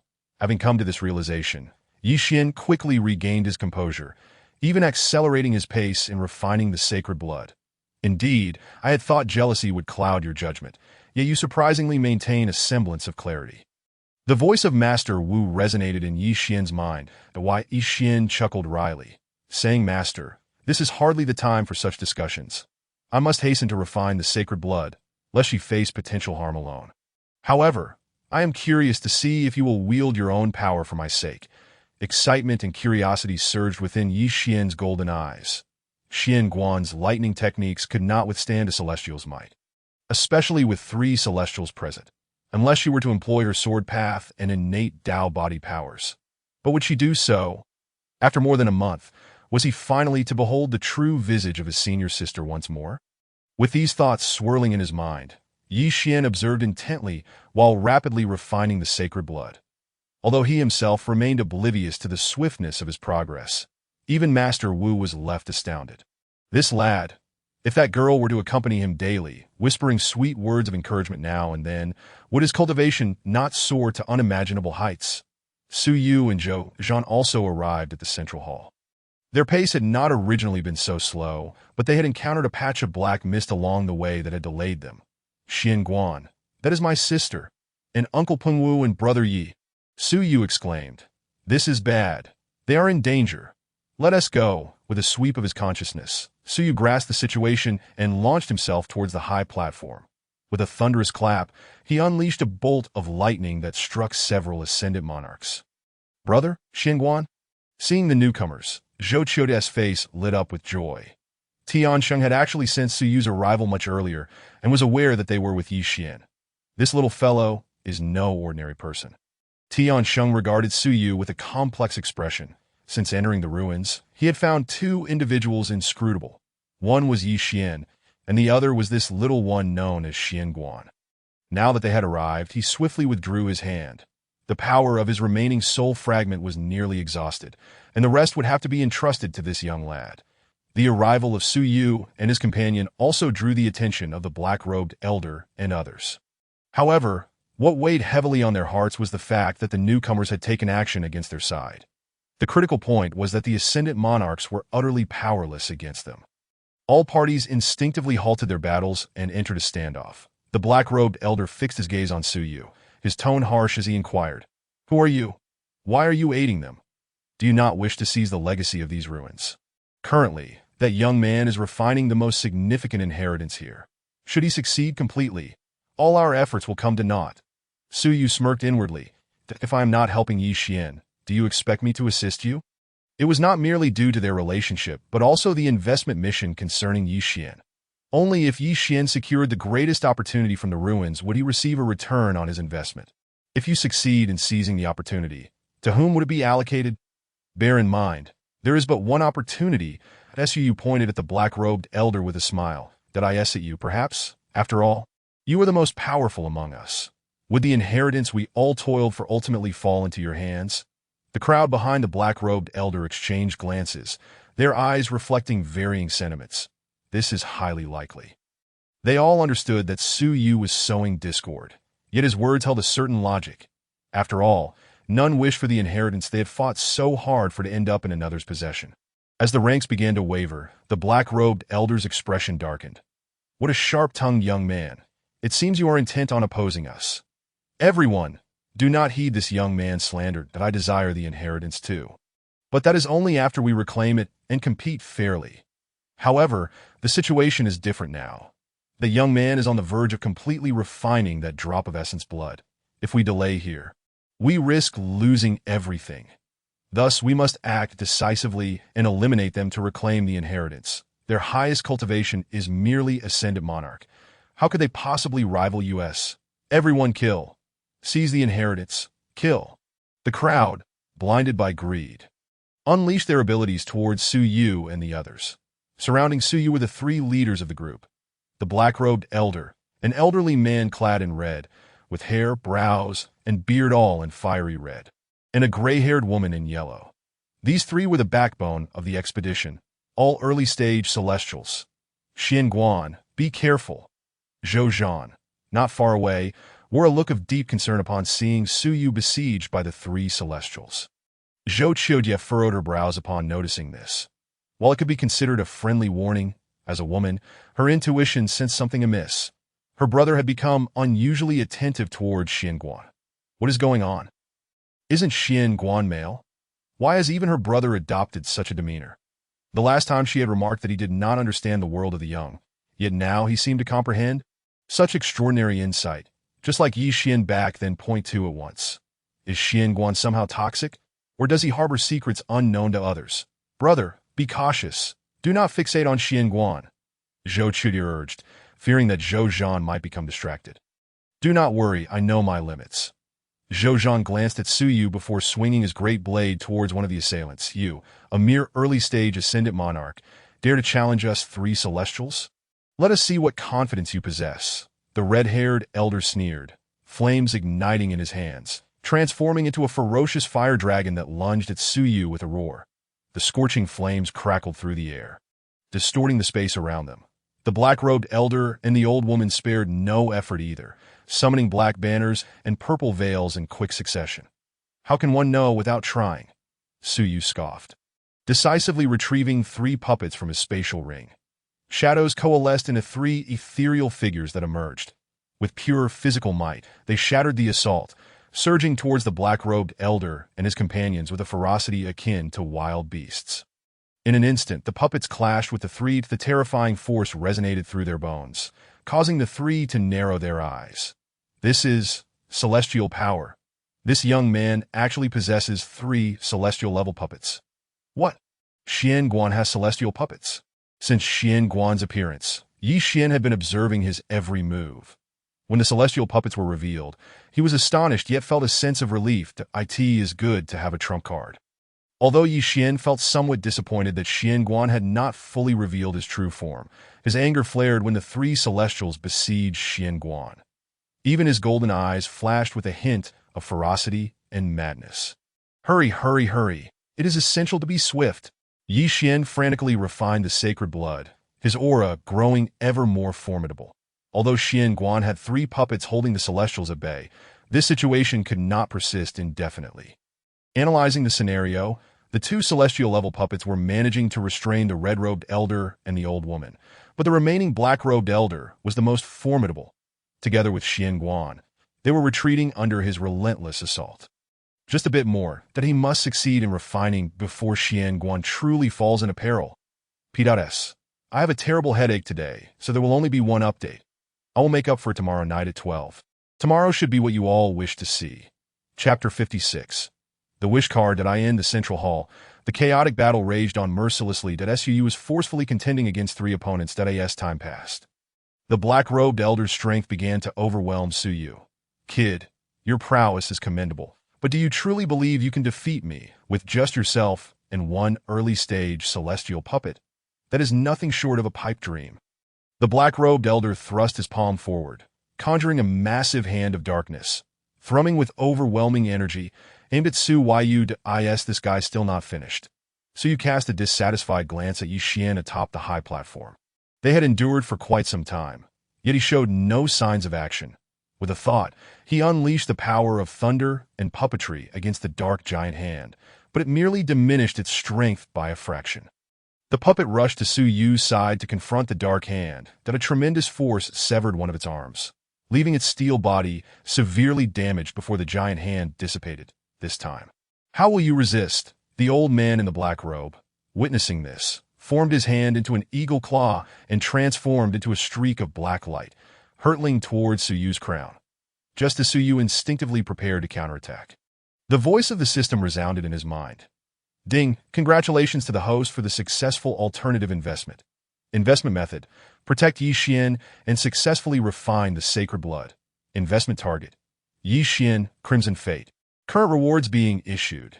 Ding, congratulations to the host for obtaining a 6th grade pill, the Wanling pill, and a one-time 3-color Evil Thunder Wish card X1, as well as a one-time Sacred Path instant kill card X1, can instantly kill anyone below the Emperor realm.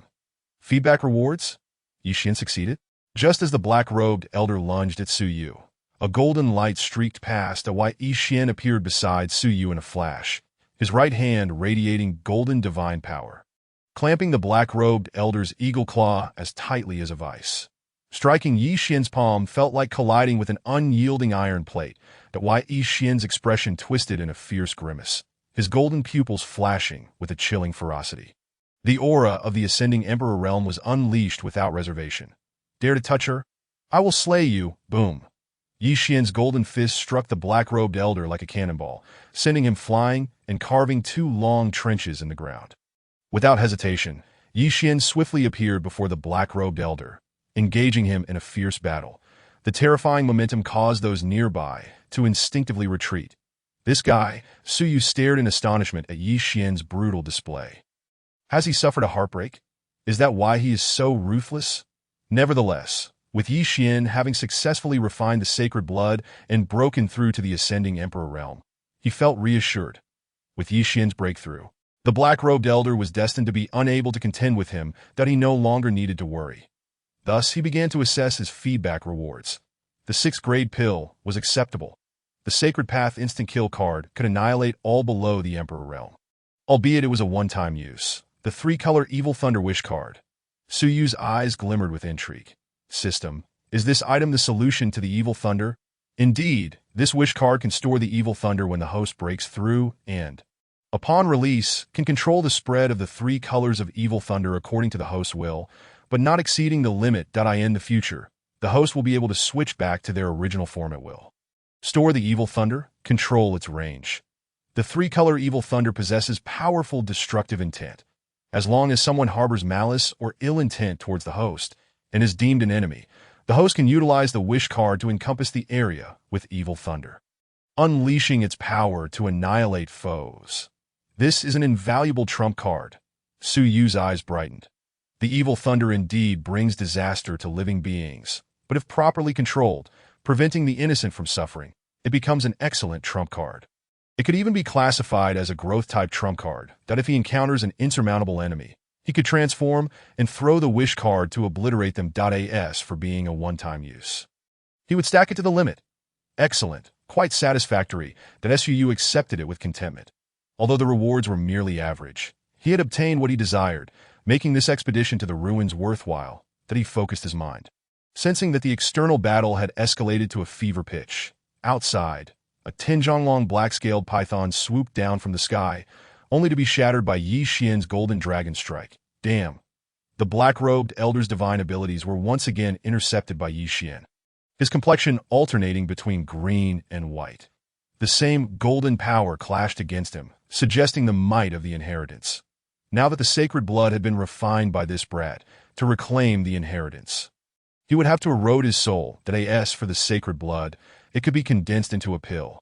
Yet this brat was incredibly troublesome, far too violent. He nearly shattered his own teeth in their altercation. Use whatever abilities you have. Observing the black-robed elder momentarily pause, Yi Xian's expression turned icy. Boy, do not get too complacent. You are merely at the ascending emperor realm, that if the fish dies and the net breaks, the one who will perish will be you. The black-robed elder's face contorted in rage. Then let us see. Yi Xian remained non-committal, his golden divine power surging as a suit of intricate golden-patterned armor materialized around him. Each pattern obscured and profound. Brother Xian, I am here to assist you to at that moment. So you transformed into a bolt of lightning, appearing beside Yi Xian. The thunderous power radiated outward, hinting at a vast sea of thunder behind him. Yi Xian's eyes glimmered with surprise, and he gently replied, "Good, be cautious, and do not get hurt." That as he spoke, he shattered the void beneath him, charging towards the black-robed elder like a raging bull. Initially, he intended to engage in a war of attrition. But with Xian's arrival, he no longer needed to hold back. To why Yi Xian swung his golden iron fist, unleashing hundreds of shadows akin to a torrential downpour towards the black-robed elder. The formidable divine sense allowed the elder to barely catch a glimpse of the fist's trajectory, his fingertips permeating with dark power to meet the golden fist. Bang, bang, bang. The intense collisions resonated like a symphony of thunderous music. That as the black-robed elder repelled Yi Xian with a single strike, he immediately coalesced a black-patterned ghostly hand. Seizing the opportunity, Su Yu hurled a massive thunderball imbued with astonishing sword intent. The black-robed elder scoffed disdainfully, recognizing that this pale-faced youth posed no threat compared to the brutish lad. Thus, he extended a single hand, enveloped in dark power, intending to crush it. However, the moment his palm made contact with the thunderball, his pupils constricted in disbelief as he gazed at Su Yu. This damage is not right. Chapter 57. An unexpected turn of events. Wow. The black-robed elder was instantly entangled by the sword intent within, his entire right hand mangled and torn, bones shattered. The terrifying sword intent spread to his internal organs. Even the black-robed elder began to wail in pain, his relentless assault faltering. That a golden opportunity. Reverse chaos divine strike. Yi Xian seized the moment, his bloodline divine ability erupting as an ancient, vast golden divine pattern condensed in his palm, transforming into a golden ray that struck the black-robed elder. The golden pattern tore through his chest, and the overwhelming energy swiftly obliterated his heart. His life force began to wane. You shall pay for this. The black-robed elder's pupils turned blood red, madness surging within his eyes as his entire body ignited in flames. He transformed into a massive dark fireball, hurtling towards Su Yu and Yi Xian. The white Yi Xian positioned himself protectively in front of Su Yu, golden radiance flickering in his hand as a three-layered golden light shield materialized before them. Crack! The dark fireball shattered the light shield, its power diminished significantly, yet still barreling towards them, burning his life for a final strike.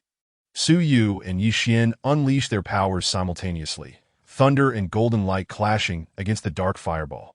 The final, terrifying explosion erupted, consuming the fireball entirely, sending both of them flying. Be careful. Yi Xian reacted swiftly, wrapping his arms around Su Yu and crashing into the ground. Cough. Why do these people always resort to burning their lives? Yi Xian coughed lightly.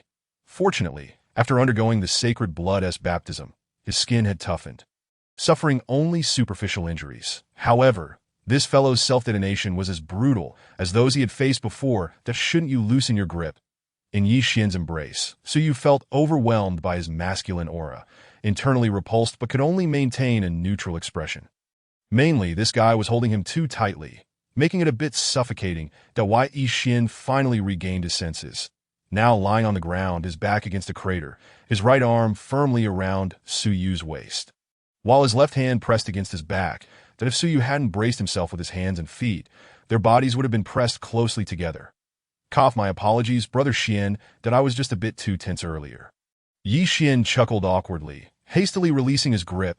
The Su finally caught his breath and promptly straightened his attire. The Yi Xian also got up, patting his backside. Brother Xian, are you injured? Suyu shook his head. No, it's fine. The residual force from our joint attack has already been mostly neutralized. At it is time to bring this conflict to an end. The Yi Xian nodded. He soared into the air, a tremendous force sweeping through the great hall, causing those still engaged in battle to cease their actions. His voice boomed like thunder, resonating in everyone's ears. Now that the black old ghost has fallen, why not surrender? The inheritance has been determined. Your grand ambitions are at an end. I shall grant you 7 seconds. If you do not relinquish your weapons, you shall all perish here today. Yi Xian's golden eyes exuded an air of majesty and sanctity, and the overwhelming pressure emanating from his presence was unmistakably formidable, rivaling that of the celestial sovereign realm.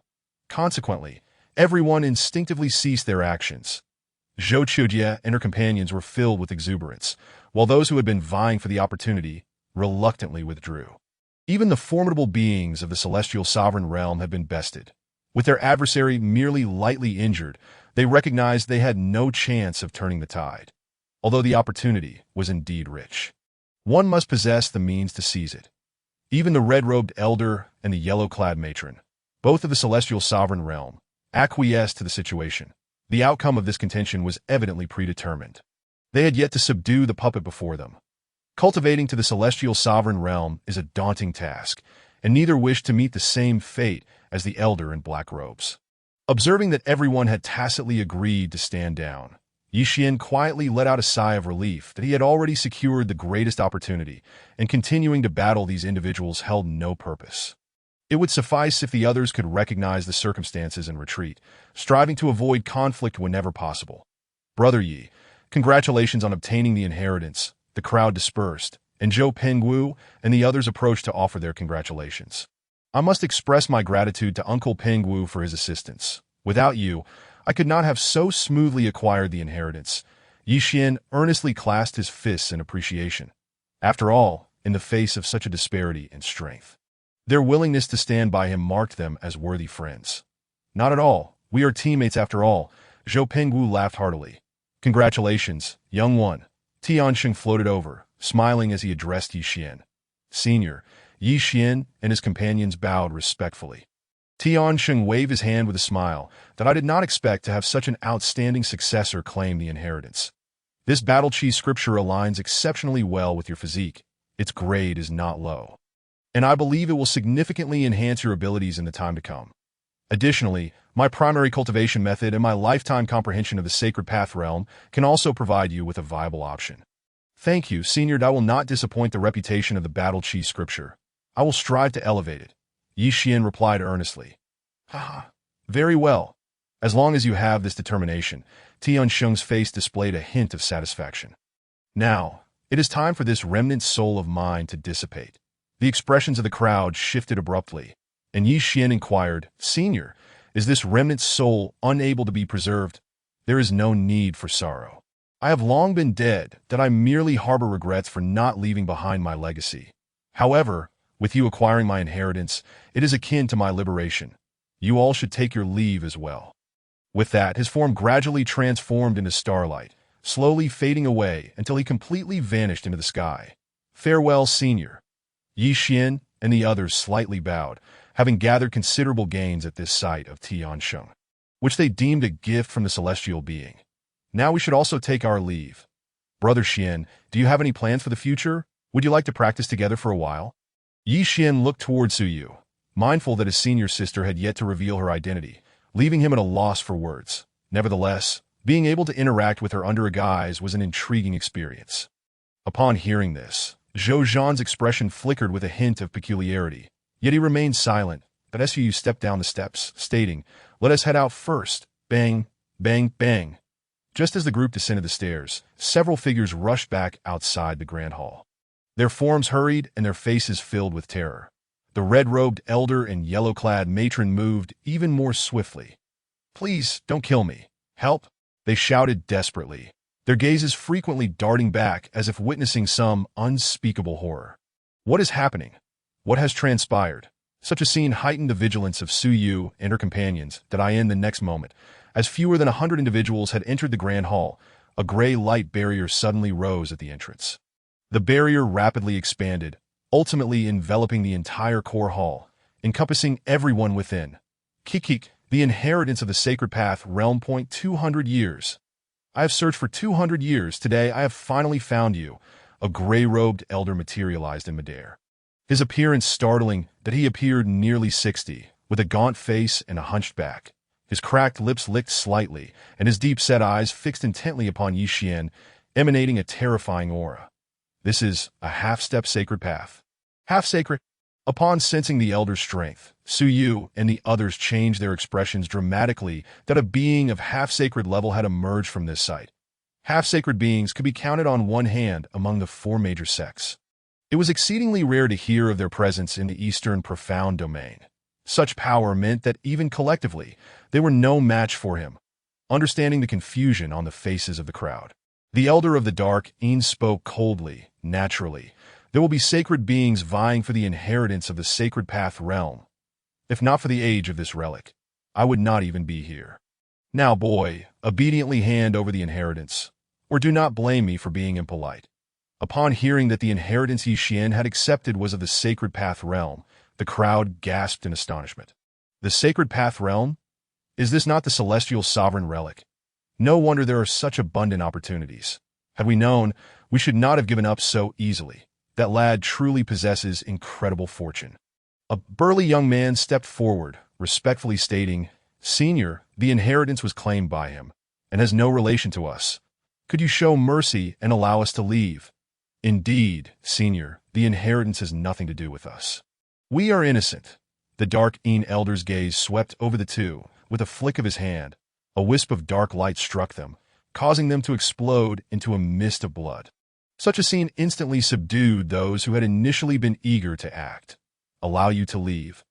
Now that the inheritance of the Sacred Path Realm is known, you cannot be permitted to depart. Therefore, today, you all must die." His overbearing presence instilled terror within the crowd. That Su's expression turned grave. Against a half-sacred being, they would not even be able to break his skin if a fight broke out. No wonder this wretched system granted him a Sacred Path instant kill card. Yi Xian cast a sidelong glance at Su Yu, steeling himself to step forward to "I am Yi Xian, a disciple of the Zhan Yu sect. Paying my respects to you. Senior to my master is Liao Hongming of the Zhan Yu sect that I hope, in consideration of my master's standing, that you will allow us to leave." "Liao Hongming? Is your master a hidden saint?" The Dark Een Elder's eyes narrowed slightly. "Indeed, Senior. Opportunities belong to those with fate. Since you are the Sacred Path Realm, why demean yourself by quarreling with us juniors? Perhaps the techniques of Tian Sheng are not suited for you." The Dark Een Elder smiled at Yi Xian. "Do you not think that just because you have a hidden saint as your master, I will easily relinquish this inheritance? Do you know how arduous and treacherous my path to sanctity has been? I have remained at the half-sacred level for 1,300 years without progress. Countless trials and tribulations, countless brushes with death, yet still no hope of breakthrough. Thus, I have searched for 200 years for the renowned Sacred Path relic. 200 years, and I have finally found this Tian Sheng relic. Once I extract your soul and refine your body, a breakthrough to the Sacred Path realm will be within reach." The Dark Een Elder grew, increasingly animated as he spoke. A hint of madness flickering in his eyes. The opportunity to become a saint was far too rare. He would not let anything stand in his way, even if a sacred being were to obstruct him.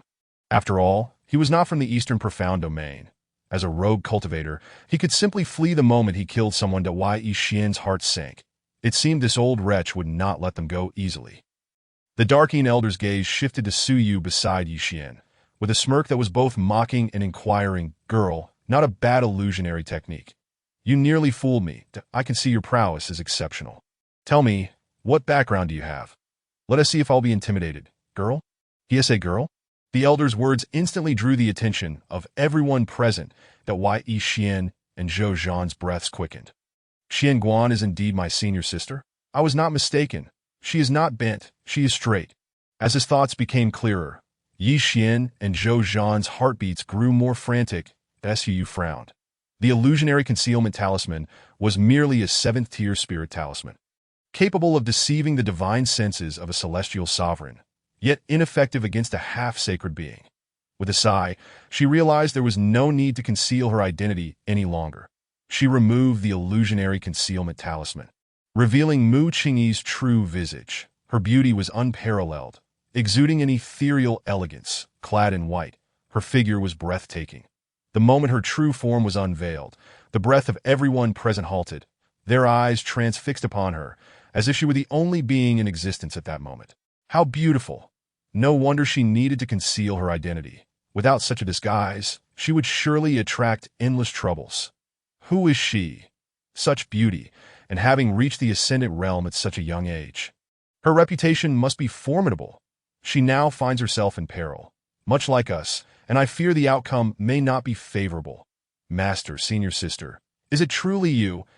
Gazing upon that extraordinarily familiar and stunning visage, Yi Xian found his emotions difficult to articulate. He had previously thought that his unrequited affection had led him to delusions, but it turned out he was not ill.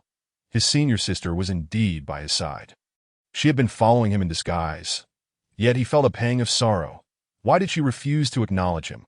Senior sister, why do you deceive me? Why will you not reveal yourself to me? Observing the bittersweet tone in Yi Xian's voice, Suyu couldn't help but offer a wry smile. It seemed she now had to console him. After all, he was the chosen one, given that they were under the watchful eyes of outsiders. It was prudent to afford him some dignity. Junior brother, while out on your journey, I had to adopt a disguise to avoid unnecessary trouble that I never anticipated encountering you. But since you cannot recognize me, I shall continue this charade, for I wish to witness your growth during this time. You certainly have not disappointed me.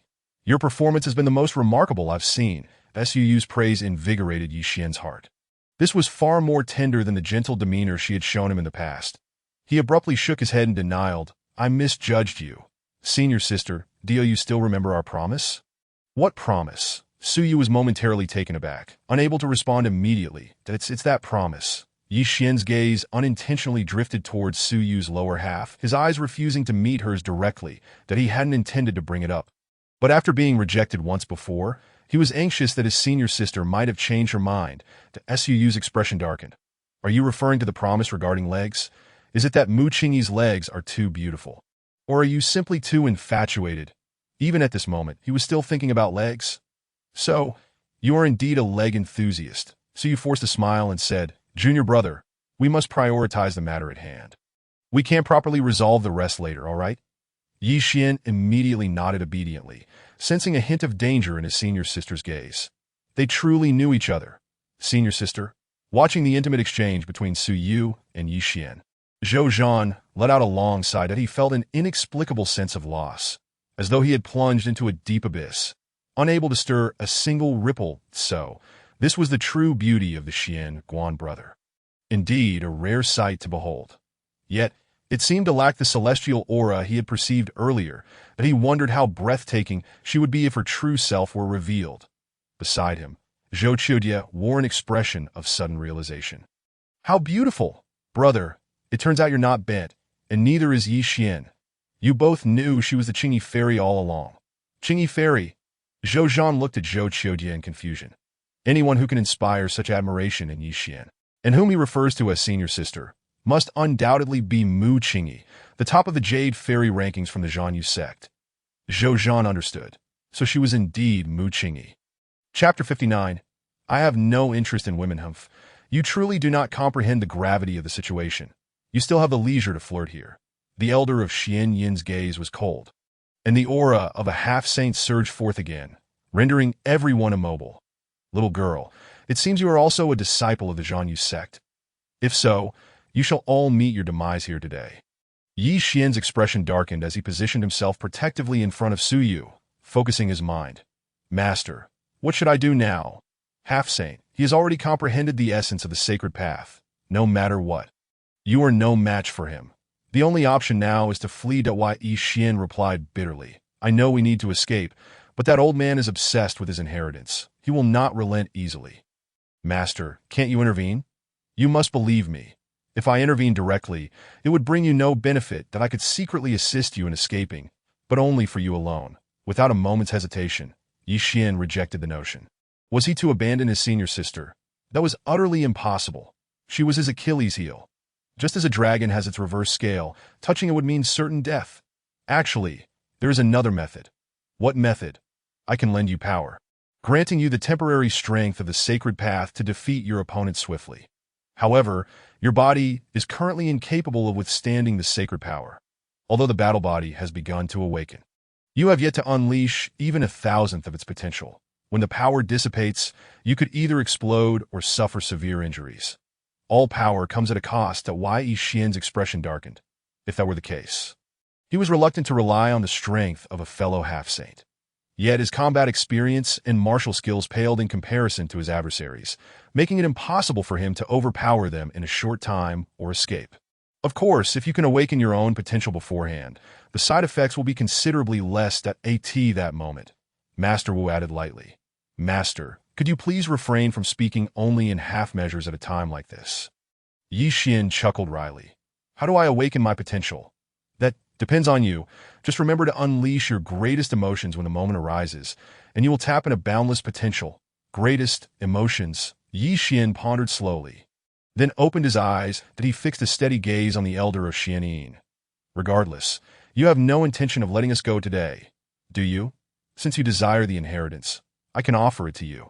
But you must first release my companions. Otherwise, even if it results in mutual destruction, I shall never hand over the inheritance to you. Upon hearing this, Su stepped forward, her tone resolute. Junior brother, do not act rashly. Senior sister will not abandon you. I will fight alongside you. That in truth, Su had been weighing her options. Should she use the instant kill card to eliminate this old man? Yet, he was only a half-saint. Using the instant kill card would be overkill. That as the saying goes, one shouldn't use a sledgehammer to crack a nut. Therefore, she sought an alternative. She did not have many trump cards to deal with the enemy. But Yi Xian should possess some. After all, he was the chosen one. He had an elder by his side. She couldn't believe even his elder would be helpless system if it comes to a critical moment. Can you use the instant kill card to eliminate the enemy before that half-saint can kill me or Yi Xian? It's quite simple, but host, are you sure you don't want to use the instant kill card directly? Su replied with a hint of grievance that if you could just give me 2 instant kill cards, I wouldn't hesitate for a moment. Okay, please rest assured, host, we will decisively eliminate the opponent before the enemy strikes. In the outside world, the elder of Xianyin had completely lost his patience. The might of a half-saint was inconceivable to these mere mortals. Instantly, his spiritual power transformed into a sea of gray flames that engulfed the entire hall. Under the burning of the gray flames, everyone let out pitiful wails, struggling frantically. This gray fire, it's absorbing my life force and spiritual energy. It's so hot, someone help me. As everyone attempted to escape, gray shadowy hands seized their ankles, forcefully dragging them into the sea of flames. Only Su Yu and Yi Xian managed to catch their breath, barely able to move. Did I ask this the power of a half-saint? There's simply no way to resist. It truly is terrifying. Yi Xian struggled against the gray flames with golden divine power, laboriously rising to his feet. The elder of Xianyin clenched his hand, causing Yi Xian's body to ascend. Enveloped by the gray spiritual energy, he became a lamb awaiting slaughter. The elder of Xianyin's consciousness penetrated Yi Xian's mind, seeking to seize his soul's memories. However, within that mind, a golden spiritual talisman stood guard. As the gray mist spread, the golden talisman blazed brightly, its radiance dispelling the gray consciousness as if it were driving away darkness. This is a soul-settling talisman? Did that old man from the hidden holy sect give it to you? The elder of Xianyin's pupils constricted, and his face turned ashen. The soul-settling talisman is meant to guard the mind, preventing others from intruding, dispelling malevolent intentions, and nurturing one's consciousness to easily repel him. It must be at least an 8th grade spiritual talisman. Indeed, this was given to me by my master. Now, you cannot invade my mind. As long as I do not speak, how can you obtain the inheritance? But you think I would tell you? You are dreaming. Yi Xian looked disdainfully at the elder of Xianyin. He despised threats above all else. Even if they were to skin him alive, he would never utter a single name. Oh, you truly believe I am powerless against you? The elder of Xianyin wore a smile that was not quite a smile as he reached out, causing Su Yu's form to slowly rise into the air. coming to his side. Senior sister? Seeing Su Yu, who was also unable to resist, Yi Xian's expression changed dramatically. You must be very fond of your senior sister. Aren't you, with her ice-like skin and exquisite bone structure? Her beauty is indeed captivating. Countless men would surely go mad for her. Grasping Su Yu's chin, the elder of Xian Yin smiled lightly. Having practiced for countless years, he had seen countless beauties, yet this girl before him was truly one of the finest. Bastard. Let her go, or I swear I will not let you off, as endless fury surged within Yi Xian. His pupil seemed on the verge of shattering as he fixated intensely on the Xian Yin elder, his expression grotesquely terrifying, brimming with malevolence. The Xian Yin elder calmly replied, "Rest assured, I harbor no interest in women. Time is infinite. Regardless of your stunning beauty, it will ultimately dissolve into a mere skeleton, buried beneath the earth. That I in the grand scheme of things, power is the essence of all. The countless harrowing experiences of life and death have clarified my pursuit of the path. Perhaps my obsession is too profound, yet I firmly believe that the road I tread is the correct one. That thus, beauty, to me, is but a fleeting illusion. Damn it, why do I feel so insulted?" So you felt a wave of nausea. Yet her prevailing sentiment was one of frustration. Even the notion of immediately hurling the instant kill card at the old man faded. How could he grasp her yet remain indifferent to her beauty? In his eyes, not being beguiled by beauty was merely a reflection of inadequacy, that he had been underestimated. Consequently, as her feelings of discontent surfaced, her performance in front of Yi Xian became effortless. She gazed at him with a hint of tenderness in her eyes, tears cascading down like shimmering pearls. Junior Brother, Chapter 60. The unyielding Mu Qingyi Junior Brother. You need not concern yourself with me. You cannot contend with a semi-holy powerhouse. Do not act foolishly, and find a way to escape. Sister. Yi Xian's eyes turned crimson, his heart quaking uncontrollably. This was the first time he had witnessed his sister shed tears. Even when they had quarreled previously, her eyes had only reddened. Was she crying out of concern for me? Umph. The Xian Yin elder's eyes turned icy, and his right hand tightened around Su Yu's delicate neck. Boy, while I harbor no desires, there are countless men who wish to possess her, just like those men below. Hand over the inheritance and extract the holy blood within you, and I shall ensure she returns to your side. Otherwise, you will live to regret it." Su Yu struggled desperately. "Junior brother, do not listen to him. Even if I have to destroy my own body, I will not let them have their way. Cough, cough. I have always been devoted to the sword path, yet I do not tread a heartless road. The journey ahead is vast and solitary. Thus, I yearn for companionship, for someone to walk alongside me, and that person is, in truth, you, junior brother." Though Su Yu's gaze held only a hint of tenderness, it appeared all the more radiant against her cold and elegant demeanor. Yi Xian's heart trembled, an inexplicable sensation welling up within him. "This is why I insisted on making you my junior brother, why I cared for you so deeply. I wish for you to accompany me to the very end. Alas, if only we could truly be together for 1,000 years, if there were truly someone in this world with whom I could share my pillow, that person would naturally be you if I depart. You must live well." Yi Xian's pupils suddenly constricted, as if he had lost focus. The choices he had made haunted him, leaving him with regrets that could not be undone. But that was not the crux of the matter.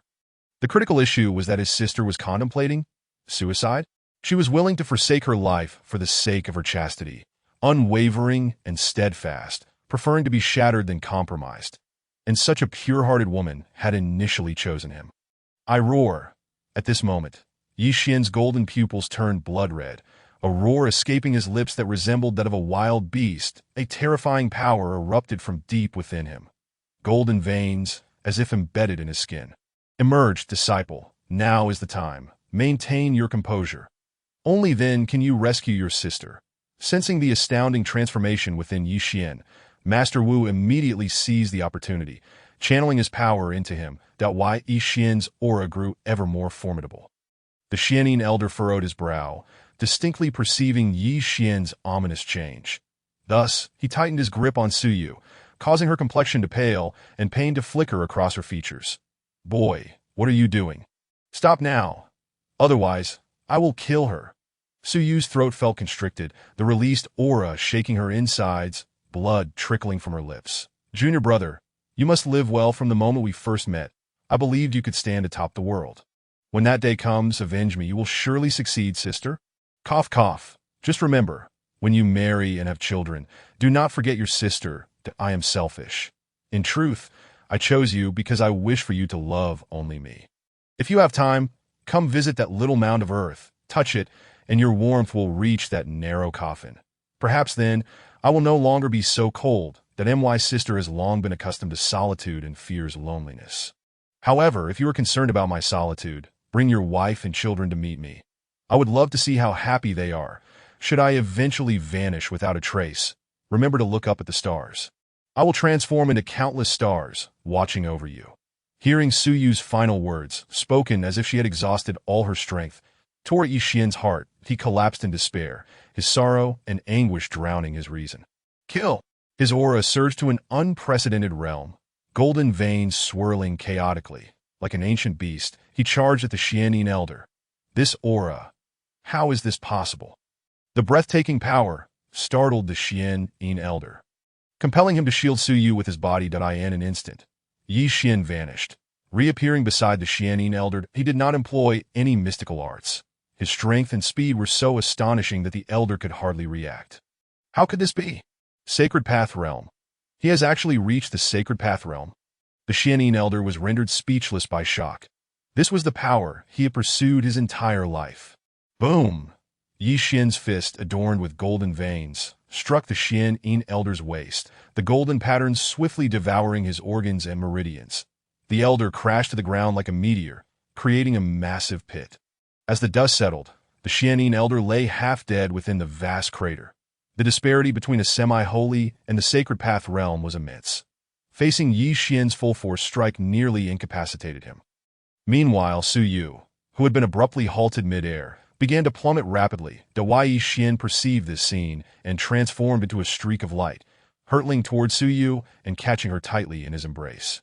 Junior brother, gazing at Yi Xian, whose eyes burned crimson like a ferocious beast, Su Yu's heart quivered. This is bad. I acted too convincingly. Will he lose control?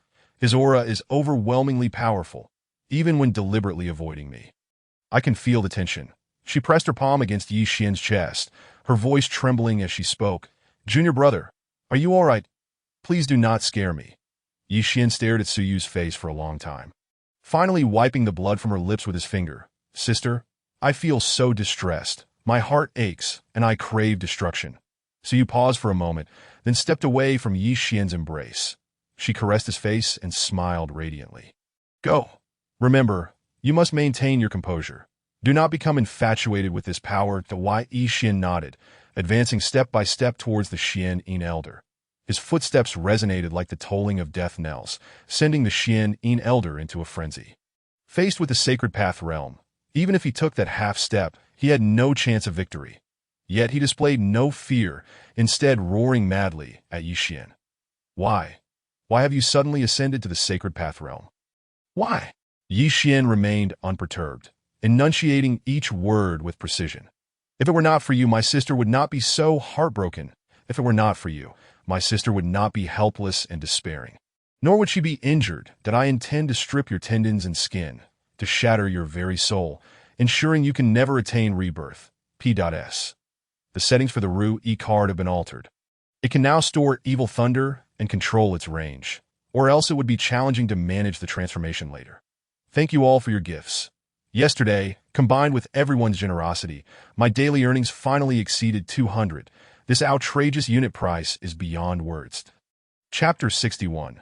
Treating the wounds. Your power is but temporary. This strength does not belong to you. The Xianyin elder, his will shattered, propped himself up and roared furiously that a sea of gray flames surged forth, coalescing into a Tenjiang-sized gray qilin. The qilin's fierce eyes locked onto Yi Xian, and then it charged forth like a tempest, its speed blurring into a phantom that in the blink of an eye. Its gaping maw opened wide, lunging toward Yi Xian. Kill. Golden patterns of light swirled around Yi Xian's body, a rich, resplendent golden glow enveloping his fists as he unleashed a powerful strike towards the gaping wound. With a resounding boom, the gray qilin shattered like glass under the force of his blow. Yi Xian transformed into a fleeting shadow, appearing before the elder Xianyin, swiftly incapacitating the opponent's limbs. The golden aura wrapped around his flesh and bone, crushing them until they were severed one by one. The excruciating pain was such that even the elder Xianyin, with his formidable endurance, could not suppress his cries of agony. Countless shadows of fists rained down upon his body, targeting his chest, head, limbs, and lower body. As a golden heavy fist obliterated his heart, the elder Xianyin glared menacingly at Yi Xian before his body erupted in a catastrophic explosion, marking the end of his life. The half-sane elder Xianyin had thus fallen. With a gentle exhale, Yi Xian released a breath of stale air, still struggling to rein in the tumultuous energy within him. His golden energy surged like a fountain, causing the grand hall to tremble. For those fortunate enough to survive, they had mere moments to flee the hall, or else death awaited them. The terrifying battle intent weighed heavily upon everyone, leaving them breathless and in disarray. Witnessing the demise of the elder Xianyin, they could only retreat in panic. Is Yi Xian all right? Zhou Qiujie, concerned, approached Su Yu, her gaze fixated on Yi Xian, sensing something amiss with him, as if he were on the verge of losing control. Such power could annihilate a half-saint in an instant. If he lost control, they would perish within moments. With a sigh, Su Yu reassured her. He should be fine. You all should leave this place. Those who are heavily wounded will not pursue you any further. I will handle the matter concerning Yi Xian. Zhou Pingwu, understanding the gravity of the situation, clasped his hands together and said to Su Yu, "We would only be a hindrance here. In that case, we shall take our leave, fairy. Perhaps we shall meet again in the future." "Until we meet again," they echoed as Zhou Pingwu departed with Zhou Zhan and his sister. Zhou Zhan left with a heavy heart, longing to speak with Su Yu, but fearing that Yi Xian might reduce him to mere pulp with a single strike. Ultimately, he could only leave in despair. Once all had departed, only Su Yu and Yi Xian remained in the hall. Yi Xian gazed at Su Yu, the crimson hue in his eyes still unabated, slowly approaching him. "Junior brother, are you all right?" Su Yu asked, concern etched on his face. Though a sense of wariness lingered within him, he was not afraid that Yi Xian would harm him, but worried that he might spiral out of control. Losing his composure here would be catastrophic. "Senior sister," Yi Xian emitted a low, beast-like growl, swiftly enveloping Su Yu in a tight embrace. It seemed that only by feeling this familiar warmth could he find solace. "Enough! Don't lose your mind." Su Yu's head was forcibly buried in Yi Xian's chest, leaving him helpless to resist the torment. Sensing Yi Xian's increasingly rapid breaths and heated body, beads of perspiration gathered on Su Yu's forehead. He quickly spoke, "Junior brother, you defeated a half-saint with your own strength. That's remarkable. Your willingness to fight for me and everyone else speaks volumes of your character, responsible and noble. You would never take advantage of others in their time of weakness. You have not disappointed me." Yi Xian's expression momentarily froze, as if a weight had been lifted. Simultaneously, a powerful sense of fulfillment surged within him. His senior sister had praised him since the incident of seeking a master. She had often treated him with indifference, but now he had taken a significant step forward. "Sister? What is it, junior brother?" Su Yu raised an eyebrow, noticing that Yi Xian's grip was loosening. "About what you said earlier." Before Yi Xian could finish, he collapsed, falling into a deep unconsciousness. His energy dissipating completely. Su Yu promptly supported him, channeling his spiritual energy into Yi Xian's meridians. After assessing the situation, he let out a sigh of relief. Thankfully, although Yi Xian's meridians were disrupted and his foundation was unstable, he had not been entirely ruined. Under normal circumstances, a person in such a state would require a year or more of recuperation. However, Yi Xian should recover swiftly. Su Yu utilized his innate Tao body to transition his spiritual energy, and after administering several high-grade healing pills, he carried Yi Xian out of the ruins. They were still quite far from the Zhanyu sect. He couldn't carry Yi Xian all the way back, so he needed to find a tranquil place for a period of rest, with his spiritual energy and the unspoken assistance of Yi Xian's grandfather. He believed the recovery would be expedited. Thus, Su Yu brought Yi Xian to a secluded riverside where no beasts roamed freely. Not far from the river's source stood a towering waterfall, cascading down into a crystal-clear pool below, where countless sparkling droplets splashed against the stones, scattering light in a dazzling display. Sitting by the river's edge, Su Yu had just finished tidying his attire when his gaze fell upon the gravely injured and unconscious Yi Xian. Yi Xian's condition was not only marked by internal injuries, but also external wounds. While Su Yu could assist in healing the internal injuries, the external ones presented a dilemma. Yi Xian lay bare from the waist up, his trousers torn and tattered. Given the distinction between male and female, it was a delicate matter to address. Though Yi Xian was unconscious, his grandfather was likely awake, silently observing his every action, that if it were not for him. Tending to Yi Xian's wounds and changing his clothes would be manageable, but he was currently Mu Qingyi and maintaining decorum was paramount.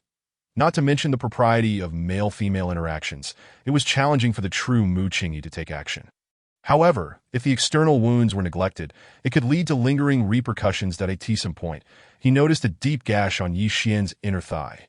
Sign. After much hesitation, Su Yu ultimately decided to apply medicine to Yi Xian's wounds. After all, Yi Xian's current state was largely a consequence of his own efforts, that it was just a matter of applying medicine. At most, he would feign modesty and perhaps shed a few tears for the sake of that old man. After all, he was not a real woman. Furthermore, any feedback to Yi Xian would likely enhance their rapport if it wasn't already at its peak. With that in mind, Su Yu prepared the healing ointment, spreading it across his delicate, translucent hands, infused with the power of his innate Tao body, as he gently applied it to Yi Xian's scarred body. Chapter 62. Destiny. Unavertible Yi Xian was unaware of how long he had been unconscious, only knowing he was enveloped in endless darkness. There was no light around, an icy void that felt like a bottomless abyss. Time passed quietly until a pair of hands gently caressed him. Soft, smooth, tender, and slightly cool. How delightful that Yi Xian could not help but murmur in pleasure. The touch of those hands was so comforting that he found himself lost in ecstasy. However, just as he let out a sigh of satisfaction, those warm hands vanished. In that moment, Yi Xian felt as though he had sunk into a frigid mire, beginning to struggle. His breaths quickened, sweat pouring down as he murmured incoherently, as if caught in a nightmare. Just when he felt as if he were treading on thin ice, a familiar cool hand once again reached out to him. It came as if carried by a spring breeze, warm and soothing. He felt cradled in a comfortable embrace. Enveloped in tranquility, Yi Xian grew attached to this sensation. Unable to contain himself, he instinctively reached out to grasp the cool, smooth hand, pulling it into his embrace. Suddenly, a resounding slap echoed across the air, a tremendous force causing him to freeze in place, his consciousness plunging back into oblivion. The strength in his hand slackened. Time passed, and gradually, Yi Xian's awareness began to return, his eyes fluttering open. Before him stood a vision in white, an extraordinarily beautiful woman. The moonlight cascaded upon her, making her appear as if she had descended from the heavens, cold and reticent. "Senior, sister," Su Yu turned her gaze, noting Yi Xian's awakening as she approached him. "Junior brother, you're awake." Yi Xian looked around, realizing he was bound in bandages like a mummy. A wave of discomfort washed over his face. "What is happening?" Yi Xian inquired, puzzled. "Sister, where am I? Did I faint?" "We are in a forest within the Yunmo mountain range. You indeed lost consciousness after your sudden outburst at the Tianxing ruins, where you killed a half-saint. You have been unconscious for 6 days. 6 days? I was unconscious for 6 days." Yi Xian recalled the events, attempting to rise. Su hesitated but stepped forward to assist him. "Nothing untoward happened afterward. Right? Are you all right, sister?" "Everything is fine. You have nothing to worry about." Yi Xian gazed at Su Yu, realizing that she had cared for him throughout these days. "So, it was you who wrapped these bandages around me?" "Yes." Upon receiving a light, airy reply from Su Yu, Yi Xian was instantly startled, a shiver running down his spine, that he quickly checked his entire body and let out a long sigh of relief.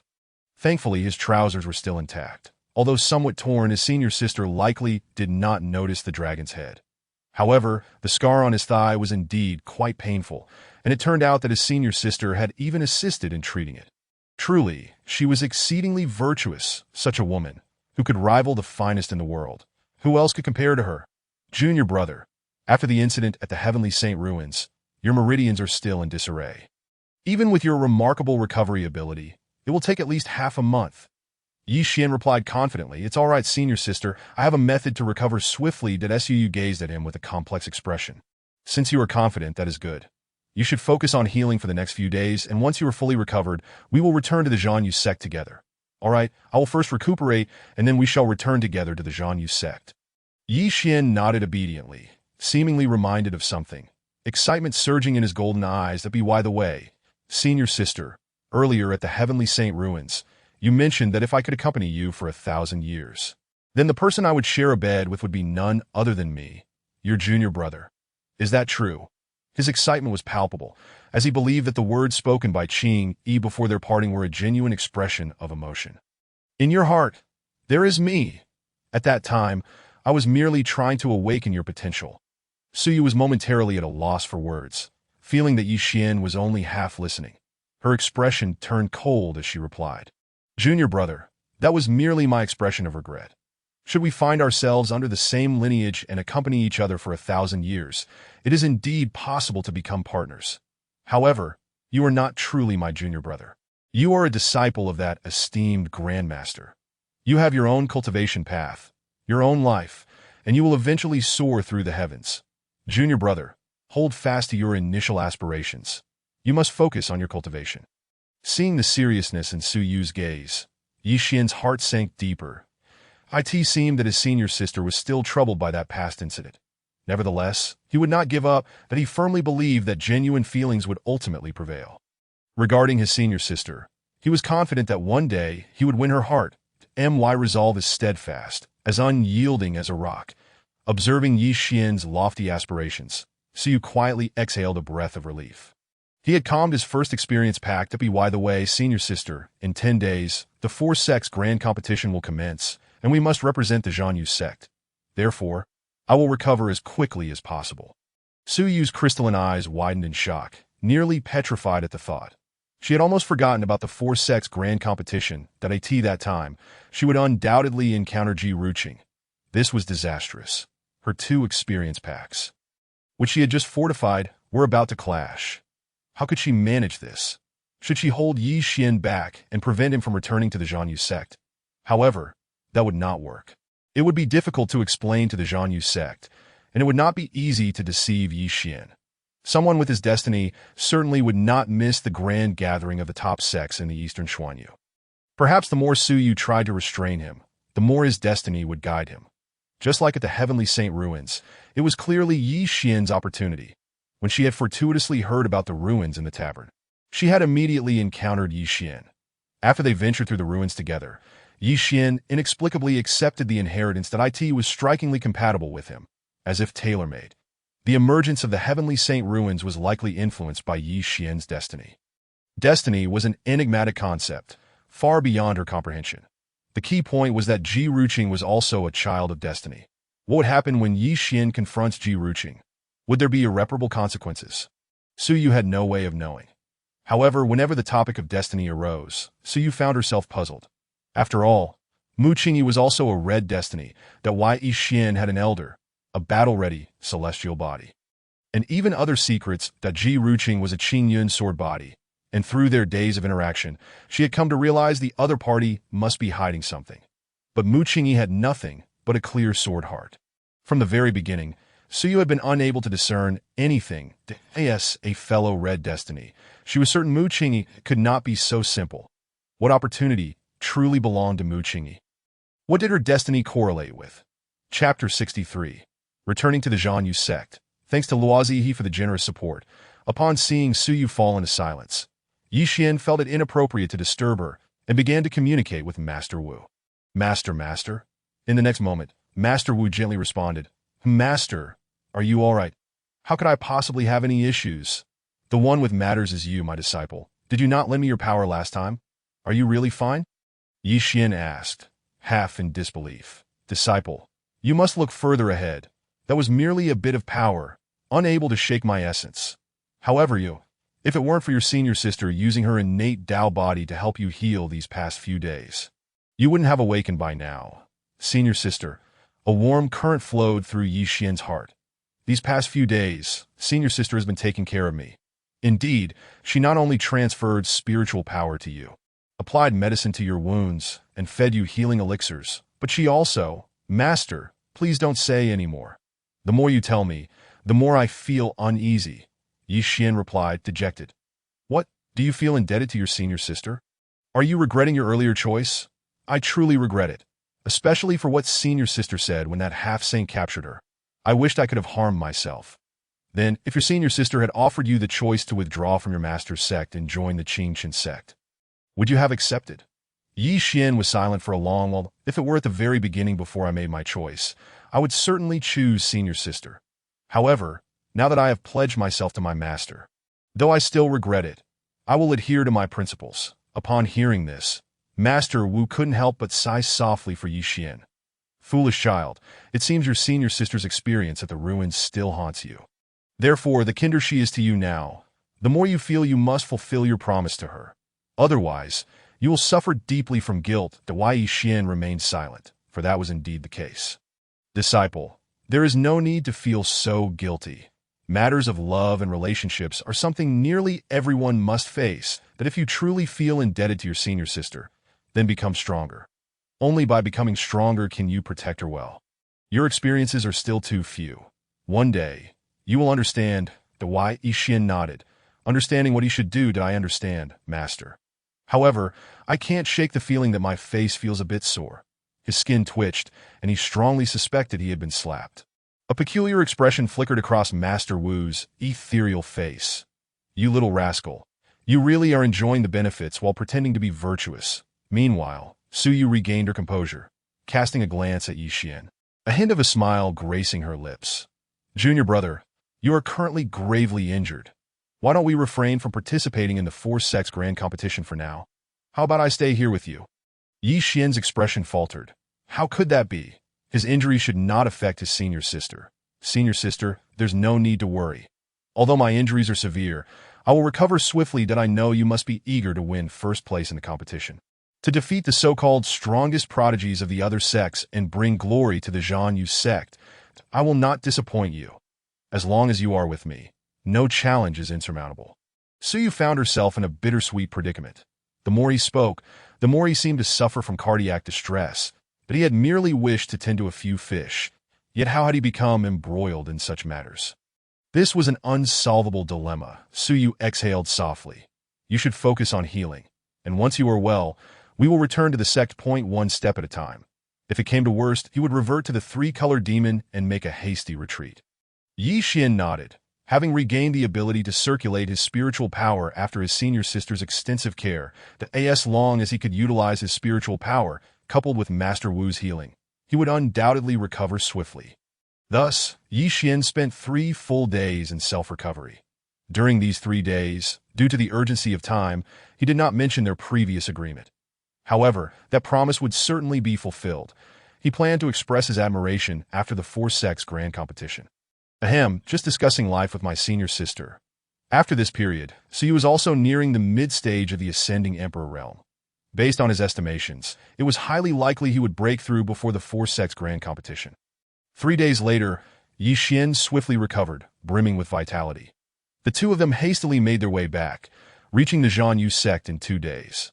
Upon returning to his own side hall, Su Yu was summoned by his master, Qing Qinzi, to the main hall. Upon entering the grand hall, Qing Qinzi stroked his beard and smiled. My dear disciple, over the past month, have you made any gains? Su Yu replied, Respected master, during my time at home, I have broken through to the Ascending Emperor realm. Ascending Emperor realm? So soon? Even Qing Qinzi was momentarily taken aback. Just 2 months ago, he had only recently reached the Condensing Dan realm. Right, this little disciple is truly remarkable. It seems it won't be long before she surpasses me. Indeed, continue to strive. Qing Qinzi feigned calmness, slightly nodding in satisfaction. Tomorrow marks the day when you shall embark towards the WNL Ing platform to participate in the grand competition of the Four Sects. Do take heed, for the other 3 sects also possess formidable talents, including those who have attained the Ascendant Emperor realm. The disciple understands that. By the way, are you returning to the sect with Yi Xian? Su Yu nodded slightly. How did you happen upon each other? Was it a pre-arranged meeting? Su Yu shook her head. No, I encountered him by chance while returning from Ling City. By chance. A meaningful smile appeared on Qing Qinzi's face. Disciple, what are your thoughts on Yi Xian? As your master, there is no need to deceive me. Previously, Qing Yi had told him that there was no relationship with Yi Xian, and he believed it. However, After the incident concerning the martial arts competition, he would not believe for a moment that there was no ambiguous relationship between them. Such a fateful connection. His own disciple must harbor feelings for Yi Xian. So you felt somewhat peculiar. When did her master become so gossipy? Master, Yi Xian is not truly my junior brother. Our bond consists solely of friendship, with no other ties. Does he truly fail to capture your interest at all? Qing Chenzi stroked his beard and sighed softly. At present, I only wish to cultivate. My heart is set on nothing else, alas. I merely inquired out of curiosity. It bears no significance that I support your thoughts entirely. Afterward, Qing Chenzi offered a few more reminders to Su Yu before concluding their conversation. Su Yu returned to her secluded hall to rest, pondering how she could prevent Yi Xian and Ji Ruqing from clashing. Chapter 64. Is my senior sister worried that I may not be a match for Ji Ruqing? Nightfall. The extreme royal palace. Beneath the bright moon, silvery light cascaded through a bamboo grove. Dressed in a flowing white robe, Ji Ruqing traversed the bamboo thicket, surrounded by surging sword energy, glimmering with cold brilliance. After roughly a cup of tea's worth of time, he finally ceased his training. His posture resembled that of a drawn sword. With sword-like brows and starry eyes, he was remarkably handsome, clad in a white robe, akin to a sword immortal reincarnate. Ji Ruqing sheathed his sword, raising his gaze to the star-studded sky, a hint of tenderness surfacing in his otherwise cold eyes. Qing Yi, in less than 5 days, we shall meet once more. Having returned to the extreme royal palace merely half a month ago, he had been separated from Qing Yi for the same duration, and the image of her graceful form frequently floated through his mind. This was the first time he had missed someone so profoundly. He now understood the torment of longing. He contemplated whether to find a way to bring Qing Yi into the fold of the extreme royal palace. Shi Xian, do you think I should go directly to Zhang Yusek to find Qing Yi before the competition? Would that negatively impact her? Shi Xian replied calmly. If you wish to go, then simply do so. Who could possibly stop you? Ji Ruqing continued. Should I adopt a more amiable demeanor when I go? Winning their favor might make them see me as more compatible with Qing Yi. At this point, Ji Ruqing began to ponder deeply that he had always been aloof, accustomed to the royal lifestyle, and had never been warm toward anyone, but he was unsure how to approach someone with warmth. Just as Ji Ruqing was lost in thought, a figure resembling a vibrant butterfly approached, gliding gracefully into the bamboo grove. Bathed in the moon's radiant glow, the woman's beauty was illuminated. She was in her early 20s. With skin as fair as snow and an enchanting visage, clad in a pale blue dress, exuding grace like a water lily. Her pair of peach blossom eyes gazed at Ji Ruqing, a faint blush gracing her cheeks. Akin to pearls glimmering, capable of captivating countless hearts. Zhong Yuhan, at the initial stage of the Qing realm, practiced water-based techniques. She ranked first among the 10 most beautiful women in the extreme royal palace and was considered the goddess in the hearts of many disciples. Ruqing. Zhong Yuhan approached Ji Ruqing, gently rousing him from his reverie. What brings you here? Tomorrow we depart for WN platform. The elders asked me to remind you, fearing you might forget. Zhong Yuhan remarked with a smile that Ji Ruqing slowly shook his head. I remember quite well that I heard you've broken through to the late stage of the Ascendant Emperor realm. Congratulations. I suppose no one in this grand competition will be your match. Ruqing, you are the undisputed first prodigy of the Eastern Xian domain. Zhong Yuhan gazed at Ji Ruqing with shimmering eyes, a hint of affection in her gaze at Ji Ruqing, the possessor of the supreme body, the azure cloud sword body, and a disciple of that esteemed master. If he does not falter along the way, his chances of attaining divinity are immense. Additionally, his appearance is unparalleled. For a man like him, which woman would not feel her heart flutter? Ji Ruqing's expression remained indifferent to it is nothing. This breakthrough was entirely expected. You are Ji Ruqing after all, that be by the way. During this time, I've encountered some ambiguities in a sword manual. Could you provide some guidance, Ruqing? Zhong Yuhan looked at Ji Ruqing with anticipation, her tone carrying a hint of playful pleading that Ji Ruqing shook his head, gently declining, that I'm afraid that one be possible. I have matters to attend to tonight and cannot offer guidance. Not possible? A flicker of disappointment crossed Zhong Yuhan's beautiful eyes. She could not fathom why Ji Ruqing had become so cold since returning from his visit. Though he had always been somewhat distant, he had at least offered guidance at times. However, since his return, he had maintained a deliberate distance from her. This left her feeling somewhat melancholic that as Zhong Yuhan felt disheartened. Ji Ruqing suddenly recalled something and asked, "Do you know how to cultivate closer relationships with others?" "What did you just say?" Zhong Yuhan questioned, her eyes widening in disbelief. "That I mean, how to engage in amiable communication with others." "What should one do?" Zhang Yu sect. The following day, Suu, Yi Xian, and over a dozen disciples set sail on the spirit sail towards the WNL Ing platform. Suu and Yi Xian were participating in the competition, while Xian Xin, Yang Yulong, and other disciples were merely attending to observe. The WNL Ing platform, located in the Yuan continent, serves as the confluence of the four great sects of the Eastern Xian domain. The grand competition of the four sects is typically held at the WNL Ing platform. This event occurs once every decade, with participants from Zhang Yu sect, Tian Yuan sect, Wunyan sect, and the Extreme Royal Palace. Each sect fields 15 disciples for the competition. Currently, the greatest threat to us is the Ji Ruqing from the Extreme Royal Palace. It is rumored that he possesses the Azure Cloud Sword Body, ranked 9th in the Supreme Body list, and has already broken through to the mid-stage of the Ascendant Emperor realm 2 months ago. He may have even reached the late stage by now. His strength unfathomable, that he is also subtly regarded as the foremost prodigy of the Eastern Xian domain. That on the deck of the spirit sail, a middle-aged woman clad in a pale pink gown explained the details of the four sects competition to Su Yu and her group. When discussing Ji Ruqing, her tone became particularly grave. Ji Ruqing, the Azure Cloud Sword Body, ranked 9th on the Supreme list, approaching the late stage of the Ascendant Emperor realm. Upon hearing this, the expressions of all the talented individuals present changed dramatically, including Li Tianjin and Zhang Yixue, late stage of the Ascendant Emperor realm.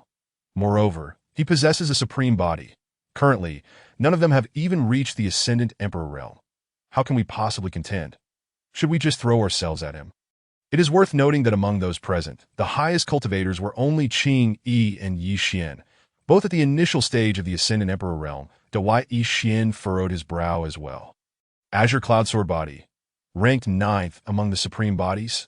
He is currently at the initial stage of the Ascendant Emperor realm, and my Battle Heaven body can fight above my level, so naturally. His Azure Cloud Sword Body can as well. It seems Ji Ruqing will likely become a formidable adversary in the future. Senior sister, are you all right? Is everything okay? As Yi Xian observed, Su Yu momentarily lost in thought while assessing their combat prowess.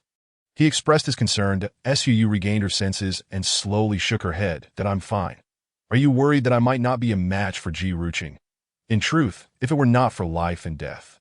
I'm just afraid that you might engage him in a fierce battle. Su Yu's heart was a tumult of emotions, yet her expression remained composed.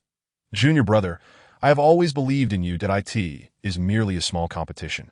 I hope you do not put your life at risk in a fight. It is not worth it. Your rise has been swift, and there will be ample opportunities in the future. Yi Xian nodded slightly. He would heed his senior sister's words. Chapter 65. 2 sects in the same city aside from Ji Ruqing. The Tian Yuan sects Man Yingyun and the Wunyan sect Song Xiaolin have also reached the Ascendant Emperor realm. Man Yingyun, the owner of the Crimson Sun Divine Body, ranked 123rd on the Supreme Body list. Song Xiaolin, the possessor of the 5 Elements Holy Body, ranked 76th on the body list. It is said that there is also a newly emerging prodigy, Ling Ruxin, whose comprehension is exceptional, possessing a pair of innate divine eyes, and her potential may even surpass the previous few. Their techniques are also of imperial quality. High-grade martial arts, making them formidable opponents not to be underestimated. The beautiful woman looked towards Su Yu and Yi Xian. They were the main subjects of her commentary this time. Beside them, Li Tianjin's expression tightened. These were seasoned prodigies with deeper backgrounds than his own, renowned throughout. They had participated in the last prodigy competition. Now, you are facing the representatives of the human prodigies from the entire Eastern Xian domain. Do not take them lightly. However, do not be disheartened. You are also the prodigy representatives of Zhang Yu sect, and with your capabilities, there is certainly a chance that an elderly man, clad in a gray robe, emerged from his chamber, his ethereal voice gracefully resonating in the ears of all present. Approaching the age of 60, he possessed a youthful visage despite his white hair, with piercing eyes that sparkled with vitality. Betraying no signs of decrepitude. Hu Shou, the second elder of the Inner Peak on Tianshu Peak, had attained the pinnacle of the heavenly sovereign realm. 6 centuries prior, he had relinquished his duties to seek enlightenment on Wuchen Peak. Boasting a lineage even more illustrious than that of the Seven-Vein Peak Master, he was also the principal overseer of the upcoming grand competition among the four sects. The spiritual sails traversed countless mountains and rivers over a span of 3 days. They arrived at a bustling wooden city by evening. The Wanling platform, a site jointly governed by the four sects, was a place of stringent restrictions. Nestled deep within desolate mountains that in contrast, Mu City stood as the nearest human settlement to the Wanling platform. Positioned to the southeast, devoid of any beast-infested ranges, the group had arrived a day early, necessitating a temporary respite in Mu City for the night before setting out at dawn. Upon their arrival, Su Yu, Yi Xian, and a cadre of disciples from the Zhanyu sect were escorted to a prestigious commercial establishment for their overnight stay, specifically the Tianzi No. 9 room. Su reclined upon the bed, engrossed in his cultivation. During this period, he had been refining the Xing Luo bud and was merely a step away from attaining the mid-stage of the sovereign ascendance realm. Though perturbed, he recognized the necessity of his practice. Yet, after less than 3 hours of refining, the unrest within his heart lingered, growing more pronounced as the competition loomed just a day away. The Tai Ching Qian Faju absorbed the Xing Luo bud. But an inexplicable frown creased Su Yu's brow, compelling him to pause. That he opened his eyes and sighed deeply. Tomorrow marked the grand competition. How could he possibly rectify the situation? Su Yu was acutely aware that once Yi Xian and Ji Ruqing uncovered the truth, their discord would not be easily resolved. That he understood them all too well. That Yi Xian had offered warmth during his lowest moments and had consistently aided his growth. Their shared experiences were not few. Su Yu could not be oblivious to Yi Xian's affections, which had deepened following the incident at the Tianxing ruins, far exceeding his expectations. Should Yi Xian learn of his betrothal and the ongoing ambiguity surrounding it, what would his reaction be? It was obvious. He would undoubtedly clash fiercely with Ji Ruqing. Su Yu vividly recalled Yi Xian's bold declaration in the past, vowing to eliminate any who dared provoke those talented individuals. Yi Xian adhered to his principles, yet this matter seemed to have encroached upon them. While outwardly Yi Xian might not appear to be Ji Ruqing's rival, his destiny was profoundly intertwined, surpassing even Ji Ruqing and Mu Qingyi. One could not rule out the possibility of him becoming unhinged. That Ji Ruqing was similarly affected. Having spent a month in his company, Su Yu recognized him as a devoted romantic, fiercely loyal. Once he had set his sights on Su Yu, he would undoubtedly treat him as a cherished possession. Perhaps upon discovering the truth, he would refrain from harming Yi Xian, but would certainly wish to incapacitate him. The allure of the white-clad fairy, combined with the pull of destiny, was no trivial matter. Should I inform Yi Xian in advance about my betrothal? This way, he might not erupt in a fit of rage unexpectedly. No. The very thought made Su Yu shake his head vigorously. If he were to broach the subject, Yi Xian would surely be upset. While he might not lash out, being in his presence could lead to an impulsive act, a domineering kiss, or some vow that Su Yu would find unbearable. Better to let him confront Ji Ruqing instead. That if he were to retaliate against his brother, he would be unable to touch Su Yu. Moreover, he would undoubtedly demand the annulment of the engagement. Yet Su Yu was not ready to relinquish it. He still wanted to leverage this identity for some advantages. That in Yi Xian's eyes, it would appear as though he favored Ji Ruqing. Ultimately, revealing or concealing this truth made little difference. It merely risked an additional forceful kiss or entanglement. Alas, the fish in the pond are about to vanish. Su Yu lamented silently, tears welling in his eyes. That he never intended for matters to reach this point. Had Yi Xian successfully become his junior brother, none of these complications would have arisen. That he would have had no hesitation regarding the annulment of the engagement. Suddenly, a series of knocks echoed from outside the door, interrupting Su Yu's troubled reverie. Startled, he swiftly descended from the bed. "Come in." The door swung open to reveal a familiar figure, rushing in with an air of urgency. His second senior sister, Xianxin, also a disciple of the Qing Chunzi lineage. "Junior sister, I have some monumental news tonight." Xianxin hurried to Su Yu's side, her eyes sparkling with excitement. What news could possibly stir such enthusiasm? "It's about the Extreme Imperial Palace. I heard they've also arrived in Mu City tonight, and they are currently resting at the Haifeng Chamber of Commerce, not far from the Qidao Chamber." Ji Ruqing, the possessor of the Qing Yunsword body, the supreme body, She has been hailed as the most exceptional prodigy of the Eastern Xian domain. A fervent excitement danced across Xian Xin's face as she shook Su Yu's shoulders vigorously. The top 10 physiques of the Supreme Divine Body were indeed remarkable. Despite their differing paths, encountering such prodigious talent was exhilarating. Moreover, junior sister, I've heard that Ji Ruqing is exceptionally beautiful, akin to a celestial being reborn, that I wonder if it's true. As she spoke, she instinctively scolded herself. Oh no, why did I mention this to you? After all, she is now Yi Xian's partner. Yi Xian is one of us in the Zhanyu sect. If I inadvertently sowed discord, wouldn't that be a grave misstep? Realizing her blunder, Xian Xin felt a twinge of regret. How careless of me! If only our Zhanyu sect had a prodigy with a supreme body as well? What? Ji Ruqing is also in Mu City. Su Yu's pupils constricted in astonishment. Just a moment before, he had been contemplating the matters concerning Ji Ruqing and Yi Xian, and in an instant, she had appeared before him. Was this not a bit too sudden? Indeed, the people from the extreme imperial palace have also made their presence known in Mu City. Xian Xin remarked, glancing at Su Yu with a hint of curiosity. Junior sister, you seem quite flustered that you know Ji Ruqing. What is she like? Is she handsome? A forced smile flickered across Su Yu's face. Oh, senior sister, how could I possibly know her? Unfazed, Xian Xin continued, Junior sister, regarding tomorrow's competition, I hope you do your best and do not bear the weight of the sex honor alone. Let Yi Xian carry that burden instead. While he may appear frivolous, he possesses a fearless spirit and a belief strong enough to uphold the banner that he will protect you. You need only stand behind him, being a gentle and delicate girl. Xian Xin wished to alleviate any pressure on Su Yu chuckled softly, acknowledging that while Yi Xian might be a bit eccentric, he was unwaveringly dependable when it mattered. Seeing Su Yu smile, Xian Xin assumed it was due to her remarks about Yi Xian, feeling reassured. After all, as partners, Yi Xian would undoubtedly take meticulous care of Su Yu. Little did she know that if Su Yu were aware of Xian Xin's belief that he and Yi Xian were partners who had shared a bed, he would undoubtedly have mixed feelings. After exchanging a few more light-hearted words, Xian Xin took her leave. Not long after, Su Yu's spatial ring began to vibrate unexpectedly. Upon scanning with his consciousness, he discovered that Ji Ruqing's token was quivering. As he sensed the message emanating from the jade pendant, a whirlwind of emotions surged within Su Yu. Was Ji Ruqing seeking a meeting with him? He retrieved an emerald jade pendant from his spatial ring, a gift from Ji Ruqing during their time in Ling City, which allowed for communication within a certain range. The jade pendant glowed with azure spiritual energy, coalescing into a few characters. Qingyi, how have you been?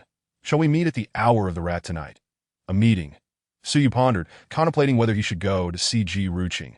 Under ordinary circumstances, to maintain a stable relationship, he would likely agree to meet. However, sneaking away at night to rendezvous would undoubtedly raise suspicions among Yi Xian and the others, implying a hidden relationship. The thought sent a chill down Su Yu's spine, as if doused in ice water, prompting him to shake his head in refusal. Perhaps it was best not to go. If discovered, the consequences would be dire, even if they were to face each other in battle. It would be preferable to the scandal of an illicit meeting with Ji Ruqing that it felt akin to an act of betrayal. Resolute, Su Yu began to channel his spiritual energy to compose a response. Yet, just as he lifted his hand, the azure characters began to shift once more. Qingyi, I'm on my way to find you. Wait for me. What? Why are you coming? I haven't even devised a strategy yet. Su Yu hastily sent a reply. Ruqing, it's late. Do not disturb the sex rest. We can meet tomorrow. Do not worry. After a brief silence, the azure characters reappeared. But I miss you so much. I want to see you. Su Yu curled the corner of her mouth, finding him rather greasy, that he was the quintessential type who could not articulate any romantic sentiments, merely expressing himself in a forthright manner. Qingyi, you are the finest prodigy of the Eastern Xian domain. You should not be shackled by emotions. You are my fiancée, and this is not a constraint. Qingyi, let us meet. I assure you, my intentions will remain respectful. We can also discuss matters regarding the competition. That Su Yu was momentarily at a loss for words. It took considerable courage for someone like Ji Ruqing to repeatedly request a meeting. After a brief pause, she conveyed her response in delicate white lettering. All right. The reply came instantaneously. Tonight at midnight at Xiangding Lake. With a sigh, Su Yu placed the jade pendant into her spatial ring. That a meeting it would be. Given Ji Ruqing's earnest invitation, she felt compelled to attend. After all, Yi Xian's room was quite distant from hers, and it was unlikely he would seek her out at this late hour. Thus, she donned a disguise and, using a concealment talisman, quietly departed from the merchant guild that I in the back courtyard of the Haifeng mountain range. Ji Ruqing's starry eyes glimmered with evident delight after securing Su Yu's consent. Wonderful, Qingyi has agreed. He promptly exited the courtyard, only to encounter Zhong Yuhan, who was gracefully running towards him, her dress trailing behind her. Upon seeing Ji Ruqing's hurried demeanor, her expression faltered. This was the first time she had witnessed such emotion from him. Curiosity piqued, she inquired, Ruqing, I was just about to look for you. Where are you heading off to at this hour? Ji Ruqing calmly regarded her. I am going to meet my fiancé. Zhong Yuhan's pupils constricted, her fair complexion paling slightly as she instinctively took a few steps back. Why you what? Fiancé? You actually have a fiancé? Ji Ruqing nodded slightly. Indeed, I am already betrothed. But I have never heard of you having a fiancé before. Ji Ruqing replied, I only learned of this upon returning home recently. This engagement was arranged since childhood. Therefore, Yuhan, I understand your feelings, but there is simply no possibility between us to take care of yourself. With that, he transformed into a streak of azure light, soaring into the sky and swiftly vanishing into the darkened horizon. Zhong Yuhan stood there, stunned, her beautiful eyes misting over. So, the reason you sought me out that night for advice on change was it for your fiancé, to ask me how to care for another woman? After harboring feelings for Ji Ruqing for so long, she was shocked to discover he was already engaged. And he seemed quite fond of her as well. Though Zhong Yuhan had no intention of comparing herself to others, she felt she was not inferior to any woman in her early 20s. She was already a noble, renowned as the most beautiful in the imperial palace. Why, oh why, did Ji Ruqing not even spare her a glance, yet seemed so attentive to that fiancé? After a prolonged silence, she departed in a daze. Not long after, Su Yu inquired around and finally arrived at Xiangning Lake. At that moment, it seemed Ji Ruqing had already arrived, dressed in a flowing white robe. He stood tall like a sword, his countenance as resplendent as jade, exuding an air of elegance that Su Yu had to admit that at present, Ji Ruqing was the most handsome individual she had ever encountered. Qingyi, you have arrived. Chapter 67. A Secret Meeting, Part 2, upon spotting the figure she had been yearning for. Ji Ruqing smiled lightly and swept towards Su Yu. Have you broken through to the late Emperor realm? Su Yu was taken aback by the fluctuation of Ji Ruqing's aura. Ji Ruqing nodded obediently. I broke through the day after I left Ling City, having lingered in the mid-stage for quite some time. How have you fared since my departure? Are you well, Qingyi? His gaze was as gentle as flowing water, capable of melting a 1,000-mile glacier. Coupled with his exquisite features, it was no wonder that nearly all women would be captivated by him. Alas, Su Yu is a man, did I? Su Yu's eyes flickered. That I am well. There is no need for concern. Did you summon me today merely to reminisce? After all, you are my fiancé. It is only natural for us to meet. Do you not wish to see me? Ji Ruqing's eyes dimmed slightly at this point. No, how could I not wish to meet you? You are so remarkable that Su Yu felt a tinge of embarrassment at his forthrightness. That Ji Ruqing continued. Tomorrow we will head to the Wanling platform to enter the Extreme Cloud's secret realm. The competition will consist of hunting demonic beasts and collecting the Dew of Dawn, culminating in a free-for-all arena match for the top 10. That this can be done in alliance. And it is quite possible for my Extreme Royal Palace and your Zhanyu sect to sweep the top 10. Noticing that Su Yu was still using the jade hairpin he had gifted her, warmth flooded Ji Ruqing's heart. His gaze softened further as he reached out to gently stroke her flowing hair. If you desire it, the first place will be yours. No one can challenge you. In fact, I can provide you with anything you wish. Qingyi, what is mine is yours. Su Yu was taken aback upon hearing about the alliance between the Extreme Royal Palace and the Zhanyu sect. She could hardly absorb the rest of his words. It was difficult for her to envision that scenario, and she quickly waved her hands in refusal. No, our two sects need not collaborate with your prowess. It would be effortless for you to claim victory. It matters not how many we secure. Ji Ruqing's brow furrowed. But I wish for you to win. I want to protect you in the secret realm. After all, not all the demonic beasts there are trifling, that if you were to get injured while I am present as your fiancé, how could I allow such a thing to occur? Word of this would reach my mother, and I would face severe punishment. Our two sects have had little friction. Communication should suffice for an alliance. You are not helping me. You are pushing me into a pit of fire. Su Yu internally lamented, yet she spoke coolly. Ruqing, you should know from our first meeting that I only wish to focus on my cultivation, at present. I have no intention of discussing matters of the heart. Upon hearing Su Yu's words, Ji Ruqing felt as though a stone lodged in his throat, leaving him unable to retort. Indeed, at this moment, Qingyi was solely intent on her cultivation, although he was her betrothed. They had yet to establish a solid emotional foundation. Should he bring Qingyi to his extreme royal palace? That way, he could be with her every day, seeing the disappointment etched on his face. Su Yu understood that her rejection stemmed from her lukewarm feelings towards him, which could even be construed as emotional distance. Thus, she hurried to alleviate the tension. Her expression softened. Ruqing, while I may not have romantic inclinations at present, you are still my betrothed, that if nothing unforeseen occurs in the future. With that, Su Yu revealed a complex and somewhat helpless expression, as if at a loss regarding Ji Ruqing that I in that instant, as he gazed upon her. Ji Ruqing realized he had struck a tremendous stroke of fortune. He was entangled with the ethereal and unsullied Qingyi. Even though he was hailed as the finest prodigy, he felt a surge of exhilaration. A powerful sense of satisfaction and pride welled up within him, as if he had secured an innate advantage. Now, Qingyi was indeed his fiancée. Although she showed no interest in romance, he was undoubtedly in the most advantageous position. As their relationship progressed, she would surely become his. Ji Ruqing grew, increasingly assured of his thoughts. The fact that Qingyi had not vehemently opposed their engagement indicated substantial possibility, with his mind abuzz. He instinctively grasped Su Yu's delicate, smooth, and slightly cool hand, that as he squeezed it gently, he found himself unable to release it. This fellow, is this what you meant when you said you would not overstep? Su Yu's heart raced. When Ji Ruqing held her hand, Su Yu instinctively attempted to withdraw, only to find Ji Ruqing's grip tightening slightly, as if reluctant to let go. With no other choice, Su Yu acquiesced. Meeting Ji Ruqing's smoldering gaze, she felt an overwhelming sense of pressure. However, there were matters to address, so she spoke gently, Ruqing, I do not wish for my current life to be disrupted. I am wholeheartedly devoted to my cultivation. So can we conceal our relationship during this competition? After all, our identities are quite delicate, and it will surely have significant repercussions. Conceal our relationship. Ji Ruqing's eyes narrowed. He understood that Qingyi disliked being the center of attention, as it would indeed greatly impact her. Yet is this not enough to sway you?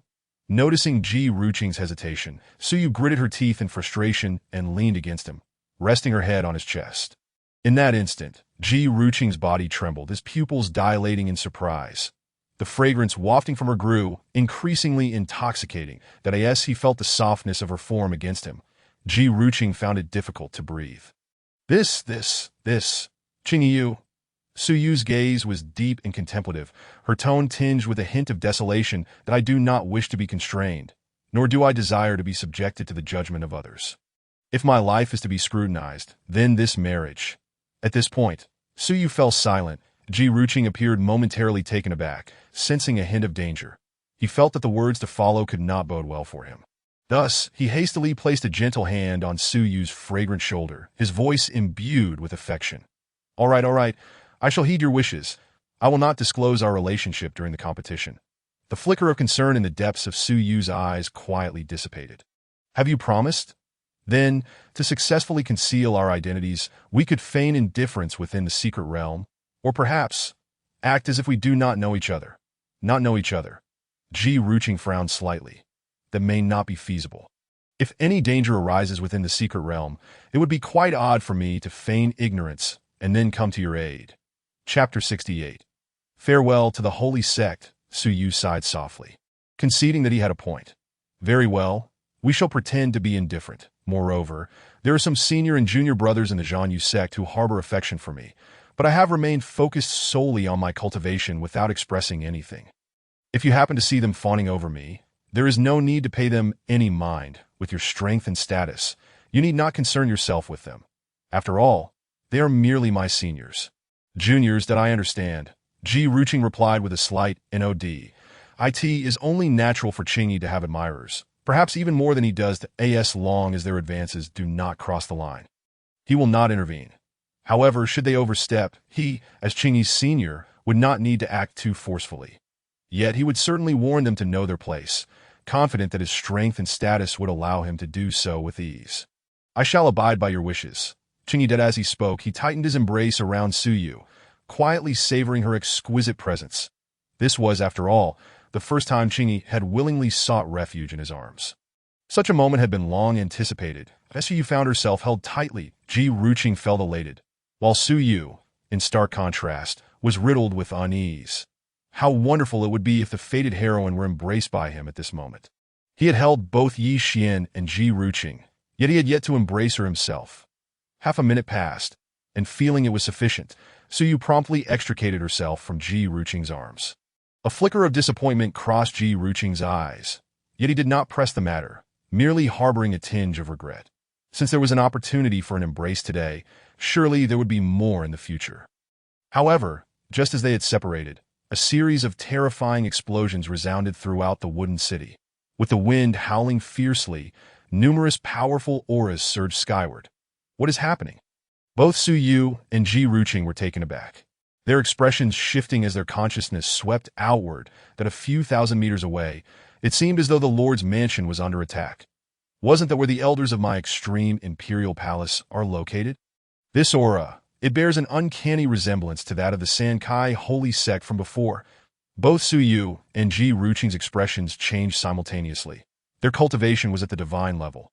And even from 1,000 meters away, they could discern the enemy's approach merely from the released aura.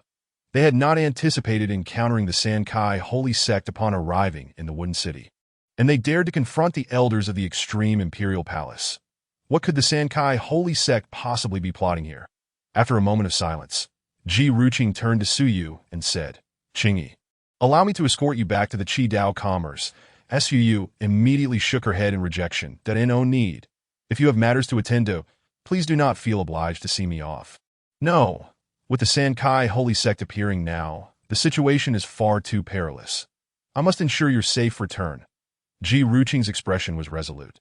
"Qingyi, have you forgotten the unforeseen incident that occurred in the imperial city? It was due to my negligence that your precious jade hairpin shattered, causing you harm. I cannot allow you to leave alone under any circumstances." That incident has lingered as a pain in his heart. It had caused Qingyi great distress and sorrow. Should a similar scenario arise again, he would never commit such an error to Ji Ruqing. "Have you so quickly forgotten our agreement from earlier?" Su Yu glared at Ji Ruqing with a mix of embarrassment and anger. "How dare you embrace me and then attempt to overturn my table?" Although he had not intended to do so, tonight's turmoil would undoubtedly draw the attention of the Zhanyu sect. If Ji Ruqing were to escort her back and be discovered, it would be tantamount to walking into a trap, akin to being caught in an affair. That simply would not do. Upon witnessing Su Yu's flustered and indignant demeanor, Ji Ruqing found himself at a loss. That Su Yu gently exhaled, attempting to calm the situation. "Ruqing, there is no need for you to be so sensitive. That my cultivation has at least reached the ascendant realm. Even the celestial sovereign would not easily secure my capture. However, there is no however. With the current upheaval, my sect will undoubtedly come looking for me. With their presence, I shall be safe." Sensing the increasingly potent fluctuations in aura, Su Yu added, "There are celestial sovereigns approaching this way." Ji Ruqing sighed one last time, choosing not to argue further, and he transformed into a streak of azure light, soaring into the void, before departing. He offered a final piece of advice: "Return swiftly. I will intercept them. Once you reach the Zhanyu sect, be sure to use the jade pendant to inform me of your safety, should any unexpected events arise.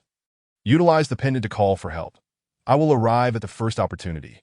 With Ji Ruqing gone, Su Yu finally breathed a sigh of relief. She believed Ji Ruqing should have no significant issues dealing with the celestial sovereigns. At the very least, he could retreat unscathed, sparing her further concern. Moreover, with this agreement with Ji Ruqing, the risks of the upcoming secret realm competition would likely be mitigated. She could then subtly extract information from Yi Xian, ensuring a perfect conclusion to this grand competition among the four sects. The thought alone was relieving. That I must return quickly. They will undoubtedly discover my stealthy departure now. Curse that Sankai holy sect, wreaking havoc under my banner. One day, I shall seek retribution. With that, Suyu transformed into a streak of white light, departing from Xiangting Lake. She soared above the wooden city, the explosion sounds at the city center growing increasingly pronounced and formidable. Suyu sensed that several elders from the Zhanyu sect were also heading towards the Lord's mansion. Within a minute, 3 figures streaked across the horizon. Are they coming for me? Suyu furrowed her brow. 3 celestial sovereigns. How is this possible? I possess a concealment talisman that should render me undetectable by celestial sovereigns. What is happening? As Suyu desperately sought to remain hidden, 3 shadowy figures flashed past, surrounding her path. They were 3 men clad in black robes, the leader holding an ancient compass engraved with mysterious patterns, emanating an enigmatic aura. The compass's needle pointed unwaveringly towards Suyu. This item is indeed quite effective. I never expected to encounter a being with a special constitution. The man with the black-eyed, demonic tattoo narrowed his eyes. She can conceal our aura. She must possess a treasure that surpasses even that of the celestial sovereigns to mask her presence. And such treasures are rarely wielded by prodigies. Coldly beautiful and ethereal, the white-clad fairy. This must be Mu Qingyi, the top contender of the Zhanyu sect's Jade Fairy list. Another rotund man in black robes licked his lips. Leering at Suyu, did I never imagine I would encounter the legendary sword fairy. Indeed, seeing is believing. Such beauty is rare in this world. Today marks a stroke of luck for us 3 brothers. Hee. Suyu drew her by his sword, her expression graved this moment. Her heart was filled with tumultuous emotions. The scene from the Imperial City was eerily replaying itself. What kind of script is this? Chapter 69. I am so tired. 3 celestial sovereigns at the initial stage.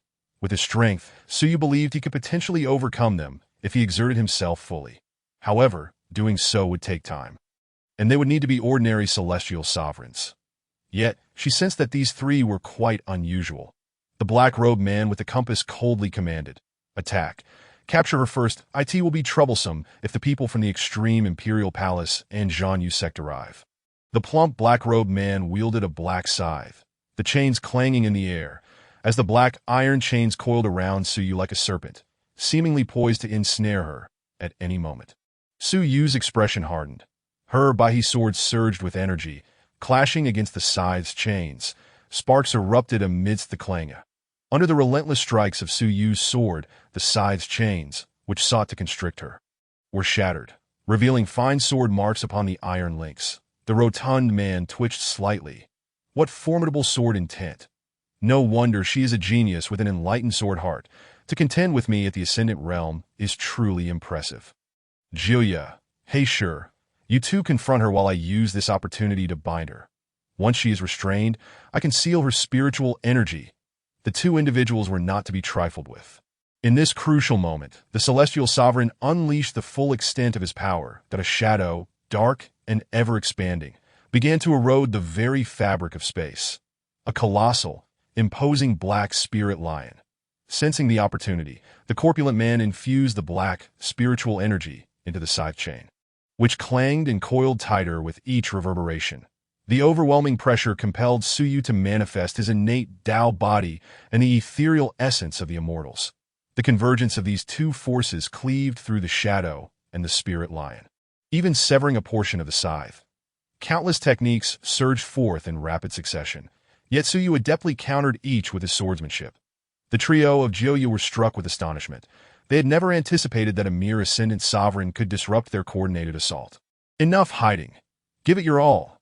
Instantly, their expressions hardened, revealing a glint of danger in their eyes, as an immense aura surged around them, transforming their spiritual might into 3 colossal blades of death that charged towards Suyu. This power, Suyu's countenance grew grave. His fragile body was akin to thin skin, and should he be struck by this combined onslaught, injury was inevitable. But he clenched tightly, his aura swelling as formidable energy gathered in his sword. Just as the 3 blades were poised to pierce Suyu, a flash of golden light darted across the heavens. The golden radiance coalesced into a figure that appeared before Suyu, adorned with intricate golden patterns that formed a suit of armor, and a faint sound of dragon roars echoed around him. But the moment the mighty energy reached its zenith, he struck with a single fist. A golden holy dragon engulfed the blades of light. The terrifying ripples of energy erupted, sending the three cloaked figures staggering back 100 meters.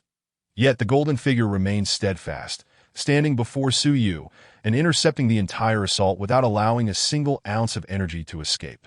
Who is this? Sensing the newcomer, Jilya's trio was taken aback, their vigilance heightened. Shitty, upon seeing the figure, Su Yu let out a long sigh of relief. The newcomer was none other than his junior brother, Yi Xian. After the ruckus caused by the Sankai holy sect, he must have rushed out upon realizing Su Yu was missing.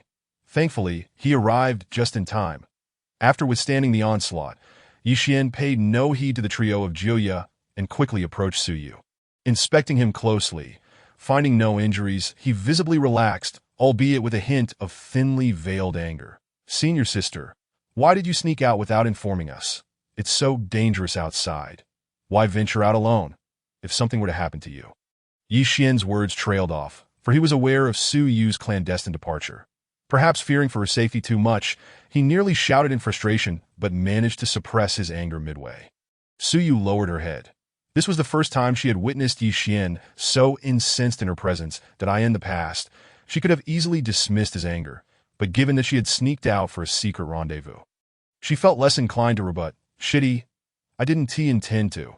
Let us first confront the enemy." Yi Xian sighed softly, reluctantly acquiescing. However, when he turned his gaze towards Jilya's trio, his demeanor transformed entirely. The coldness in his eyes sent chills down there upon receiving the elders' responses. The majority of the prodigies seemed to pay little heed. The four great sects have already established themselves as the sovereigns of the Eastern Xian domain, and they do not believe that anyone would dare to act recklessly before them. Thus, their focus has shifted towards the grand competition of the four sects. The individuals who emerge victorious from this contest are undoubtedly the most exceptional talents of the Eastern Xian domain. Riding on the spirit sails, the Zhanyu sect hastened towards the Wanling Terrace. As they soared over mountains and valleys, the group finally arrived at the Wanling Terrace. It was an extraordinarily vast plaza, towering amidst the mountains forged from granite. Surrounding the plaza stood ancient stone pillars and statues. Seems like everyone is gathered. Hushou led the Zhanyu sect members to the center of the plaza. The area was divided into three teams.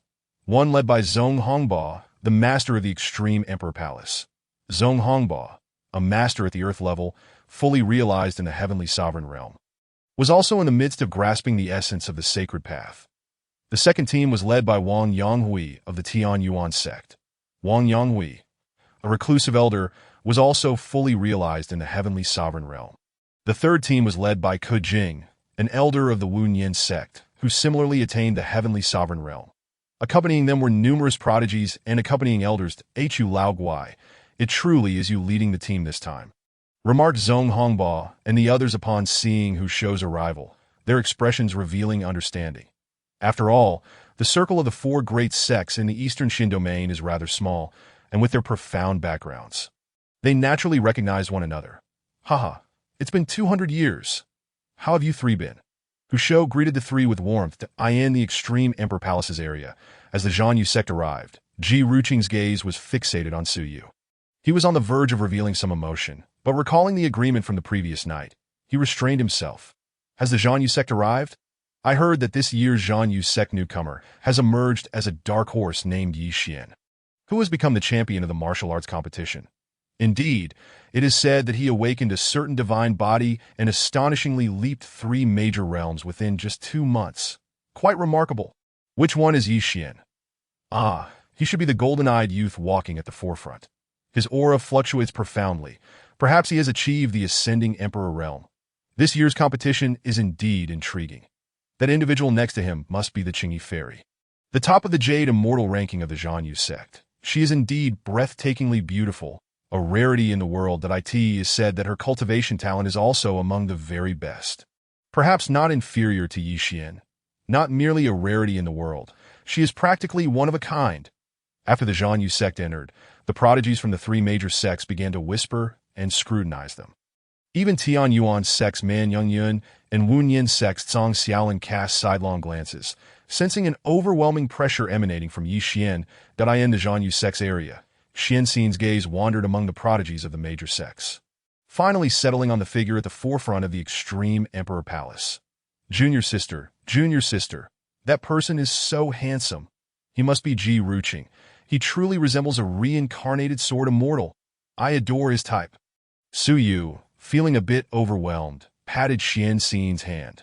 Sister, calm down. We must not tarnish the reputation of our Zhanyu sect, and we need to be discreet. But he is truly so handsome, and his cultivation is so high.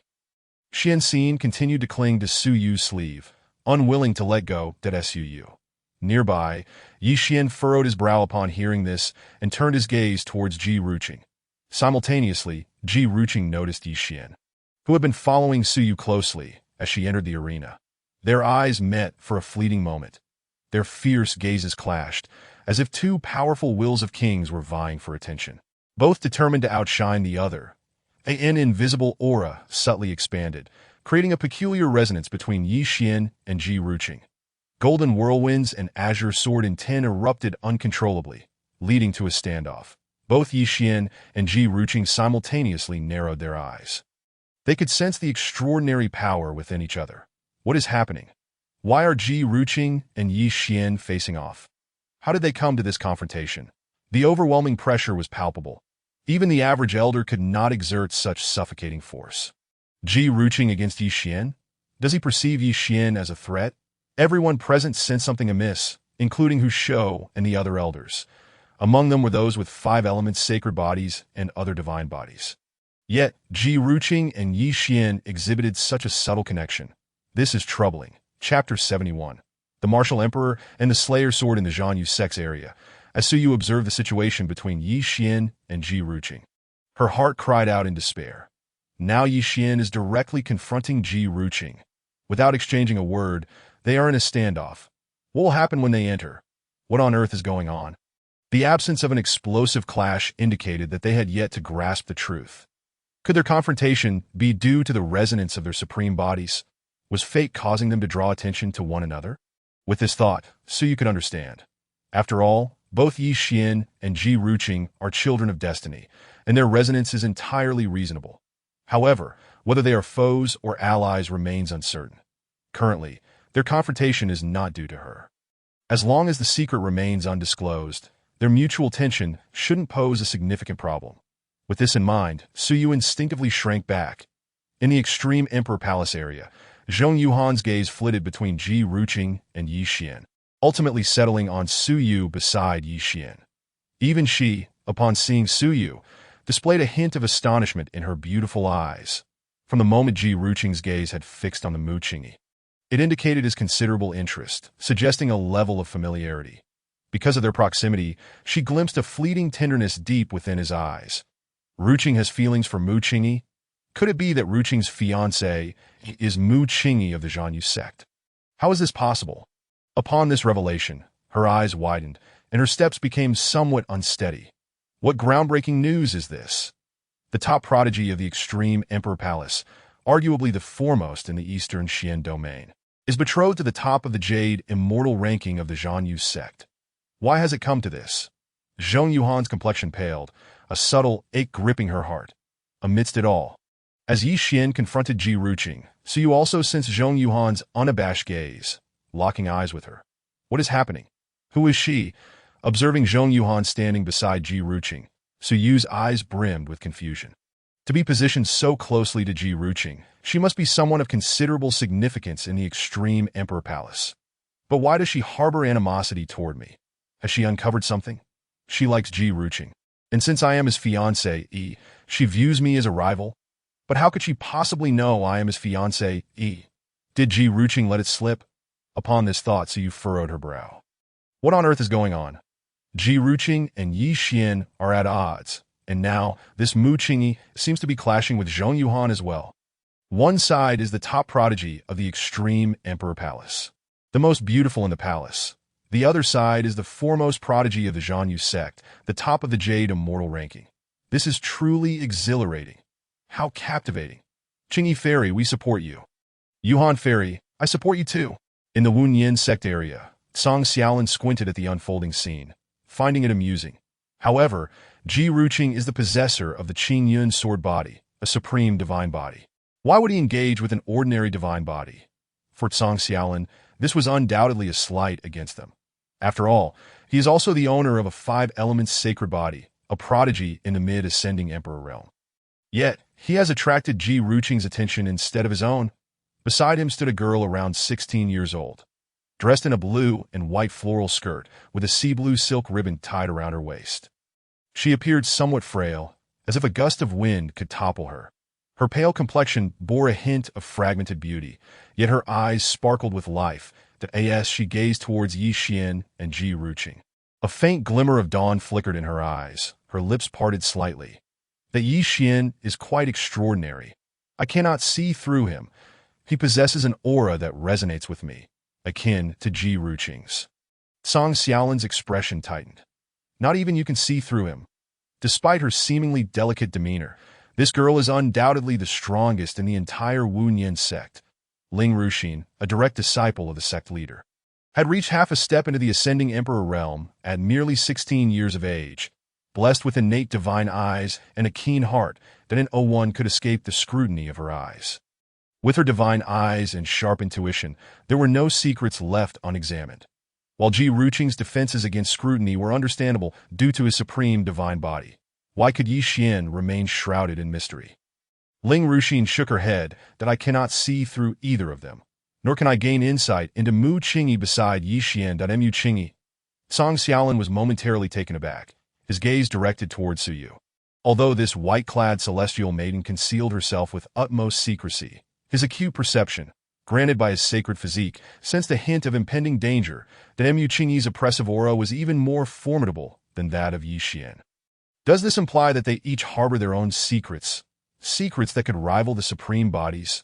Song Xiaolan's expression turned complex. Ling Ruxin, with a smile that was not quite a smile, remarked, "Secrets? Perhaps, however, I have discovered something even more intriguing." What is it? Ling Ruxin did not respond directly, but let her gaze wander among Su Yu, Yi Xian, and Ji Ruqing, while she could not see through the three of them. Her keen intuition sensed the emotional fluctuations emanating from Yi Xian and Ji Ruqing. The three of them share a significant connection, and it is indeed a monumental one. Disciple, Ji Ruqing is no ordinary individual. The voice of Wu Lao suddenly resonated within Yi Xian. Yi Xian, perplexed, inquired, "Master, Ji Ruqing is naturally extraordinary with her Qin Yun sword body, but your astonishment implies she possesses some hidden secret." Wu Lao replied, "An entity of equal strength to mine conceals her fate." "What? This fellow harbors a presence akin to that of my master." Yi Xian's pupils constricted. Wu Lao was one of his greatest secrets, the very foundation of his rise. Think Ji Ruqing is the same. If that is the case, her level of danger has escalated considerably. Indeed, her fortune is exceptionally dense, far surpassing that of the true spirit continent, and it extends widely. Given the awakening of her Qin Yun sword body to such a degree, it is likely that individual is connected to the path of the sword. The path of the sword. At this, Wu Lao fell silent, contemplating the ancient aura of slaughter that swirled around Ji Ruqing. Could it be the legendary Shurxian sword, the foremost among the four supreme celestial swords? Within Ji Ruqing's consciousness, upon being informed of the situation by the Shurxian sword, he wore an exceptionally grave expression. "Shurxian, there exists a powerful figure within him as well. Do you know their identity?" The Shurxian sword responded. Unknown. My sword spirit attempted to probe, but was entirely repelled, unable to glean any insight. "That individual is likely superior to me."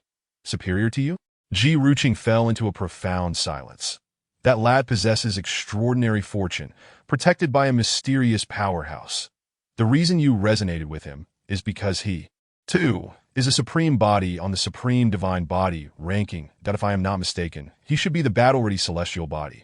Ranked 6th among the battle-ready celestial bodies? No wonder." At this moment, Ji Ruqing's heart was a tumult of emotions. The Shurxian sword added, "Ruqing, we should refrain from engaging with Yi Xian for now. Observe him further, for you may not be adversaries." "Not adversaries?" Ji Ruqing raised an eyebrow. "That will depend on his intentions." The Shurxian sword lapsed into silence. That it could not trace the causality of the other party, yet the faint lingering aura left behind by that lad was that of the martial emperor. The martial emperor. "Oh, martial emperor, that I never expected you to fall as well. Where, then, lies our hope for the future?" as a postscript. One chapter in the morning, another at 6 in the afternoon. Chapter 72. The Extreme Cloud's Secret Realm in the heart of the core of all spirits platform. A vibrant blue canopy stood tall in the center of the plaza, ripples undulating like waves that an elder steward positioned himself at the water curtain center and proclaimed loudly, "The grand competition of the four sects will be held within the Extreme Cloud's Secret Realm." With the competition's progress initially sorted by points, you have 3 days within the Extreme Cloud's Secret Realm. During this time, you may slay demonic beasts or collect the Shalu water to earn points. Additionally, you must register your points through your identity tokens that on the final 4th day, the leaderboard will display the top 10 competitors, who will then engage in a tournament to determine the top 3. Do you understand? Understood. The disciples nodded in unison. The elder steward continued. In fact, there are more ways to earn points than just those two. There is also the option of outright theft that if you possess the capability to seize another's points, you may claim all of their accumulated points, making it one of the fastest methods to acquire them. That in an instant, a palpable tension filled the air as disciples from the four sects eyed one another warily. With the option of theft available, it was clear that they would be regarded as rivals, as they were all competitors at heart. That in the Extreme Royal Palace area. Upon hearing this announcement, Ji Ruqing raised an eyebrow, casting a subtle glance towards the Zhan Yu sect's domain. All right, the formation has been activated, and the passage to the Extreme Cloud Secret Realm is now open. Please collect your respective identity tokens and proceed.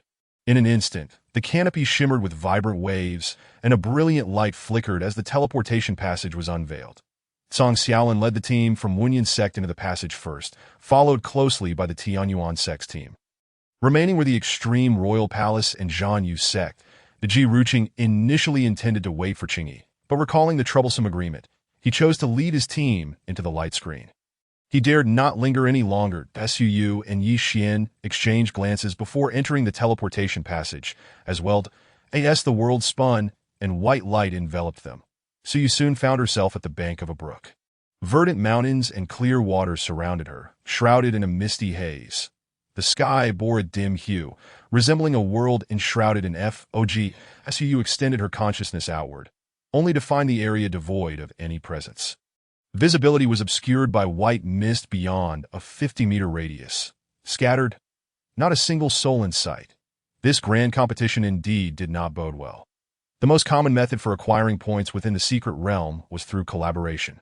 With only a few sects participating, if they were to gather together, a resolution could be reached in less than a day. It seemed now that everyone had been intentionally dispersed, maximizing competition. This mist could even suppress one's consciousness. As her consciousness spread, even with her mastery of a divine-level technique, so you could only extend it 200 meters, this, undoubtedly, increased the difficulty of encounters among teammates. That I will take it step by step. First, I must earn points. That Su resolved to set aside her thoughts and began to explore the secret realm. At the base of a desolate mountain, Yi Xian observed the eerily tranquil atmosphere, his eyes narrowing. Gone. Have they truly scattered? Was the previous formation a random teleportation? Yi Xian extended his consciousness, discovering that the peculiar mist obstructed its expansion. He sighed softly, realizing he could only proceed slowly. His senior sister was in the mid-stage of the sovereign realm. There were few among the newly arrived geniuses who could match her prowess, so he need not worry excessively. That as a representative of the Zhan Yu sect, he needed to earn points while searching for his senior sister. Resolving this, he vanished into the desolate mountain like a streak of golden light. In a swampy area, Ji Ruqing stood at the edge of the marsh. It appeared that everyone had indeed been dispersed. His starry eyes lowered slightly, and a smile crept upon his lips. That if that were the case, encountering Qingyi could be deemed a mere coincidence, not a violation of their agreement. Following Qingyi would allow him to claim it as a temporary collaboration, which seemed quite reasonable to Ji Ruqing. Found himself increasingly favorable to the rules of the competition. Without hesitation, he transformed into a streak of sword light. Vanishing into the swamp, having departed from the brook, Suyu arrived at a flat expanse in less than the time it takes to brew a cup of tea. The mist here was several times denser than in other areas. At the heart of the white mist, astonishing fluctuations of spiritual power rippled outward. Did I ask this the shallow water? Is this white mist the primordial condition for condensing dew? Suyu floated towards the source of the white mist.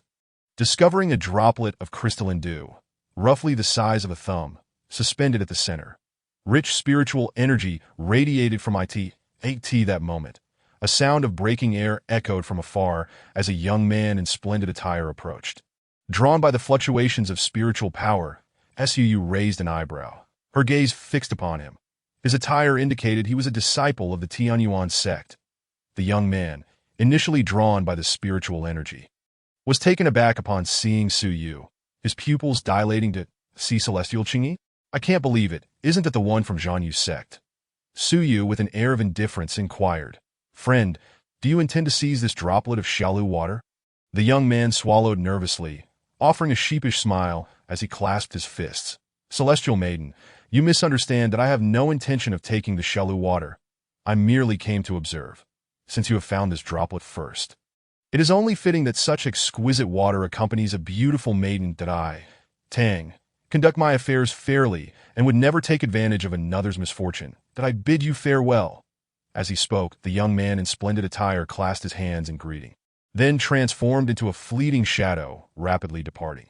His speed was astonishingly swift. Suu retracted the white crane, retrieved the dew, and his expression grew rather peculiar. It was not merely because he was unable to defeat me. A mere half-step to the king realm would not suffice against his single sword strike. Shaking his head slightly, he dismissed further thoughts and instead integrated the dew into his identity token. A half-step king was nothing more than that. At this early stage, everyone lacked points and there was no need for concern. If he ran away, so be it. The token swiftly absorbed the dew, and a brilliant azure glow emanated from it that a series of inscriptions materialized at the very top. The rankings, points, and names aligned perfectly. 1160 Ji Ruqing of the Extreme Imperial Palace, 2140 Yi Xian of the Moonslaying Sect, 3100 Song Xiaolin of the Wunyan Sect, 480 Man Yangyuan of the Tianyuan Sect, 740 Mu Qingyi of the Moonslaying Sect. They had progressed so swiftly. Suyu was momentarily taken aback. Ji Ruqing ranked first, Yi Xian second. As he pondered for a moment, the points of both individuals surged once more. Faced with these continually rising numbers, they resembled two newly ascending stars. Su's expression hardened, and he resolved to take action. If you desire me to be your if you wish to pursue my brother, then the first place in this grand competition shall be mine. Perhaps, as long as my performance surpasses theirs, placing me above them, they will no longer press so closely. Even if friction arises between them, as long as I showcase my accomplishments and demonstrate my dedication to cultivation, they should receive a cold splash of reality and restrain themselves. This was, in fact, one of the steps he had meticulously planned. With clarity in mind, Suyu promptly set off.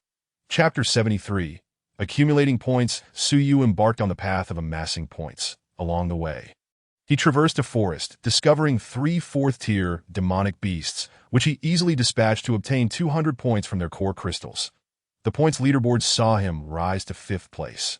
Continuing his search, after half an hour, he stumbled upon a figure amidst a rocky bend.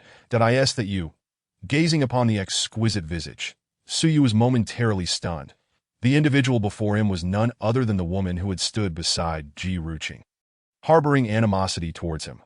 Previously introduced by the second senior sister, it appeared she was the most beautiful woman of the Extreme Imperial Palace. Zhong Yuhan. Zhong Yuhan's beautiful eyes narrowed, a sense of vigilance rising within her. She had not anticipated encountering Mu Qingyi here. For a moment, an eerie silence enveloped the surroundings. Although the other party bore ill will towards her, given their mutual acquaintance with Ji Ruqing, Suyu refrained from taking any hostile action. After a prolonged silence, Zhong Yuhan took the initiative to speak. Fairy Qingyi, what is your relationship with Ruqing? Suyu paused. Her tone suggested she might know something. Rather than replying directly, he countered with a question. And what is your relationship with him? Zhong Yuhan showed no signs of retreating, candidly stating, I consider myself his best friend within the Extreme Imperial Palace, that I met him when he first arrived at the sect, and I have accompanied him for 6 years. So, what are you trying to convey? Suyu chuckled lightly. Zhong Yuhan exhaled, striving to calm her emotions. You are Ruqing's fiancé, correct? Suyu's expression faltered. Indeed, Ji Ruqing had already divulged the truth to her. Otherwise, she could not have made such an assertion without evidence. He had clearly promised himself earlier. Was it before the promise was made? Zhong Yuhan's inquiry coupled with her previous hostility towards him, indicated that she harbored feelings for Ji Ruqing that it seemed to be true. Zhong Yuhan's complexion paled. She discerned the shift in his emotions. The person who had spent every day and night with Ji Ruqing was her. The one who had cared for him was also her. Yet now, unexpectedly, a more outstanding fiancé, he had appeared out of nowhere.